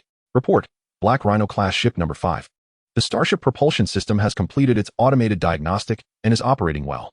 Report: Black Rhino-class ship number 7. The starship weapon system is undergoing automated diagnostics. Completion confirmed. Functioning optimally. Zhao Chen listened intently to the stream of reports. Before long, a starship completed all preliminary startup protocols. Report: Black Rhino-class ship number 8. Initial startup complete. All systems are functioning normally. The messages continued to accumulate as each Black Rhino-class interstellar assault corvette finished its self-diagnostic process. Once all 10 had reported back, Zhao Chen's face radiated a brilliant smile, and he gently clenched his fist, exclaiming, "Splendid." After nearly a month's effort, Zhao Chen had orchestrated the simultaneous production of 10 Black Rhino-class vessels. Their compact design, coupled with an assembly line production technique, significantly enhanced the efficiency of their creation. Furthermore, with a remarkably low cost of only 100,000 star coins per ship, the expenditure for these 10 vessels merely consumed the 1,000,000 star coins worth of materials previously procured. "To think you managed to construct 10 Black Rhinos in one go," Charlotte remarked, standing beside Zhao Chen as she surveyed the 10 sleek, dark starship corvettes. Each ship, aside from the numerical designations 001, 002, 003, and so forth, was nearly identical. Zhao Chen replied with a grin. "After all, it was inevitable. Our fleet consists of only 2 starships, one of which is a carrier. While it possesses a star shield, it is not equipped for comprehensive defense. We must have a sufficient number of interstellar corvettes to truly begin forming a fleet, don't you agree?" Charlotte gazed at the interstellar corvette in awe, exclaiming, "It is truly astonishing that a vessel with such impressive specifications can be constructed for merely 100,000 star coins. Moreover, to have completed 10 in just a month, the efficiency and quality are both assured. This is undoubtedly the merit of the Iron Hammer. Without it, the production capacity of the Starship Workshop here would have yielded at most 3 vessels in that time frame." Zhao Chen glanced toward the side of the Starship Workshop, where the industrious Iron Hammer class heavy interstellar industrial ship resided. Grateful for its presence, Zhao Chen realized that this time, he need not personally oversee the meticulous assembly of the starships. He only needed to focus on less than 1% of the core technological processes. "Let us embark on a test voyage shortly. Once we complete the trial runs, we shall procure additional military supplies and essential provisions before returning to the Northern Star System." Zhao Chen organized. 3 months have elapsed since Zhao Wanner returned early to the North Star Starship Military Academy. Taking a 3-month leave as a student is rather inappropriate. In truth, Zhao Chen's attendance at school has become inconsequential. However, there is a pressing matter that necessitates his obtaining a degree certification from the North Star Starship Military Academy. This is due to the stipulations of the Xingyao Empire, which mandates that any lord must acquire a graduation certificate from an accredited interstellar military academy within its jurisdiction. While the specific institution is not dictated, it must be a legitimate interstellar military academy. Consequently, some wayward scions may casually attend lesser academies, spending 6 years there before returning to formally inherit their titles. Due to the untimely death of his father, Zhao Chen ascended to his position ahead of schedule, in accordance with imperial law. Nonetheless, should he fail to secure this certification within a stipulated time frame, he risks the forcible revocation of his title. "I believe there is another matter that requires our attention," Charlotte remarked. "What is it?" Zhao Chen inquired. "The establishment of the Xiaolong fleet system," Charlotte responded. Zhao Chen turned his gaze towards Charlotte, who continued, "Previously, we only possessed 2 starships, thus the arrangement of positions was rather informal. However, the situation has changed. We now have 12 combat starships and 1 auxiliary starship, forming the nascent structure of a small fleet. For the sake of efficient management moving forward, it is imperative that we establish a fleet system." Zhao Chen nodded in agreement. "Since you have a vision, I assume you have a plan prepared as well. Effective immediately. Your title will no longer be captain, but fleet commander. You may select any starship as your flagship. I recommend the 2B King-class heavy aircraft carrier, as it offers greater safety. I shall assume the role of captain of the Zero Storm, also serving as fleet vice commander. Lilith can act as your flagship secretary and fleet secretary. Furthermore, We should appoint a captain for each of the remaining starships. As it stands, we have approximately 200 female soldiers without formal positions. Each 2 Black Rhino requires only 20 female personnel for operation, which conveniently fills this gap. As for the selection of captains and the bridge crews for each starship, that will be your responsibility, Charlotte outlined her comprehensive arrangements. Truly, as a former fleet commander, she had meticulously considered every detail for Zhao Chen. You must already have a list prepared. Please show it to me shortly. If all is in order, I will approve it directly. You will be in charge of these matters. I am feeling a bit fatigued and shall take my leave to rest, Zhao Chen stated, deliberately stretching and delegating the workload to Charlotte. Charlotte rolled her eyes. This captain, now fleet commander, was increasingly fond of shirking responsibilities. Zhao Chen, naturally, preferred to delegate tasks whenever possible, relishing the fact that he had capable individuals beneath him. As for now, Zhao Chen was not retreating to rest. Instead, he aimed to review his completed quarterly tasks and claim his rewards. Quarterly task possess 3 types of starships produced by the system. The task has been completed, and the rewards are now available for collection. Chapter 80, The Stars and the Bright Moon, Vowing to Follow Until Death. The quarterly mission possessed 3 starships produced by the system. The task is accomplished, and rewards can now be claimed. The rewards have been successfully retrieved. 10 task points have been obtained. 1,000 system points have been acquired. 2 super soldier serums have been received. A blueprint for a Type 2 Black Knight class light interstellar combat mecha has also been obtained. Indeed, the rewards for the quarterly missions are remarkably generous, fulfilling Zhao Chen's anticipation over the past month. Aside from the customary rewards, including 10 task points and 1,000 system points, Zhao Chen noticed a familiar item, the 2 super soldier serums. It seems this serum is part of a series. After previously injecting a single super soldier serum, Zhao Chen felt a significant enhancement in his physical capabilities. What would happen if he were to inject the 2 super soldier serums? With a deep breath, Zhao Chen focused his thoughts, and a vial identical to the previous one appeared in his hand. Recalling the sensations from his initial injection, he seated himself on the bed, took a deep breath, and swiftly plunged the needle into his arm. Hiss, hiss, hiss. In an instant, Zhao Chen felt a jolt akin to an electric shock coursing through his mind, every cell in his body trembling, as if his consciousness might escape his form. After enduring several minutes of pain, a look of relief spread across Zhao Chen's face, his mouth slightly agape, and his eyes narrowing in delight. This state persisted for half a minute before he reluctantly regained his focus. He first swung his fist. Whoosh! A shadow of his punch flashed by. Zhao Chen surveyed his surroundings, walked to the bedside, and effortlessly lifted the large bed with one hand. Gazing into the mirror, he observed a more resolute expression, his facial features appearing more defined, and the muscles in his abdomen taking on a more sculpted shape, perfectly proportioned. If I were to kick the old Chun with my current strength, I reckon he wouldn't survive, Zhao Chen mused. Returning to his thoughts, he focused on the final reward from the mission, the Type 2 Black Knight class light interstellar combat mecha. In this age of interstellar exploration, combat mechs have unfortunately become secondary weapons. Nevertheless, they remain indispensable. While starships can engage in warfare within the cosmos, how does one conquer a planet? If the aim is merely to eliminate the forces on a planet, one could resort to orbital bombardments, raining fire from above. However, if the objective is to control the planet while inflicting minimal damage, combat mechs are essential. It is crucial to note that while combat mechs and interstellar combat mechs belong to the same category of weaponry, they represent 2 entirely distinct branches. The former is typically deployed among ground forces within planetary interiors, while the latter is capable of engaging in battle within the cosmic environment and can even execute starship jump assists. Zhao Chen began to examine the data and specifications of the interstellar mechs. 2 Black Knight class light interstellar battle mech type, interstellar battle mech technology level 2. Body armor strength 40 units, 50 units. Body cruising speed 10 knots. Body maximum speed 30 knots. Body height 158 meters. Mass 420 tons. Crew 1 person. Body weapons 2 36-barrel Gatling laser cannons, 30 units of small missiles, 1 Black Knight lightsaber. The armor strength of the mech is already comparable to that of a starship, and its armament rivals that of a starship, complemented by melee weaponry. While its cruising speed is relatively modest, as it is merely an interstellar battle mech rather than a starship, its short-term maximum speed can rival that of certain second-tier starships. It is conceivable to deploy several interstellar battle mechs in the hangars of starships, potentially useful for future ground combat missions, Zhao Chen mused. Having familiarized himself with the interstellar battle mech, Zhao Chen glanced at his data interface. Host, Zhao Chen. Profession, Elite Starship Engineer. Special attributes, Fleet Luck Bonus, Eye of Insight. Points, 2950. Mission points, 20. Number of starships, 12. Tasks, none. Warehouse, 3 Blizzard class. The mission points and system scores have been updated. In addition to the 1,000 system points gained this time, he also accumulated 160 system points from monthly starship performance in October and November. Zhao Chen pondered for a moment before opening the upgrade page for the second system mall. 2 system mall upgrade conditions. First, exchange for 2 items of level 2, 22. Second, complete 2 level 2 system tasks, 22. Third, consume 2,000 system points for mall upgrade, 2950 to 2,000. All 3 conditions for upgrading the second mall had been fulfilled.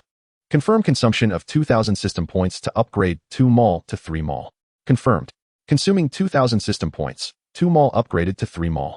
Your remaining system points, 950 points. Congratulations, you have unlocked the 3rd series of products in the system mall, and you receive 1 opportunity to exchange for any product without using mission points. Once again, the same reward privilege was granted, but upon glancing at the products in the 3rd series, Zhao Chen noted that the average price was around 6,000 system points. Being in his current financial state, he had no points to exchange, merely indulging in the visual delight. Subsequently, Zhao Chen accompanied Charlotte to supervise the inaugural trial voyage of the 2 Black Rhinoceros-class interstellar heavy assault escort ship. The fleet of 10 2 Black Rhinoceros vessels departed from the starport, only returning several hours later. The first trial voyage was successfully completed. Next, it was time to procure military supplies and daily necessities. Zhao Chen still had ample funds in his account, while it might not suffice for starship construction. It was more than enough to support the over 600 interstellar female soldiers. Simultaneously, Zhao Chen prepared for a grand banquet, a New Year's Eve celebration. This should mark Zhao Chen's first New Year celebration since his arrival in this world. In the Starship workshop, a space was cleared, adorned with an abundance of delectable food and beverages, while the latest popular music filled the air. Some were dancing, others indulging in food and drink, and a few were singing. This lavish banquet must have cost a considerable sum of star coins. Charlotte took a sip of an unknown brand of strong liquor. Glancing at Zhao Chen and Lilith beside her, Lilith replied, "The total expenditure is 5,000 star coins." Charlotte shook her head. 5,000 star coins would have covered many months of provisions during her time with the rebel fleet. To spend it all in a single night truly seemed extravagant. "Are you feeling the pinch?" Zhao Chen teased, looking at Charlotte. She remained silent, yet her expression conveyed everything. "Warriors of the Falcon Fleet, tell me, are you happy?" Zhao Chen suddenly shouted. Upon hearing their commander's voice, everyone shouted in unison, "Happy." Zhao Chen's lips curled into a smile as he raised his glass and drank it all in one go. He then declared, "I, Zhao Chen, harbor no grand ambitions. I merely wish to meet the expectations of my family, to diligently build my Falcon Star system and Falcon Fleet. I want those who choose to follow me to live well, to live like human beings, and to live with hope, not merely to exist, akin to puppets. Simultaneously, we must possess the strength that shields us from oppression. Dignity shall always remain within the reach of our starships." Many female soldiers paused in their activities, gazing longingly at their commander, some even with teary eyes. "On this day next year, I hope we can once again raise our glasses in celebration and dance under the moonlight. To our future." Zhao Chen lifted his glass once more.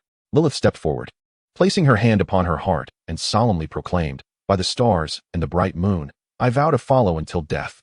By the stars and the bright moon, I vow to follow until death," echoed the voices of numerous female soldiers in unison. Zhao Chen tilted his head back and downed the remaining liquor in his glass. At that moment, the clock struck the new year. System notification, annual task activated. System notification, quarterly task activated. Chapter 81, Annual Tasks and Quarterly Tasks. The system tasks have arrived.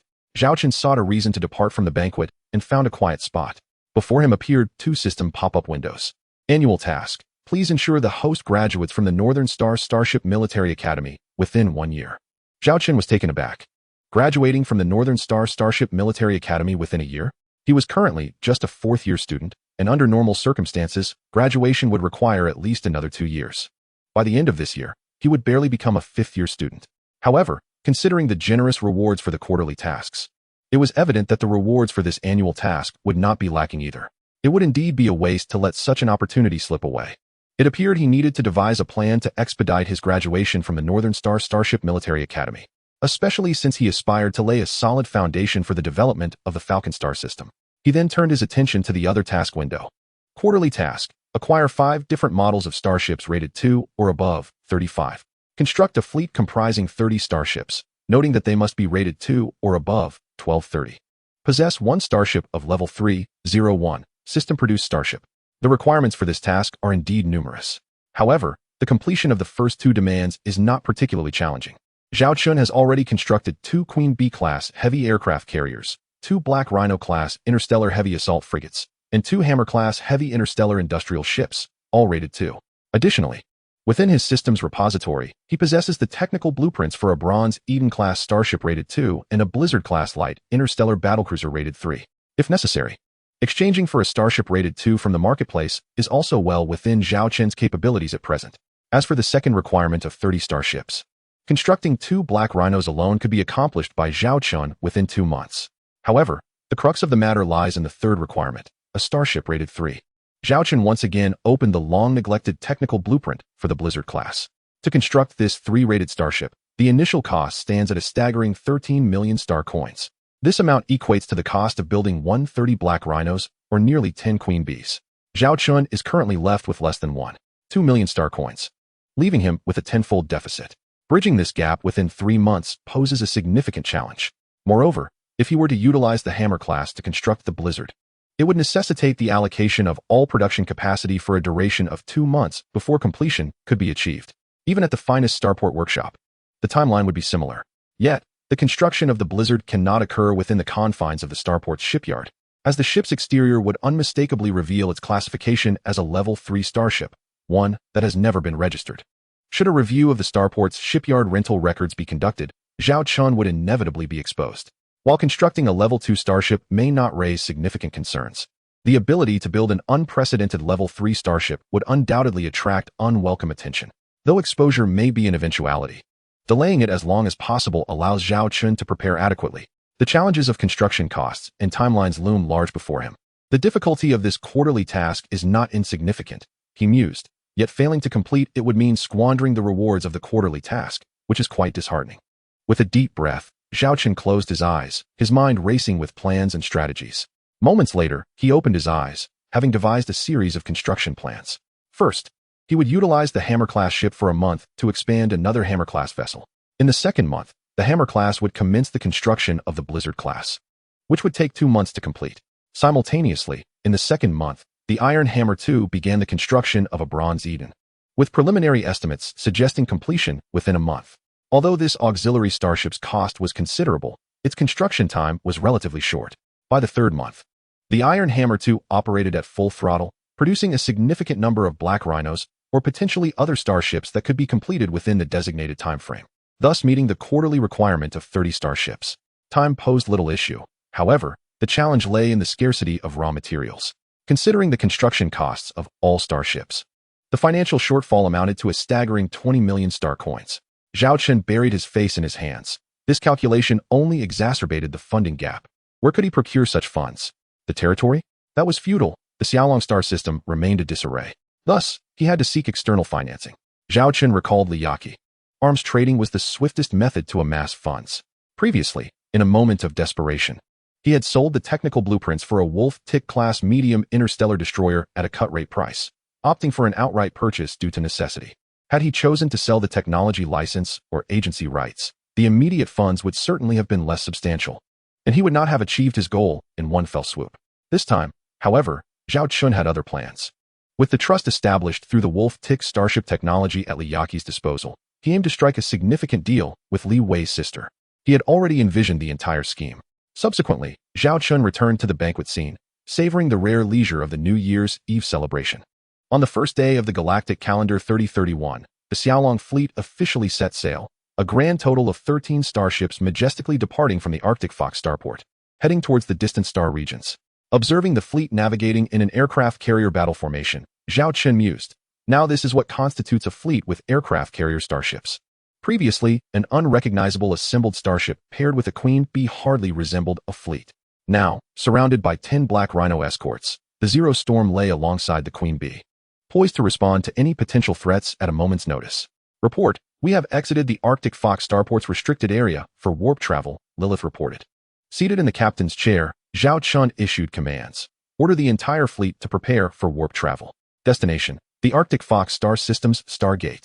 Utilize the Arctic Fox Star System Stargate to reach the Northern Star System and subsequently return to the Northern Star Military Academy. After 6 months, Zhao Chen was finally returning to school. Chapter 82, The Best-Selling Starship. With the availability of a Stargate, efficiency surged. Previously, traveling from the Xiaolong star system to the Arctic Fox star system had taken nearly half a month. Now, the journey from the Arctic Fox star system to the Northern star system would merely require a few hours. The Queen Bee's intelligence system notified him. The vessel had exited warp travel mode and had arrived at the designated location. It was now operating in autopilot mode. Zhao Chen awakened promptly, while Lilith simultaneously issued orders for the crew to return to their battle stations. Report. All starships of the fleet have successfully arrived. Please provide instructions. Lilith reported to Zhao Chen. He raised his hand and activated the star map of the Northern Star System. Their current location was still quite distant from the Northern Star Military Academy. However, with the use of a warp engine, it would merely take a few minutes. The decision to choose this location stemmed from Zhao Chen's need to first secure his Xiongling fleet. He had no intention of parading all 13 starships back to the Academy. Such a display would be overly ostentatious. This particular star region was relatively remote within the Northern Star System, a place seldom frequented by ships and people. He instructed Charlotte to find a suitable location for the fleet to remain stationed. Charlotte, a former general of the Beastmen rebel army, was well-versed in selecting discreet hiding spots. Before long, Charlotte identified an area amidst 3 small planets, using their blind spots to effectively conceal their presence. Unless a starship happened to pass through, it would be exceedingly difficult to detect this interstellar fleet. Charlotte, I will return to the Academy with a Class 2 Black Rhino heavy assault corvette and the Snowstorm Zero. The 2 Queen B-class heavy carriers and the remaining 9 Class 2 Black Rhinos, along with 2 Class 2 Hammer heavy industrial starships, will remain here. You are responsible for the defense of this location, ensuring the fleet's safety. Additionally, oversee the production tasks of the 2 Hammers. Utilizing our existing raw materials to expand one of the Class 2 Hammers first, Zhao Chen instructed. Before departing from the Arctic Fox starport, Zhao Chen exchanged 120,000 star coins for essential supplies, military provisions, and raw materials, all of which were arranged within the 2 Hammers. The living supplies would suffice for the female soldiers aboard the starships for 3 months. Without considering the living necessities, these starships could sustain themselves for decades in space, provided they were not engaged in long-distance travel or combat, thanks to their ample energy reserves. Understood, Charlotte acknowledged the order. During my absence, report any intelligence promptly and maintain open communication around the clock, Zhao Chen cautioned. Affirmative. Afterward, Zhao Chen and Charlotte exchanged vessels. He boarded the Snowstorm Zero, accompanied by a Class 2 Black Rhino, embarking on his journey back to the Academy. The distance between the 2 locations was not great. In an emergency, utilizing the warp engine and accounting for the acceleration and deceleration time of the starships, they could arrive in as little as 15 minutes. Soon, the Snowstorm Zero and the Class 2 Black Rhino reached the outer star region of the Northern Star Military Academy. Zhao Chen submitted a request and secured a starship docking space that could accommodate both a large and a small vessel. Is this your Starship Academy, Commander? Lilith remarked with a hint of envy, gazing at the beautiful interstellar city before her. Once upon a time, their demon kingdom boasted similarly exquisite architecture. Alas, those days were gone. Prepare the crew. Remain on standby aboard the starship. You will accompany me, Zhao Chen instructed. Me? Accompany you? Lilith's voice trembled slightly, revealing her evident anxiety. Having spent decades fleeing with her kin and hiding in the darkest corners of existence, she found herself ill at ease with the outside world. Although she had recently joined the Xiongling fleet, it was within the confines of a sheltered environment that she had begun to adjust. The prospect of stepping into the broader societal landscape was indeed daunting. Yes, Zhao Chen affirmed. I can wait for you aboard the starship. Should you require anything, feel free to reach out to me, Lilith murmured softly. Zhao Chen met her gaze firmly. This is an order. He was acutely aware of her psychological barriers. Yet as the secretary of the Xiongling fleet, she needed to surmount these obstacles. Thus, he insisted she accompany him to hone her skills. You may don casual attire that conceals your form, obscuring your tail, wings, and horns, Zhao Chen suggested. During previous procurement of supplies, aside from the military uniforms of the Xiongling fleet, he had also acquired some everyday clothing for the female soldiers. A flicker of joy ignited within Lilith. Although the disguise would only partially veil her true self, it granted her a measure of comfort. Once the 2 starships had docked, Zhao Chen led Lilith out of the vessel. He had changed into the Academy's uniform, while Lilith wore a flowing dress, its ample skirt masking her tail and the garment's back compartment concealing her wings. A slightly oversized hat sat atop her head, cleverly obscuring her horns. Upon a brief assessment, Zhao Chen noted that she appeared to be a timid, shy girl, yet her captivating beauty would undoubtedly draw admiration from all. Regardless of gender, Such was the allure of a succubus. Upon returning to the academy, Zhao Chen's foremost task was to inform Li Wei and Zhao Wan'er of his arrival. He sent a communication request to Zhao Wan'er, only to be met with an unexpected rejection. Could she be preoccupied with something urgent? He pondered. No matter. I shall wait for her response when she sees the message. With his hands in his pockets, Zhao Chen began to meander through the academy, Lilith timidly trailing behind him. Initially, she dared not lift her gaze, clutching the hem of his clothing. As she gradually acclimated to her surroundings, she began to cautiously observe the architecture and the throng of people around her. Zhao Chen, however, was preoccupied with a significant matter: graduation. The annual task mandated that one must graduate within a year, which implied that he needed to advance multiple levels in that time. Transitioning to higher grades, especially from 4th to 6th, posed a considerable challenge. I ought to consult Wan'er. She likely knows how to expedite the process of advancement, he mused. At that moment, Zhao Chen's attention was drawn to a display case featuring a holographic model of a starship. He recognized it instantly: the Wolf-Lice-class medium interstellar destroyer. Bold letters below proclaimed it to be the most popular starship. Only 2 months since its release, pre-orders have already surpassed 500 vessels. Chapter 83. Are you crying? Zhao Chen paused, gazing at the news before him. He could overhear some passing students pointing at the Wolf-Tick-class medium interstellar destroyer, clearly indicating that despite being merely a starship, its popularity was remarkably high. The Wolf-Tick is selling like hotcakes. I heard that ordering now means waiting 6 months to receive the starship. Indeed, I've heard many lords are rushing to order this starship. With a single unit priced at merely 30,000 star coins, such an incredible bargain. It is rumored that this starship has the potential to become the best-selling starship of 3031, possibly even breaking past sales records. Zhao Chen listened to these remarks, watching the promotional advertisement projected in holographic form, even featuring Li Yaqi speaking personally. The Wolf-Tick, the most cost-effective starship. Please pay attention to the Bayin Starship Technology Group, wholeheartedly preparing the finest starships for you. It seemed that during the months Zhao Chen had entrusted the Wolf-Tick to Li Yaqi, she had successfully promoted it. This was the outcome Zhao Chen had anticipated. This starship was the most cost-effective combat starship in his system's marketplace, and its popularity was inevitable, with a mere construction cost of 10,000 star coins. And now Li Yaqi quoting 30,000, even accounting for advertising, operational, and labor costs. The profit per unit ranged between 10,000 to 15,000 star coins. If the pre-order quantity had indeed reached 500 vessels, it implied that upon fulfilling these orders, Li Yaqi could directly earn nearly 6 to 7 million star coins. Compared to the 3 million star coins given to Zhao Chen, this figure was twice as much. However, this was predicated on the successful construction and delivery of 500 Wolf-Ticks. This was the projected total profit for Li Yaqi over the next 6 months. At that time, Zhao Chen had no time to wait that long. Only by buying out could he receive 3 million star coins in one go. Yet now, upon reflection, perhaps offering 4 million star coins would persuade Li Yaqi to agree. Forget it, forget it. No need to dwell on past misfortunes. Zhao Chen covered his face, feeling a sense of despair. Nevertheless, this time he was prepared to approach Li Yaqi with a significant proposition. Just as Zhao Chen contemplated these matters, his handheld terminal buzzed with activity. It was a message from Li Wei.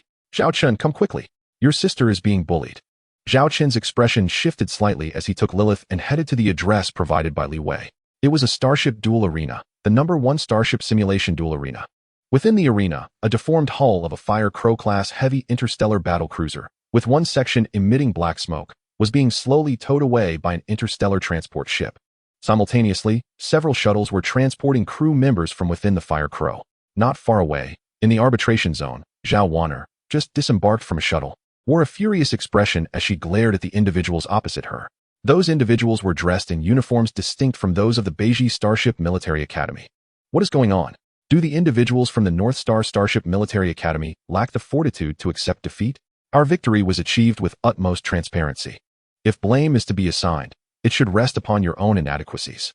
The North Star Academy is merely what it is, boasting of prodigious talents. Yet even they have succumbed to our prowess. A group stood there, mocking derisively, encircling a haughty woman with cascading brown waves of hair. Suddenly, a spirited girl with twin ponytails, Shui Xiao, leaped forth, indignantly pointing at the arrogant woman. You are despicable. We have clearly conceded. Why do you persist in your assault? Furthermore, to the adjudicators, did you not witness this? The adjudicators, chastised by Shui Xiao's rebuke, averted their gazes in embarrassment.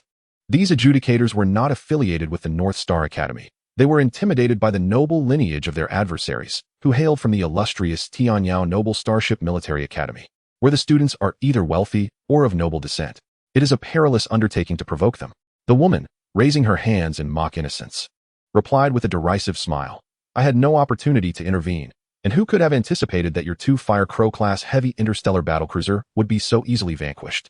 My apologies to the students of the North Star Academy. Despite her words of apology, a smirk lingered on her face. At that moment, a shuttle arrived, lowering several injured crew members, bloodied and battered, one of whom had lost consciousness. What is the condition of my crew? Zhao Wanner, unable to engage further in the dispute, rushed to attend to her comrades. The attending medic reported, one is severely injured but has received a stimulant injection. They are out of immediate danger. The remaining 7 have sustained minor injuries and will recover after a few days of rest. Zhao Wanner gazed at the gravely injured crew member, a junior from her academy. Previously, during recruitment, the junior had expressed admiration for her, eager to join her starship. They had shared a commendable rapport, yet now the junior lay in such a state. A sense of guilt and anger welled within Zhao Wanner as she glared at the woman opposite her. Oh dear, what a fearsome gaze. What of a mere civilian? Even in death, what significance would that hold? Your North Star Academy is quite the spectacle, recruiting commoners as students. Unlike us at the Tianyao Noble Starship Military Academy, who only accept those of noble lineage. As for crew members, we simply enlist retired soldiers from the Imperial Army. Very well, I shall cover your crew's medical expenses. The woman chuckled, covering her mouth. You shall not insult my crew. Zhao Wanner bellowed at the woman. The smile vanished from the woman's face, replaced by a cold, mocking stare. What if I do insult them? If you possess the skill, come and confront me again. I shall engage in a starship duel to the bitter end. Just be forewarned, when your crew is left dead or maimed, do not weep. Zhao Wanner yearned for retribution, yet presently, she lacked a starship, and her crew remained injured. A profound sense of defeat and helplessness enveloped her. At this moment, she unexpectedly thought of her brother, whom she had previously deemed to be of little worth. If he were here, would he engage in a fight? If so, then let the battle continue. The Zhao family shall stand firm until the end. At that moment, a voice resonated, drawing everyone's attention. Zhao Wanner trembled, her gaze alight with excitement as she beheld a familiar figure. In the past, she had held a disdain for this individual, yet upon seeing him now, she felt an overwhelming sense of security. Tears involuntarily welled in her eyes, a surge of grievance flooding her heart. Zhao Chen, with his hands in his pockets, approached his sister without offering her consolation. Instead, he inquired, Are you crying? You're the one crying. Zhao Wanner retorted, quickly wiping her tears away. If you're not crying, then go and continue beating that vile woman. Zhao Chen's words ignited the fury of the woman with voluminous waves of hair across from them. Chapter 84. Let us continue the fight. Who dares to insult me? A mere nobody. The wave-haired woman glared at Zhao Chen, astonished that he had the audacity to call her a wretch. At that moment, one of her admirers felt a spark of inspiration. This was a rare opportunity to shine. He approached Zhao Chen, declaring, How dare you disrespect Miss Zhou Min? Watch as I silence your insolent mouth. As he spoke, he swung his fist toward Zhao Chen's face. Nearby, Xue Xiaoxiao and others were taken aback, astonished that a student from the Tianyao Academy of Military Science would be so brazen as to break the rules during a starship battle and resort to violence. Zhao Chen, faced with the incoming fist, reacted swiftly, grasping the man's fist and twisting it. The assailant winced in pain, collapsing to his knees with a cry. Zhao Chen promptly delivered a kick to his face, sending him flying backward, fortuitously landing beneath the skirts of the wave-haired woman. Though he was now unconscious and unable to appreciate the view of his dream loveress attire. Isn't that Zhao Chen, Wanner's brother? The one who defeated his opponent in a duel last semester against all odds? Wow, how formidable is Zhao Chen? Murmured the students of the North Star Academy of Military Science, some recognizing him while others had merely heard tales of his prowess. Zhao Chen's decisive action against an external student was indeed gratifying. Well done. Let us hope he takes down that wretched woman too, exclaimed the twin-tailed lowly Xue Xiaoxiao, as she bounced to Zhao Chen's side, eager for chaos. Miss Zhou Min, the noblewoman, was momentarily taken aback by Zhao Chen's brash behavior, instinctively retreating a few steps. Zhao Chen, however, paid her no mind and turned once more to Zhao Wanner, stating, You must handle your own matters. The Zhao family shall reclaim the honor we have lost, right where we suffered it. Zhao Wanner pointed at the 2 Fire Crow-class heavy interstellar battleships, still being towed away from the duel arena, and lamented, But my starship has been severely damaged, and my crew is injured. Zhao Chen inquired, Do you wish to reclaim the humiliation she inflicted upon you? Zhao Wanner nodded vigorously, her eyes reflecting her indignation and fury. She accepted her defeat in the starship duel, yet could not tolerate the subsequent bombardment of her vessel, which resulted in her crew's injuries. I do, she exclaimed through gritted teeth. Challenge her, and I shall arrange the starship, Zhao Chen declared. Upon hearing his words, although Zhao Wanner was uncertain of his plans, a newfound confidence surged within her. Taking a deep breath, she strode directly before Zhou Min, pointing at her. Zhou Min, I challenge you to a duel once more. You may set the time. Do you dare to accept? Zhou Min laughed in disbelief, responding, very well, let us not postpone. My starship has suffered no significant damage. Once my supplies are replenished, we shall battle again in half an hour. Agreed, it is settled, Zhao Wanner affirmed. At that moment, the surrounding students parted to create a path as several individuals resembling mentors entered. What is happening here? I heard there was a fight. A sharp-voiced woman rushed in, immediately spotting her fallen student on the ground. She furiously pointed at the male mentor from the Northern Star Academy, Vice Dean Hong. What on earth is happening? My student was attacked by yours here without cause. I demand an explanation. We, at Tianyao Academy, came for academic exchange, and this is how you treat your guests? Vice Dean Hong, taken aback, attempted to calm her anger. Vice Dean Jia, please, let us remain composed and ascertain the facts. At that moment, students from both sides began to shout accusations at one another. The students of the Northern Star Academy cannot accept defeat and resort to violence. Nonsense. It was clearly your Tianyao Academy members who broke the rules during the duel. Firing after surrender was declared, leading to injuries and insulting us as commoners. What of it? If you are commoners, you ought to remain on your planet and not venture into space. Soon, both Vice Deans grasped the entirety of the situation. Vice Dean Hong's expression darkened as he turned to Vice Dean Jia. It appears this incident has its roots, and both parties share responsibility. Let it be so. Are you attempting to cover for them? Vice Dean Jia retorted, accustomed to her audacious demeanor. You foul woman, with your recent arrogance, one might mistake you for the dean. Though I treat you with respect as a guest, you are overstepping. Vice Dean Hong silently cursed, but maintained a faint smile. If we must delve deeper, it is evident that the root of this issue lies in your students' disregard for the rules, firing upon the other side after a surrender was acknowledged. The rules of starship dueling should have been taught in the first year. Does your esteemed academy not cover such matters? The words were laced with venom, causing Vice President Jia's expression to darken. Moments ago, a student from North Star had expressed a desire for another match. Since there is a conflict, and we are all from the Starship Military Academy, why not resolve it directly through combat? Zhou Min approached, casting a cold smile at Zhao Wanner.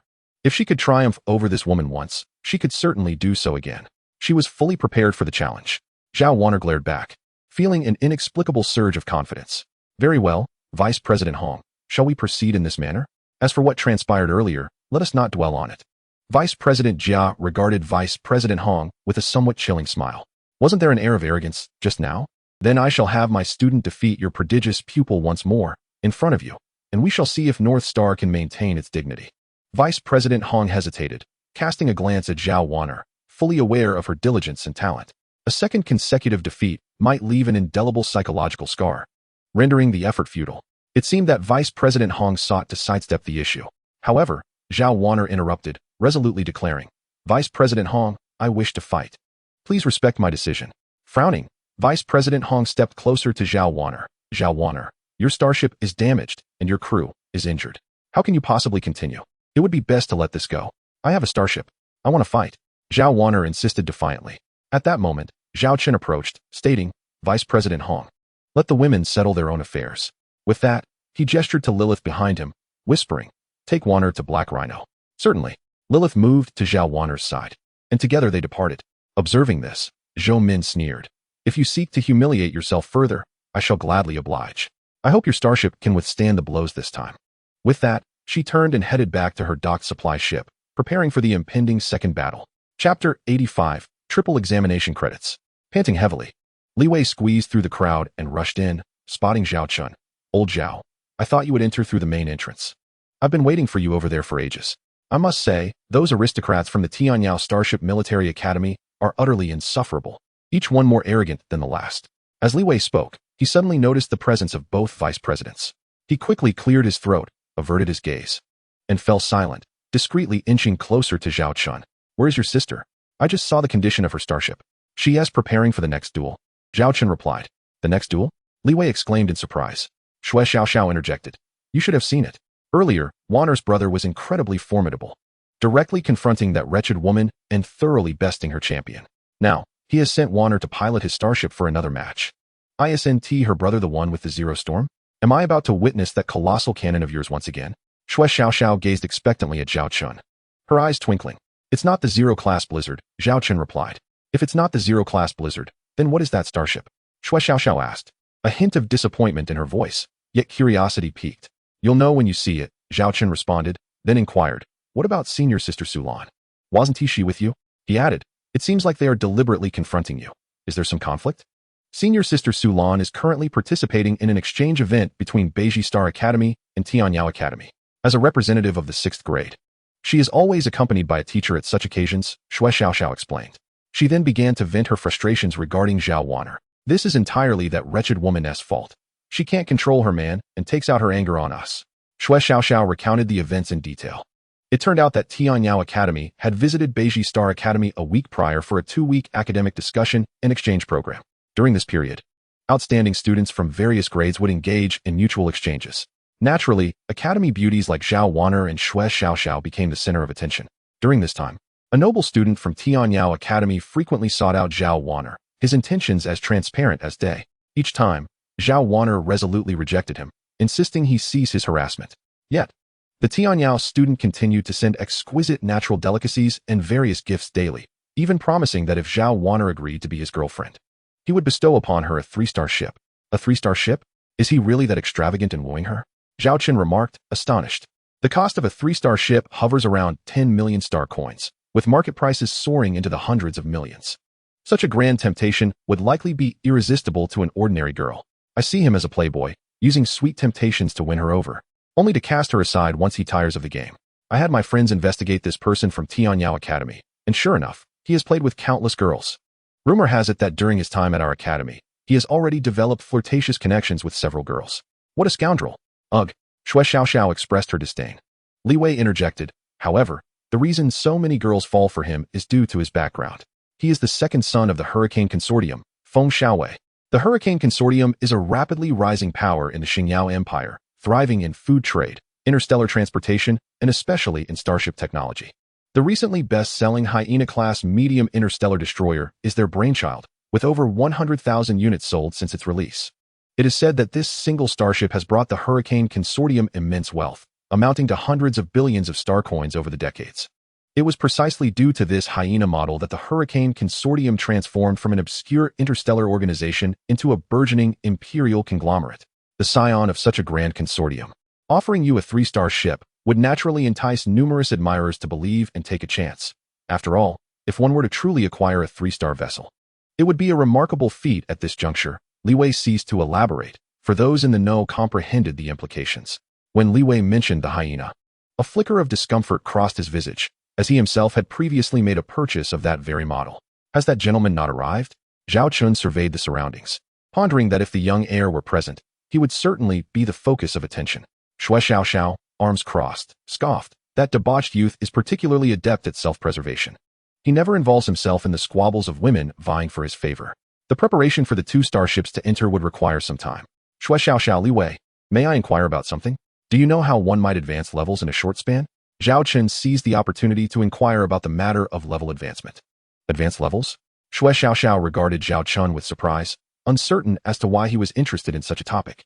However, due to her favorable impressions of him stemming from his prowess with the zero-class blizzard cannon, she felt inclined to respond, albeit with uncertainty. I'm not entirely sure.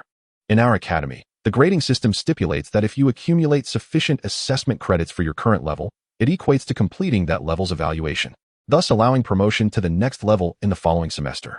If you can amass 3 times the required credits within the academic year, you may leap directly to the next level. However, should you fail to meet the credit standard for the advanced level after such a leap, you risk being held back. A voice interjected from the side. Zhao Chen turned to see Vice Dean Hong, who had just emerged. Is there a limit to the number of level advancements within an academic year? For instance, could one leap consecutively from 1st to 3rd grade? Zhao Chen inquired. Vice Dean Hong hesitated momentarily before responding. Theoretically, there is no such restriction. However, the original level assessments are quite challenging. And to accumulate 3 times the required assessment credits, while simultaneously advancing 2 grades within the same academic year, all while ensuring one does not get held back, has never occurred in the history of our North Star Academy. Most students typically manage a single leap and then successfully complete the assessment credit standards for that advanced level, thereby ensuring they can smoothly progress to the next grade in the following semester. Zhao Chen gained a clearer understanding of the situation. Chapter 86. Could it really be an interstellar frigate? Zhao Chen, why the sudden curiosity about this? Vice Dean Hong asked, intrigued. Zhao Chen smiled. Oh, it's nothing. I'm merely curious about how my sister managed to leap levels. I see. Your sister's talent is indeed remarkable, with further training and accumulation of practical experience. She is bound to become an exceptional fleet commander. Vice Dean Hong's words highlighted the distinction between a fleet commander and a mere captain, underscoring the Academy's appreciation for Zhao Wanner's abilities. Speaking of which, it seems that Zhao Chen's talents are not to be underestimated either. Regrettably, the choice of major was misguided. With sheer determination, assembling 3 antiquated starships into a singular new vessel capable of defeating a lightweight interstellar cruiser of the Eagle class is indeed remarkable. If Zhao Chen is willing, I could assist in altering his major to starship engineering technology, suggested Vice Dean Hong. However, my interest lies more in commanding and piloting starships. Zhao Chen politely declined the Vice Dean's generous offer. Time swiftly elapsed, exceeding half an hour, when an interstellar battle cruiser gracefully entered the dueling arena. All eyes were fixated on this magnificent vessel. Vice Dean Hong spoke up. This is a Purple Rose-class medium interstellar battleship, a recent development by the Hurricane Consortium. Although merely a medium-class starship, its firepower and armor are comparable to those of heavy-class vessels of the same category. During previous duels, the Fire Crow-class heavy interstellar battleship, despite being of the same class, exhibited substantial performance disparities. As I understand, the price of the Purple Rose reaches an astonishing 11 million star coins. 11 million star coins? My heavens, that sum could purchase either a battleship or an aircraft carrier, exclaimed Li Wei, taken aback. Vice Dean Hong chuckled softly, shaking his head. This starship is one that relies solely on wealth, offering little value for its cost. Consequently, very few individuals actually procure it. Nevertheless, due to its exquisite design, it has become a symbol of status among noble ladies, who are often the ones drawn to this expensive, yet impractical starship. It is noteworthy that Zhao Wanner's Fire Crow was priced at less than 8 million star coins, a staggering difference of nearly 50. As the drone broadcast displayed the vessel, the Purple Rose indeed showcased a stunning exterior, adorned with intricate patterns of purple roses on its armor. At first glance, one might mistake it for a piece of art. However, in a duel against Zhao Chen's Zero-class Blizzard, the odds should still favor the latter, Vice Dean Hong remarked. While he spoke, a diminutive round starship appeared on the screen, eliciting gasps from the audience. What is that starship? How can it violate regulations by entering the dueling arena without permission? Vice Dean Hong furrowed his brow in dissatisfaction at such administrative oversight. That is my sister's starship, Zhao Chen stated, igniting a wave of astonishment. Shui Xiao and Li Wei stared at Zhao Chen in disbelief. Vice Dean Hong paused, astonished, and said, If I am not mistaken, Zhao Chen, that should be an interstellar escort ship, the Black Rhinoceros-class heavy assault escort ship. Zhao Chen identified the vessel. However, onlookers were indifferent to its classification, recognizing it merely as an escort ship. Look quickly. That is a starship from the Polaris Military Academy, an interstellar escort ship. The crowd erupted in laughter. An escort ship dueling against an interstellar battleship? Have the students of Polaris lost their minds? Just say you don't want to win. Why humiliate yourself like this? It's truly laughable. Upon witnessing this scene, the students of the Tianyao Noble Starship Military Academy erupted into fits of laughter, launching a barrage of verbal assaults against their counterparts from the Beiji Starship Military Academy, with a particular focus on Zhao Chen. However, they dared only to shout from a distance, as the earlier incident had shown that Zhao was not one to shy away from physical confrontation. The students from the Beiji Starship Military Academy wore expressions akin to having just tasted something foul. Their faces were grim. They gazed incredulously at Zhao Chen, who they had assumed sent his sister into battle aboard the formidable Zero Storm, only to discover that she was piloting a mere 2-star interstellar corvette. Li Wei, feeling a lump in his throat, found himself at a loss for words in trying to counsel his friend. Zhao Chen's actions had been unpredictable since the outset with the Zero Storm. Just watch, Zhao Chen declared, arms crossed, a slight smirk gracing his lips. His decision to deploy the Black Rhino had been meticulously planned. Having researched the opponent's starship combat records on his way, Zhao Chen was well aware that it was a 2-star Purple Rose, equipped with a formidable weapon system, 10 dual-mounted 200 medium railguns, capable of firing every 30 seconds. Railguns, being non-ballistic weapons, utilized electromagnetic technology to accelerate metallic projectiles. Their rapid firing rate ensured high accuracy within a precise range. Yet their lack of guidance systems meant that their efficacy drastically diminished at maximum range. Hence, a starship of this caliber needed to engage in close combat to maintain an advantageous fighting distance, typically found on interstellar cruisers and corvettes. The firepower of the Purple Rose's railguns was impressive against standard two-star vessels, having cost 11 million star coins to construct. Unfortunately for it, this time it faced the Black Rhino. Even if all attacks were concentrated on a single section of the armor, it would require a sustained 20 minutes of precise firing to inflict significant damage. 10 minutes, setting aside the improbability of such a coincidence. The Black Rhino would never grant it 20 minutes of respite. At that moment, both the Purple Rose and the Black Rhino swiftly positioned themselves for combat. And the size comparison was striking. The Purple Rose, towering at 310 meters, dwarfed the Black Rhino, which measured a mere 110 meters in a half-elliptical, rhino-shaped structure. This petite vessel seemed almost laughable compared to the massive Zero Storm's cannon. Shui Xiaoxiao could not help but voice her disappointment as she observed. Not only did I not see the grand cannon I desired, but this little thing is utterly unsatisfactory. Zhao Chen replied, sometimes, size does not equate to superiority. Resilience is equally paramount. Chapter 87. It was merely a rather sturdy interstellar corvette. The arbitrator recited the duel rules as per protocol, then directed the two starships to their randomly assigned starting points, preparing for the imminent starship duel while the video communication remained connected. At this moment, Zhou Min was convulsed with laughter, pointing at Zhao Wanner across from her, and mockingly exclaimed, Zhao Wanner, are you attempting to kill me with laughter in order to win this duel? If that is your intention, congratulations, you were nearly victorious. To engage a starship frigate against a starship battleship, you truly possess audacity. Zhao Wanner remained unfazed, replying, I hope you can still find humor in this situation later. The video communication abruptly cut off. Zhou Min scoffed, a single starship frigate daring to boast? Just wait and see how I turn your vessel into mere debris. In the audience, anticipation hung thick in the air as everyone awaited the commencement of this duel. It was evident that emotions were polarized. The students from Tianyao Academy were reveling in delight, as if attending a comedic performance, while a small faction from Beiji Star Academy had already vacated the premises. The idea of a starship frigate engaging a starship battlecruiser was beyond their comprehension. Perhaps the frigate's armor was commendable enough to withstand a few salvos from enemy fire. But what of its firepower? The firepower of a starship frigate is widely acknowledged as the lowest among all vessel types. Moreover, how many weapon modules could such a diminutive ship accommodate? How could it possibly contend with a starship battleship using merely its paltry point defense guns? How absurd. Is this the quality of education at your esteemed institution? It is truly astonishing. Vice Dean Jia did not hold back in her scornful remarks directed at Vice Dean Hong.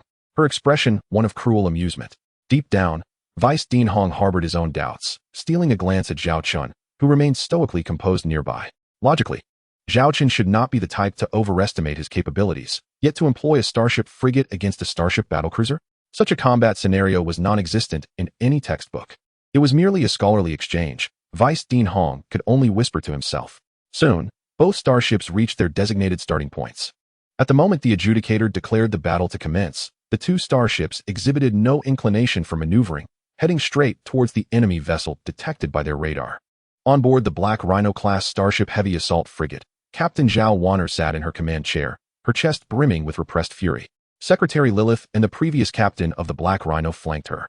Miss Wanner, I believe we need not fire our weapons this time, Secretary Lilith suggested. Zhao Wanner blinked in surprise, looking at Lilith in confusion. Not fire? How then shall we win?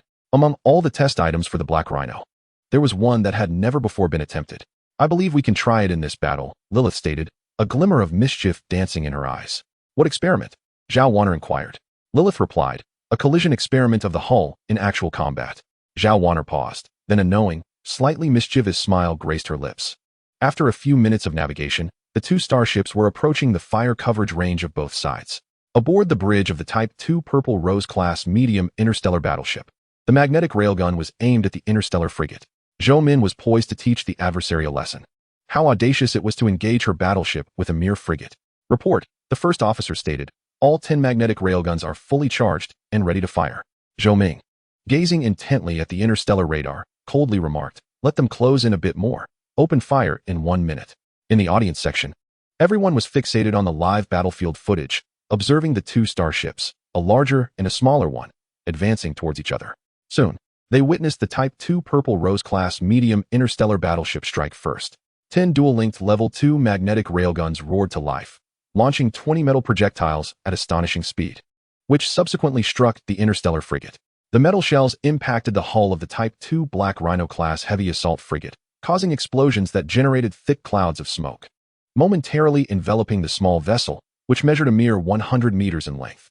The students of North Star Academy began to express concern for the prodigious Zhao Chen, who was quite popular among her peers. Shui Xiao, visibly anxious, had tightened her grip on Zhao Chen's clothing, revealing her worry for her friend. Moments later, a small figure burst forth from the smoke. Almost instantly, everyone stood up, eyes wide in disbelief as they beheld the small ship. How is this possible? Vice Dean Jia exclaimed, his face a mask of incredulity. Others around him murmured in astonishment because the interstellar frigate showed no apparent signs of damage whatsoever. Perhaps, upon closer inspection, one might discern some minor paint damage, but in the live broadcast, it appeared utterly unscathed, just as it had before the attack. The Type 2 Black Rhino continued its advance towards the Type 2 Purple Rose-class medium interstellar battleship, the distance between them steadily diminishing. How could it have sustained no damage at all? Continue firing. Use armor-piercing rounds. Zhou Min was beginning to panic. After the second round of bombardment, all eyes were glued to the plume of smoke. Seconds passed, and still, the same starship emerged, completely intact before their eyes. My heavens! What kind of hull armor is that? It withstood 2 volleys from the Type 2 Purple Rose without a scratch. Could it possibly be a Level 3 interstellar frigate? Is this truly the interstellar frigate we studied in our textbooks? All the students were in disbelief.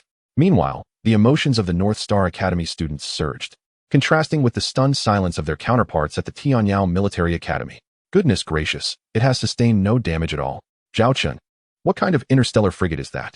Li Wei stared at Zhao Chen in astonishment. Shui Xiao also cast a curious glance his way. It's just a rather sturdy interstellar frigate, Zhao Chen replied nonchalantly. Li Wei and Shui Xiao exchanged incredulous glances, thinking, sturdy indeed? With such formidable armor strength.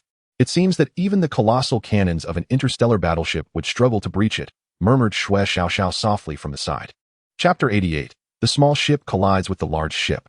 Subsequently, the 2 Purple Rose-class medium interstellar battleships commenced their 3rd, 4th, and 5th rounds of assault. At last, under the pressure of the 5th barrage, the spectators, upon magnifying the left side armor of the 2 Black Rhinos several times in the live broadcast, discovered a damage spanning several centimeters in length and a few centimeters in depth.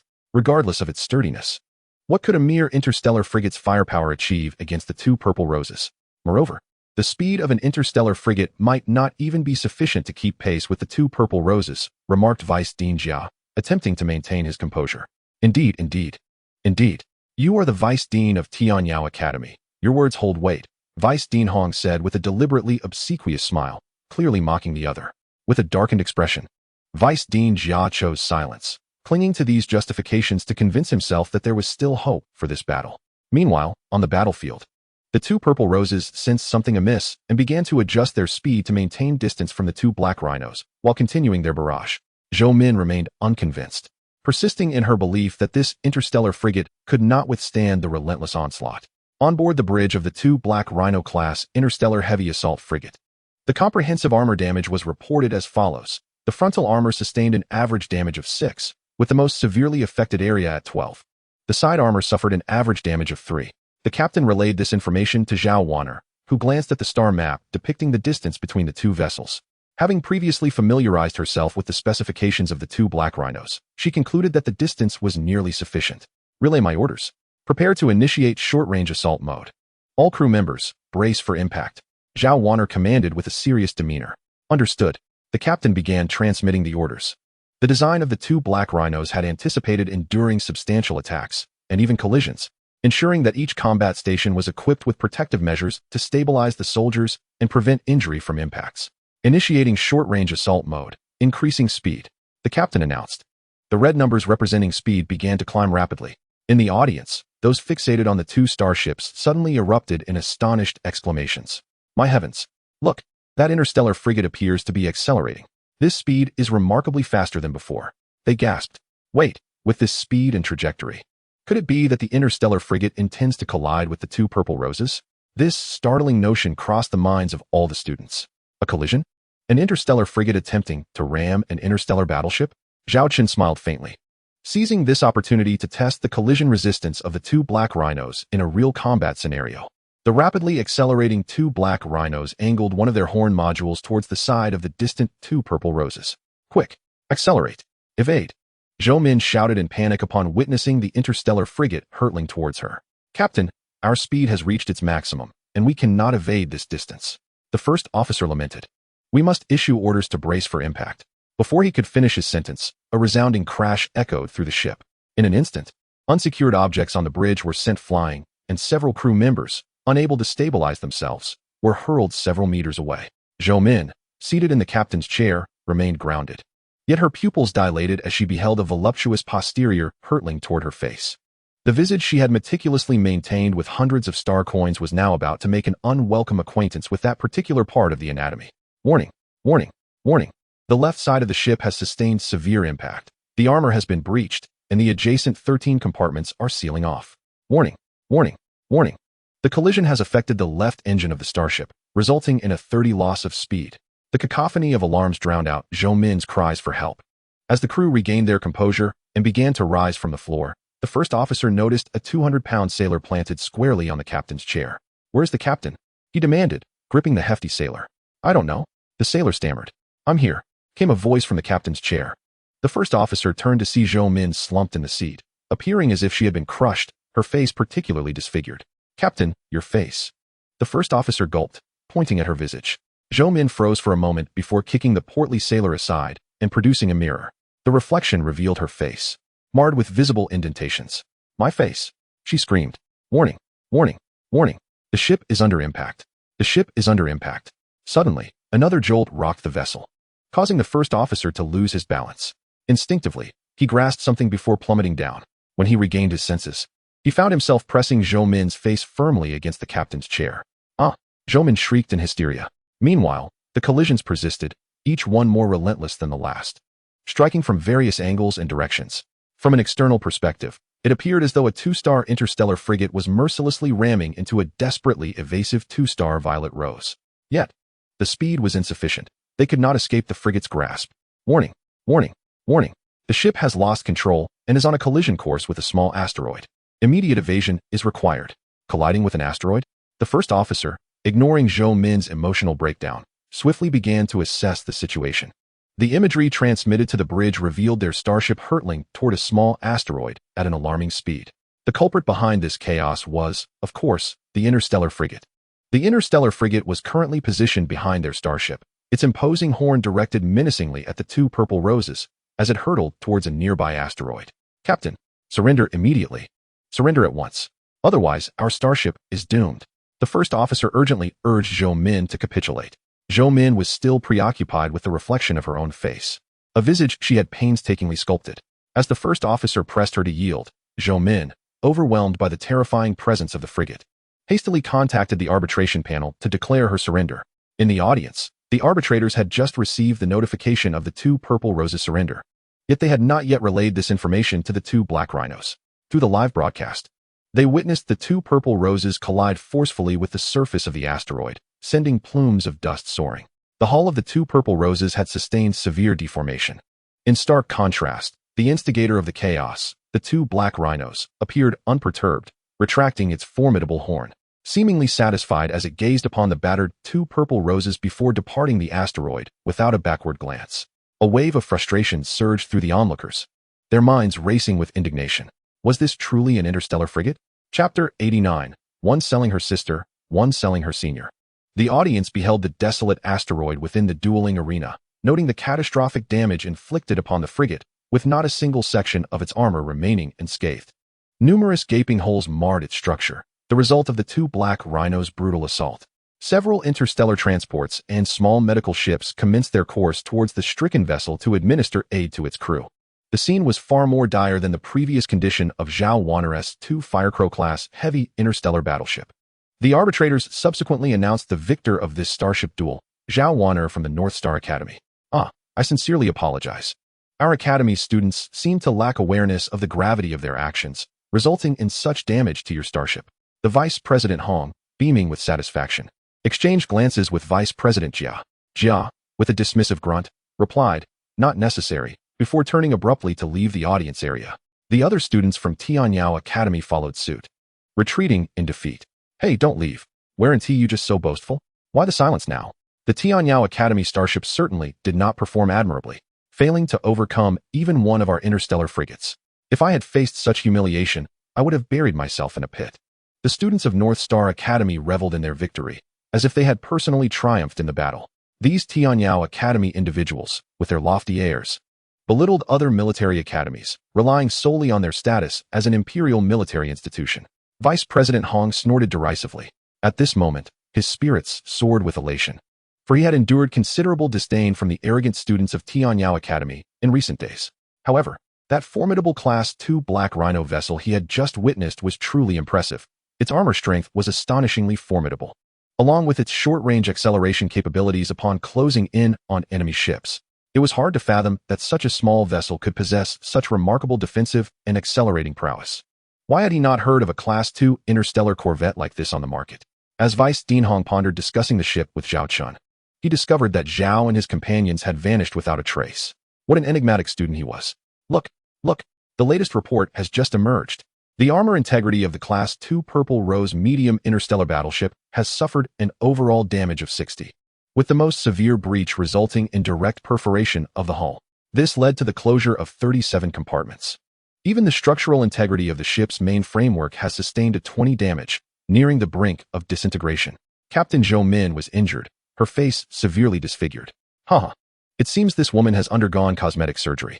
The entire crew of the ship suffered grievously, 7 dead, 26 severely injured, and 57 with varying degrees of wounds. Estimates suggest that the repair cost for the Class II Purple Rose will reach an astonishing 3 million star coins. That's nearly enough to purchase a brand new Class II interstellar corvette or destroyer. As Zhao Chen and his companions made their way to find Zhao Wanner, Shui Xiaoxiao enthusiastically recounted the details of the starship duel. Old Zhao, this interstellar corvette is incredible. With just a few collisions, it left the Class II Purple Rose in shambles. Where did you acquire such a magnificent vessel? Li Wei inquired, curiosity gleaming in his eyes. Want one? Zhao Chen countered, not directly answering. Li Wei was taken aback, then nodded vigorously. Who wouldn't want such a remarkable interstellar corvette? It can even stand up to interstellar battleships in a one-on-one. When I have the time, I'll arrange one for you, Zhao Chen replied. Though he currently lacked such production capacity, constructing a Class II Black Rhino in the future would be a trivial task. Really? Brother Zhao, you are like a real brother to me, Li Wei exclaimed, momentarily distracted from investigating the ship's origins as he began to envision himself owning such an interstellar corvette. Brother Zhao, you are still single, right? Have you considered my sister? Although she has a bit of a temper and is somewhat older, lacking the softness of a girl, she is indeed a stunning beauty. Zhao Chen chuckled in disbelief. You would trade your sister for just one interstellar corvette? Brother Zhao, if you could get me a Class II Black Rhino, I might also consider it, Shui Xiaoxiao teased. I'll provide you with Senior Su Lan's contact information, her measurements, and preferences. All the intel that Han Tianwang promised me in exchange for nothing. Here we go again. Someone trying to sell their senior sister, Zhao Chen remarked. Aren't you fond of massive ships and cannons? How could such a starship possibly catch the eye of a lady like you? He jested, playfully teasing Shui Xiaoxiao. Shui Xiaoxiao chuckled and remarked. I now realize that what you said earlier does hold some truth. Indeed, having a firmer stance can be quite advantageous. Of course, my preference still lies with colossal ships and mighty cannons. Just imagine, when my massive cannon is paired with a small artillery piece. Wouldn't that be exhilarating? As for the two individuals who were solely fixated on starships, even to the extent of sacrificing their elder sister and senior classmates, Zhao Chen could only offer a moment of silence for their siblings. In the short term, I lack the capability, but when resources become available in the future, I will consider you two first, Zhao Chen promised. Such a vessel cannot be too expensive, can it? Li Wei inquired tentatively. His family had recently procured a Hyena-class medium interstellar destroyer for him, and if the price were exorbitant, it would be beyond his means. It's not expensive. The market price will not exceed 3 million star coins, and I can offer you a discount, Zhao Chen replied. This was indeed the truth. The profit margin for a Class II starship typically hovers around 20 times. For instance, a Hyena-class medium interstellar destroyer, priced at around 4 million star coins, only costs about 200,000 star coins to manufacture. However, Zhao Chen's Class II Black Rhinoceros is quite exceptional. If sold, a profit of 30 times would not be unreasonable. Perhaps the only drawback is its lack of firepower. Before long, the trio arrived at the docking area of the Black Rhinoceros. Li Wei and Shui Xiaoxiao eagerly circled the starship. Wow, it's truly devoid of any significant damage. There are minor abrasions, but the only substantial damage is this wound, 50 centimeters in diameter and 10 centimeters deep. Li Wei exclaimed. Wow. Shui Xiaoxiao stood at the bow of the ship, gazing up with sparkling eyes at the gleaming dark horn.